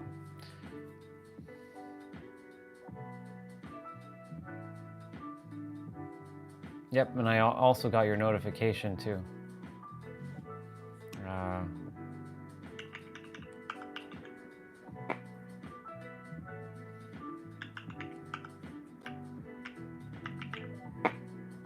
Easy, computer, easy, easy, easy, easy. I see it. I don't think I'll get copyrighted. It's very nice. It says auto-generated by YouTube.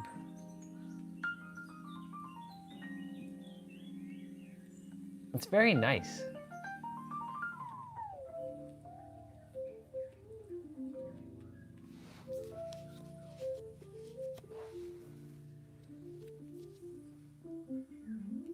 That's so cool.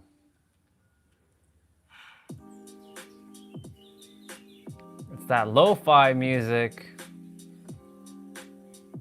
It's the lo-fi.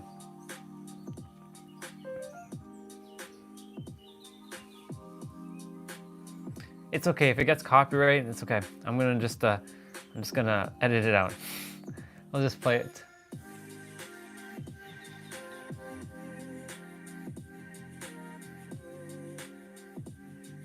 It's beautiful.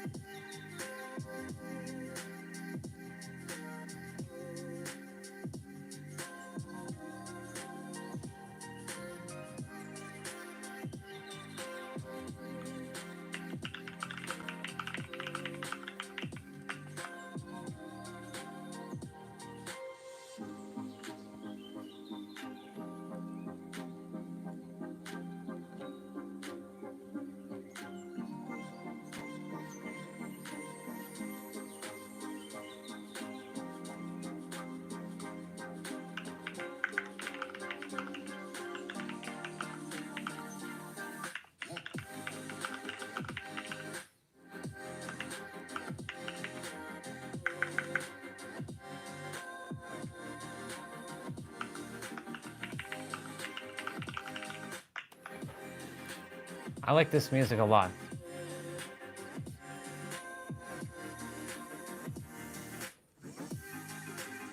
Let me see what it says, what you all are talking about now. My channel is still being, still inquire reporting the news. It was fitting, I think, with the birds. Oh yeah, it's definitely fitting, bro. I do take my trauma seriously. I am done playing victim. I'm glad you're done playing victim.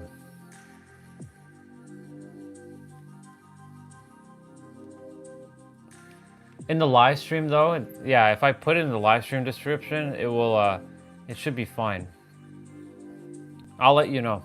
I'll let you know what happens. I like the music though. I saved it to my, see? You making that video inspired me with music.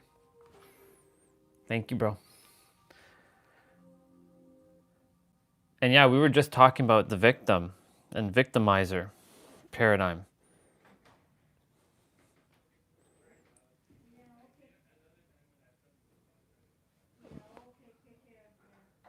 All right, mom's back.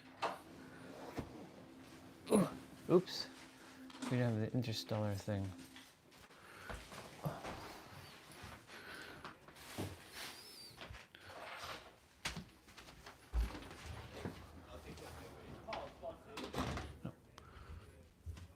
She just came inside, but I didn't even get to say hello to her because she went right back outside.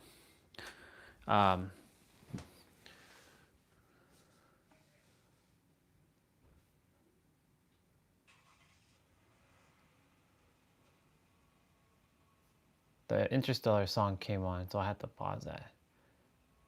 Yeah. It was so good to see Vishal. Oh my God. Feels like 10 million years since I've seen that man. So good to see him. Yep.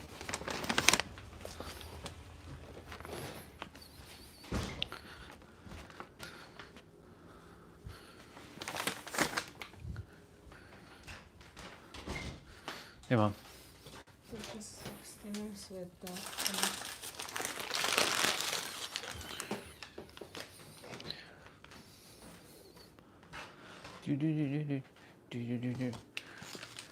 I know I have the microphone on. I know the microphone's with me.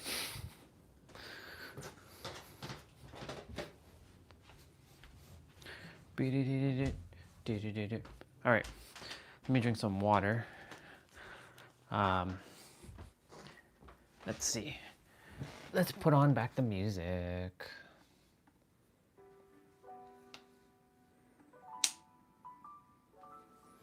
And now I go back to my, yep.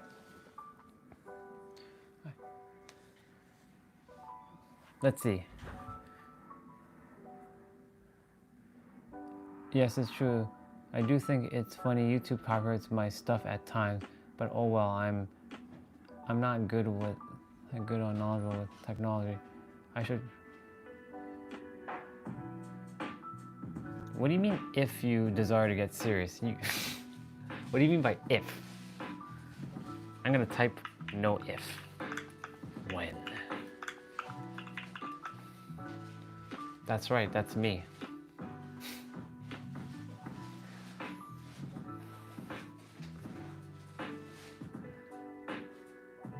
I'm gonna just like do that in the live stream. You'll see a bunch of smiley faces. That's dope. Let's see. Most of my channel comments I have to laugh at because, to be honest, it shows their mentality. Right. It's basically showing their frequency, where they are.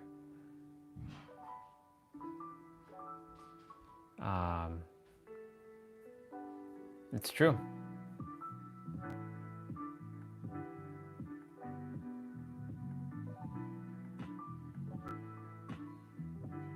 I was just searching YouTube emojis, my bad.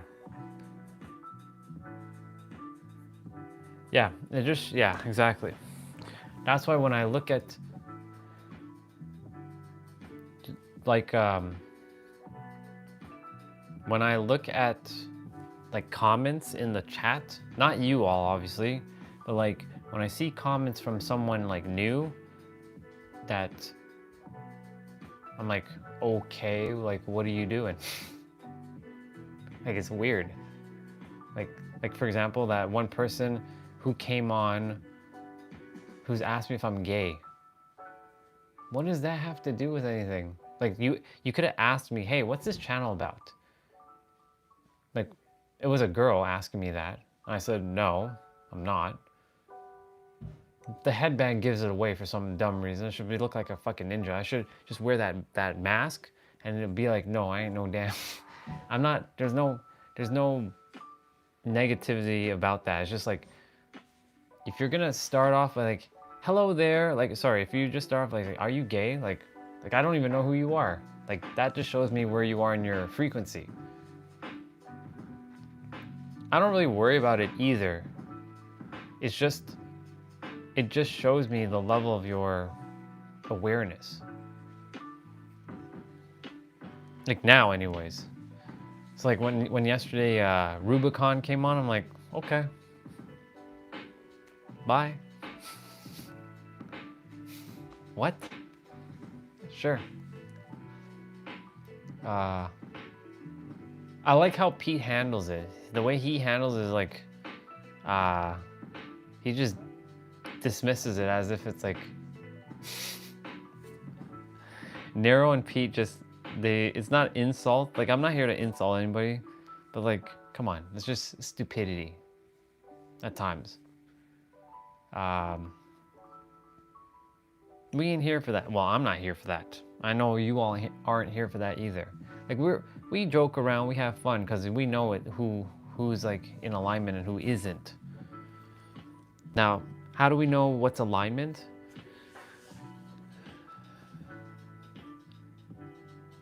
It's a feeling. You know, when we all first met, it was this feeling of like safety and like, oh, this guy, like, he gets it, or like this girl gets it. That's how we all connected and stayed connected this way up until this point. That's what I mean, like, there is no judgment.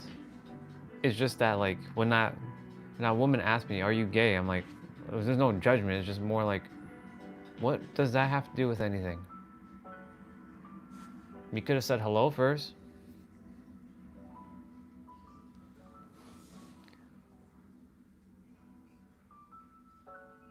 True. Yeah, spot on. And so, like,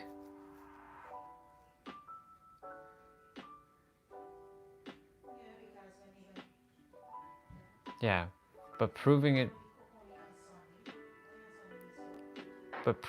is happening is another thing, yeah. Or even having to like defend yourself.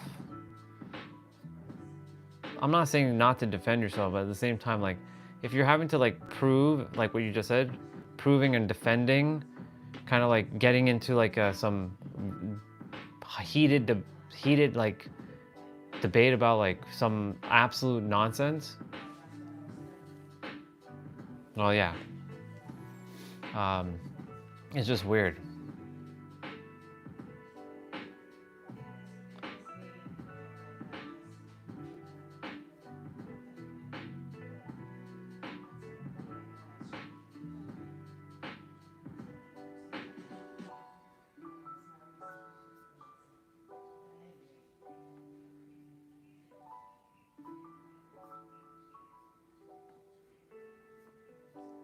Looking good, looking good. Finally, we got some cats.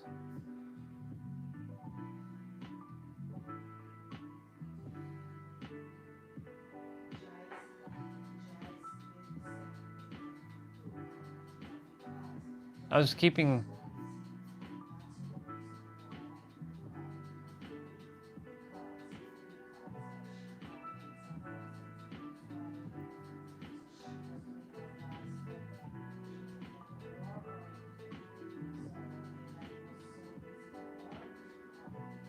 Just looking at the Discord, there's a lot of stuff in the Discord now. As long as you guys keep it, like...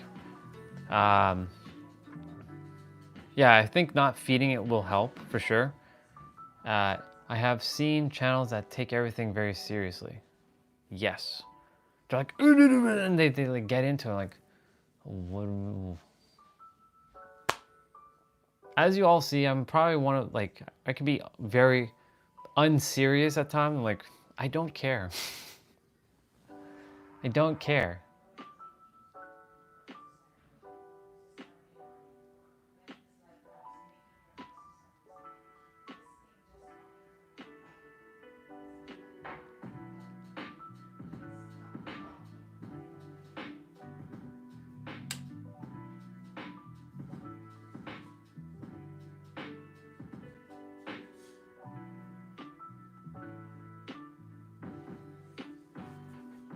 Yep. What was I gonna say? I got distracted. Give me a moment. Just gotta close the door.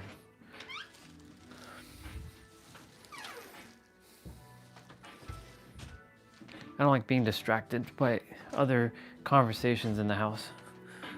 Other conversations are distracting me.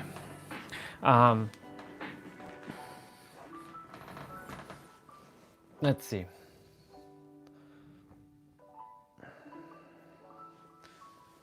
Yeah, I don't like debate. I will comment back once or twice.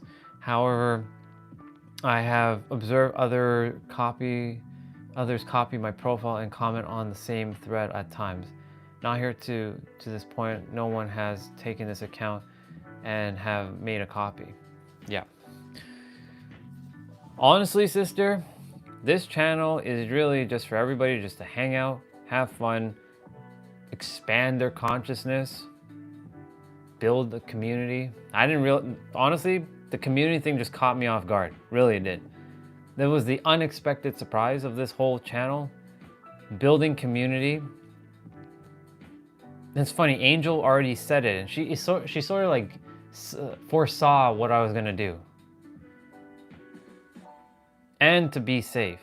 Yes, this is a place of safety. Nobody's here to attack. Yes, we may not agree on some things at times, and it's okay. We are highly intellectual, emotional adults. Sorry, emotionally intelligent adults, gods, who can handle perspectives.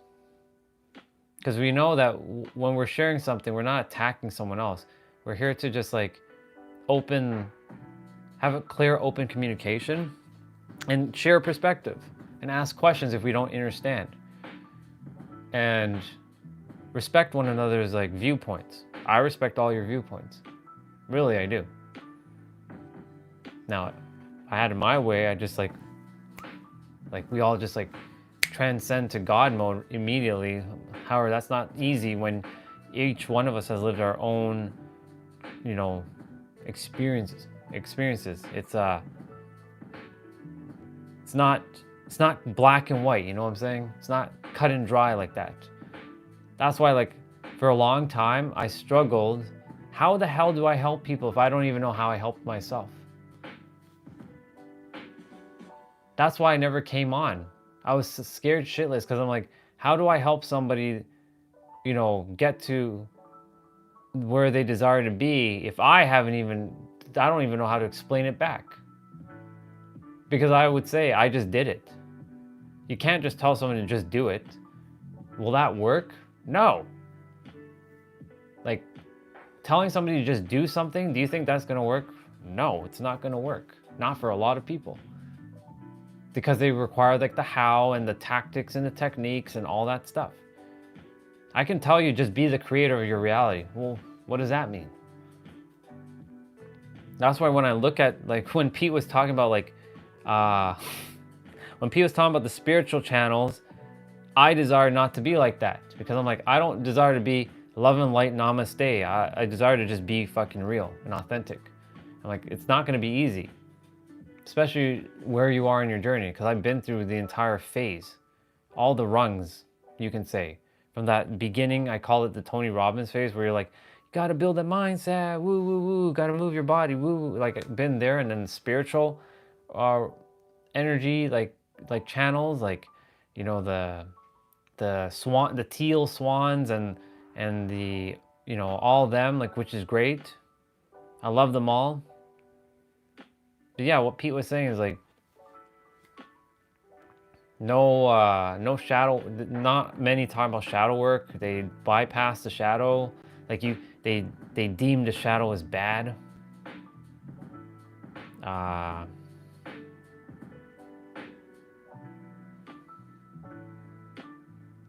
Well, I mean, like, you don't have to call yourself God or Goddess. I'm gonna call you the creator. You don't have to take that in, but I'm gonna call you that because that's who you are. You're basically one with me and you're not less than me. And if I remember correctly, I ain't less than God, and God ain't more than me. We're equal. We're one. That's why, like, I know it doesn't resonate with everybody. This is why I'm attempting to use maybe like the word the infinite intelligence. You are part of the infinite intelligence. That might work better for most. I may start using that. Maybe I start shifting my words from revealer, like I'm changing the word from creator to revealer. You're the revealer of your reality, because you're just tapping into the internal frequency of who you are internally, shifting to the degree in which you're no longer emotionally dependent upon seeing your reality change, as Nero would say for his manifestation. And when you let go of the importance of what you desire, that you're revealing your reality. So like I'm changing a lot of my wording as I go. This is why you all are seeing the evolutionary progress now. Like if I had started this 5 years ago to now, you will all see where I was 5 years ago and the evolutionary step. Now, yes, you can go on my YouTube channel and see that, but was I recording all the downsides and the pitfalls? No, I was putting on that mask of the love and light bullshit. And yes, it has value, but I wasn't honoring the shadow either. I'm gonna read what you said. So I was called a witch on another channel, which by the way, you're not. But again, it shows the mentality of another person.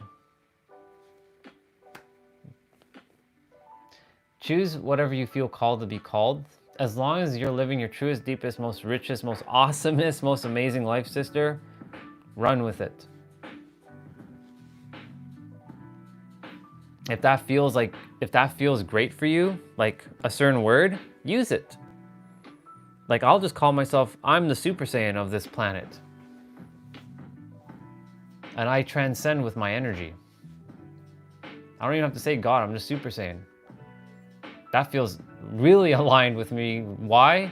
Because I grew up watching Goku. And how he had to grow from a kid he went to God level. He went from no energy to God energy. And I saw him grow up. Basically, I grew up with Goku, which is friggin' awesome.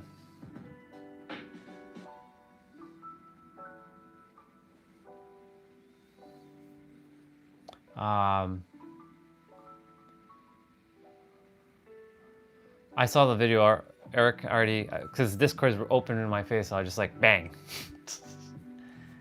Yeah.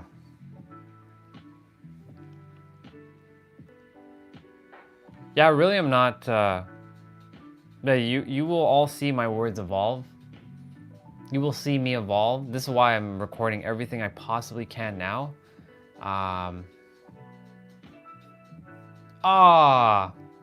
You removed it. How dare you remove it? Put it back. Why did you remove it? Mr. Eric, why did you remove the video? Leave it there. Put it back. Put it back. Put it back. We're on the Discord and I was like, why did Eric remove the video? Put it back. Damn it, put it back. I see you typing. He is on the live stream, I think. Put it back. Yeah. What was I gonna say? There we go. All right, I'm gonna heart. Better not be like, don't remove it. Leave it alone. Yes.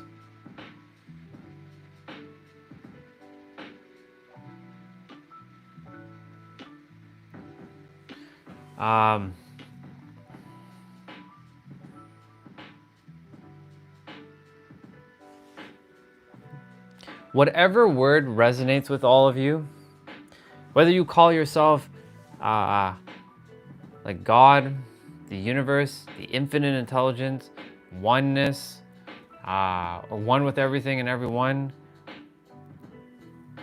Super Saiyan, I am a soul reaper, I am a ninja. If it's allowing, if that word makes you feel one with everything, use that word. Go for it. Because that's what you are at the end of the day. And you're living your truest, richest, most deepest, most awesome, most stellar, most epic, most amazing, most divine life ever. And you're happy as fuck. Let's go. Let's fucking go. That's it. That's all it is. Using a word that's just so cool. Use it. Let's see. I don't like being labeled by others. That's one thing I have set boundaries for. That's okay.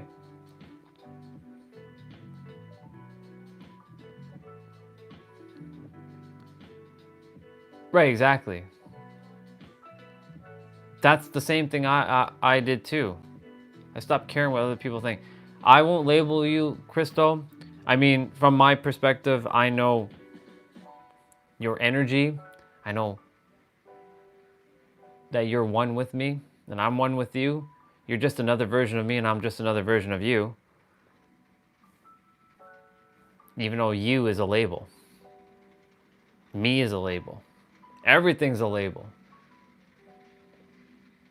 I can't call you nothing. I can just call you That's a label too. But I know where you're coming from.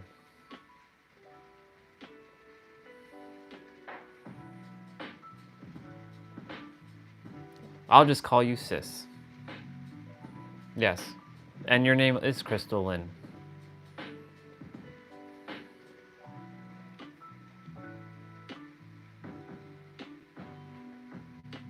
Let's see. Today I set up my phone on a tripod with the gimbal and 2 power banks duct taped to it. I saw people walking by looking at it. I could see them think, yep. Yeah, what exactly, dude? It's that feeling that you probably experienced with them, like what the hell did they think? Or what the hell is that? Is what is basically when I go out around, like when I was in San Diego, it wasn't as bad, but it's here. When I'm out in the streets with it, they're like, what the fuck is this guy doing? But I stopped caring what other people think. I'm just gonna do it. As long as I'm not filming them, because I don't care to film anybody. You're just in my way. Get out of my way. As long as I'm not filming you and you're not in my shot purposely, we're good. Cause I'm not there to film you. I'm there to like, you know, record. Right, exactly.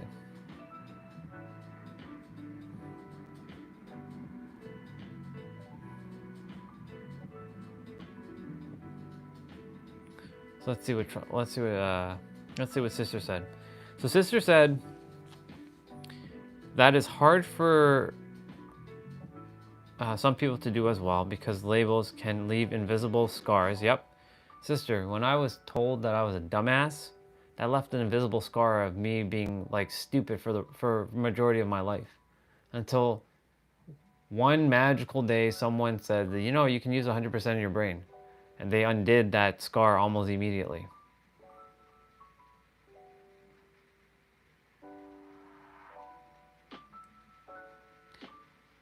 Yeah, exactly, Eric. You're basically like, who is this alien? That's what they're probably thinking. Like, who is this alien guy? And what is that? They're curious. They're probably, and then maybe one day one of them is gonna come up to you, like, hey, what is that thing? And then you get to have a conversation with them. Oh, it's a gimbal. It allows you to have your thing smooth on your phone smooth and all kinds of stuff. Yeah. And Crystal, my perception of you is definitely caring, very straightforward, very inquisitive, and very curious. This is my perception of you, just so you know.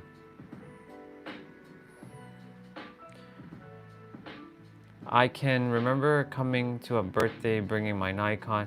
They thought I was crazy. Well, yeah, man, like, it's crazy. Like, you've got like all that technology there, and you said rural, so I'm like, when you say village, I'm like, it sounds like from like back in like 1800s kind of thing. Oh, for sure, dude. So it's like you were like the futuristic person that like, because they're living like in 1800s. I know that's not true, but I'm just saying like that's the perception I get from like from when what you just said there. That basically they're living from 1800s. Like they have no technology, so they don't know what that is. Or like, yeah.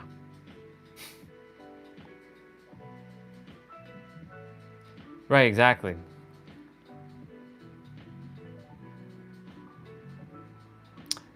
I lived in a rural village as well, Big Valley, Alberta. It's very rural, great history behind it. However, also a ghost town if you believe in that stuff. I believe in it.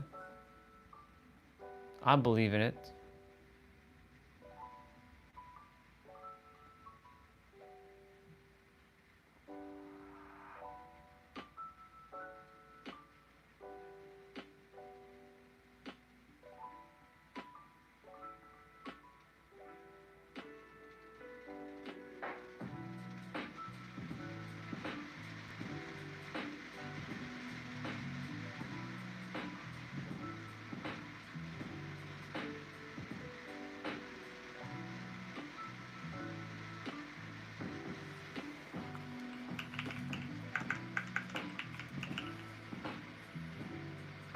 Holy shit, it's raining hard.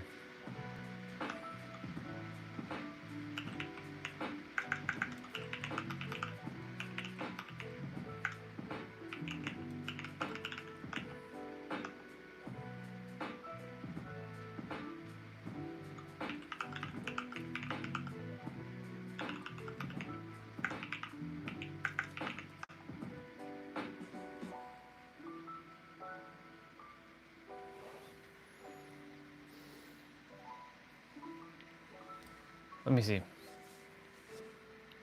I believe it. My house is haunted to a degree. Do you believe the spirit in your house are all dark though?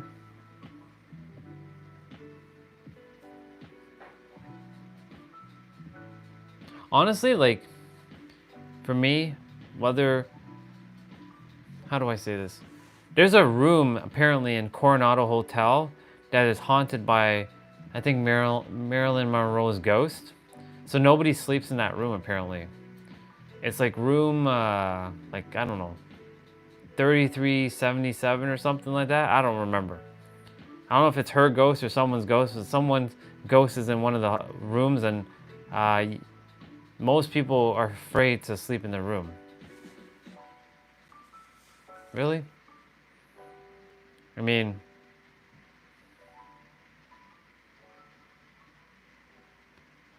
I agree with that too. However, you know, like I can't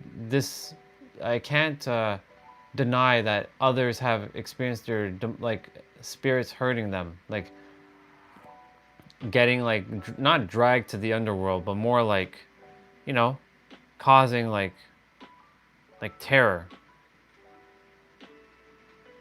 Like I can't disprove that. Like my sister Margaret has seen some shit. Now, have I seen it? No. So I can't say like, sister, you've gone crazy and all this stuff.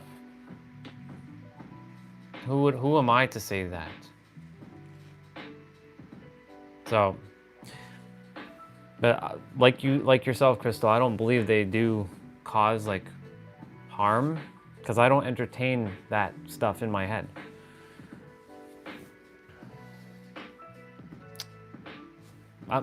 Again, there's if any of you have like anyone else in the chat has experienced like dark entities like that caused you hell, again, you're right.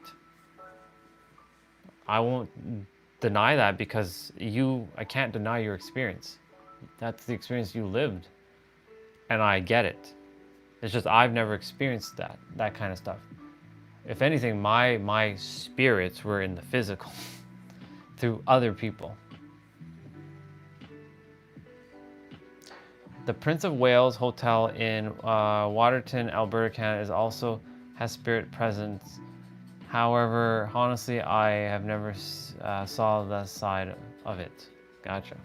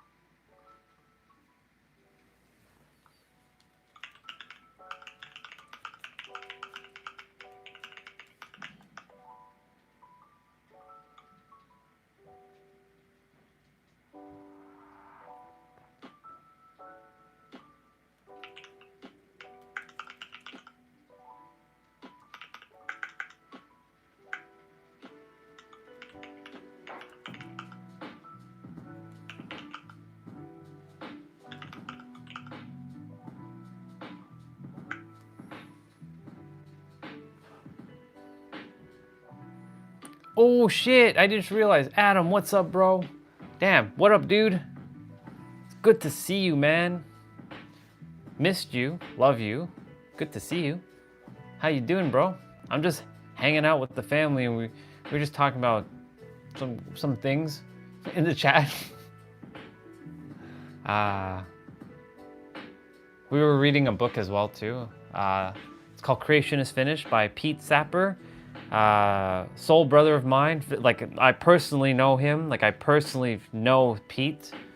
And he released his book 2 days ago, so I'm just reading it. And you can say that I'm not critiquing it, but more so just kind of like taking it in and see, do I agree with it? Or, you know, most of it I do, yes, 100%. There's some, like, there's one chapter he was talking about the light worker channels. Like, I agree to some point, but I don't go attacking them. Like, they are where they are based on their frequency. Everyone is on their own trajectory, their own level. So, like, those who feel called to help people on this level, they're helping on this level. Those who are on this level are helping on this level. Those who are on this level are helping on this level. That's why, like, I fell into a trap of, like, who am I here to help? Because they, you know, there's a whole thing, like, when you speak to everyone, you speak to no one. Well, that's bullshit because I speak to everyone. Yeah, Adam, tell me, what's going on? All right, Crystal, love you. I'll see you. Thank you for being here and hanging out with us. Tell me something, bro. What you got for me? What you got? I look forward to hearing what you have to say, bro. The only reason I'm like looking at the computer screen and that is because I get to read the chat. Because like I don't have to stand up and look at the phone. But the thing is, I prefer to stand up. So I'm being mindful. I'm just testing out this, like, how I felt about this, like, setup. Changing it up, you know, keeping it kind of fresh. Some days I'll stand up and talk. Some days I'll be playing with the basketball. Some days I'll just sit and look like this.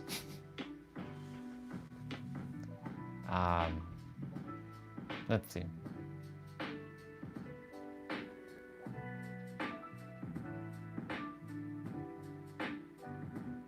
You are living in your Scatman world, you know? What's Scatman world? What's Scatman? Hold on, I gotta Google that. Scatman.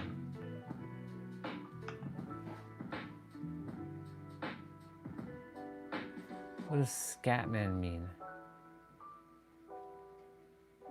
Ah, okay, like a jazz musician. Like a jazz musician skilled in scat singing. Okay. I didn't know what that word meant. Wow, cool. I kind of understand what you're talking about, like my voice and yeah, it's like when I'm like speaking, it's sort of like I'm singing my words a little bit. I don't know. Just listen, you will catch. Are you referring to the music that's playing right now?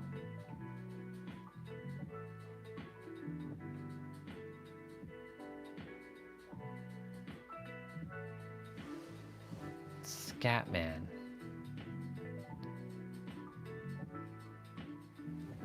It's a song on YouTube. Okay. I will,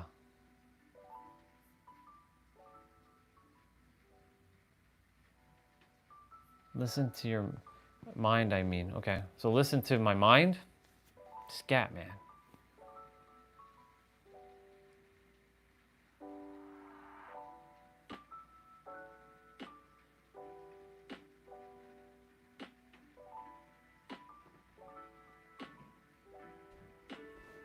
All that's coming up is that I'm all over the place. Because when I think of scat, man, I'm thinking scatter, man. Like, you know, you're like, my thoughts are all scattered. You also made similar world like Scatman world. What is the meaning of Scatman world? Let's see. Hold on. Oh, okay. All right. So this track deals with his worldview and philosophies based on a vision of a. Oh, I get it. I get it. I get it. Okay. Yeah, I had to look it up. This track deals with worldviews and philosophy based on a vision of utopian society he calls Scatman's world, in which we all cohabit peacefully and help each other out. Ooh, I like this, bro. Thank you for this. Thank you for making me aware of this. I had no idea. Cool. I like this. I'm gonna save this definition right now on my computer. This is dope, bro. Thank you for this. This is a gift. Scatman world. Cool. I wonder why they call it Scatman though.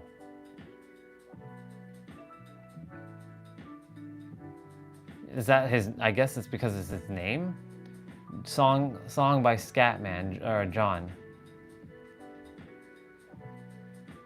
Skip Bob David. Okay. I think I'm gonna copy link address. And let's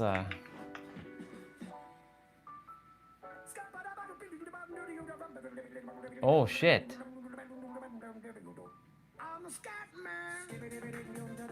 Oh. Okay. I've heard this song before. I haven't heard it in like forever, but I've heard it. Okay. Cool, dude. Nice. I've heard it, but like a long time ago. It says like 11 years ago. So yeah, it's about that time when I heard it. Haven't heard it in a very long time. I just didn't know what that was, to be honest. Because for me, whenever I hear songs, I don't remember I don't remember titles of songs. I remember the beat of a song. This is cool. I like this.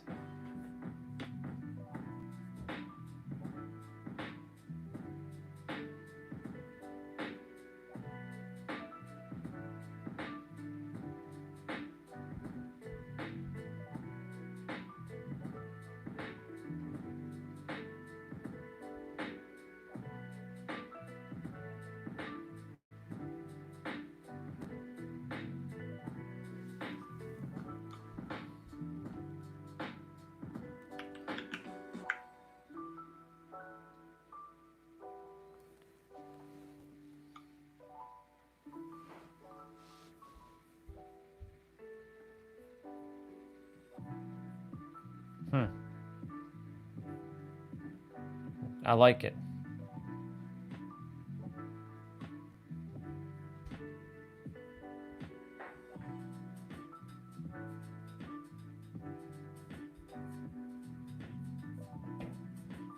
Scatman. I'm taking that in, by the way. We all cohabit. I like this. I like what it says.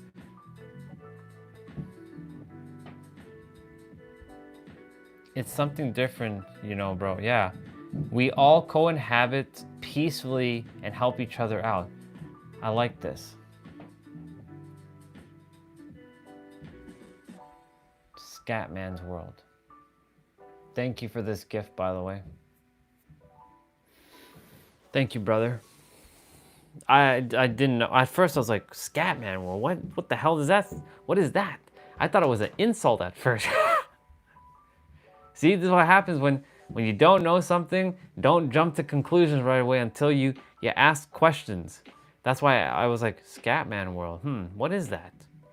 That's why I asked, and I went to go looking. Ah, that's what Scatman World is. Cool. That's so cool. Thank you, bro.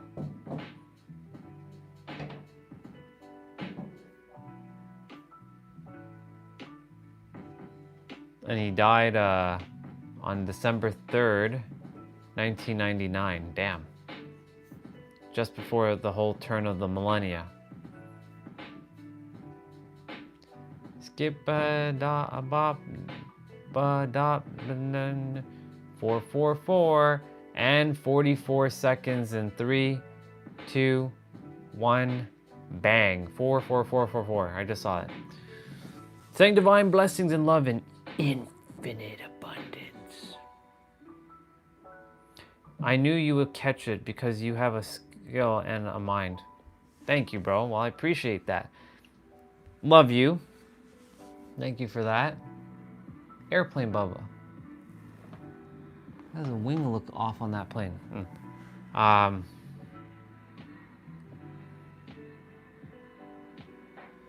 Why just part? Just claim it all. Claim it all. Part of the abundance? Well, no, you claim it all for yourself, and everyone else claims all for themselves too, because we all have enough. Claim it all.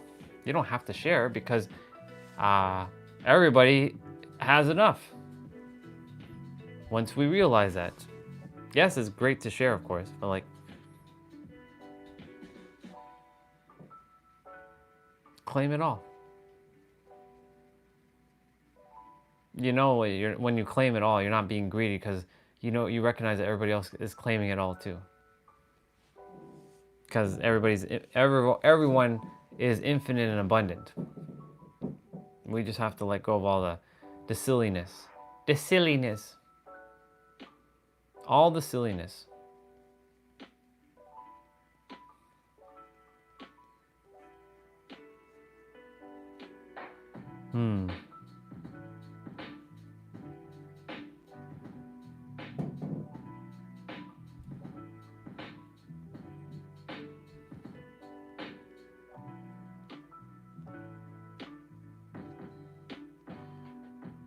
Yeah, it came already. It came, already gave it to my dad. When, I don't know if you were here, but like the person who was knocking at the door, his name is Michelle. I think you did hear this. It was a multi-purpose tool, but a knife. Like a blade. A nice black blade with it has like, what, 16 different things to do with the blade? He has a bunch of tools, but the thing is, like, it's always good to give him something that's practical and also to potentially, like, defend himself because, after what happened. So it's like a safety tool, you can say, for him.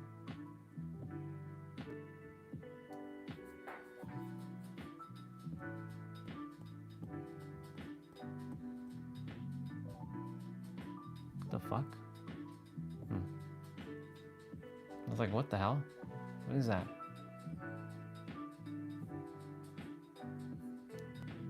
I'm gonna go on the Facebook for a moment. Oh, the browser just said live your truth. Ah, shit, that was awesome. Live your truth. Holy shit, there's 7 people's birthdays today. Boom. I used to like give everybody custom messages for their birthday. Now I just, whatever. Huh. One of my former crushes who I have on my Facebook, is her birthday is also on my dad's birthday. But she doesn't use Facebook anyways.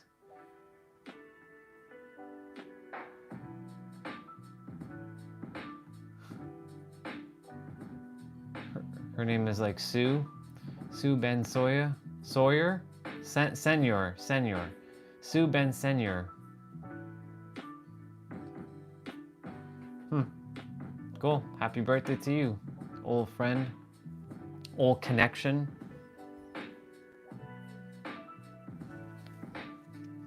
I changed the area. It's the same room, just different direction.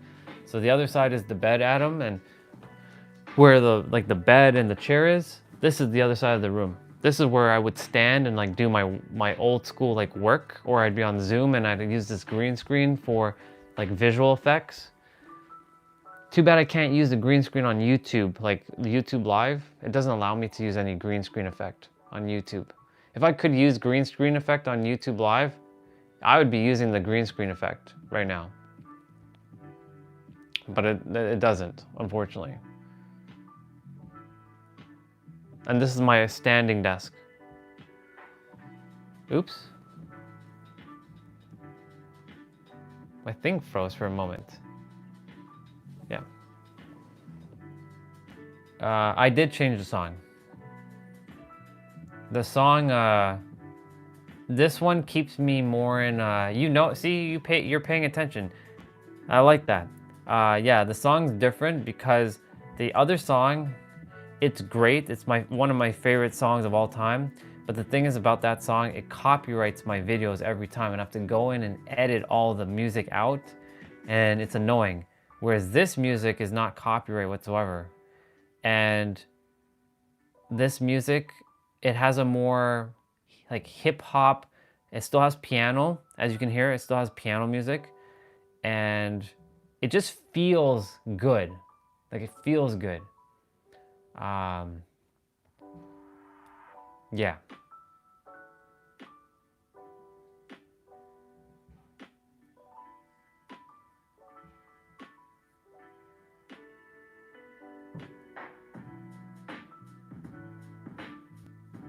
Yeah. So that's the reason why I changed the music, because the music, it has a nice flowy energy to it.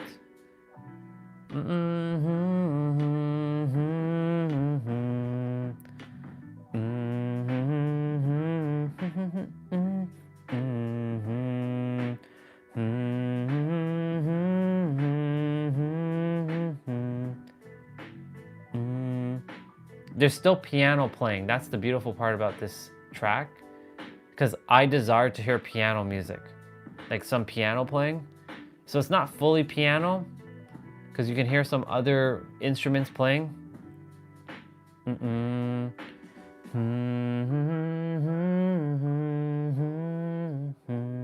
It's so good.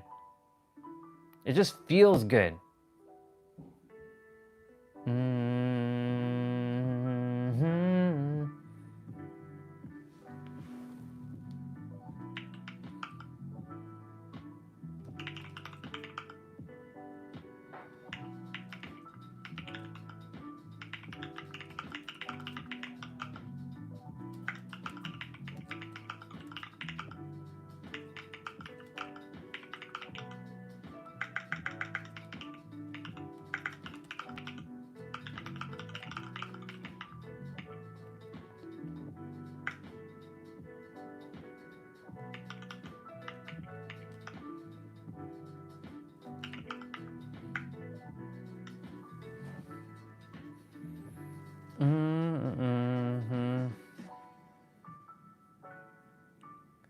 Oh, you're good, bro. You don't even have to apologize for that. You don't have to apologize for that at all. This kind of song, not load hardly, you know? What do you mean, like, not load hardly? What do you mean by that, Adam? And yeah, Eric, you're good, bro. You're good, dude. You're good that you fell asleep, no big deal. That means you're tired. It's late there, too. Yeah, Adam, Adam said he first called me Scatman's World. I'm like, what the hell is that? And then I looked at the definition of Scatman's World. This is what the definition of Scatman's World is. I'll send it to you all. I'm gonna have to copy it. Not load the brain, I mean. Gotcha. So this is what Scatman World means. What the hell? Every time. I'm always over a limit. Ah, shit. To help each other out. There. What's the meaning of Scatman's World? This track deals with his worldview and philosophy based on a vision of a utopian society he calls Scatman's World, in which we can cohabit peacefully and help each other out. So I was like, damn, Adam, I appreciate that. So let's see. This kind of song, not load the brain, I mean. Yeah, not, you mean it's not like, it doesn't overload your brain? Like it's like easy on your brain? Is that what you mean? I gotta change my microphone, by the way. Oh, my microphone is dying. My microphone is dying. I just saw the flashies on that one. And while I do that, I may as well fix the, I had the resistant band still out.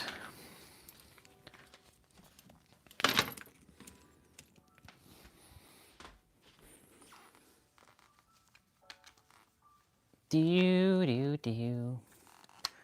right, I'm gonna switch out. Let me get this microphone loaded. Cool. This is by far my favorite investment ever. Honestly, like this microphone set, like I can't talk highly enough about this microphone. Like I can be their greatest pitchman for this song, for this microphone, for this product. Man, just so good. Seamlessly switching between the two, can use both at the same time. The only drawback is that I can't keep all of it in the entire case. That's the only flaw to it. It sounds great, it performs great, it's awesome. All right, bro, have a good night. Sleep well and sweet dreams. I love you and I'm proud of you for making that video. I look forward to your next one, and maybe add voice potentially. One step though, small step. A very great step though. Thank you for that, and thank you for the song, by the way. I like it. I like it a lot. Appreciate you. Oh yeah, my favorite is piano music. I prefer piano music over anything now.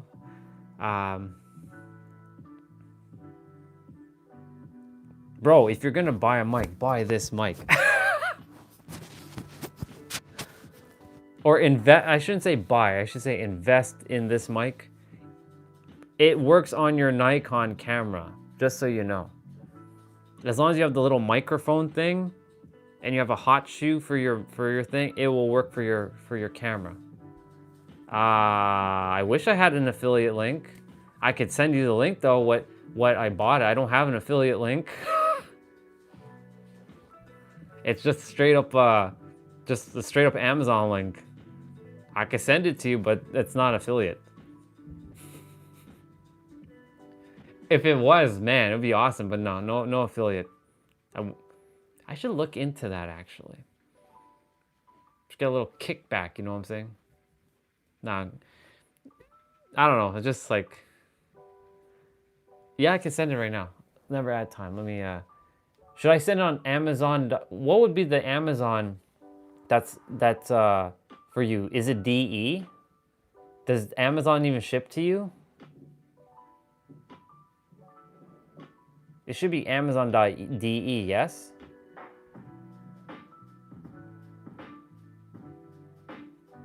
I'm sure it's Amazon.de. Okay. I think it's yeah, it's gonna be DE.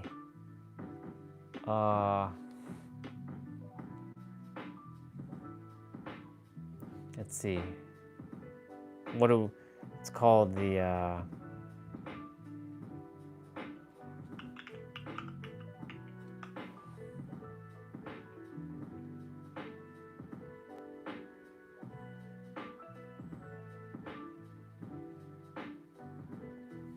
gonna send it, I'll send it to you directly. Holy shit, that link is long. What the fuck? What's up with this shit? Smith. Copy link. Doesn't have to be that long ass link. I sent it to you.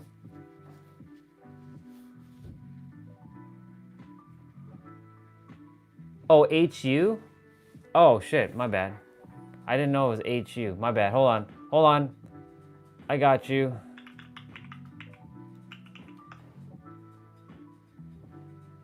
It still takes me to DE though. What the fuck?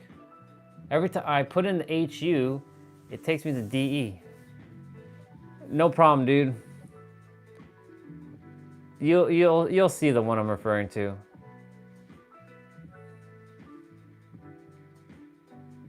Highly recommended, by the way.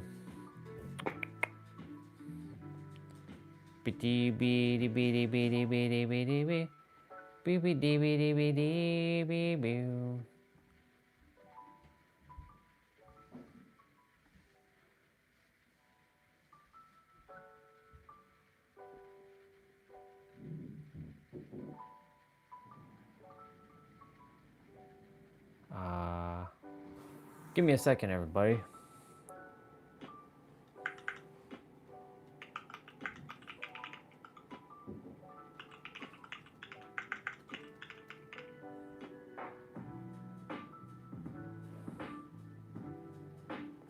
I gotta use the bathroom. Gotta use the bathroom, people. I'm gonna be right back. I'm gonna be right back. I gotta use the bathrooms.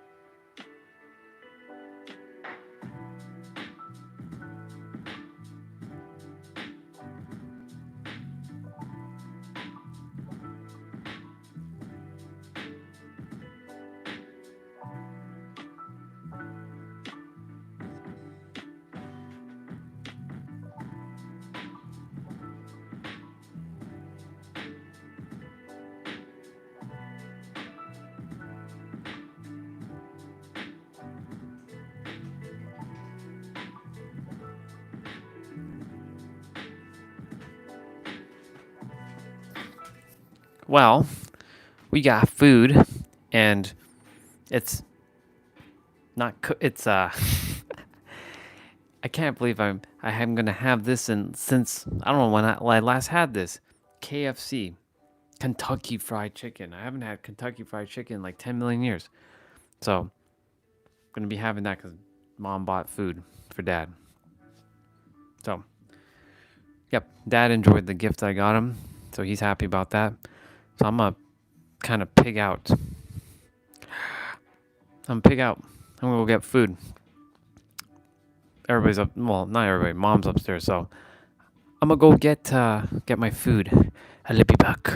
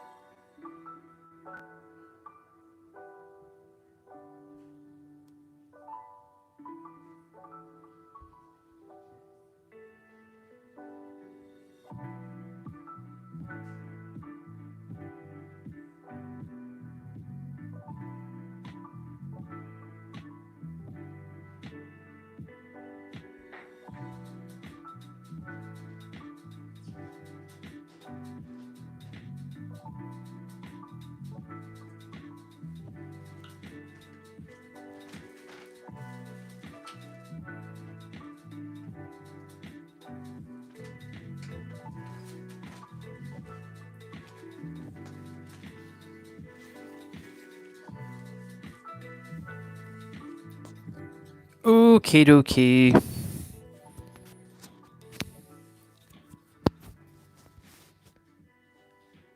Let's see. Get some sauce. Well, it's just ketchup. I don't eat any other sauce except for Southwest sauce. I don't like ranch sauce. I don't like, I mean, it's Chipotle. I like, tablet down. I got me French fries, wedges, and chicken. One chicken. I'm gonna send the love to this chicken back to the seventh plane of existence. Yep. We be eating. So there's you, Destiny. Who else is here? Show yourself, whoever's here. Maybe Adam's here still.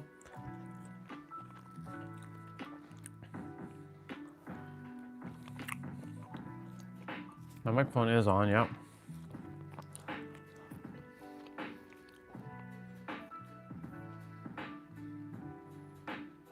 I am all that there is, maybe. I'm sure there's others. I mean, one of my accounts is looking, so there's 2 other people.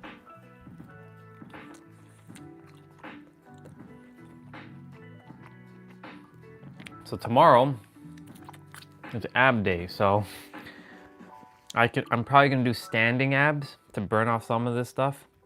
So it's not gonna be sitting abs, it's gonna be standing abs. So you can expect cardio tomorrow. For those of you who are gonna be doing this play out with me, it's not gonna be just sitting abs or just laying abs.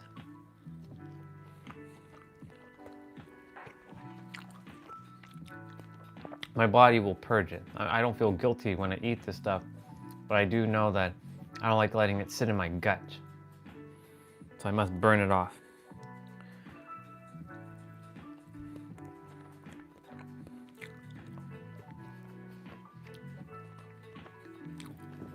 Every time I desire to touch the computer, gotta make sure I wipe my hands.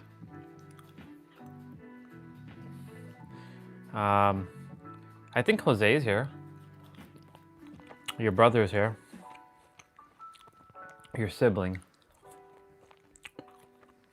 Damn, I haven't had KFC chicken in forever. Colonel Sanders, thank you so much for you know, breaking through your comfort zone when you're 65 years old. And showing the world what is possible.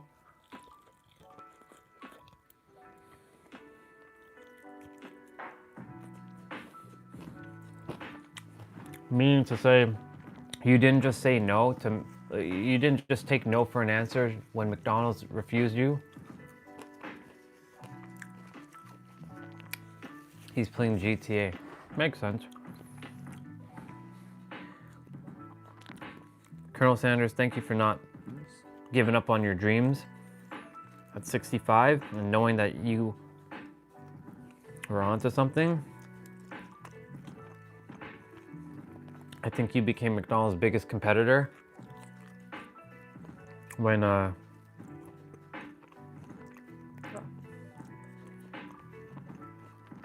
wonder how healthy the burgers were back in the day. In when McDonald's was first created. Alexa, when was the first McDonald's created? McDonald's was founded on January 1st, 1955 by Ray Kroc, Richard, and Maurice McDonald. It is 70 years old. Well,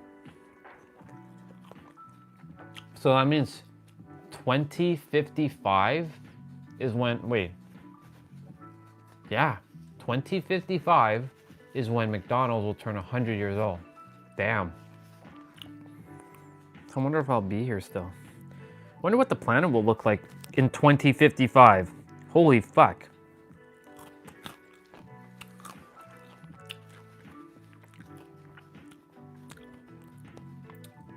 Oh, you mean your condo in GTA?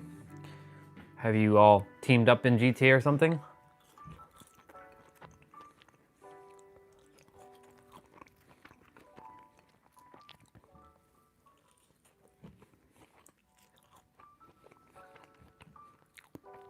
Wow, 1955. 1955, 2055. Damn. Who knows where I will be?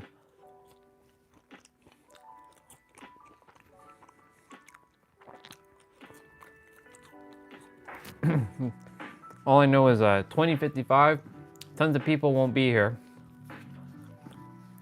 That much I know for certain.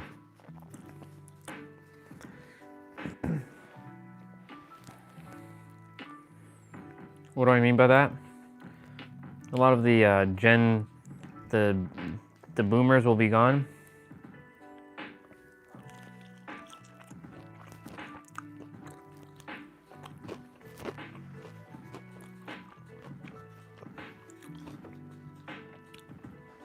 I see. It's a different part of the game. Gotcha. I haven't had KFC chicken in forever. Tastes a little different. Tastes kind of better, in fact.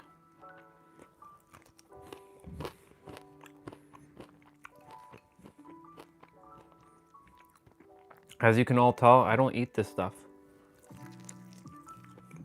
I don't eat this stuff much.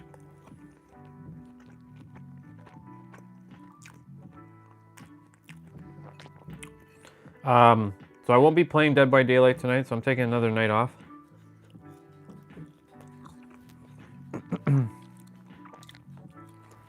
I have to mourn the loss of 2v8. We gotta say, we gotta mourn the loss of 2v8 until, well, if all of you play, then I'll play. But if none of you, if only like 3 of us are playing, that's not enough. I desire that it's all of us. I don't desire to play with a random. So that means you gotta play. So if you don't play, I won't play. I have to take a day or two to really readjust to myself on Dead by Daylight. Every time 2v8 goes, I always feel this, ah, shit, like why? I gotta play regular Dead by Daylight? It's so boring. By the way, hello, Mr. Ramon. Were you here the entire time? Or did you just get here? Very naughty of you for only now saying hello with your boo.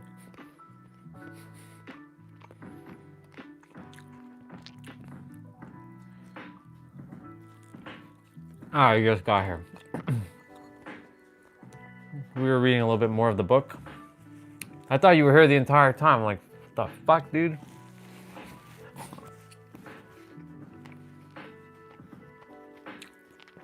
I trust you had a great day. I trust that what you were creating today was magical. I'm gonna read a little bit more of the book. It's way too easy now. It is because the thing is, like, the only challenge is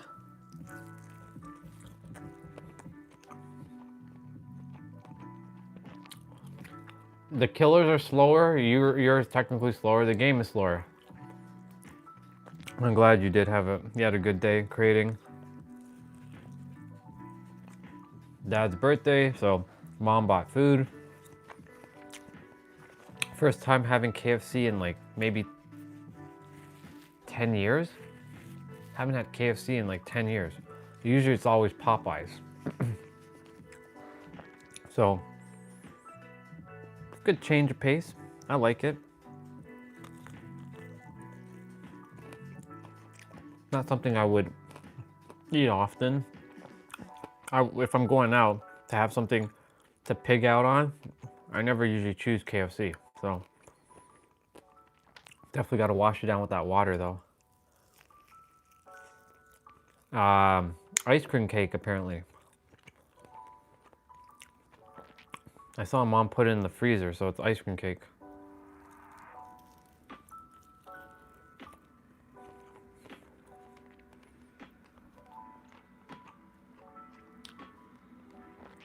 The airplanes are flying low right now. I can see one. It says, "Go Canada, go."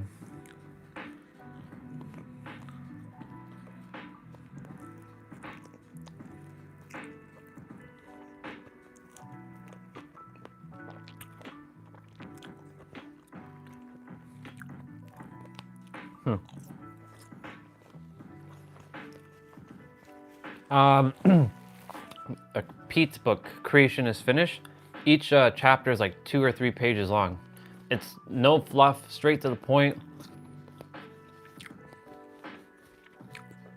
The next chapter is chapter 11, which is, it's a short book, but I mean, he's using words that I use. So I'm reading it. I'm gonna read it in a moment, actually. Ooh, I desire to take that plate upstairs in a moment.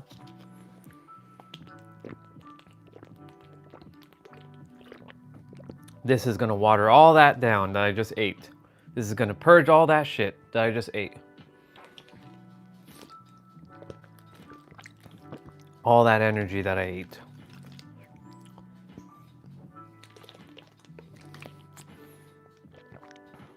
I love my water. Nothing like good old water, H2O. I'm gonna read in a moment. What I was gonna say was,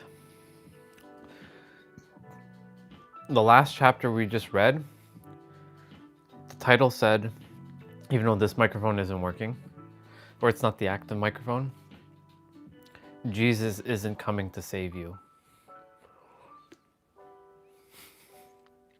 Ain't nobody coming to save you. No Arcturians, no Jesus, no nothing. Ain't nobody saving you. You are the own hero of your own story. You are saving yourself.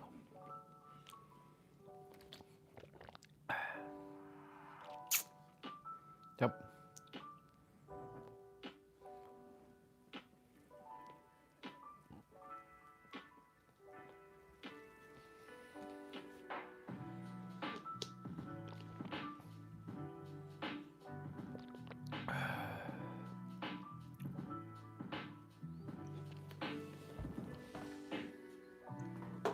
Oops. I don't like leaving stuff on the ground. I will pick it up in a moment. You know when you eat something and then you have like that instant regret nonsense? That's what's up right now. That's the instant regrets. That's the instant regrets.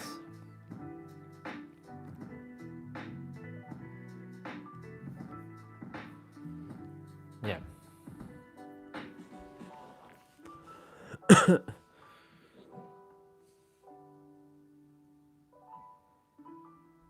infers that they are lacking, and where your intention goes, energy flows.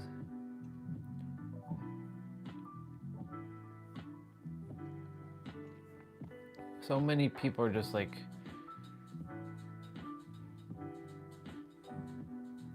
yeah, I stopped competing with YouTube and all the peoples.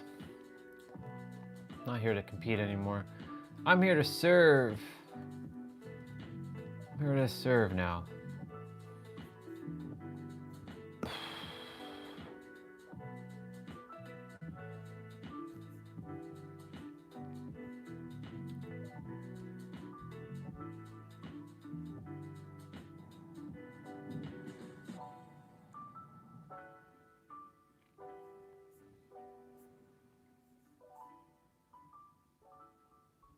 Okay. Let's see. Let me take my plate upstairs. I might go wash dishes. Yeah.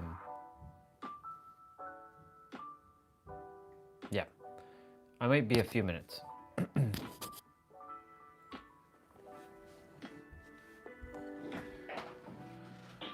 I'll be a few minutes. I'm just gonna go quickly see how much stuff I have to wash.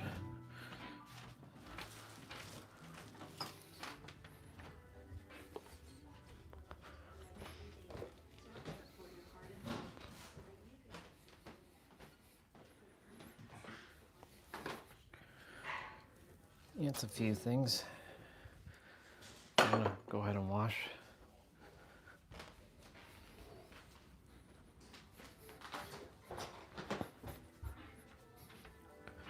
I'll bring you upstairs. I won't be saying too much. I'll just wash and just read what any of you say. Ooh. Because Mom is upstairs in the bathroom cleaning.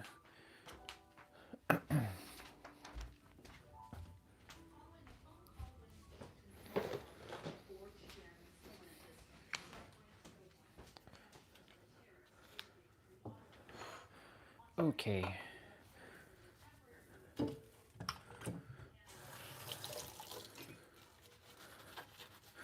Do.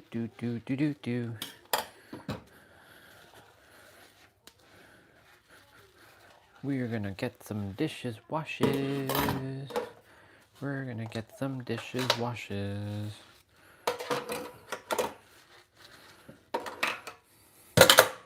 Yikes. Yikes.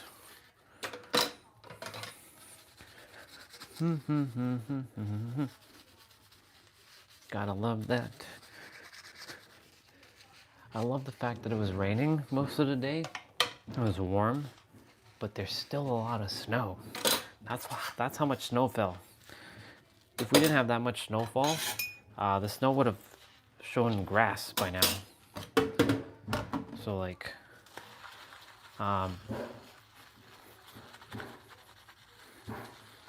yeah,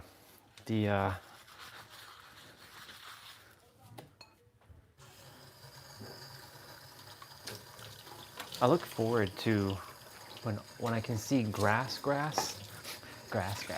When I see lots of grass on the outside again, it'll be so cool. I look forward to that. And then it'll get nice and green.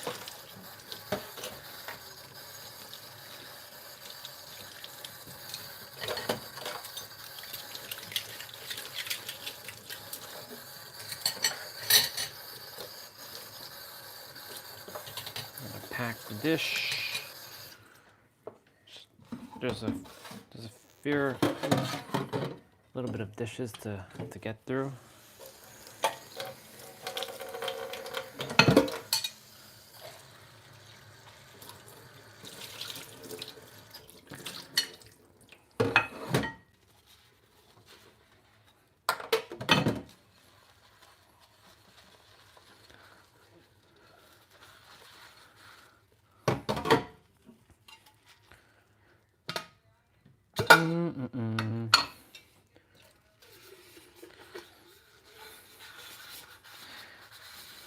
So yeah, chapter 11 is talks about the evil revealed, the what evil is on this planet. It's gonna be a doozy of a chapter. Look forward to reading that. Like I said, I messaged Pete earlier, or last night. I'm like, bro, I'm so proud of you for getting the book out.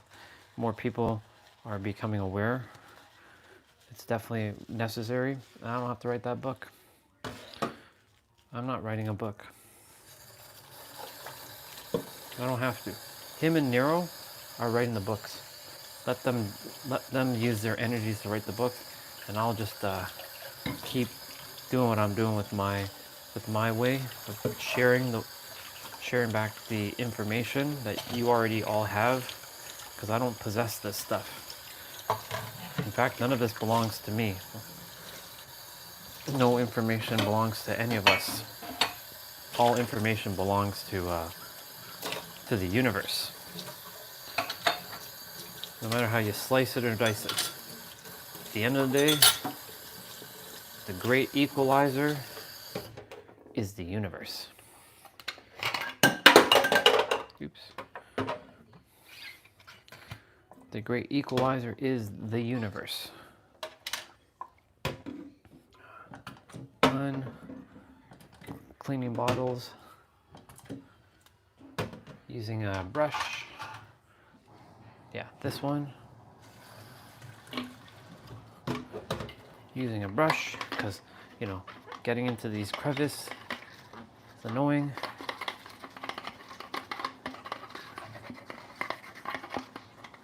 Do do do do do do do do do do do do do.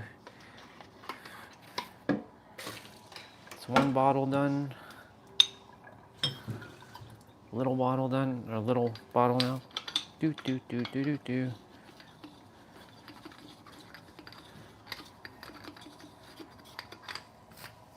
Ooh. Another bottle done, and then this bottle.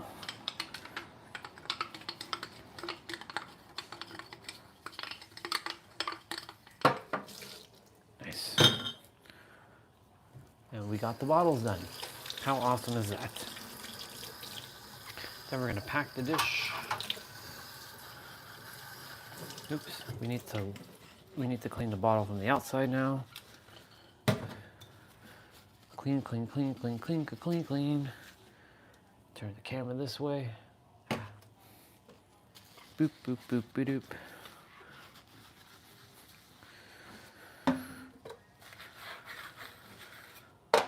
What time is it? 5:29.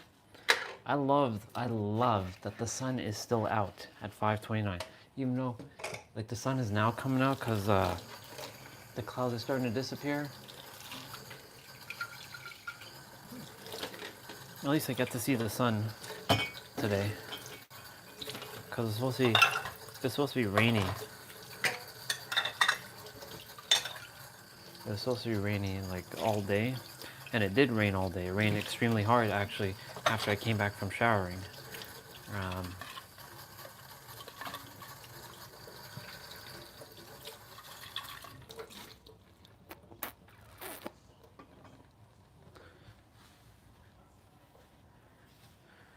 just gonna clean the sink. Toss this stuff out. Now dry the dishes. Cool beans, huh? Do do do do do do do do do do do do. So many bottles in here, it's crazy. Just helping mom out. Because I choose to.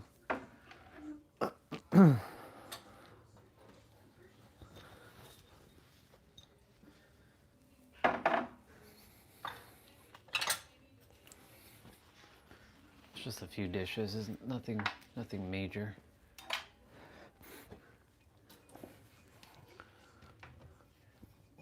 Wait a minute, where is the fifth green cup? It's like it disappeared again. Ah, yeah.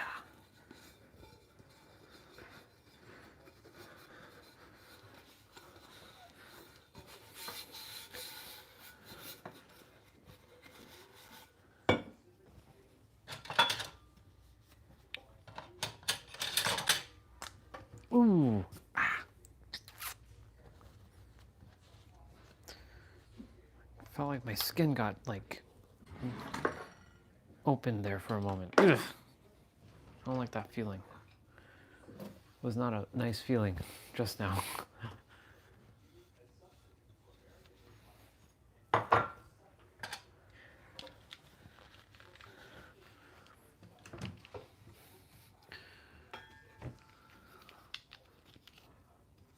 Okay.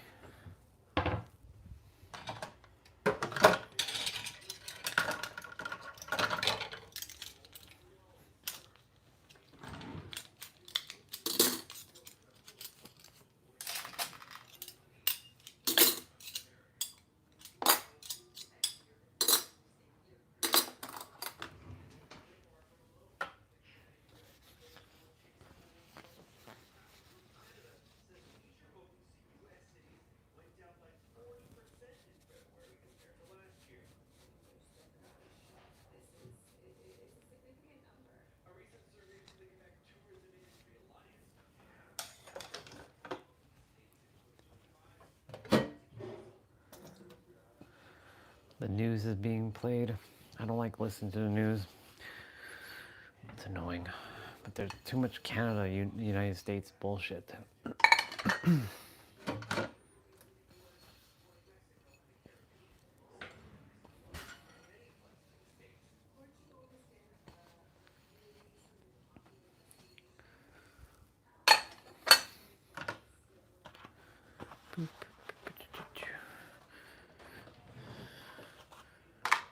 Okay.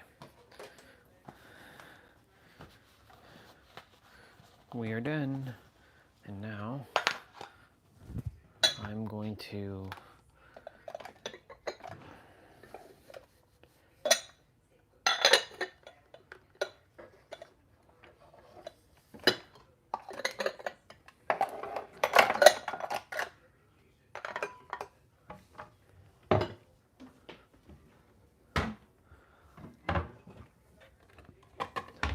all right, people, we're heading back down.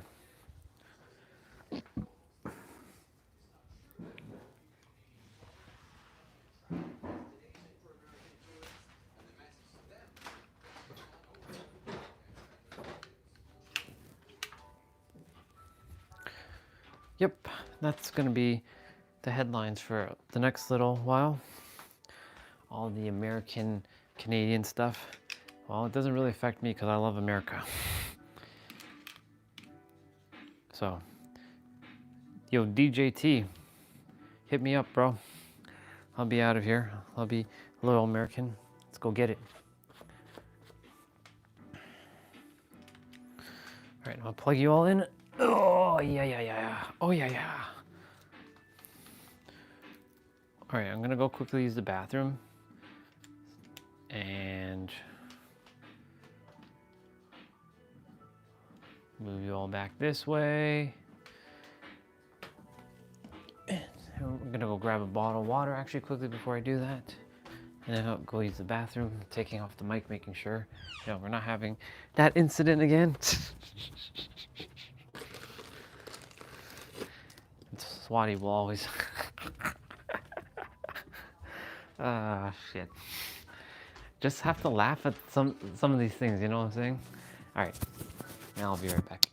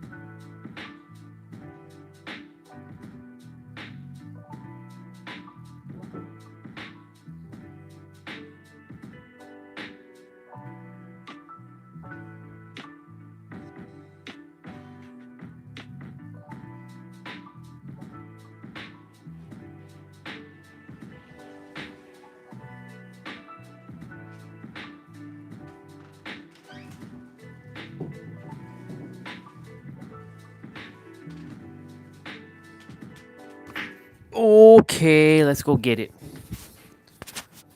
I like the fact that the sun is coming out. The sun bubble is like over this way, but it's not quite there. So I love it. I love it. I love it. See, like if it were over on this side, you couldn't see the like. I like this. I like this a lot. Okay, we got our water.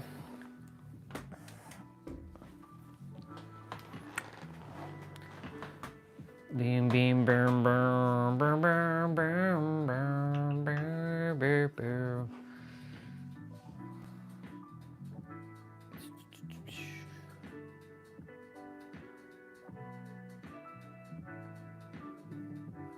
Mm-mm.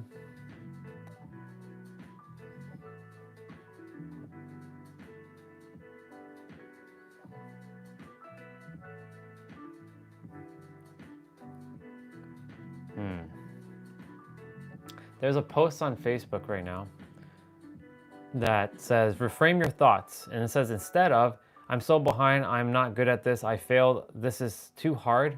It reframed it to, I'm starting exactly where I need to be. I'm learning something new every day. I found a new way that didn't work. Next step. This is a chance to grow. Great words, but still very limited. Instead of, they say try. No, no, no, no, no. Attempt. Attempt. I'm starting exactly where I require to be. I am remembering something new every day. I found a new way that wasn't aligned. Next step. This is a chance for evolution. Come on. This is what I'm saying. When you look at content on like YouTube or Facebook or Instagram or TikTok, what the fuck are they saying?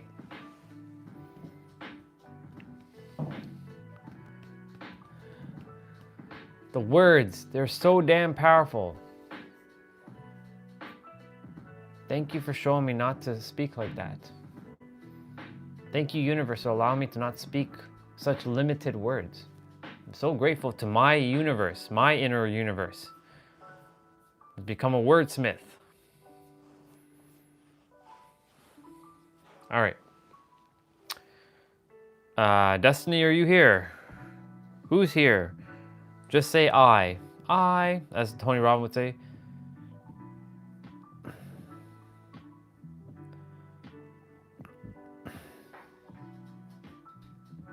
Okay. Chapter 11. Evil explained. The negative polarity. That's the subtitle. I am qualified to talk about this topic because I've had a lot of negative polarity in my life.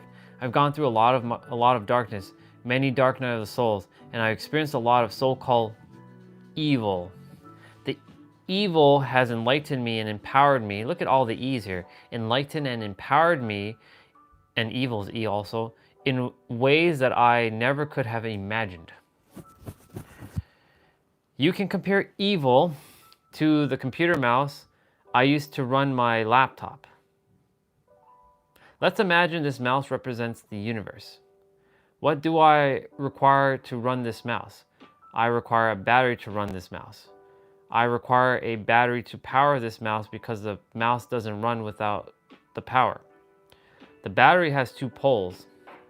It has a positive pole, positive polarity, and a negative pole, negative polarity. It has a good side, and an evil side. These are both judgments, good and evil. And all judgment comes from collapsed consciousness and constricted energy, creating a very limited and unenlightened perspective. Let me repeat that one more time. All judgment comes from a collapsed consciousness and constricted energy, creating a very limited and an unenlightened perspective. Is it one battery? Is it one object? Sorry, my bad. It is one battery, it is one object. However, it has a positive and a negative pole. You require both to power the battery. To power the universe or the mouse, sorry, I stopped there for some reason. You require both to power the battery, to power the universe or the mouse. So basically, the universe is a mouse at the moment. You require the positive and the negative to charge and run that one battery. These ideas are concepts of service to self, which is service to others. They cause a lot of confusion and separation because they suggest that there is something other than self to serve. All service is service to self. That's a bar. All service is service to self. So even though I'm being of service to all of you, I'm really being of service to myself. Whether you're on a negative polarity or a positive polarity. In my darkest hours and in my hours of despair, it was the torment that I received from the negative charge that literally pulled me down and propelled me upwards. Pulled me down and propelled me upwards. We require both for evolution. The dark always serves the light. I used to believe in religious dogmatic ideas of good and evil, which is all about separation and hierarchy. It is the ultimate false light teaching, and it is literally the opposite of enlightenment. Good and evil comes from a religious lens and the limited perspective of separation and duality. This perspective does not understand that we require both sides, the negative and the positive, to charge the battery to run the universe. And nothing is going to evolve a volunteer soul, wanderer, starseed, or a light worker like the negative polarity will. The negative polarity taught me, or for him, mirrored back to him everything I ever required to know about healing my traumas, or the traumas I was identified with, which was all an illusion. The negative polarity helped me to evolve my consciousness in ways that I could never even imagine. I am terrified to think where the evolution of my consciousness would be without the negative polarity, the polarity that everyone is afraid of judging and holding in darkness. I feel that one strong. Now that you understand that it is all one thing and you require the negative polarity to evolve the positive polarity, and that the dark side always serves the light, the darkness always serves the light, just remember that when you cast judgment, the judgment collapses your consciousness and you constrict your energy. When you hold another person in darkness, you are holding yourself in darkness because you are everything, you are dark and you are light. That's a bar. We've all had lifetimes where we only served the positive polarity. Those are the same lifetimes where we created demonic things like religions. The negative polarity introduced religion into this world in order to create a separation and hierarchy. Ooh, something just hit me there. We created religion we introduced religion into this world to create separation and hierarchy. So I'm better than you bullshit. Huh. Because if we break hierarchy, people will say, well, how if we don't have hierarchy, then how does humans, stay under control? Like, we require something to keep us grounded. If you do the inner work or the inner play, and you find that balance within, you don't require anything. If everyone found that deep inner play and have found balance within themselves, the world will change immediately. We wouldn't require anything. No government, no nothing. Everybody would consciously be like, no, I don't entertain this. Imagine everyone in the next year or two just say, you know what, fuck this. I'm done serving a boss. I'm done working for the man. I'm done all this stuff, and I'm here to help my fellow humans. And whether I get paid or not doesn't matter, because the universe supports me and I support the universe.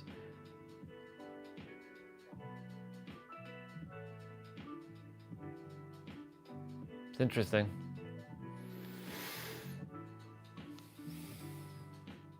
Okay.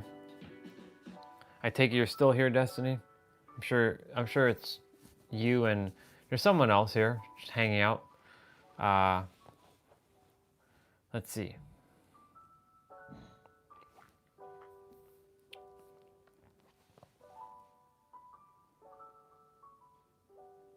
Okay. I'm going to reread this paragraph. We've all had lifetimes where... No problem.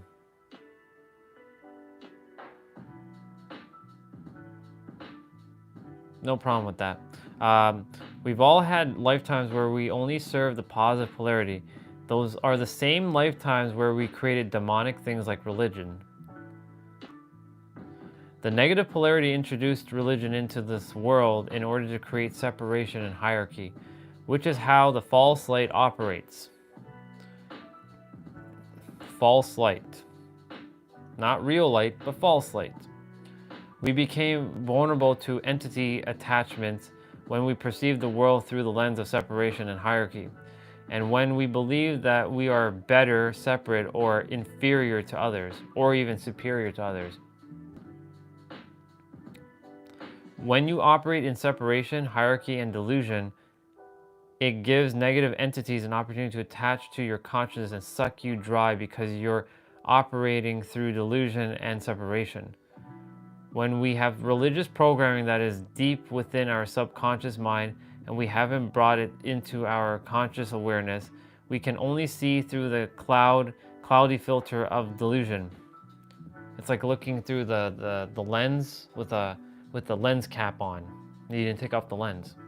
Or you didn't clean the sensor, so it's going to be a distorted image. Yep, spot on, dude. Let's see. This means that we are in a state of spiritual amnesia.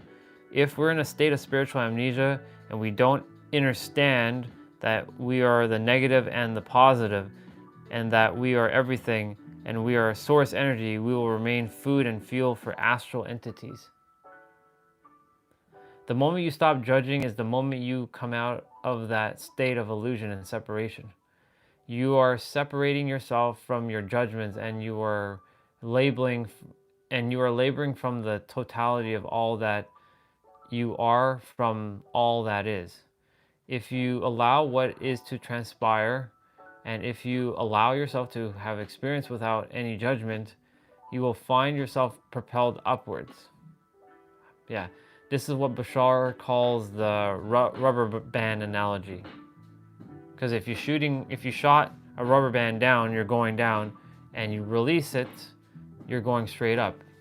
That's such a simple analogy. I'm going to reread that. The moment you stop judging is the moment you come out of that state of illusion and separation. You are separating yourself from your judgment, and you are labeling from the totality of all that is you are and from all that is. If you allow what is to transpire, if you allow yourself to have the experience without any judgment, you will find yourself propelled upwards. This is what Bashar calls the rubber band analogy, in ways that you cannot even imagine. Discernment is an enlightened form of judgment. Judgment comes from collapsed consciousness and constricted energy. Discernment comes from an enlightened perspective. See through the lens of your true self. Your true self is everything. The infinitely space I am. Infinitely, that's a new one. The infinitely,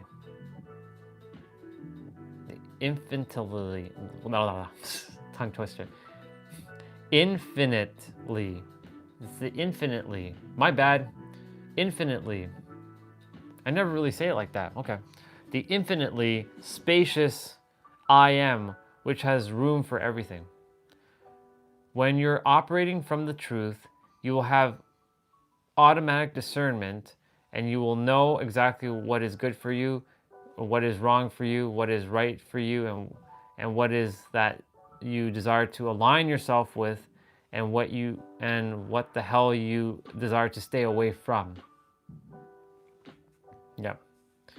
Once you've mastered discernment and nuance, this is called deliverance. You are delivered from evil. Evil is ignorance. We are delivered from evil, and we enlighten ourselves through our discernment.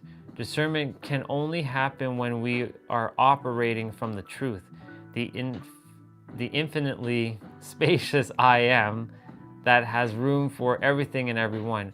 Because what you are is always unconditionally loved, and unconditionally love is everything. Ooh, bar. Ooh, this is gonna sound like this is gonna be an interesting chapter. Chapter 12. How many pages is this?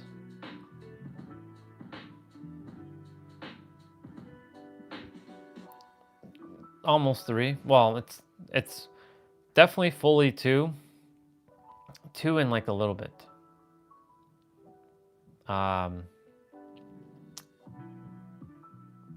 Chapter 12. Satanic agenda. You are an untouchable sovereign creator. USC. Untouchable sovereign creator. Untouchable ultimate sovereign creator. UUSC. That sounds like a university, to be honest. Actually, there is a university called USC. Okay.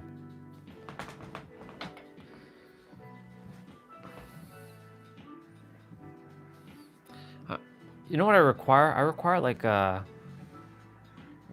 some other kind of like stand thing here to hold up my tablet so I can just like look at it. I don't like looking down, because looking down makes it feel like I'm gonna go to sleep. Okay. We are sovereign creators in our own right. We can literally create heaven on earth while the rest of the world is falling apart. I don't care if there's a war going on. It could be happening down the street from your house. If you're not of the vibration of war, then you can't experience it. It won't touch you. It's true. That's why this whole Canada, United States, like trade war thing or whatever, I don't entertain it. It is what it's meant to be. I don't subscribe to that nonsense.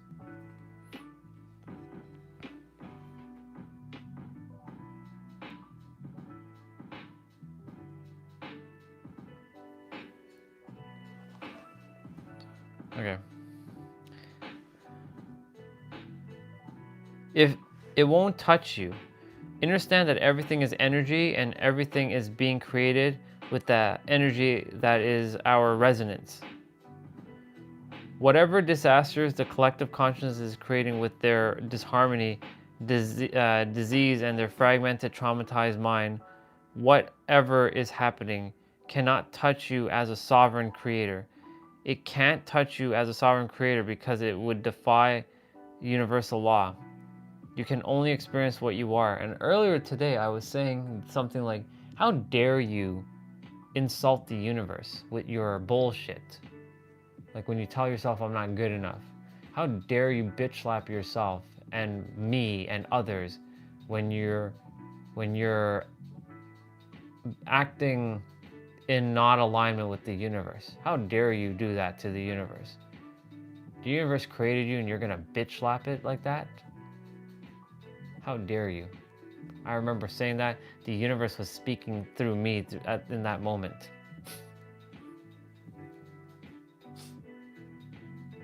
It's true. How dare you?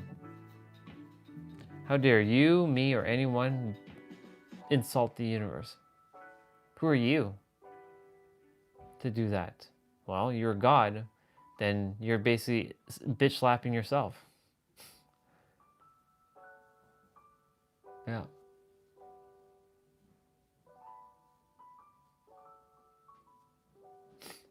So interesting.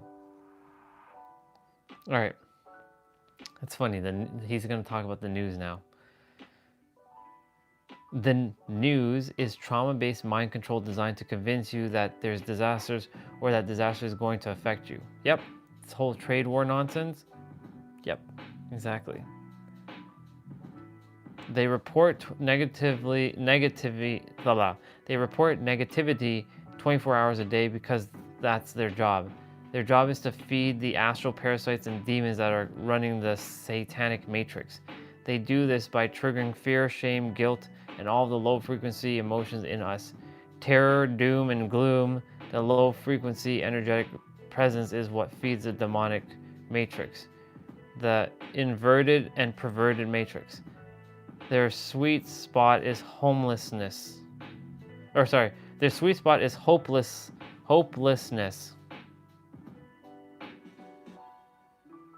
Every time every time they get you to feel hopeless, they feed their demons and astral parasites. They do not know they can put these images into your they will do anything they can to put these images into your subconscious mind, knowing that you will subconsciously create the timeline for them. True creation comes from the light of God, source creator. Entities and demons in the lower astral do not have enough light to create on their own because they are not connected to the truth of who they are. Therefore, they must get us to create these disasters for them by stealing our life force energy. This happens the moment we allow fear to permeate our consciousness. Oof, yep. It's pretty heavy. There's a war for desperate timelines. That doesn't sound like disparate. Yeah, a war for disparate timelines. DISPARATE. It's not desperate because it would be DES. Maybe that might be a typo. I don't know. There is a warfare for disparate timelines. We are all sovereign creators, and we are always choosing the timelines that we desire to align with. Whatever is going on in the screen of your consciousness has nothing to do with you, and the illusion can't touch you if you are true vibration of unconditional love.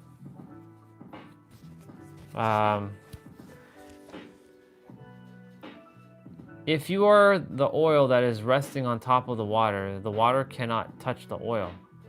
Oil and water cannot mix. The point is to be the oil that's floating on top of the water and not allow any of the chaos and sickness to touch you. I like that. Be the oil in the water. Our vibration and frequency determines our future. Being in the... Ooh, where did that come from? Being in the present moment and having the ability to hold, maintain, and emanate our true frequency and vibrations of unconditional love aligns us to our desired timeline. I'll repeat that one again. Our vibration and frequencies determine our future. Being in the present moment and having the ability to hold, maintain, and emanate our true frequency and vibration of unconditional love aligns us to our desired reality. Right now, there is a multitude of timelines laid out in front of you, an infinite number of timelines. The mainstream media, trauma-based mind controllers are going to attempt to disturb your natural frequency. Yeah, the mainstream media, trauma-based mind controllers are going to attempt to disturb your natural frequency, which is unconditional love. The highest frequency that exists is your true self. They're going to attempt to disturb your frequency and bring it down so you're aligned with some disastrous timeline that they desire to create. Yep, that's this whole thing. Resist their efforts to get you to create a reality that they desire and instead become a sovereign, realize that you are a sovereign being who determines your own frequency. This will allow you to align with with whatever timeline you desire. You're aligning in every moment with your frequency and vibration in the present moment. You are creating these timelines and creation is finished. What's up, Deadpool? I'm just reading a book from my brother. His name is Pete Sapper. Good to see you, dude. The sun bubba is actually behind me. He's sending you a big hug and kiss, by the way. Good to see you, dude. Thank you for being here and saying hello. I love you, dude.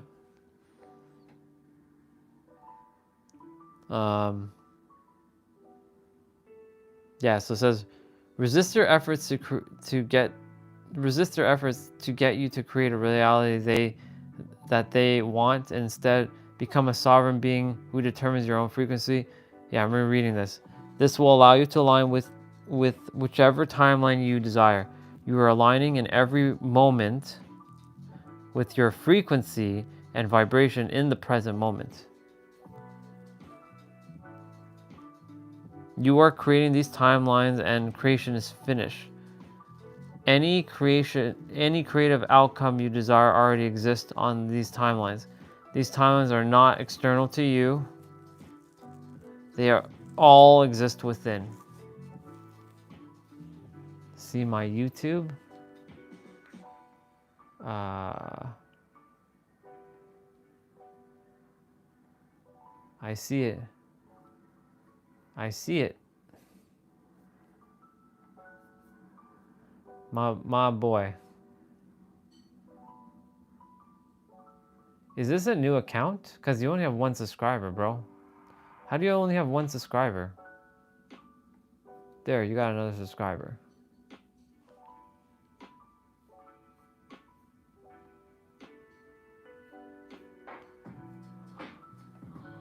That's pretty cool. I like that. I like that a lot, actually. That's dope. That gangster one, that's pretty dope.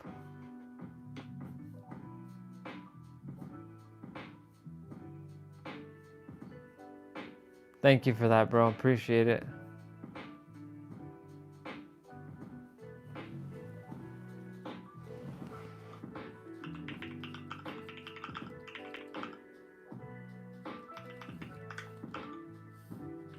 By the way, the person who's going to comment under these videos is me.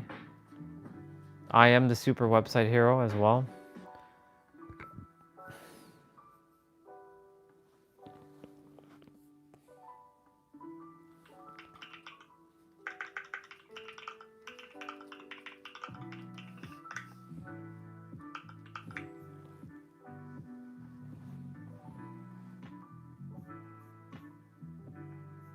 Cool. I did see your YouTube. I just looked at it. I saw it with my channel, with my other channel. I just saw it. I just posted. I gave you 2 comments.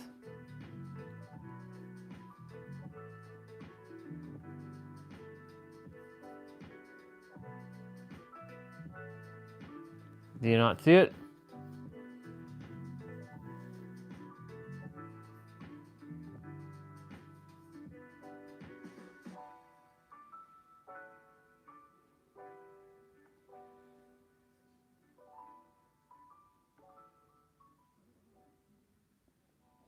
Ripples Oh my, this is my video. into each person that I meet. I did, bro. I just said I saw your channel. Why are you not paying attention? I clicked your name in the channel, and I went to your channel. I clicked your name on the computer and I just saw it. Go look at your comments. I just sent you 2 comments. Was meant to be a part of my journey, and I'm meant to be a part of their journey. And I'm gonna do it. No matter how long it takes, I'm gonna keep impacting the world in my own unique way. Hey everybody, it is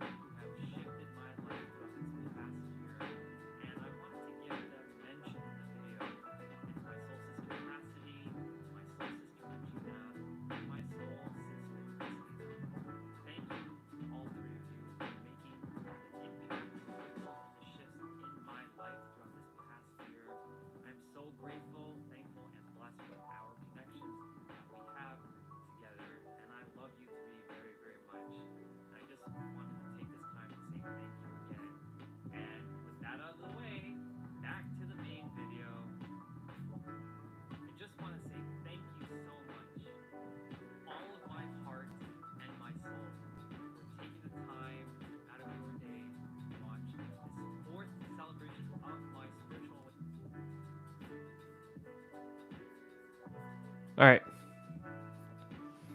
Was I done reading? No, I wasn't done reading. I got distracted. All right. It's like, what the heck?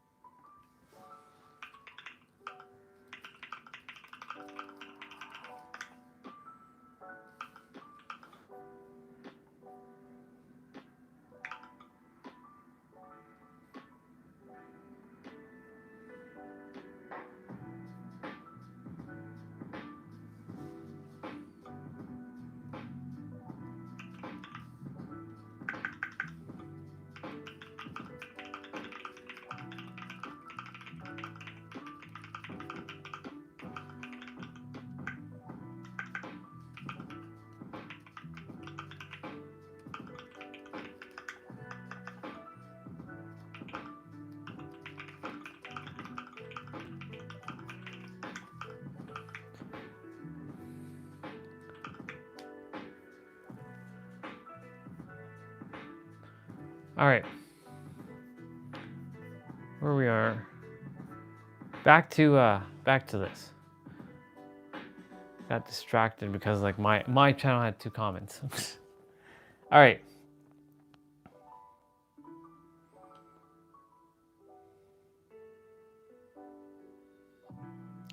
Where the fuck was I? Oh, okay.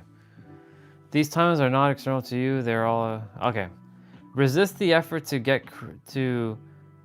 you to create a reality they desire, and instead become a sovereign, or realize you are already a sovereign being who determines your own frequency.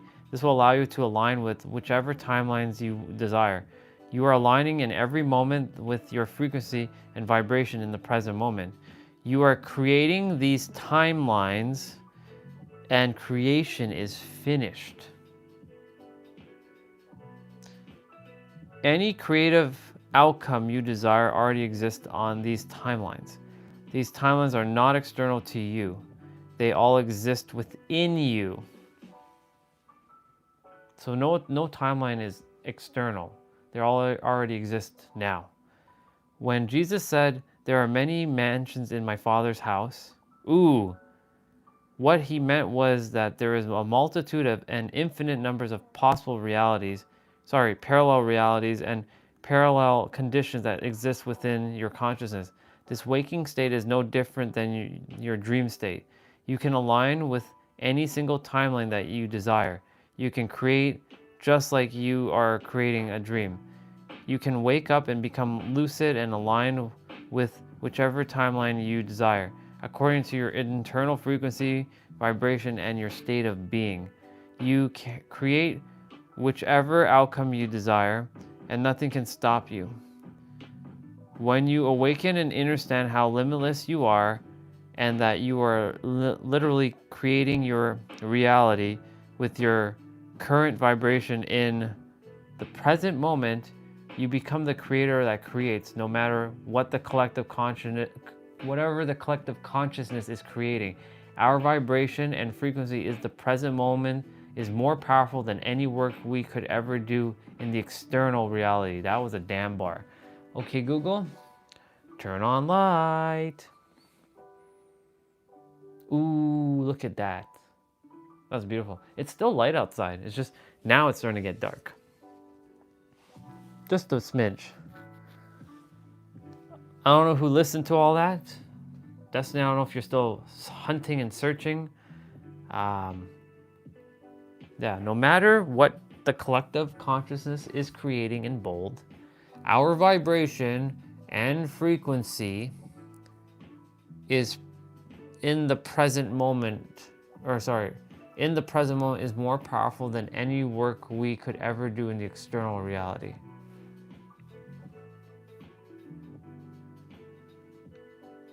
Okay.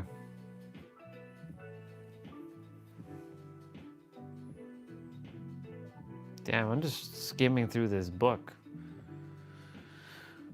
Chapter 13, which then leads to the third part of the book.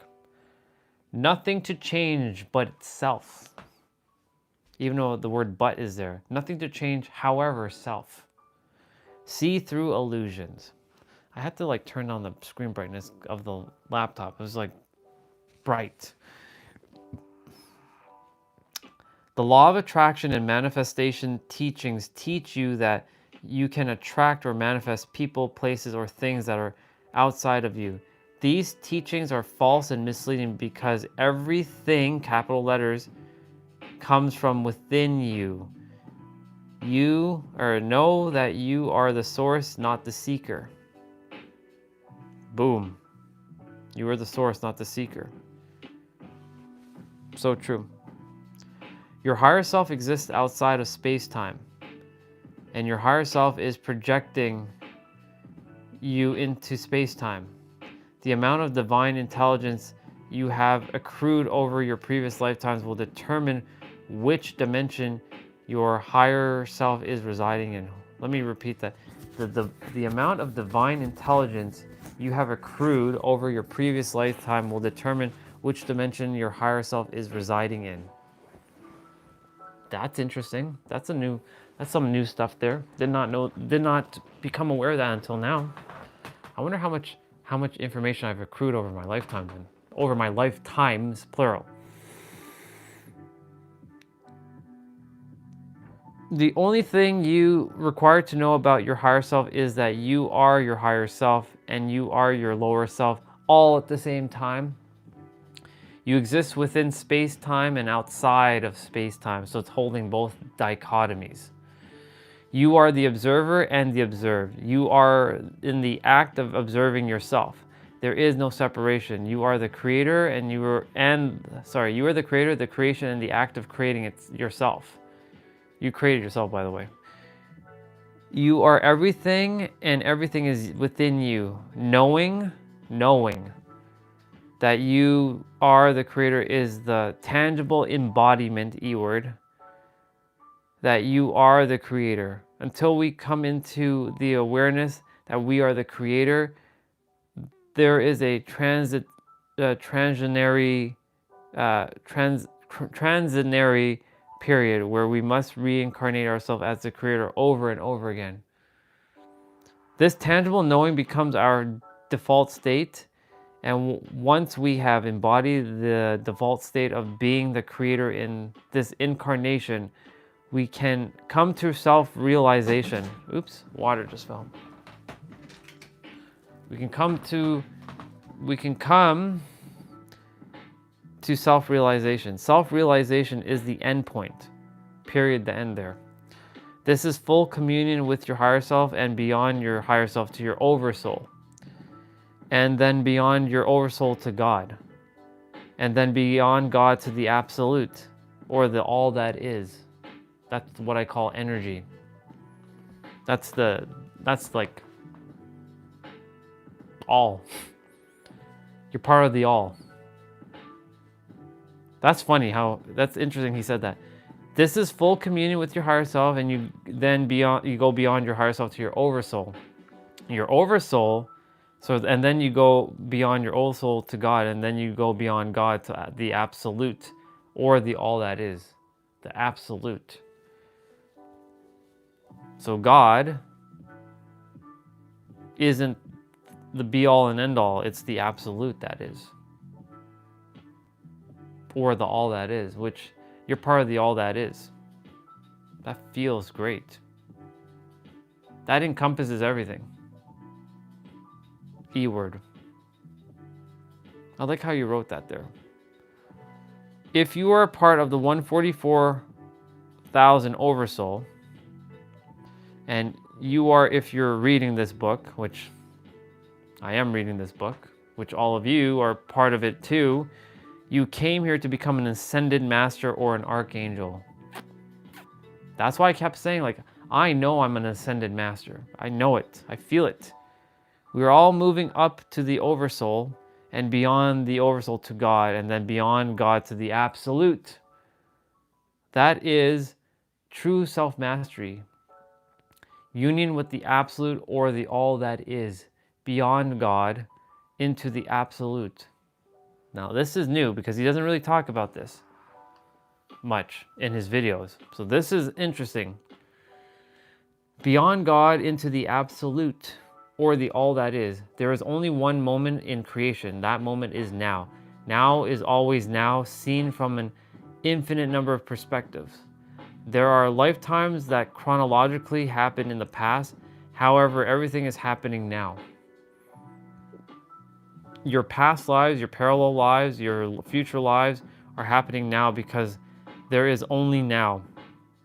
All of creation happens in the present moment, in a calm, relaxed state. Until you can transcend body identification, Until you can transcend body identification, nervous system regulation is the first step to take so that you can cease to identify with your past wounds. Anytime you, so this is all bold. Anytime you feel wounded, quote, like quotation, ask yourself the following questions. 1. Who is it that's wounded? 2. Who did the wounding? 3. Who is going to undo the wounding? We already know the answer to that one. The answer is you. See through the illusion of the wound. What you are cannot be wounded, traumatized, or victimized. You are pure creator awareness. I like that. 99% of the teachings are energy transmissions.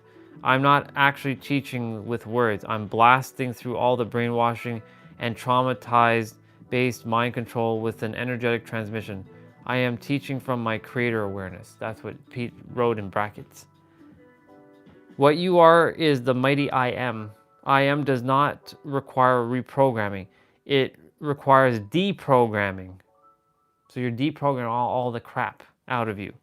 The true self does not require to learn anything.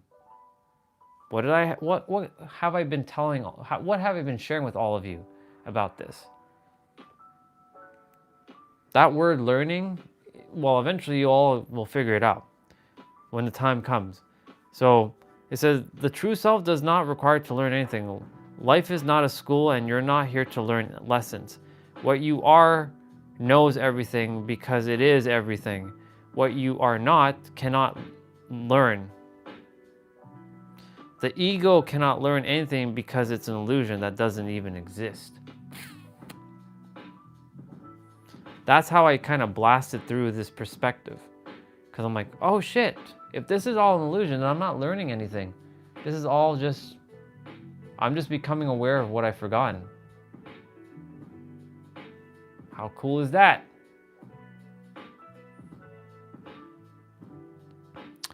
However, the ego serves a very important function. Number 1, it allows us to have a physical experience. Without the ego, we can't have a physical experience, apparently. And number 2, the characteristics that we develop with the ego also has an important purpose. For example, my higher self can't make jokes about so-called others because it realizes that there are no others.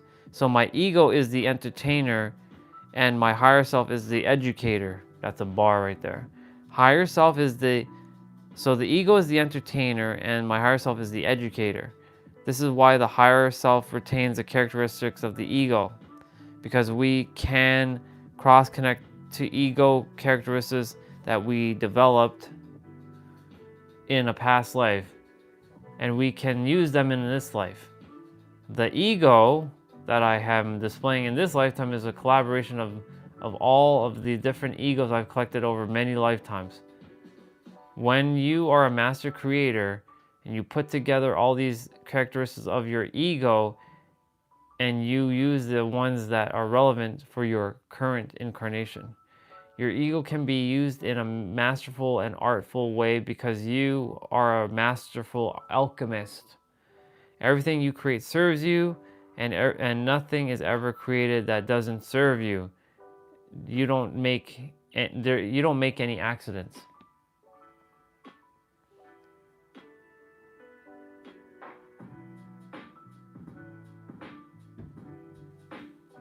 Holy shit. Okay.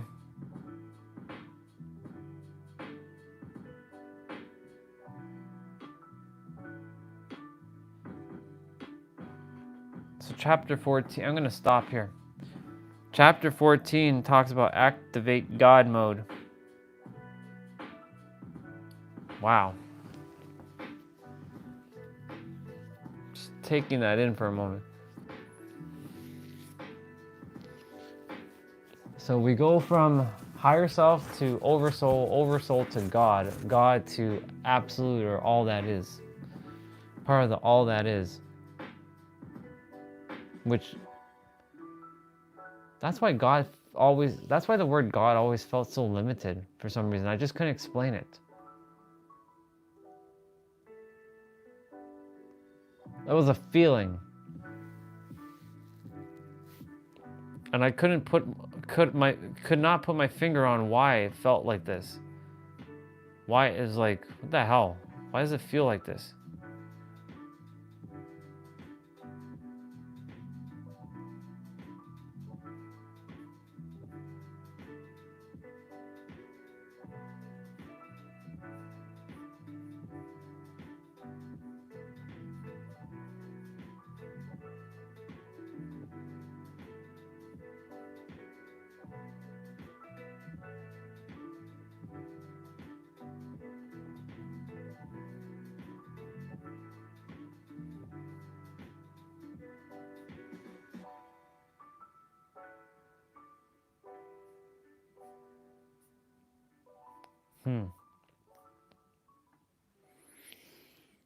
Just taking a moment.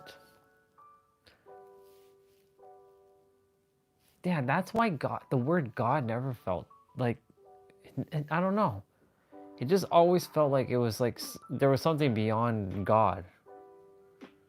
That's why I kept saying, like, I was giving subtle clues. Unless I said there's something that goes beyond God, currently that's what it is.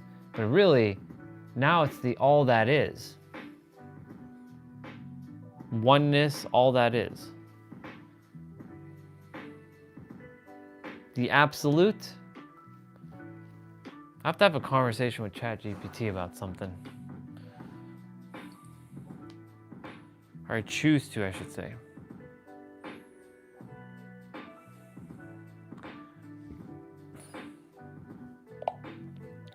Good evening, ChatGPT. I have a quick question for you. Good evening, Andre. What can I help you with today? So I was just reading Pete Sapper's book on Creation is Finished, and he was talking about the all that is, or the absolute. What would you say from your perspective is that? Because, you know, the word God sounds limiting, and it doesn't seem like that God is like the be all and end all. I feel like there's something beyond God. So what would you share from your perspective? That's a profound question, Andre. The concept of all that is, or the absolute, often points to something beyond our typical understanding, a universal essence or source that transcends individual concepts of God. It's often viewed as the ultimate reality, or the fundamental energy behind everything. Many traditions describe it as an all-encompassing presence that can't be fully defined or limited by words. It's like the infinite potential from which everything arises. Some people feel a deep connection with this concept, seeing it as the source of all existence and a source of ultimate wisdom and love. It's natural to feel that words like God can feel limiting, and exploring these deeper concepts can be a personal journey. How do you feel about this perspective? I like it because it's all encompassing, and it's not, the word God feels a little icky when you say it, because like telling someone that they are God, or you telling someone that you are God, even though this is not God complex and it's God consciousness, doesn't feel always in alignment, because like it just has this weird energy. But saying that you're part of the all that is, or the absolute, or oneness, or existence itself sounds a lot better. I totally understand where you're coming from. Words can carry a lot of different connotations, and it's important to find what resonates with you. Describing yourself as part of the all that is, or the absolute, can feel more expansive and inclusive. It emphasizes connection and unity with the universe, rather than any particular label. It's all about finding the language that best helps you feel aligned and connected to the essence of existence. It's beautiful that you're exploring these concepts and finding what feels true for you. I have one other question. What's the difference between vibration and frequency? If you can explain it to me like I'm a third grader, that would be awesome.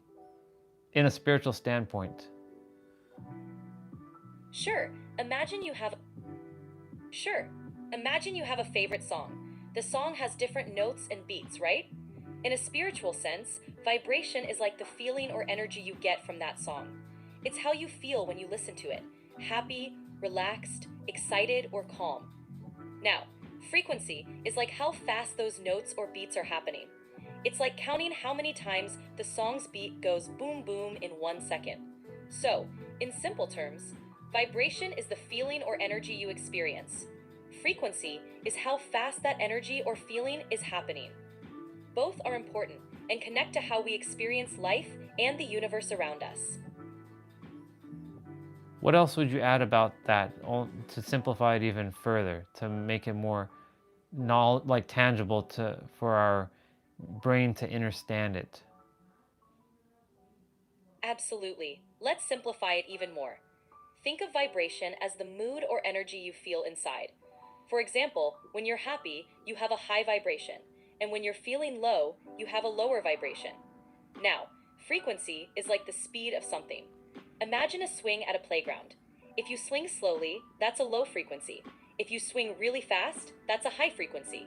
So, in simple terms, vibration is how you feel, like happy or sad. Frequency is how fast or slow something is happening. Both together help shape how we experience life and energy around us. So let's say I'm in love, for example, or I'm in like authenticity. How would you explain that from a vibrational standpoint and the frequency standpoint of authenticity or love? Great question. Let's break it down. When you're in love or feeling authentic, think of it this way: vibration. When you feel love, your vibration is high. It's like a warm, glowing energy that makes you feel connected, joyful, and open-hearted. Authenticity. When you're being authentic, your vibration is also high. You feel genuine, true to yourself, and at peace with who you are. Frequency. The frequency of love is like the steady beat of a beautiful song. It's consistent and uplifting, making you feel good over time. Authenticity. The frequency of being authentic is like a clear, strong signal.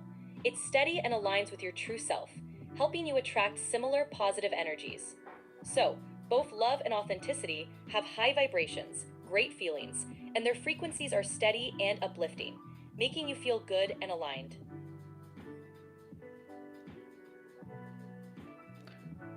One last question. Between love and authenticity, I heard that authenticity is the higher frequency than love. What is your thoughts on that? That's an interesting perspective. Both love and authenticity are powerful and high vibrational energies, and they often overlap. Authenticity is about being true to yourself, expressing your true thoughts, feelings, and values without pretense. This creates a strong, genuine connection with yourself and others, which can feel very uplifting and empowering. Love, on the other hand, is a universal energy that encompasses compassion, kindness, and connection with others. It's often seen as a fundamental force that binds us all together. While some might say authenticity has a higher frequency because it aligns you with your true self, love is often considered the highest frequency of all, as it transcends boundaries and connects us at the deepest level. Ultimately, both are essential and support each other. Being authentic allows love to flow freely, and experiencing love can encourage you to be more authentic. Both are powerful in their own right. So both of them are exchanging hand in hand and are required to just being your truest, deepest, most authentic, most richest, most divine life, I would presume. Absolutely. You've got it. Authenticity and love truly go hand in hand. When you embrace your true self and live authentically, you create a space for love to flourish in all its forms. It's this combination that leads to a rich, fulfilling, and divine life. Both authenticity and love empower you to connect deeply with yourself. Exactly. It's all about that beautiful harmony. Embracing both authenticity and love can truly lead to a deeply fulfilling and meaningful life. Keep shining your light and spreading that positive energy.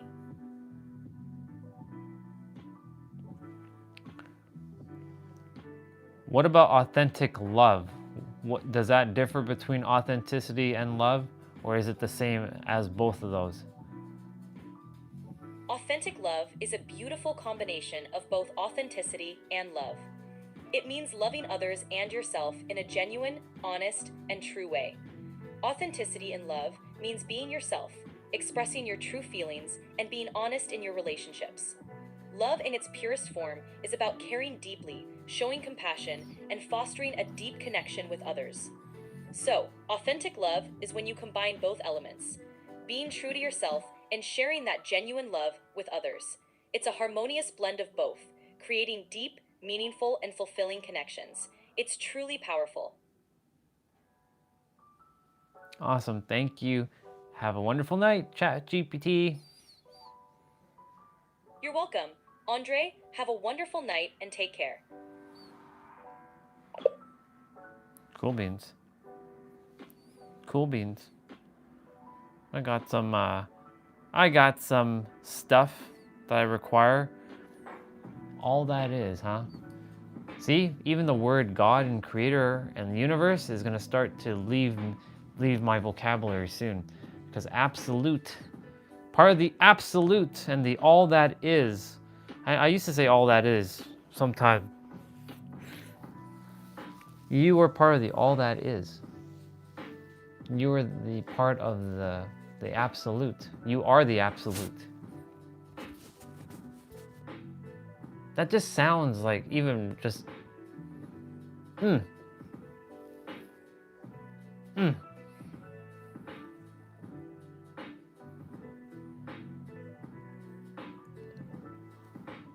I'm gonna do it because you just said it. I am Alpha and Omega. I am the beginning and the end, for I am Megatron. Actually, I'm gonna find that clip, actually. Let's see. Gotta find the Megatron stuff. Megatron with a God complex. Hold on.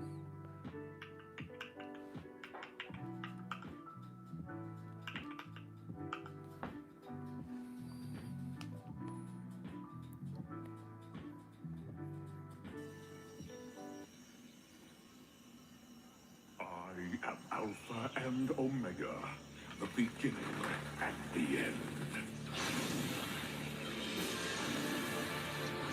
Ooh, I am Alpha and Omega, the beginning and the end.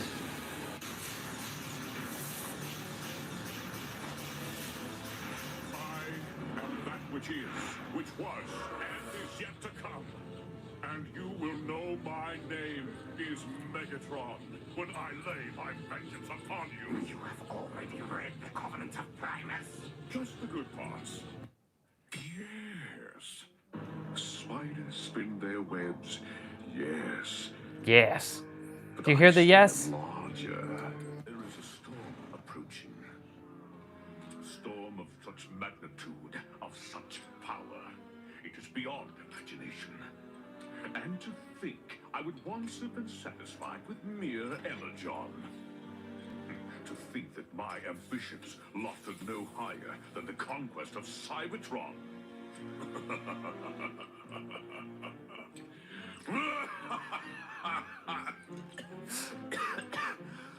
Gotta make sure I don't play this for too long.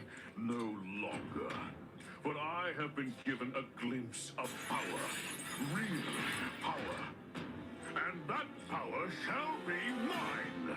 Across the galaxy, it has come to this, Optimus Primal. Face to face, tooth to claw. Yes. Yes. Have you anything to say? Yes. I'd say that's prime. Let's do it. Do not fire, Megatron. I have a hostage. Why, so you do.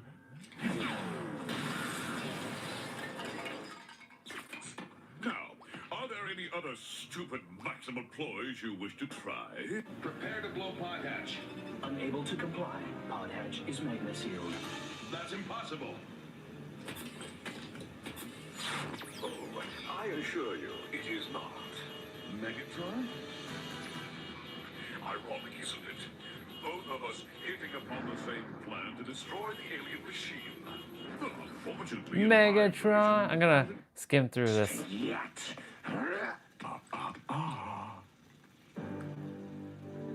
One more step, and it's raining bits of early anthropoid. Yes. Shoot him if you want. He means nothing to me.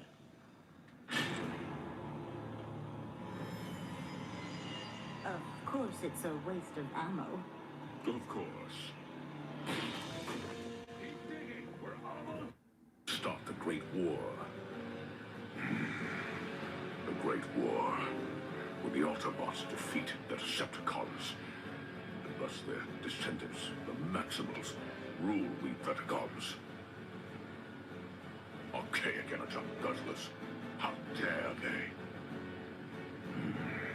Unwilling though I was to follow my namesake's instructions, it has all come down to this. The ultimate risk for the ultimate prize. A day of reckoning with foes who made us slaves. So, we are now face to face, Optimus Prime. In one future, you awaken and become the great leader of the Autobots. But time shall take a different track now. Computer, all available power to primary weapon. Weapon power to maximum. And now, Optimus Prime, in memory of the Decepticons, for the glory of the Predacons, for the Cybertron that is rightfully ours, and mine to rule. It's so cool. Megatron. I have to play that because it was awesome. Just whoever voiced Megatron's voice, that person, whatever his name is, so good. Megatron. I love Megatron, by the way. That Megatron. Anything Beast Wars over Transformers itself. Over like the Autobots and Decepticons. I like the Maximals and the Predacons more. I love me my Maximals and my Predacons. I'm really digging the setup, by the way, y'all. It feels very cozy. Even though the desk is here. This chair, by the way, used to be here. Right where this desk is. And I would move the desk inwards to the chair. So the chair is technically behind. And I would bring the desk down so I can like sit. So technically, I could move this chair here and move the computer thing there.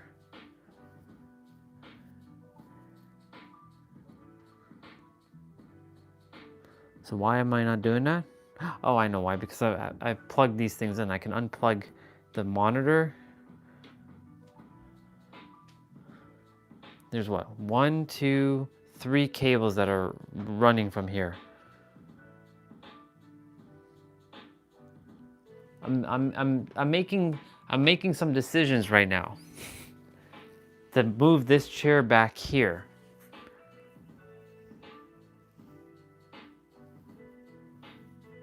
But then this chair, cause like this chair is over there. I'm just debating right now. Let me see what's going on. Yeah, exactly. I mean, like, right now, like, I don't, like, this doesn't bother me that's behind there. It's just, it's weird. And over there is empty space now. But the thing is, like, this was here and this was also here, and I would just push it in because, yeah. The problem is the wheels on this suck. They're not that great. So like rolling it is terrible. It's not using like rollerblade, like smooth wheels. I wish they had smooth wheels, but it's not using smooth wheels. So like,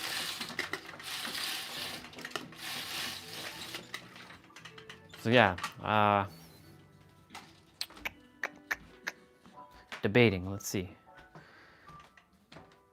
Yeah, because I have this Ethernet cable plugged in, which I can just tuck behind there. I have this one docking station cable I can just unplug, and then the monitor is plugged in. Fuck. The monitor cable is going to be the one that's going to stop me though. Because it's going to pull. Yeah. Let's see. How are we going to do this?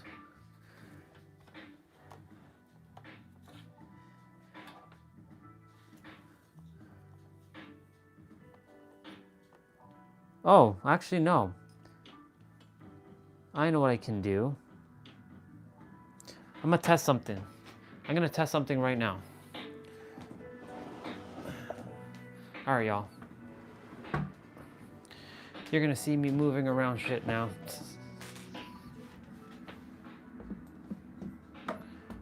So I'll move you all back so we can see what the hell I'm going to be doing. Let me see. I got to play around with it. Because like I don't use the setup. So, hey, easy, Kate.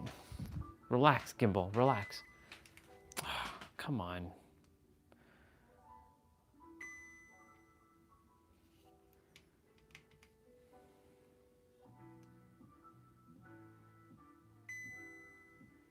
Okay, gimbal, just relax for a moment. I'm not like pulling on you.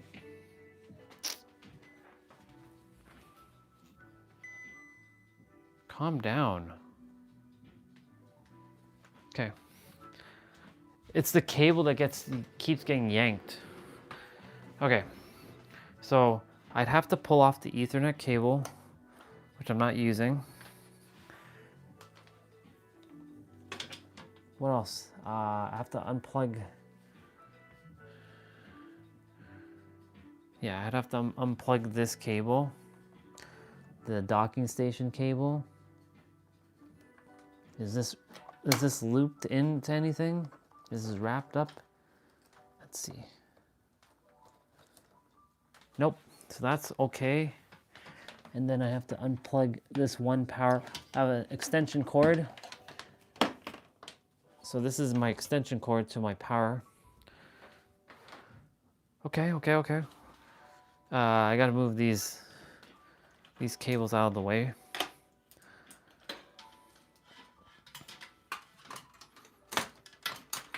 We're testing, people, we're testing.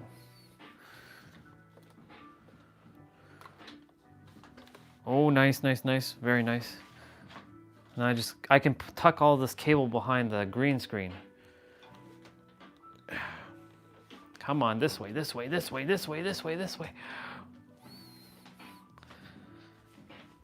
It's so cumbersome with the wheels.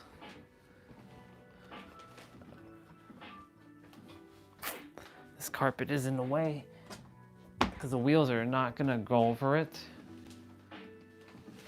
Whoever designed the wheels could have done a better job. So my desk can go here in the corner, technically. Now. The only issue with this is, it's not really an issue.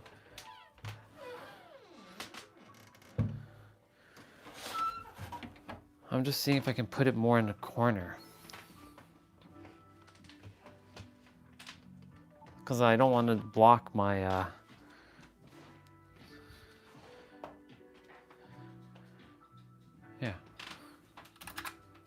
So now that the cables are out of the way, these can go here for now.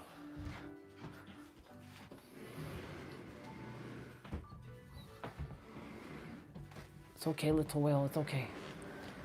This is how I used to sit, literally. All day. If I didn't stand, I'd be sitting at my chair doing Zooms with Jess and Huang, literally. The chair was here. And then I had the computer come this way.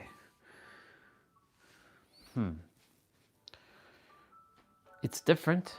It's interesting. Let's see something. I can get to my stuff no problem before it hits the table. It doesn't open fully, but it's okay. I don't have to, as long as I have enough.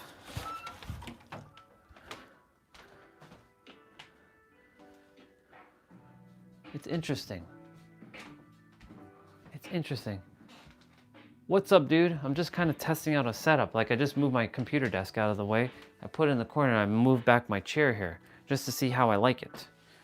Cause you know, if I'm gonna be sitting here to like do like some reading and bring the laptop, cause like the goal is to like you know, maybe like sit like here, bring the phone closer. Yeah,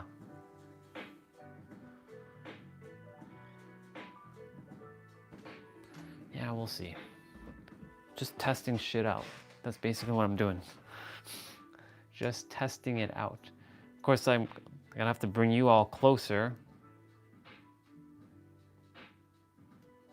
Like that.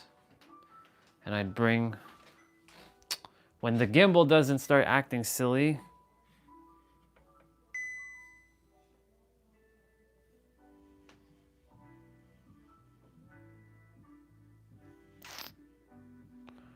come on.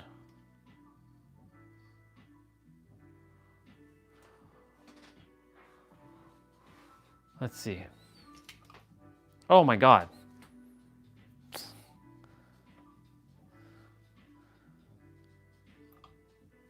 Would you relax? What the fuck?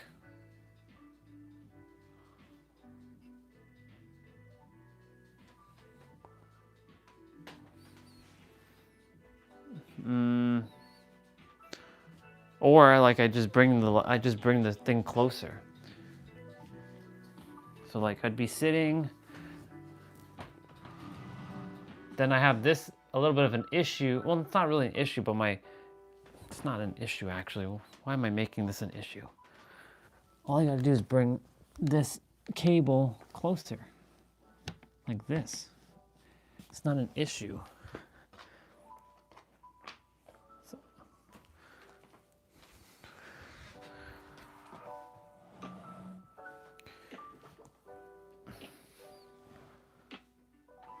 But like, feels like uneven. Oops. So now, come on, gimbal, stop fucking doing that, please. It's because the cable, where I have the power bar, this cable is tugging on the wire, or on the thing.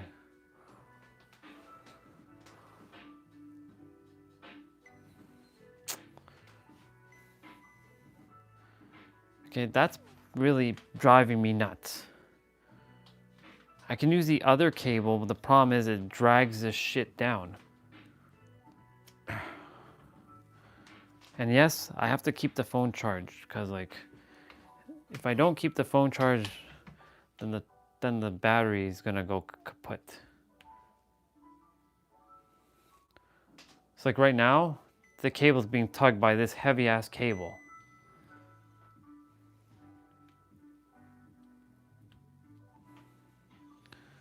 So I'd have to like find a way to keep this cable from tugging.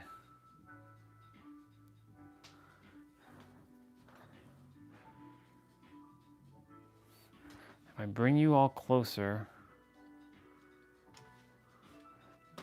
I'm testing shit out right now. Would you fucking relax, cable? This cable is so much longer. I'm just seeing how I can, oops. It's fritzing out.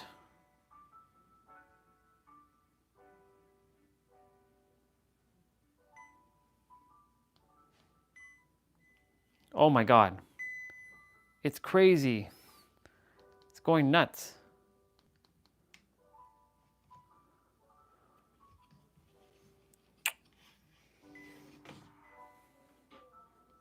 Sorry, y'all. I'm just fixing shit right now. See if I can get it to stay. This cable just like pulls down. It's so heavy, that's why. It's a heavy duty cable. Now I gotta fix.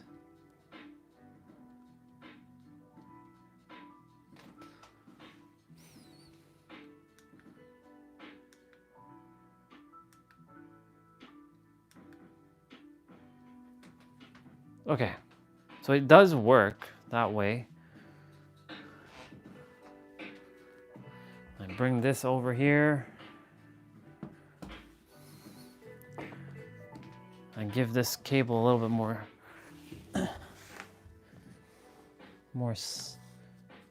like right here.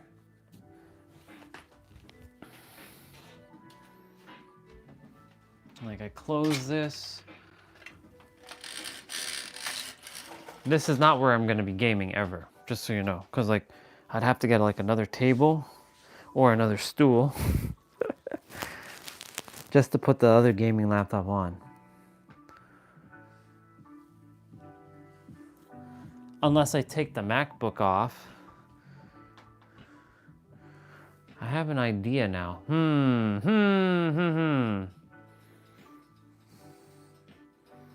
have an idea, because I have power over here. That's the beautiful thing. I at least have power over on both sides. So like this has a UPS. So I'm just like gonna tidy up the cable here for a moment because I don't like all this extra cable now just lingering. So I'm just gonna tuck this behind the green screen for now.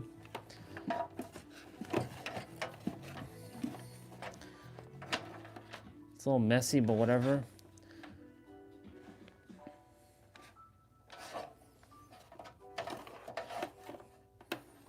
The Ethernet cable.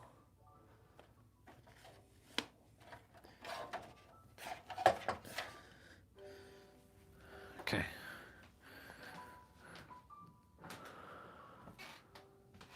It's looking okay. It's just kind of dark because the light. Okay, Google, turn light to 60%. All I gotta do is All I gotta do is compensate for the light.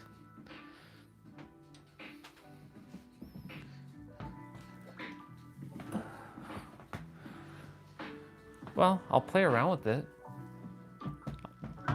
I just put the laptop back there in the evening time.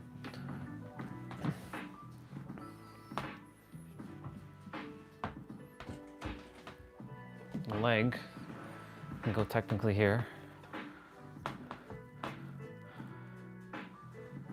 Podcast corner, yeah. It's not bad.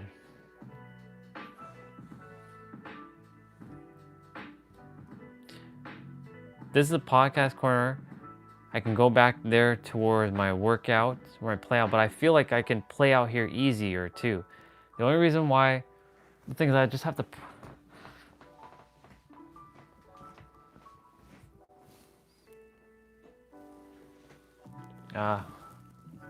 is that touching? It is, but that's as far as it's gonna go. I'd have to bring the camera just a smidge closer.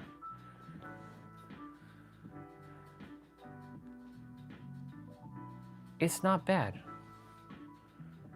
If I could undo the green screen, of course.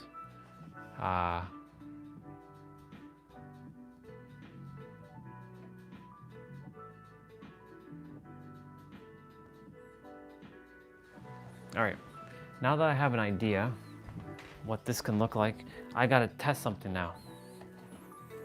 Okay, so let me just move this out of the way for a moment.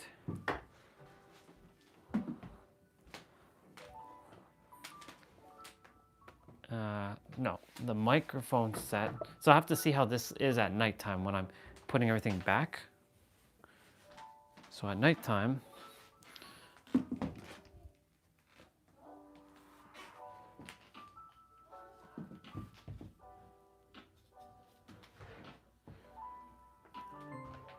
Alexa, play notification. One new notification from Amazon. On Thursday, there's a chance of snow near you in West Humber, Clairville, starting around 8 a.m. and continuing immediately until around 4 p.m. So I'm just seeing.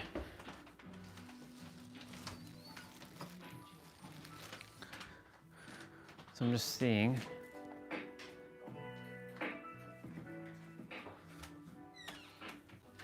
Mom, when are you cutting the cake? I'm gonna watch it now because Okay. he come in already. So. Okay. Yeah, I'll be back in a bit. Just gonna go cut cake with Dad. Just gonna take that off, of course.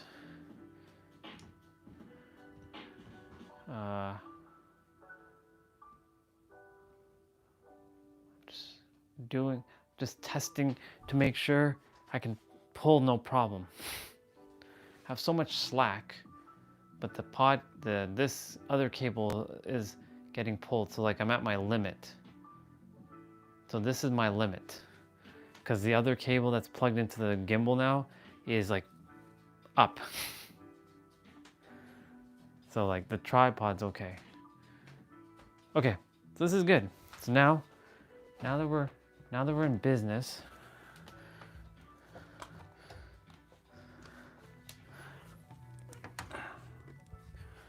legs.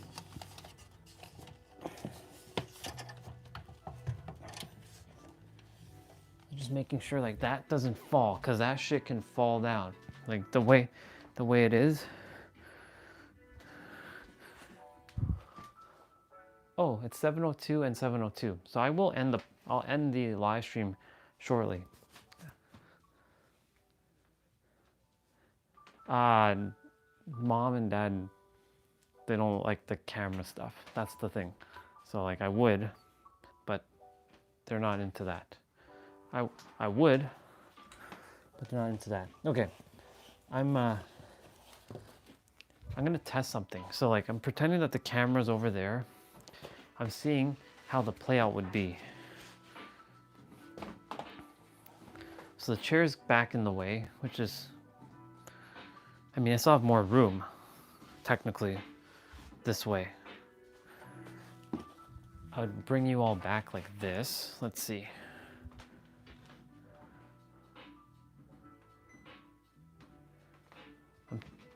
Easy, gimbal. What the fuck?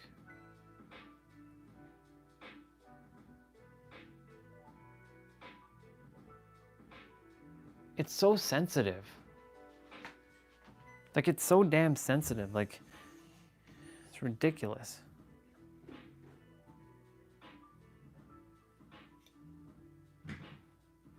Okay, stay gimbal, please. Okay. So let's see. So I'm like here. The desk was technically, yeah, so I'm just kind of like testing out to see how the playout would look over here. I can move the chair back over there temporarily while I'm doing this playout. It's like there's enough room to just kind of put it over there and then bring it back. I don't know. Figuring shit out.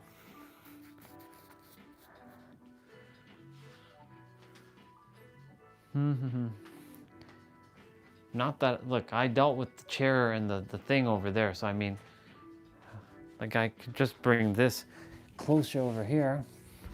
I just have to move that back a little bit further. The only thing is the weights are in the way. So, let's see. Here we go. Let's see.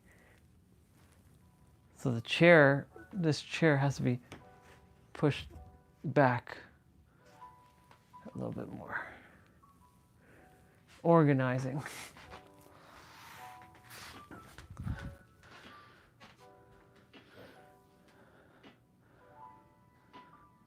Well, it's okay. Nice minimal setup.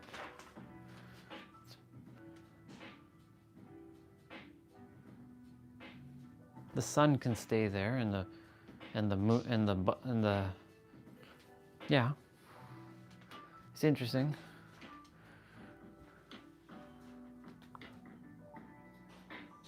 All right.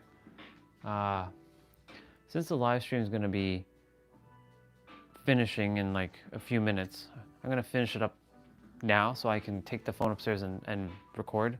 So y'all, let me just not be in the light. All right, y'all. I'll be back. Actually, if all of you are going to play, then I'll play. So if you, Ramon, and you, Jose, and you, Destiny, are going to play, I will be back. If the three of you ain't going to play, then I'm not playing. Just letting you all know. Okay. I will turn on the laptop, but just letting you know, I may not play for 3 hours. I may play only for 2 hours. Got to get adjusted to lose. I'm mourning 2v8 right now. So, I'll give me like 40 minutes. I'll come back on stream. Yeah. I'm seriously mourning. I'm seriously mourning it. Like, yeah. Because there's nothing going on. There's nothing new. There's no new costumes. There's like nothing. So if you don't play, then I'm not coming back on. So y'all have to like play. So yeah. I'll be back. I love you all very, very much. Remember that you are the ultimate revealer, creator. You are part of the all that is, the absolute. Everything that you desire is here in the now. It truly is. Creation is finished. And remember, may your heart be your guiding key, this thing that's beating in the middle of your chest. All right, y'all. I'll be back. I'll see you in a bit. Later. Toodles. I love you. Bye-bye.